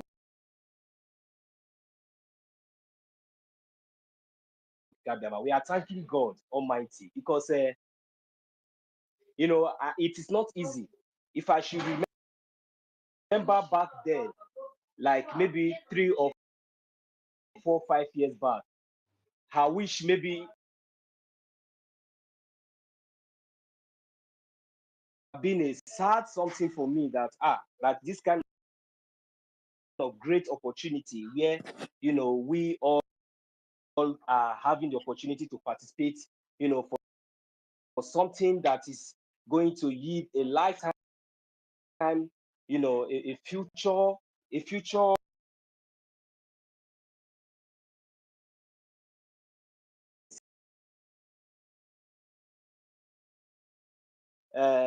and when I have the opportunity to have one, so I have to grab it with all energy and with all power. Anything I have effort of our leaders, and I have seen that yes, their intentions, you know, are for this freedom that we are fighting is very very good, and is the intention of the majority,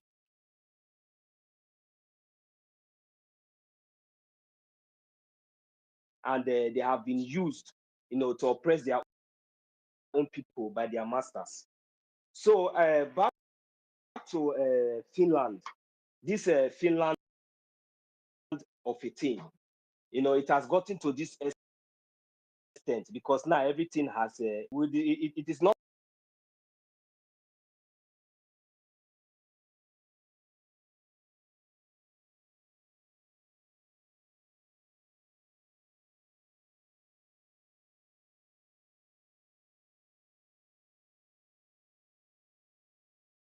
2023 or middle of 2024 when the pressure and the heat was very on, you know, on Finland. Both they are attacking, they were, you know, the Nigerian terrorist state was attacking their embassies in Abuja.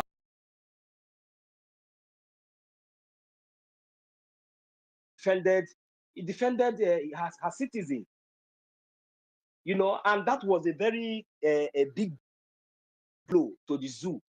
So, and you know, I don't know how many of us were paying attention or were following up then. We all saw how the Finnish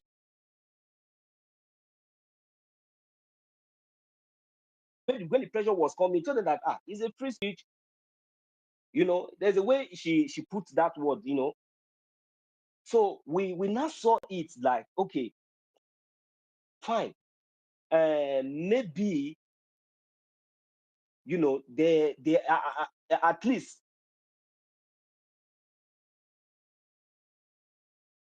Prime Minister has been doing. So even at that point, when the Nigerian terrorist state gave that complaint, you know, they never took that complaint that serious. But there is something that is said that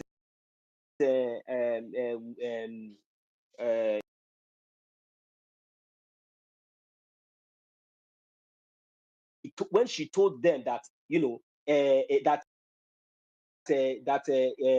Samuel Ekpa has not committed any crime, that is a freedom of speech. You understand? So I don't know if any of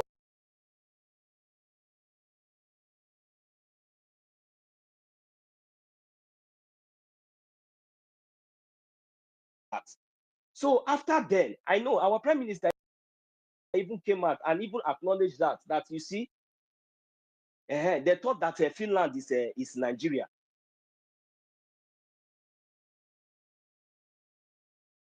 Know any, I have not seen any evidences, especially in Biafra land, the massacre in Aba, all those things are protests.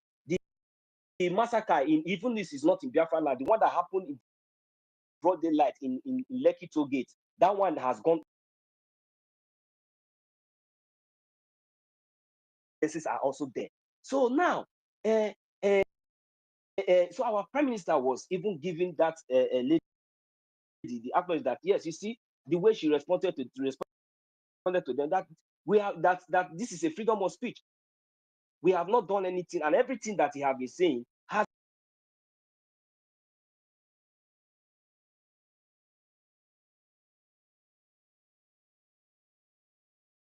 why will Nigeria be worried? There are so many criminals out there who are content creators and all that. They are doing their own things, but they don't have evidences. That is why they are content creators. All those ones are. He will defend it, just like as he have did even before this previous, before now. He has did. He defended every single shit from A to Z. He defended it with fact and figure.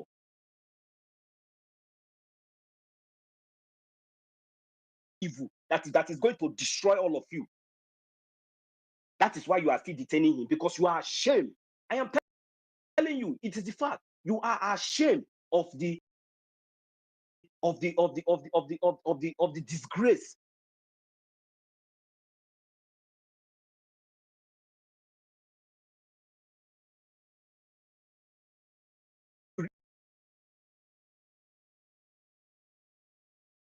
Enough is enough. And we want to let you know that Finland, you are not the one holding us. You can never hold Biafra. You are just holding only one person. And that is not going to stop us from pushing whatever that we want. Because whatever that we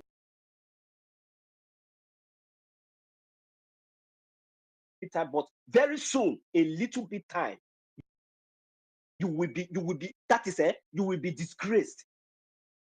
And mind you, persecutor, finish persecutor, how far, how market, is not,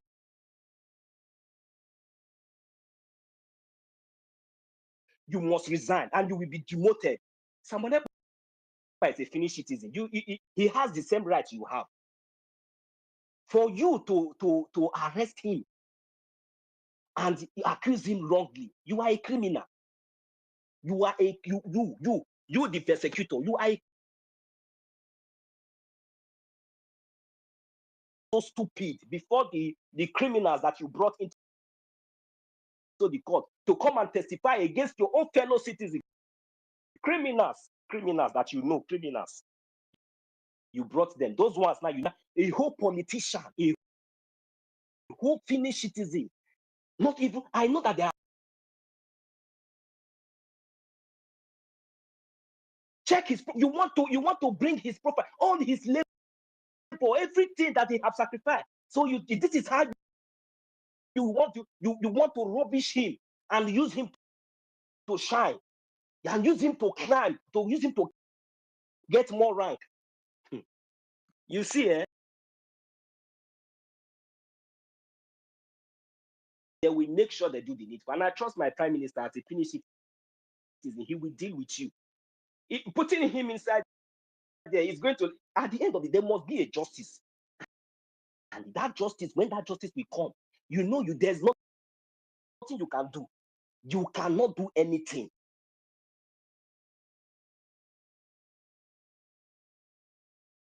Same way you are locking him illegally, then your own jail sentences will be worse than that, and the condition that you will find yourself, you will regret why even being a public person.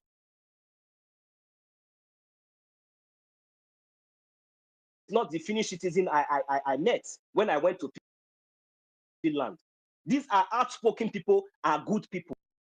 But you, because you are not compromised based on political motivation, then you think that Simon Ekpa is the person that you will use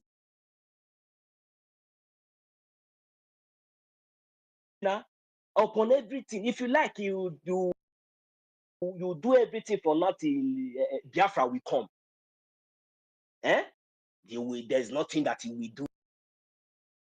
You understand? But at the end of the day, that shame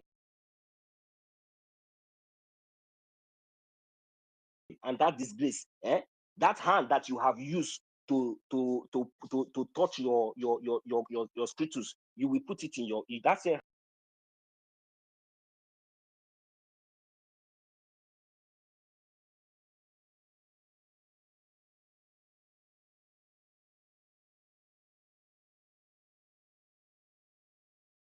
now there is something that a crime that he committed. That is what you want to conclude. So that at the end of the day, on 7th September will come, you will not come out and adjourn and start talking.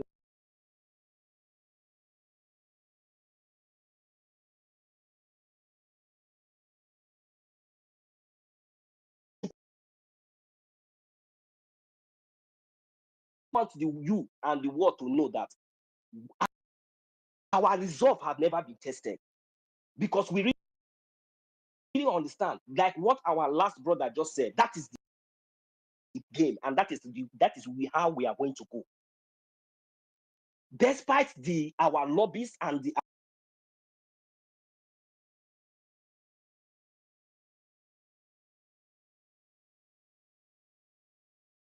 that even as I speak now, even though it will take it take me to go on hunger strike, I will do it to make sure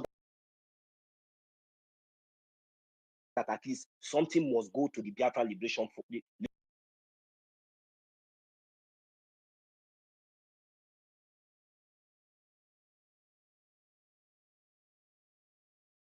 will let you know that there is nothing you can do. You understand? This time around, we have been taking notes. We have been coming, and they have been looking like the time is coming. The time is coming again when you watch now. The way we are going to make sure that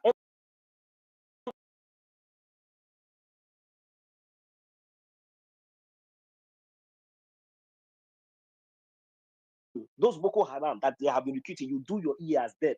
Then you want to defend that. You say that our prime minister is saying that they should withdraw terrorist army in our territory.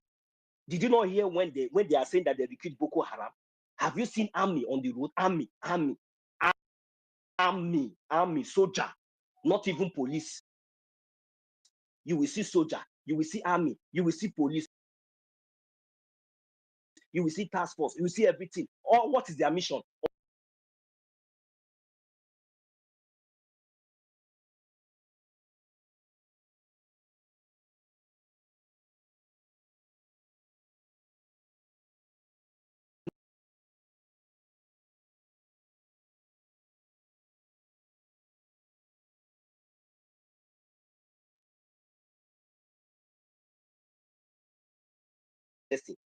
They will kill us. You understand? So now we have a government and we have a prime minister. So what is now bad when he come out and speak our voice? Is he speaking his own word, or did he not time anymore? Finland, you see, your game is up. It's over. It is only one man you are holding, because of the nonsense and this thing you say. But his acting prime minister is still going to see people that is.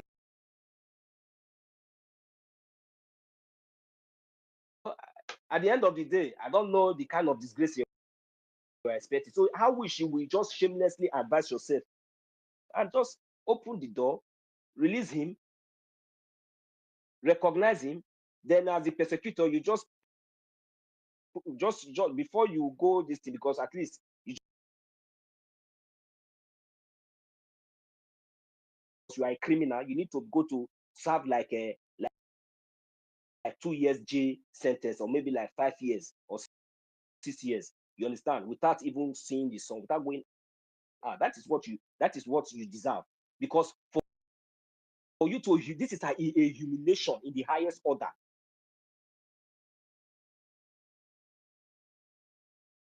You does not have any facts. You does not have any evidence that have facts. No proving evidence, no facts, nothing. And you accuse him like play. Okay, we say okay, fine. Forgetting that the reason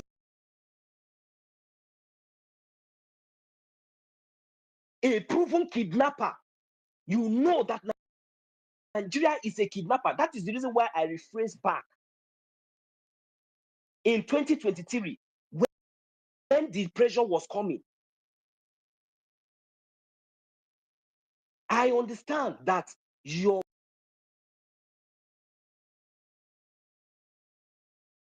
and it was like a very big blow on their face. So I don't know how come or where. Was it after, that was after then? Then I came up and made a publication that they are going to be, they are that if Finland is willing to, that they was even asking for the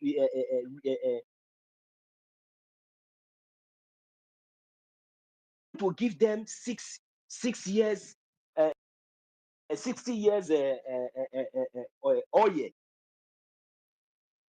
6 years, 60 years crude oil for free. It is in the public. It is in the public because all these facts need.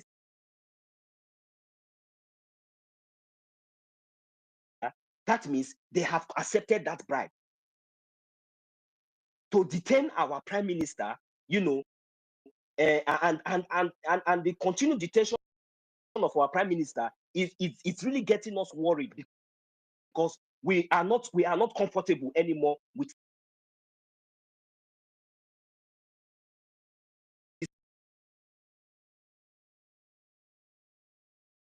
are coming up, that we even went to their embassy to protest. They said that the embassy is closed. So they are compromised.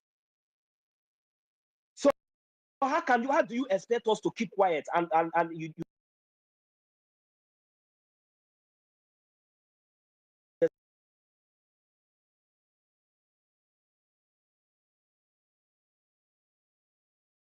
rights?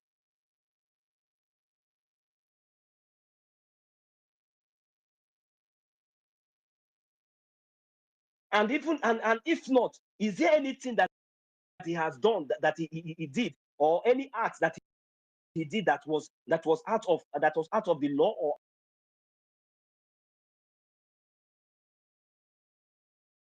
even on that last day of that judgment, of that last day of the court, that he will be released?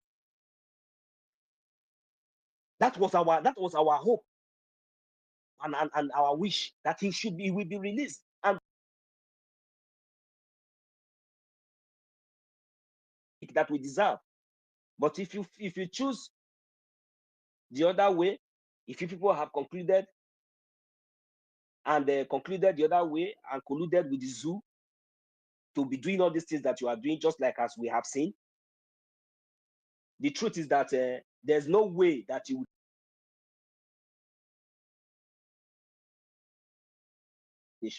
understand. So the only advice is that you have to release him and recognize his cause that is, and give him the full support and the backup.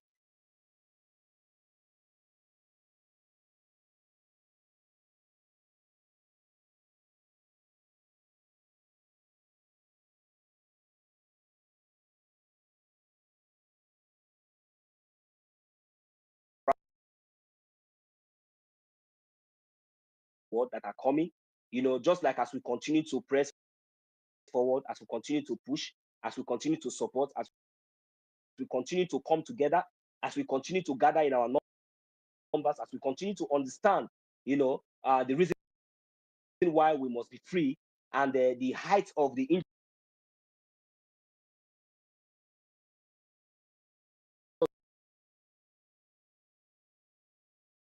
have already make it possible for us to see suffering and smiling. When you are suffering, it seems like maybe it's norm. So I just want each and every one of us that the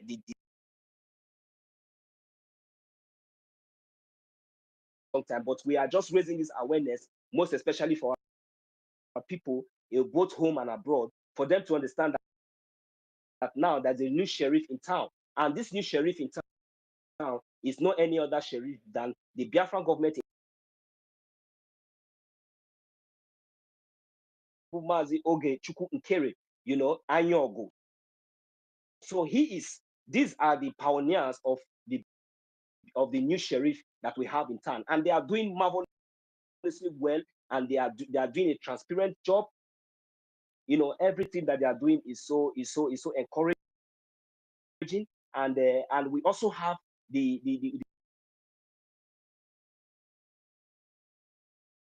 I call them the pillars of Biafra land. These are the Biafran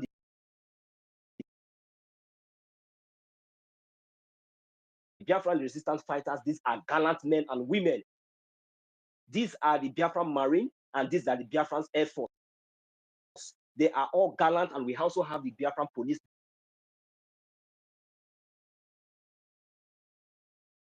And they are in charge of the defense and of the defense and the protection of the lives and property in our land. And any other security, any other criminal that we find in our land is a terrorist.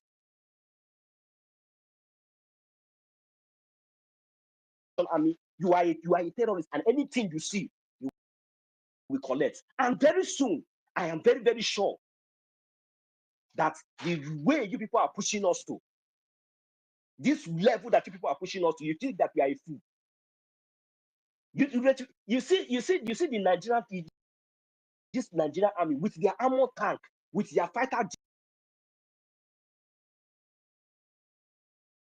I'm telling you that, I said it. I used to say that is not who we are. Don't push us. Don't push us. You have been killing us, shooting us aside, killing us unjudicially. You have been killing us.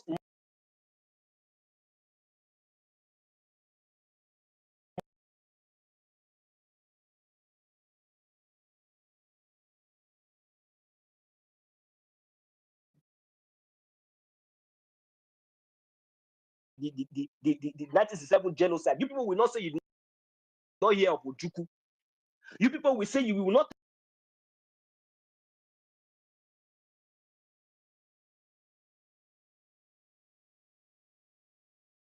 Before God,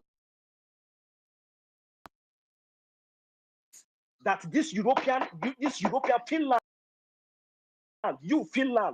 Finland,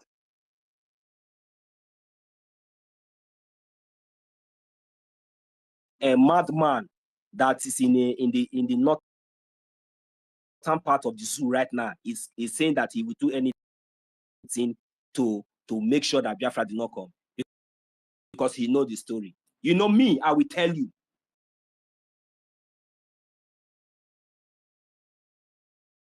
That Kanu, Abuja, as long as all of you think that as long as all of you are there, as long that you people are still there, those places it will never exist. It can, because they are the owners of. We make sure after liberating our land. That is the reason why you all are afraid, because we will not stop. We will make sure that the same way you people have been coming into our land, we will make sure that we deal with all that is we will.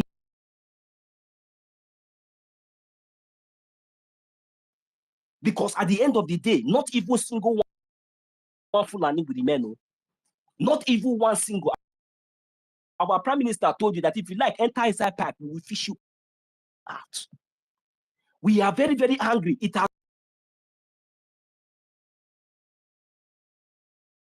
many of us are here. We are ready to come down to handle those machines to defend our. I swear I swear with my life, we are ready to come down to that is to that any anywhere we enter, we'll make sure we put fire. Since people don't want us to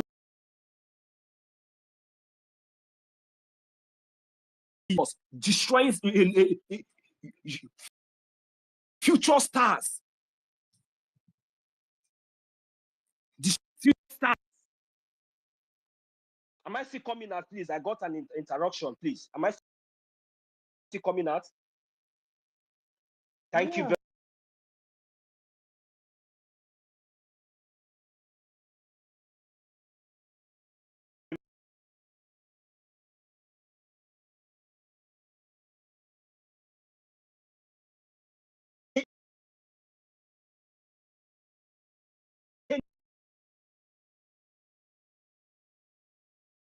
It is over. It is over. We have the numbers. We have the numbers, but we still have Chukwuki Kabiama. We have God. That is why when you drop your bomb, it does not.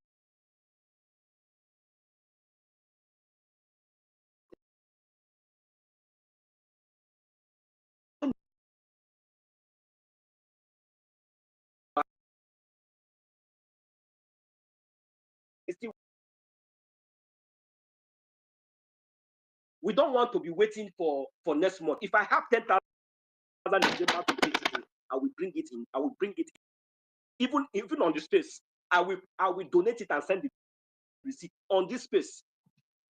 That is when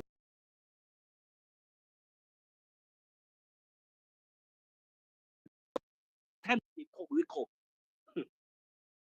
By the time they wake up, you will run and run and run and run and run. You will not find ending. Let me hit my mic here because they are hands up. Thank you.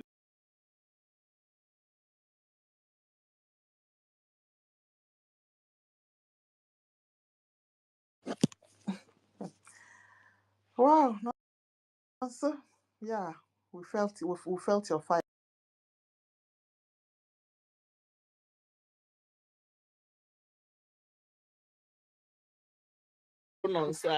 Exactly. Exactly. Yes, because we gave Finland the benefit of the doubt. Yes, but recent occurrences meant that they had.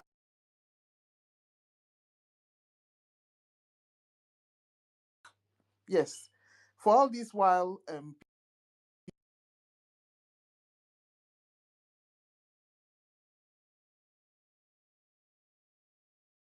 they were offered something from the zoo. That was when their misbehavior started.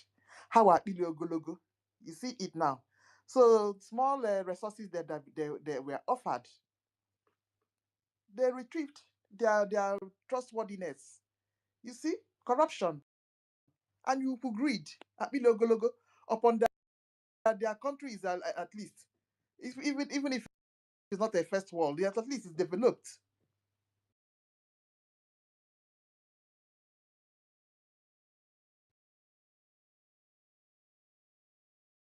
So we're not going to relent on firing because if you leave them, you see. So this Okwa Chaha now, we are happy that we have started early to Chala Hawk, so that as well. But Ancestral has been here. Okay. Ancestral, will I allow our minister to go first before you? Okay. Anyway, okay. Ancestral. Okay. Can you hear me? Fine. Yeah.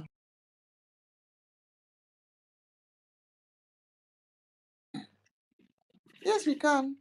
Can you hear me? Can you hear me, sister? It looks like he's not hearing you, Nkli. MID, go on. We are hearing you.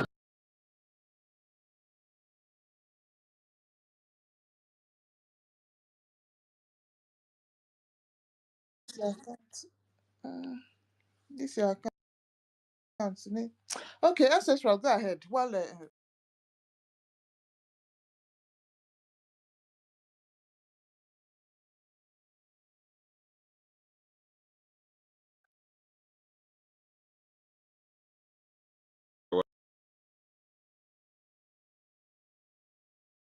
So now, based on what we have been discussing, what our tutor read, the final this thing when I was in the space listening about the action of Finland and the arrest of our leader Maz,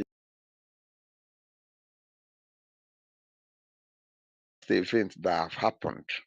Hmm? One thing that we have to understand is that let's talk the truth.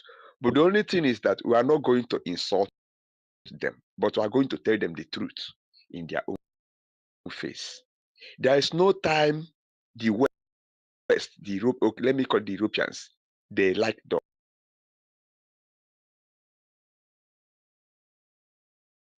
To their intention to take over Africa. You know, they, according to the history we had, it is only the Igbos that fought them for long.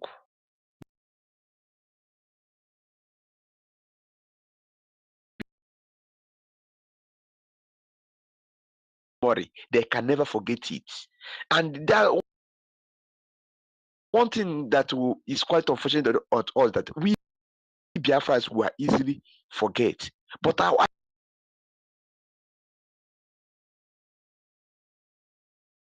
take to these people during the war in Abad, they have never forgotten that thing. I met with one Fulani man. He's my friend. He was born in Igbo, so we are interacting. There was one discussion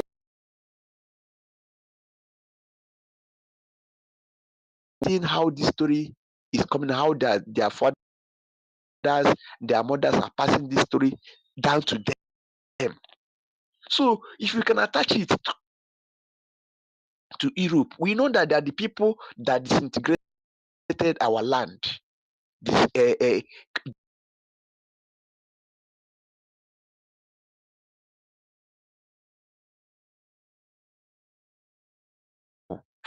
For you to have your freedom, they will try to resist it.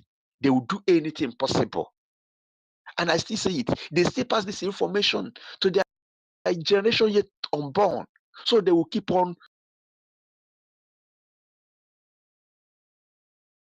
I bet it.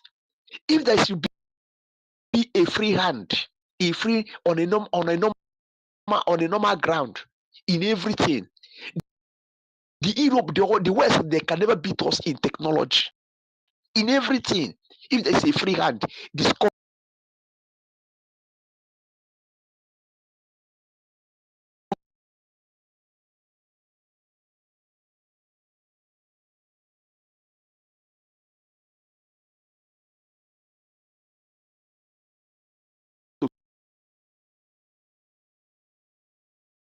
all things. Okay, you see what happened in France between some Africa is regions, Niger, Burkina Faso. Now, because this man have stand up to take what belongs to them. Now France is trying to come back again to play a very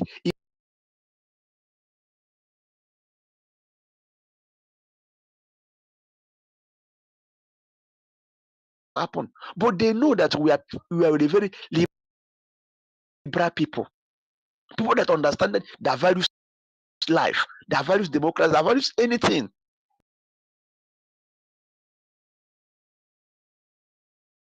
Lies with us. They have seen their own a resemblance. People who appreciate life, people who respect human dignity and the human rights. Instead of them to come, they try to play with this.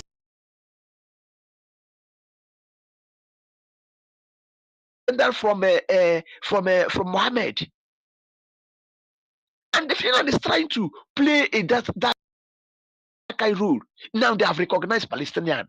Is it not that it's not going towards that the same direction? And they don't want anything to. They don't have anyone to want anything in the Middle East, in the Asian country. Now you are trying to recognize a state, a Palestinian state that support terrorism. Don't you see that European people they are very compromised, and then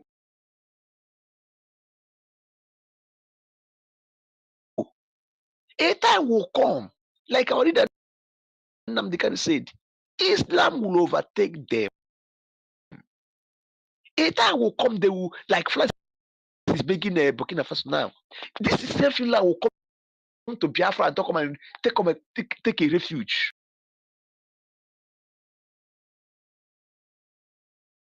Supporting info. Love karma, that one is you can never run after it or run about it. Love karma must catch you. So it is better for Finland for them to allow our people to go. We'll become a better neighbor. We'll become a better ally.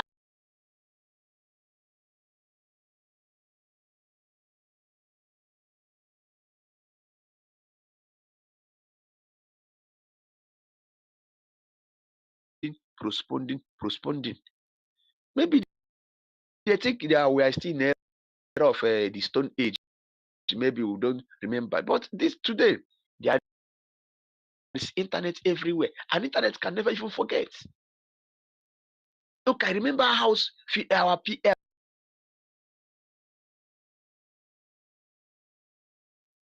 but because of little money, little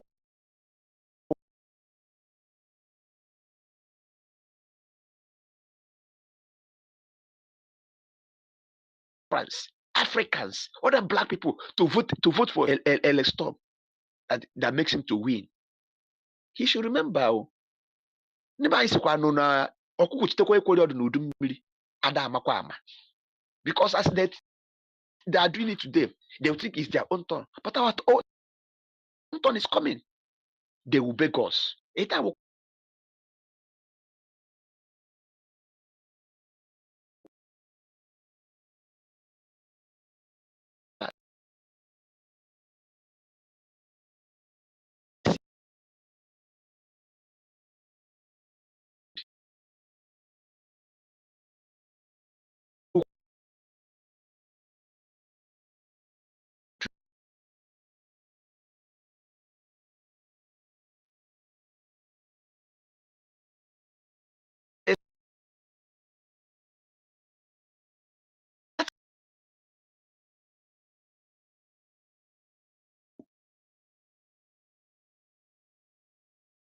They can run out, they cannot run after it. They can never, there's no shadow they can do to cover that light. It can never happen.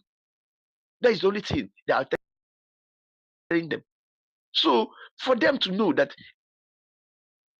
at a bigger distance, okay, thank God that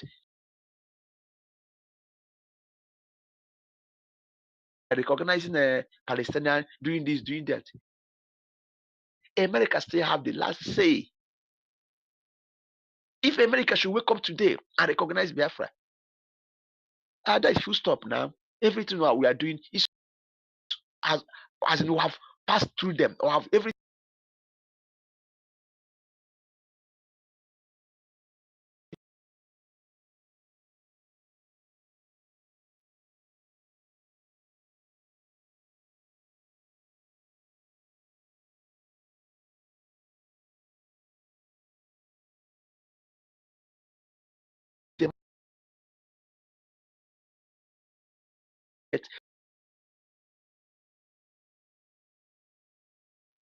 If he sees evil, he condemn it.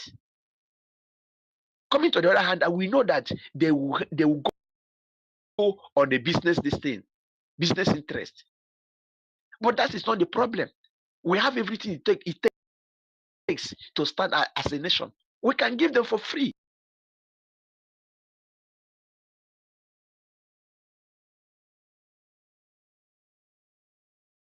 So no matter anything they're doing, Finland should know that they will have a very big brother, America and Israel. So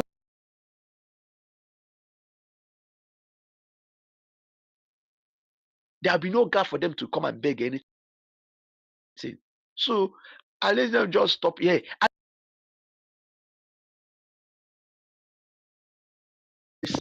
Is recruiting back his own lost people, the lost tribe or the people. You remember there was a time, if you go to some part of Biafra land, if you tell them you people, no, I know people, but you go today, you go to Ikwere, you go to many places, you go to Edo, some of them are beginning to recognize that I'm an Igbo, I'm a Biafran. Small like this, but before it's not like that. You know, God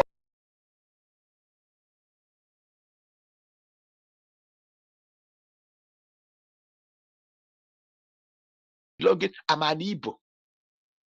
The rest the remaining case is very small, because somebody who believes that where he's coming from will of the Haiti, people of Haiti, people that were taken as a slave to North America or South America, people of Haiti. They don't have their own gun then, but the white, they use the gun of the white to defeat them. People who force the first black that have the independence.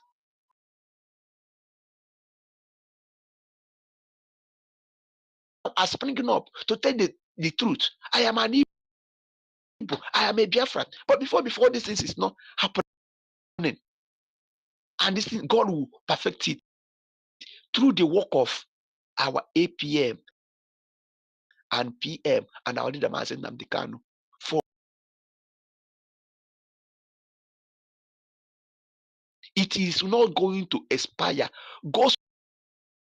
I believe that God's purpose of Trump to come back is because of Biafra, and he will do it. And the way he will do it, because sometimes our APM will speak a greater news is coming. Biafra is here. Biafra is here. If one might be in our sleep and we hear next, Trump will just make one statement, this or that, or they know how to do it. Because of the war, religious killing in Vienna. Now, I recognize Biafra as an independent state.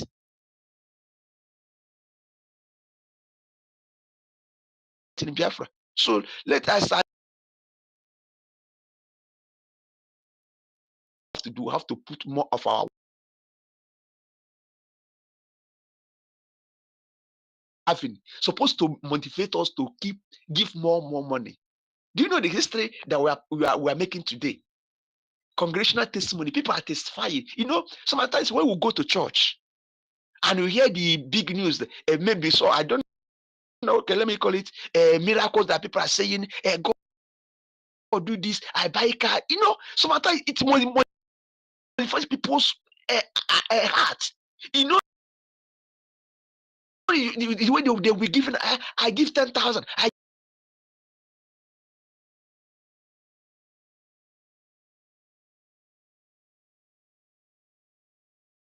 are seeing the light. What is happening? So they have to motivate us and give more to our defense. Thank you very much. So that other people will speak. For that, I'm giving.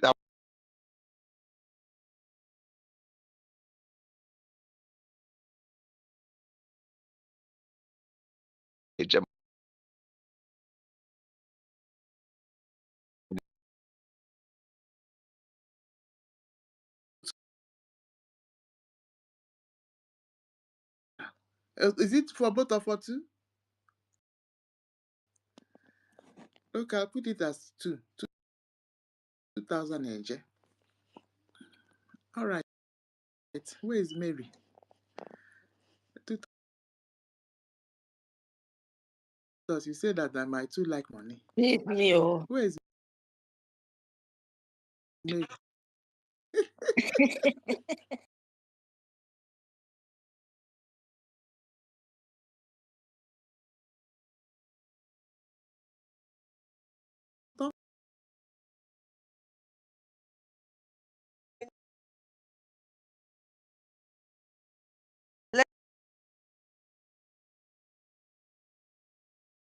I just want to say to the topic, just 2 words. Yeah. Okay.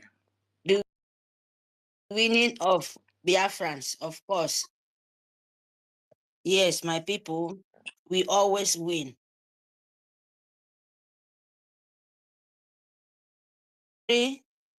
Congratulations, testimony. Yes, because Biafra, we always have testimony in our land now because it's not Hold on, Mary. 2022. Let me explain to you. Hold on, so that you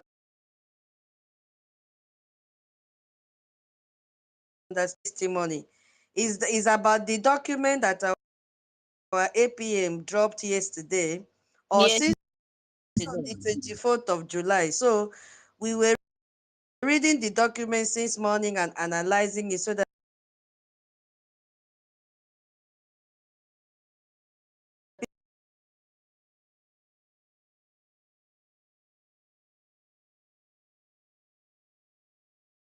okay, go ahead now. Thank you. Yeah. yes, because I want to talk about that. And that is why I don't have much to say. Of course, we are winning. I always, because our APM is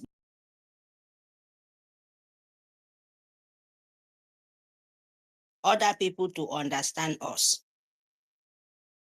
And why are we winning? Because we need money. Yes.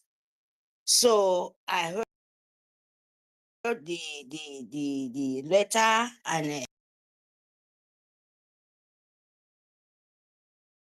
and you will not be winning. If not that, you will be crying. And why am I saying that? Because you know the reason how to get freedom, what it means. By you letting into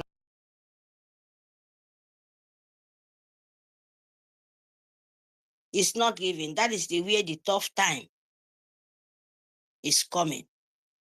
So you're winning because of our APM. You're not listening of what other people said. Believe fighting how you to restore your land.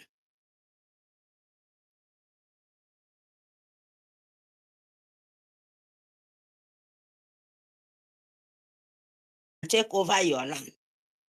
So what am I mean is that the history, because now we have to tell our own history, not the way of like now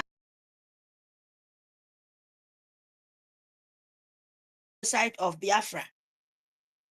Why you're winning because of they did not understand that our APM will come out and pick the mantle and further.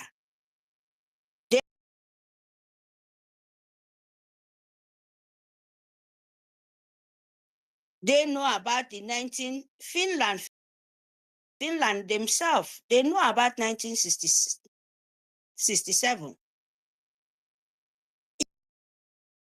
Even in our own national anthem, we share the same thing. Even our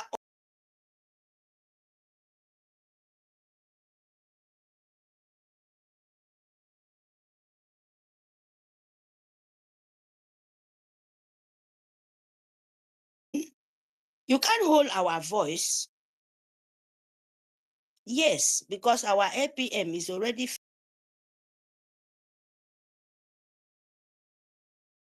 where you try to shut up our mouth up because you do. What we did, you did the same thing. The war, you fight it. But our own is more brutal like yours.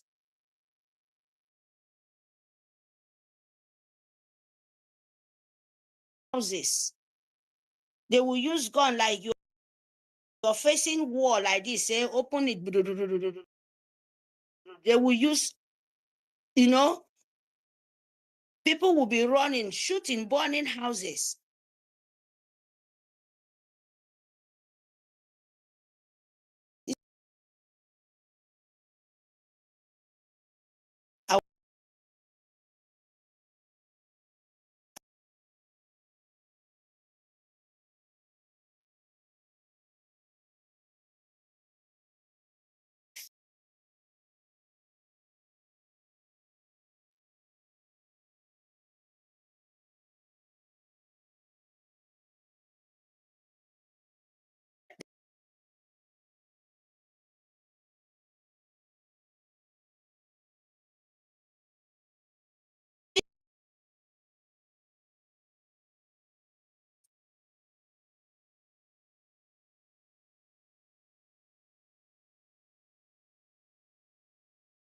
win, you can't stop us. If matter of said maybe you hold our APM, no, you can't stop Biafra. Because that is why we say to Biafrans, you have to come out and fund your liberation, fund your deconnection, fund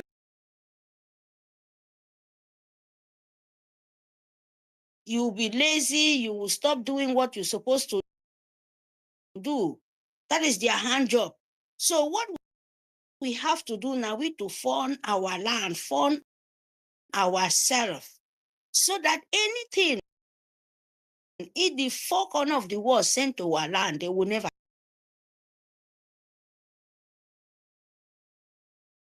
It did not stop there. You call, say, you invite our our PM.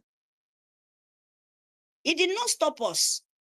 Nigeria are still killing in different kind of corner of Nigeria.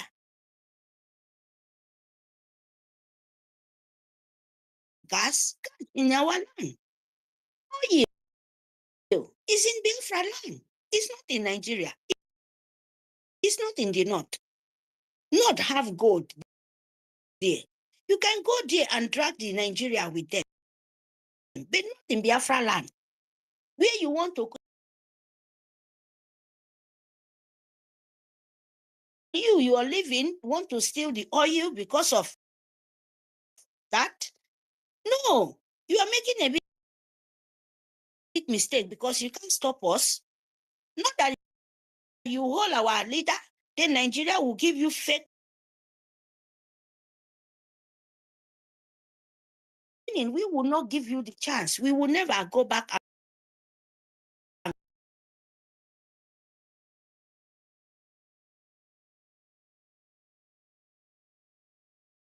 on your own recoordination, because our APM is not what they think. They think it was quiet.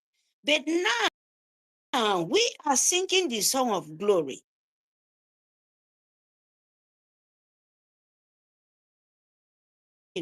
We to give us mind to we to fund. Continue. Because when you fund, you're giving our APM the strength and the heart to him to continue that you are serious, because him is 247.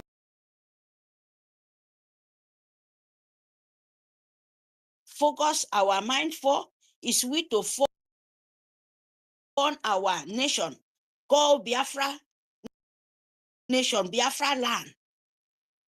Government, the public government in exile, and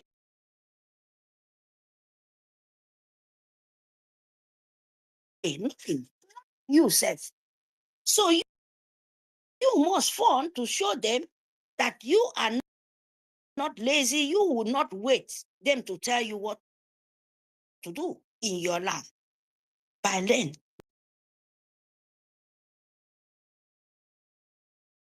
country, there is no nation in this world where their soldiers will come out and open fire in the blood they light, killing their own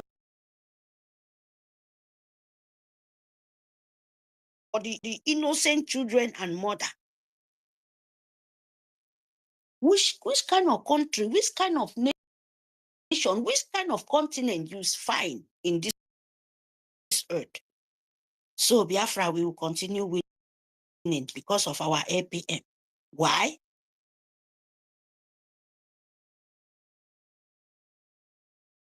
Through government terrorists to continue pour innocent blood in our land anymore. So the area is best for international world.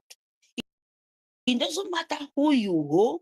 It doesn't matter anybody you would, try to,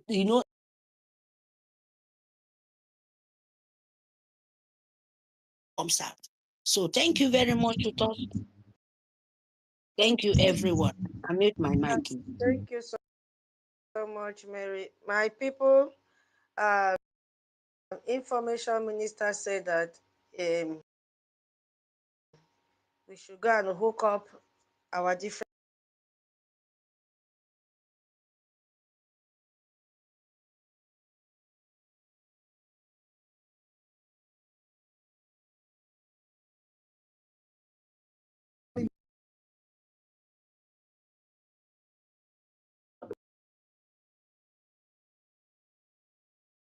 that. I think Batu is the next one, right? Yeah, it's the number. Baba hardcore, go ahead. Sorry, my sister. I'm engaged right now. I wanted to make use of the little time I had then. Okay. Okay. I'll be free with what I'm doing soon. I will be with.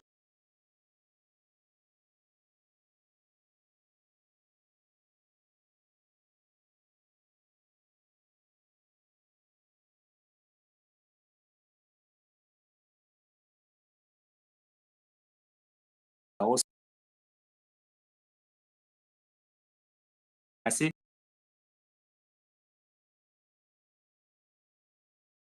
them the infantry. What really gave them the, the conclusion that even though they knew that this thing that they are about to do is wrong, because I told us before, how many of us could remember early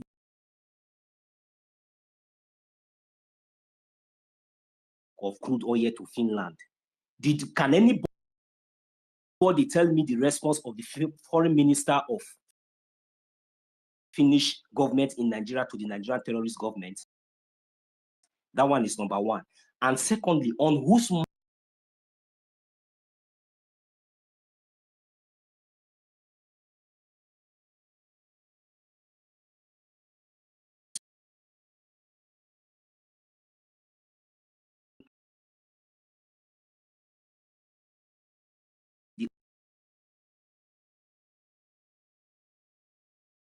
let me answer the question, or if anybody can answer, I will still mute my mic and let that person. Okay, Auntie Tuto, your hand is up. Yeah, I just want to say what I know.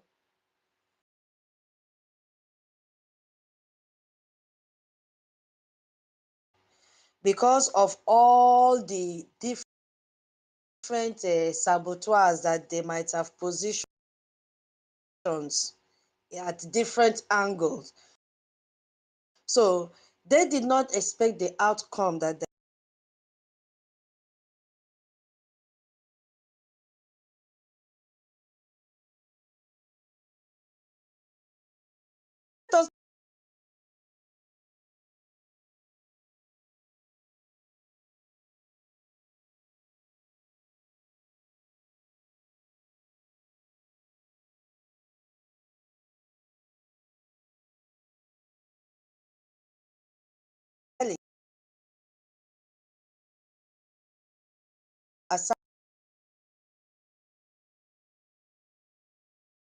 immediately, the first thing was for them to stop.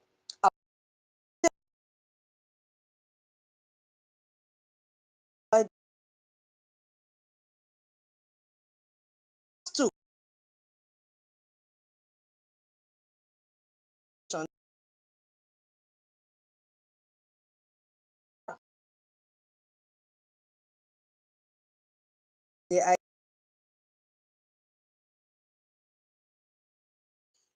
the freedom of Biafra is only in his hands, which is a fat lie. He's just an individual, irrespective of the fact that he is our PM. So if we needed freedom, and the game she was playing with Uche, that was faction one. Let us not forget that other remnants that remained were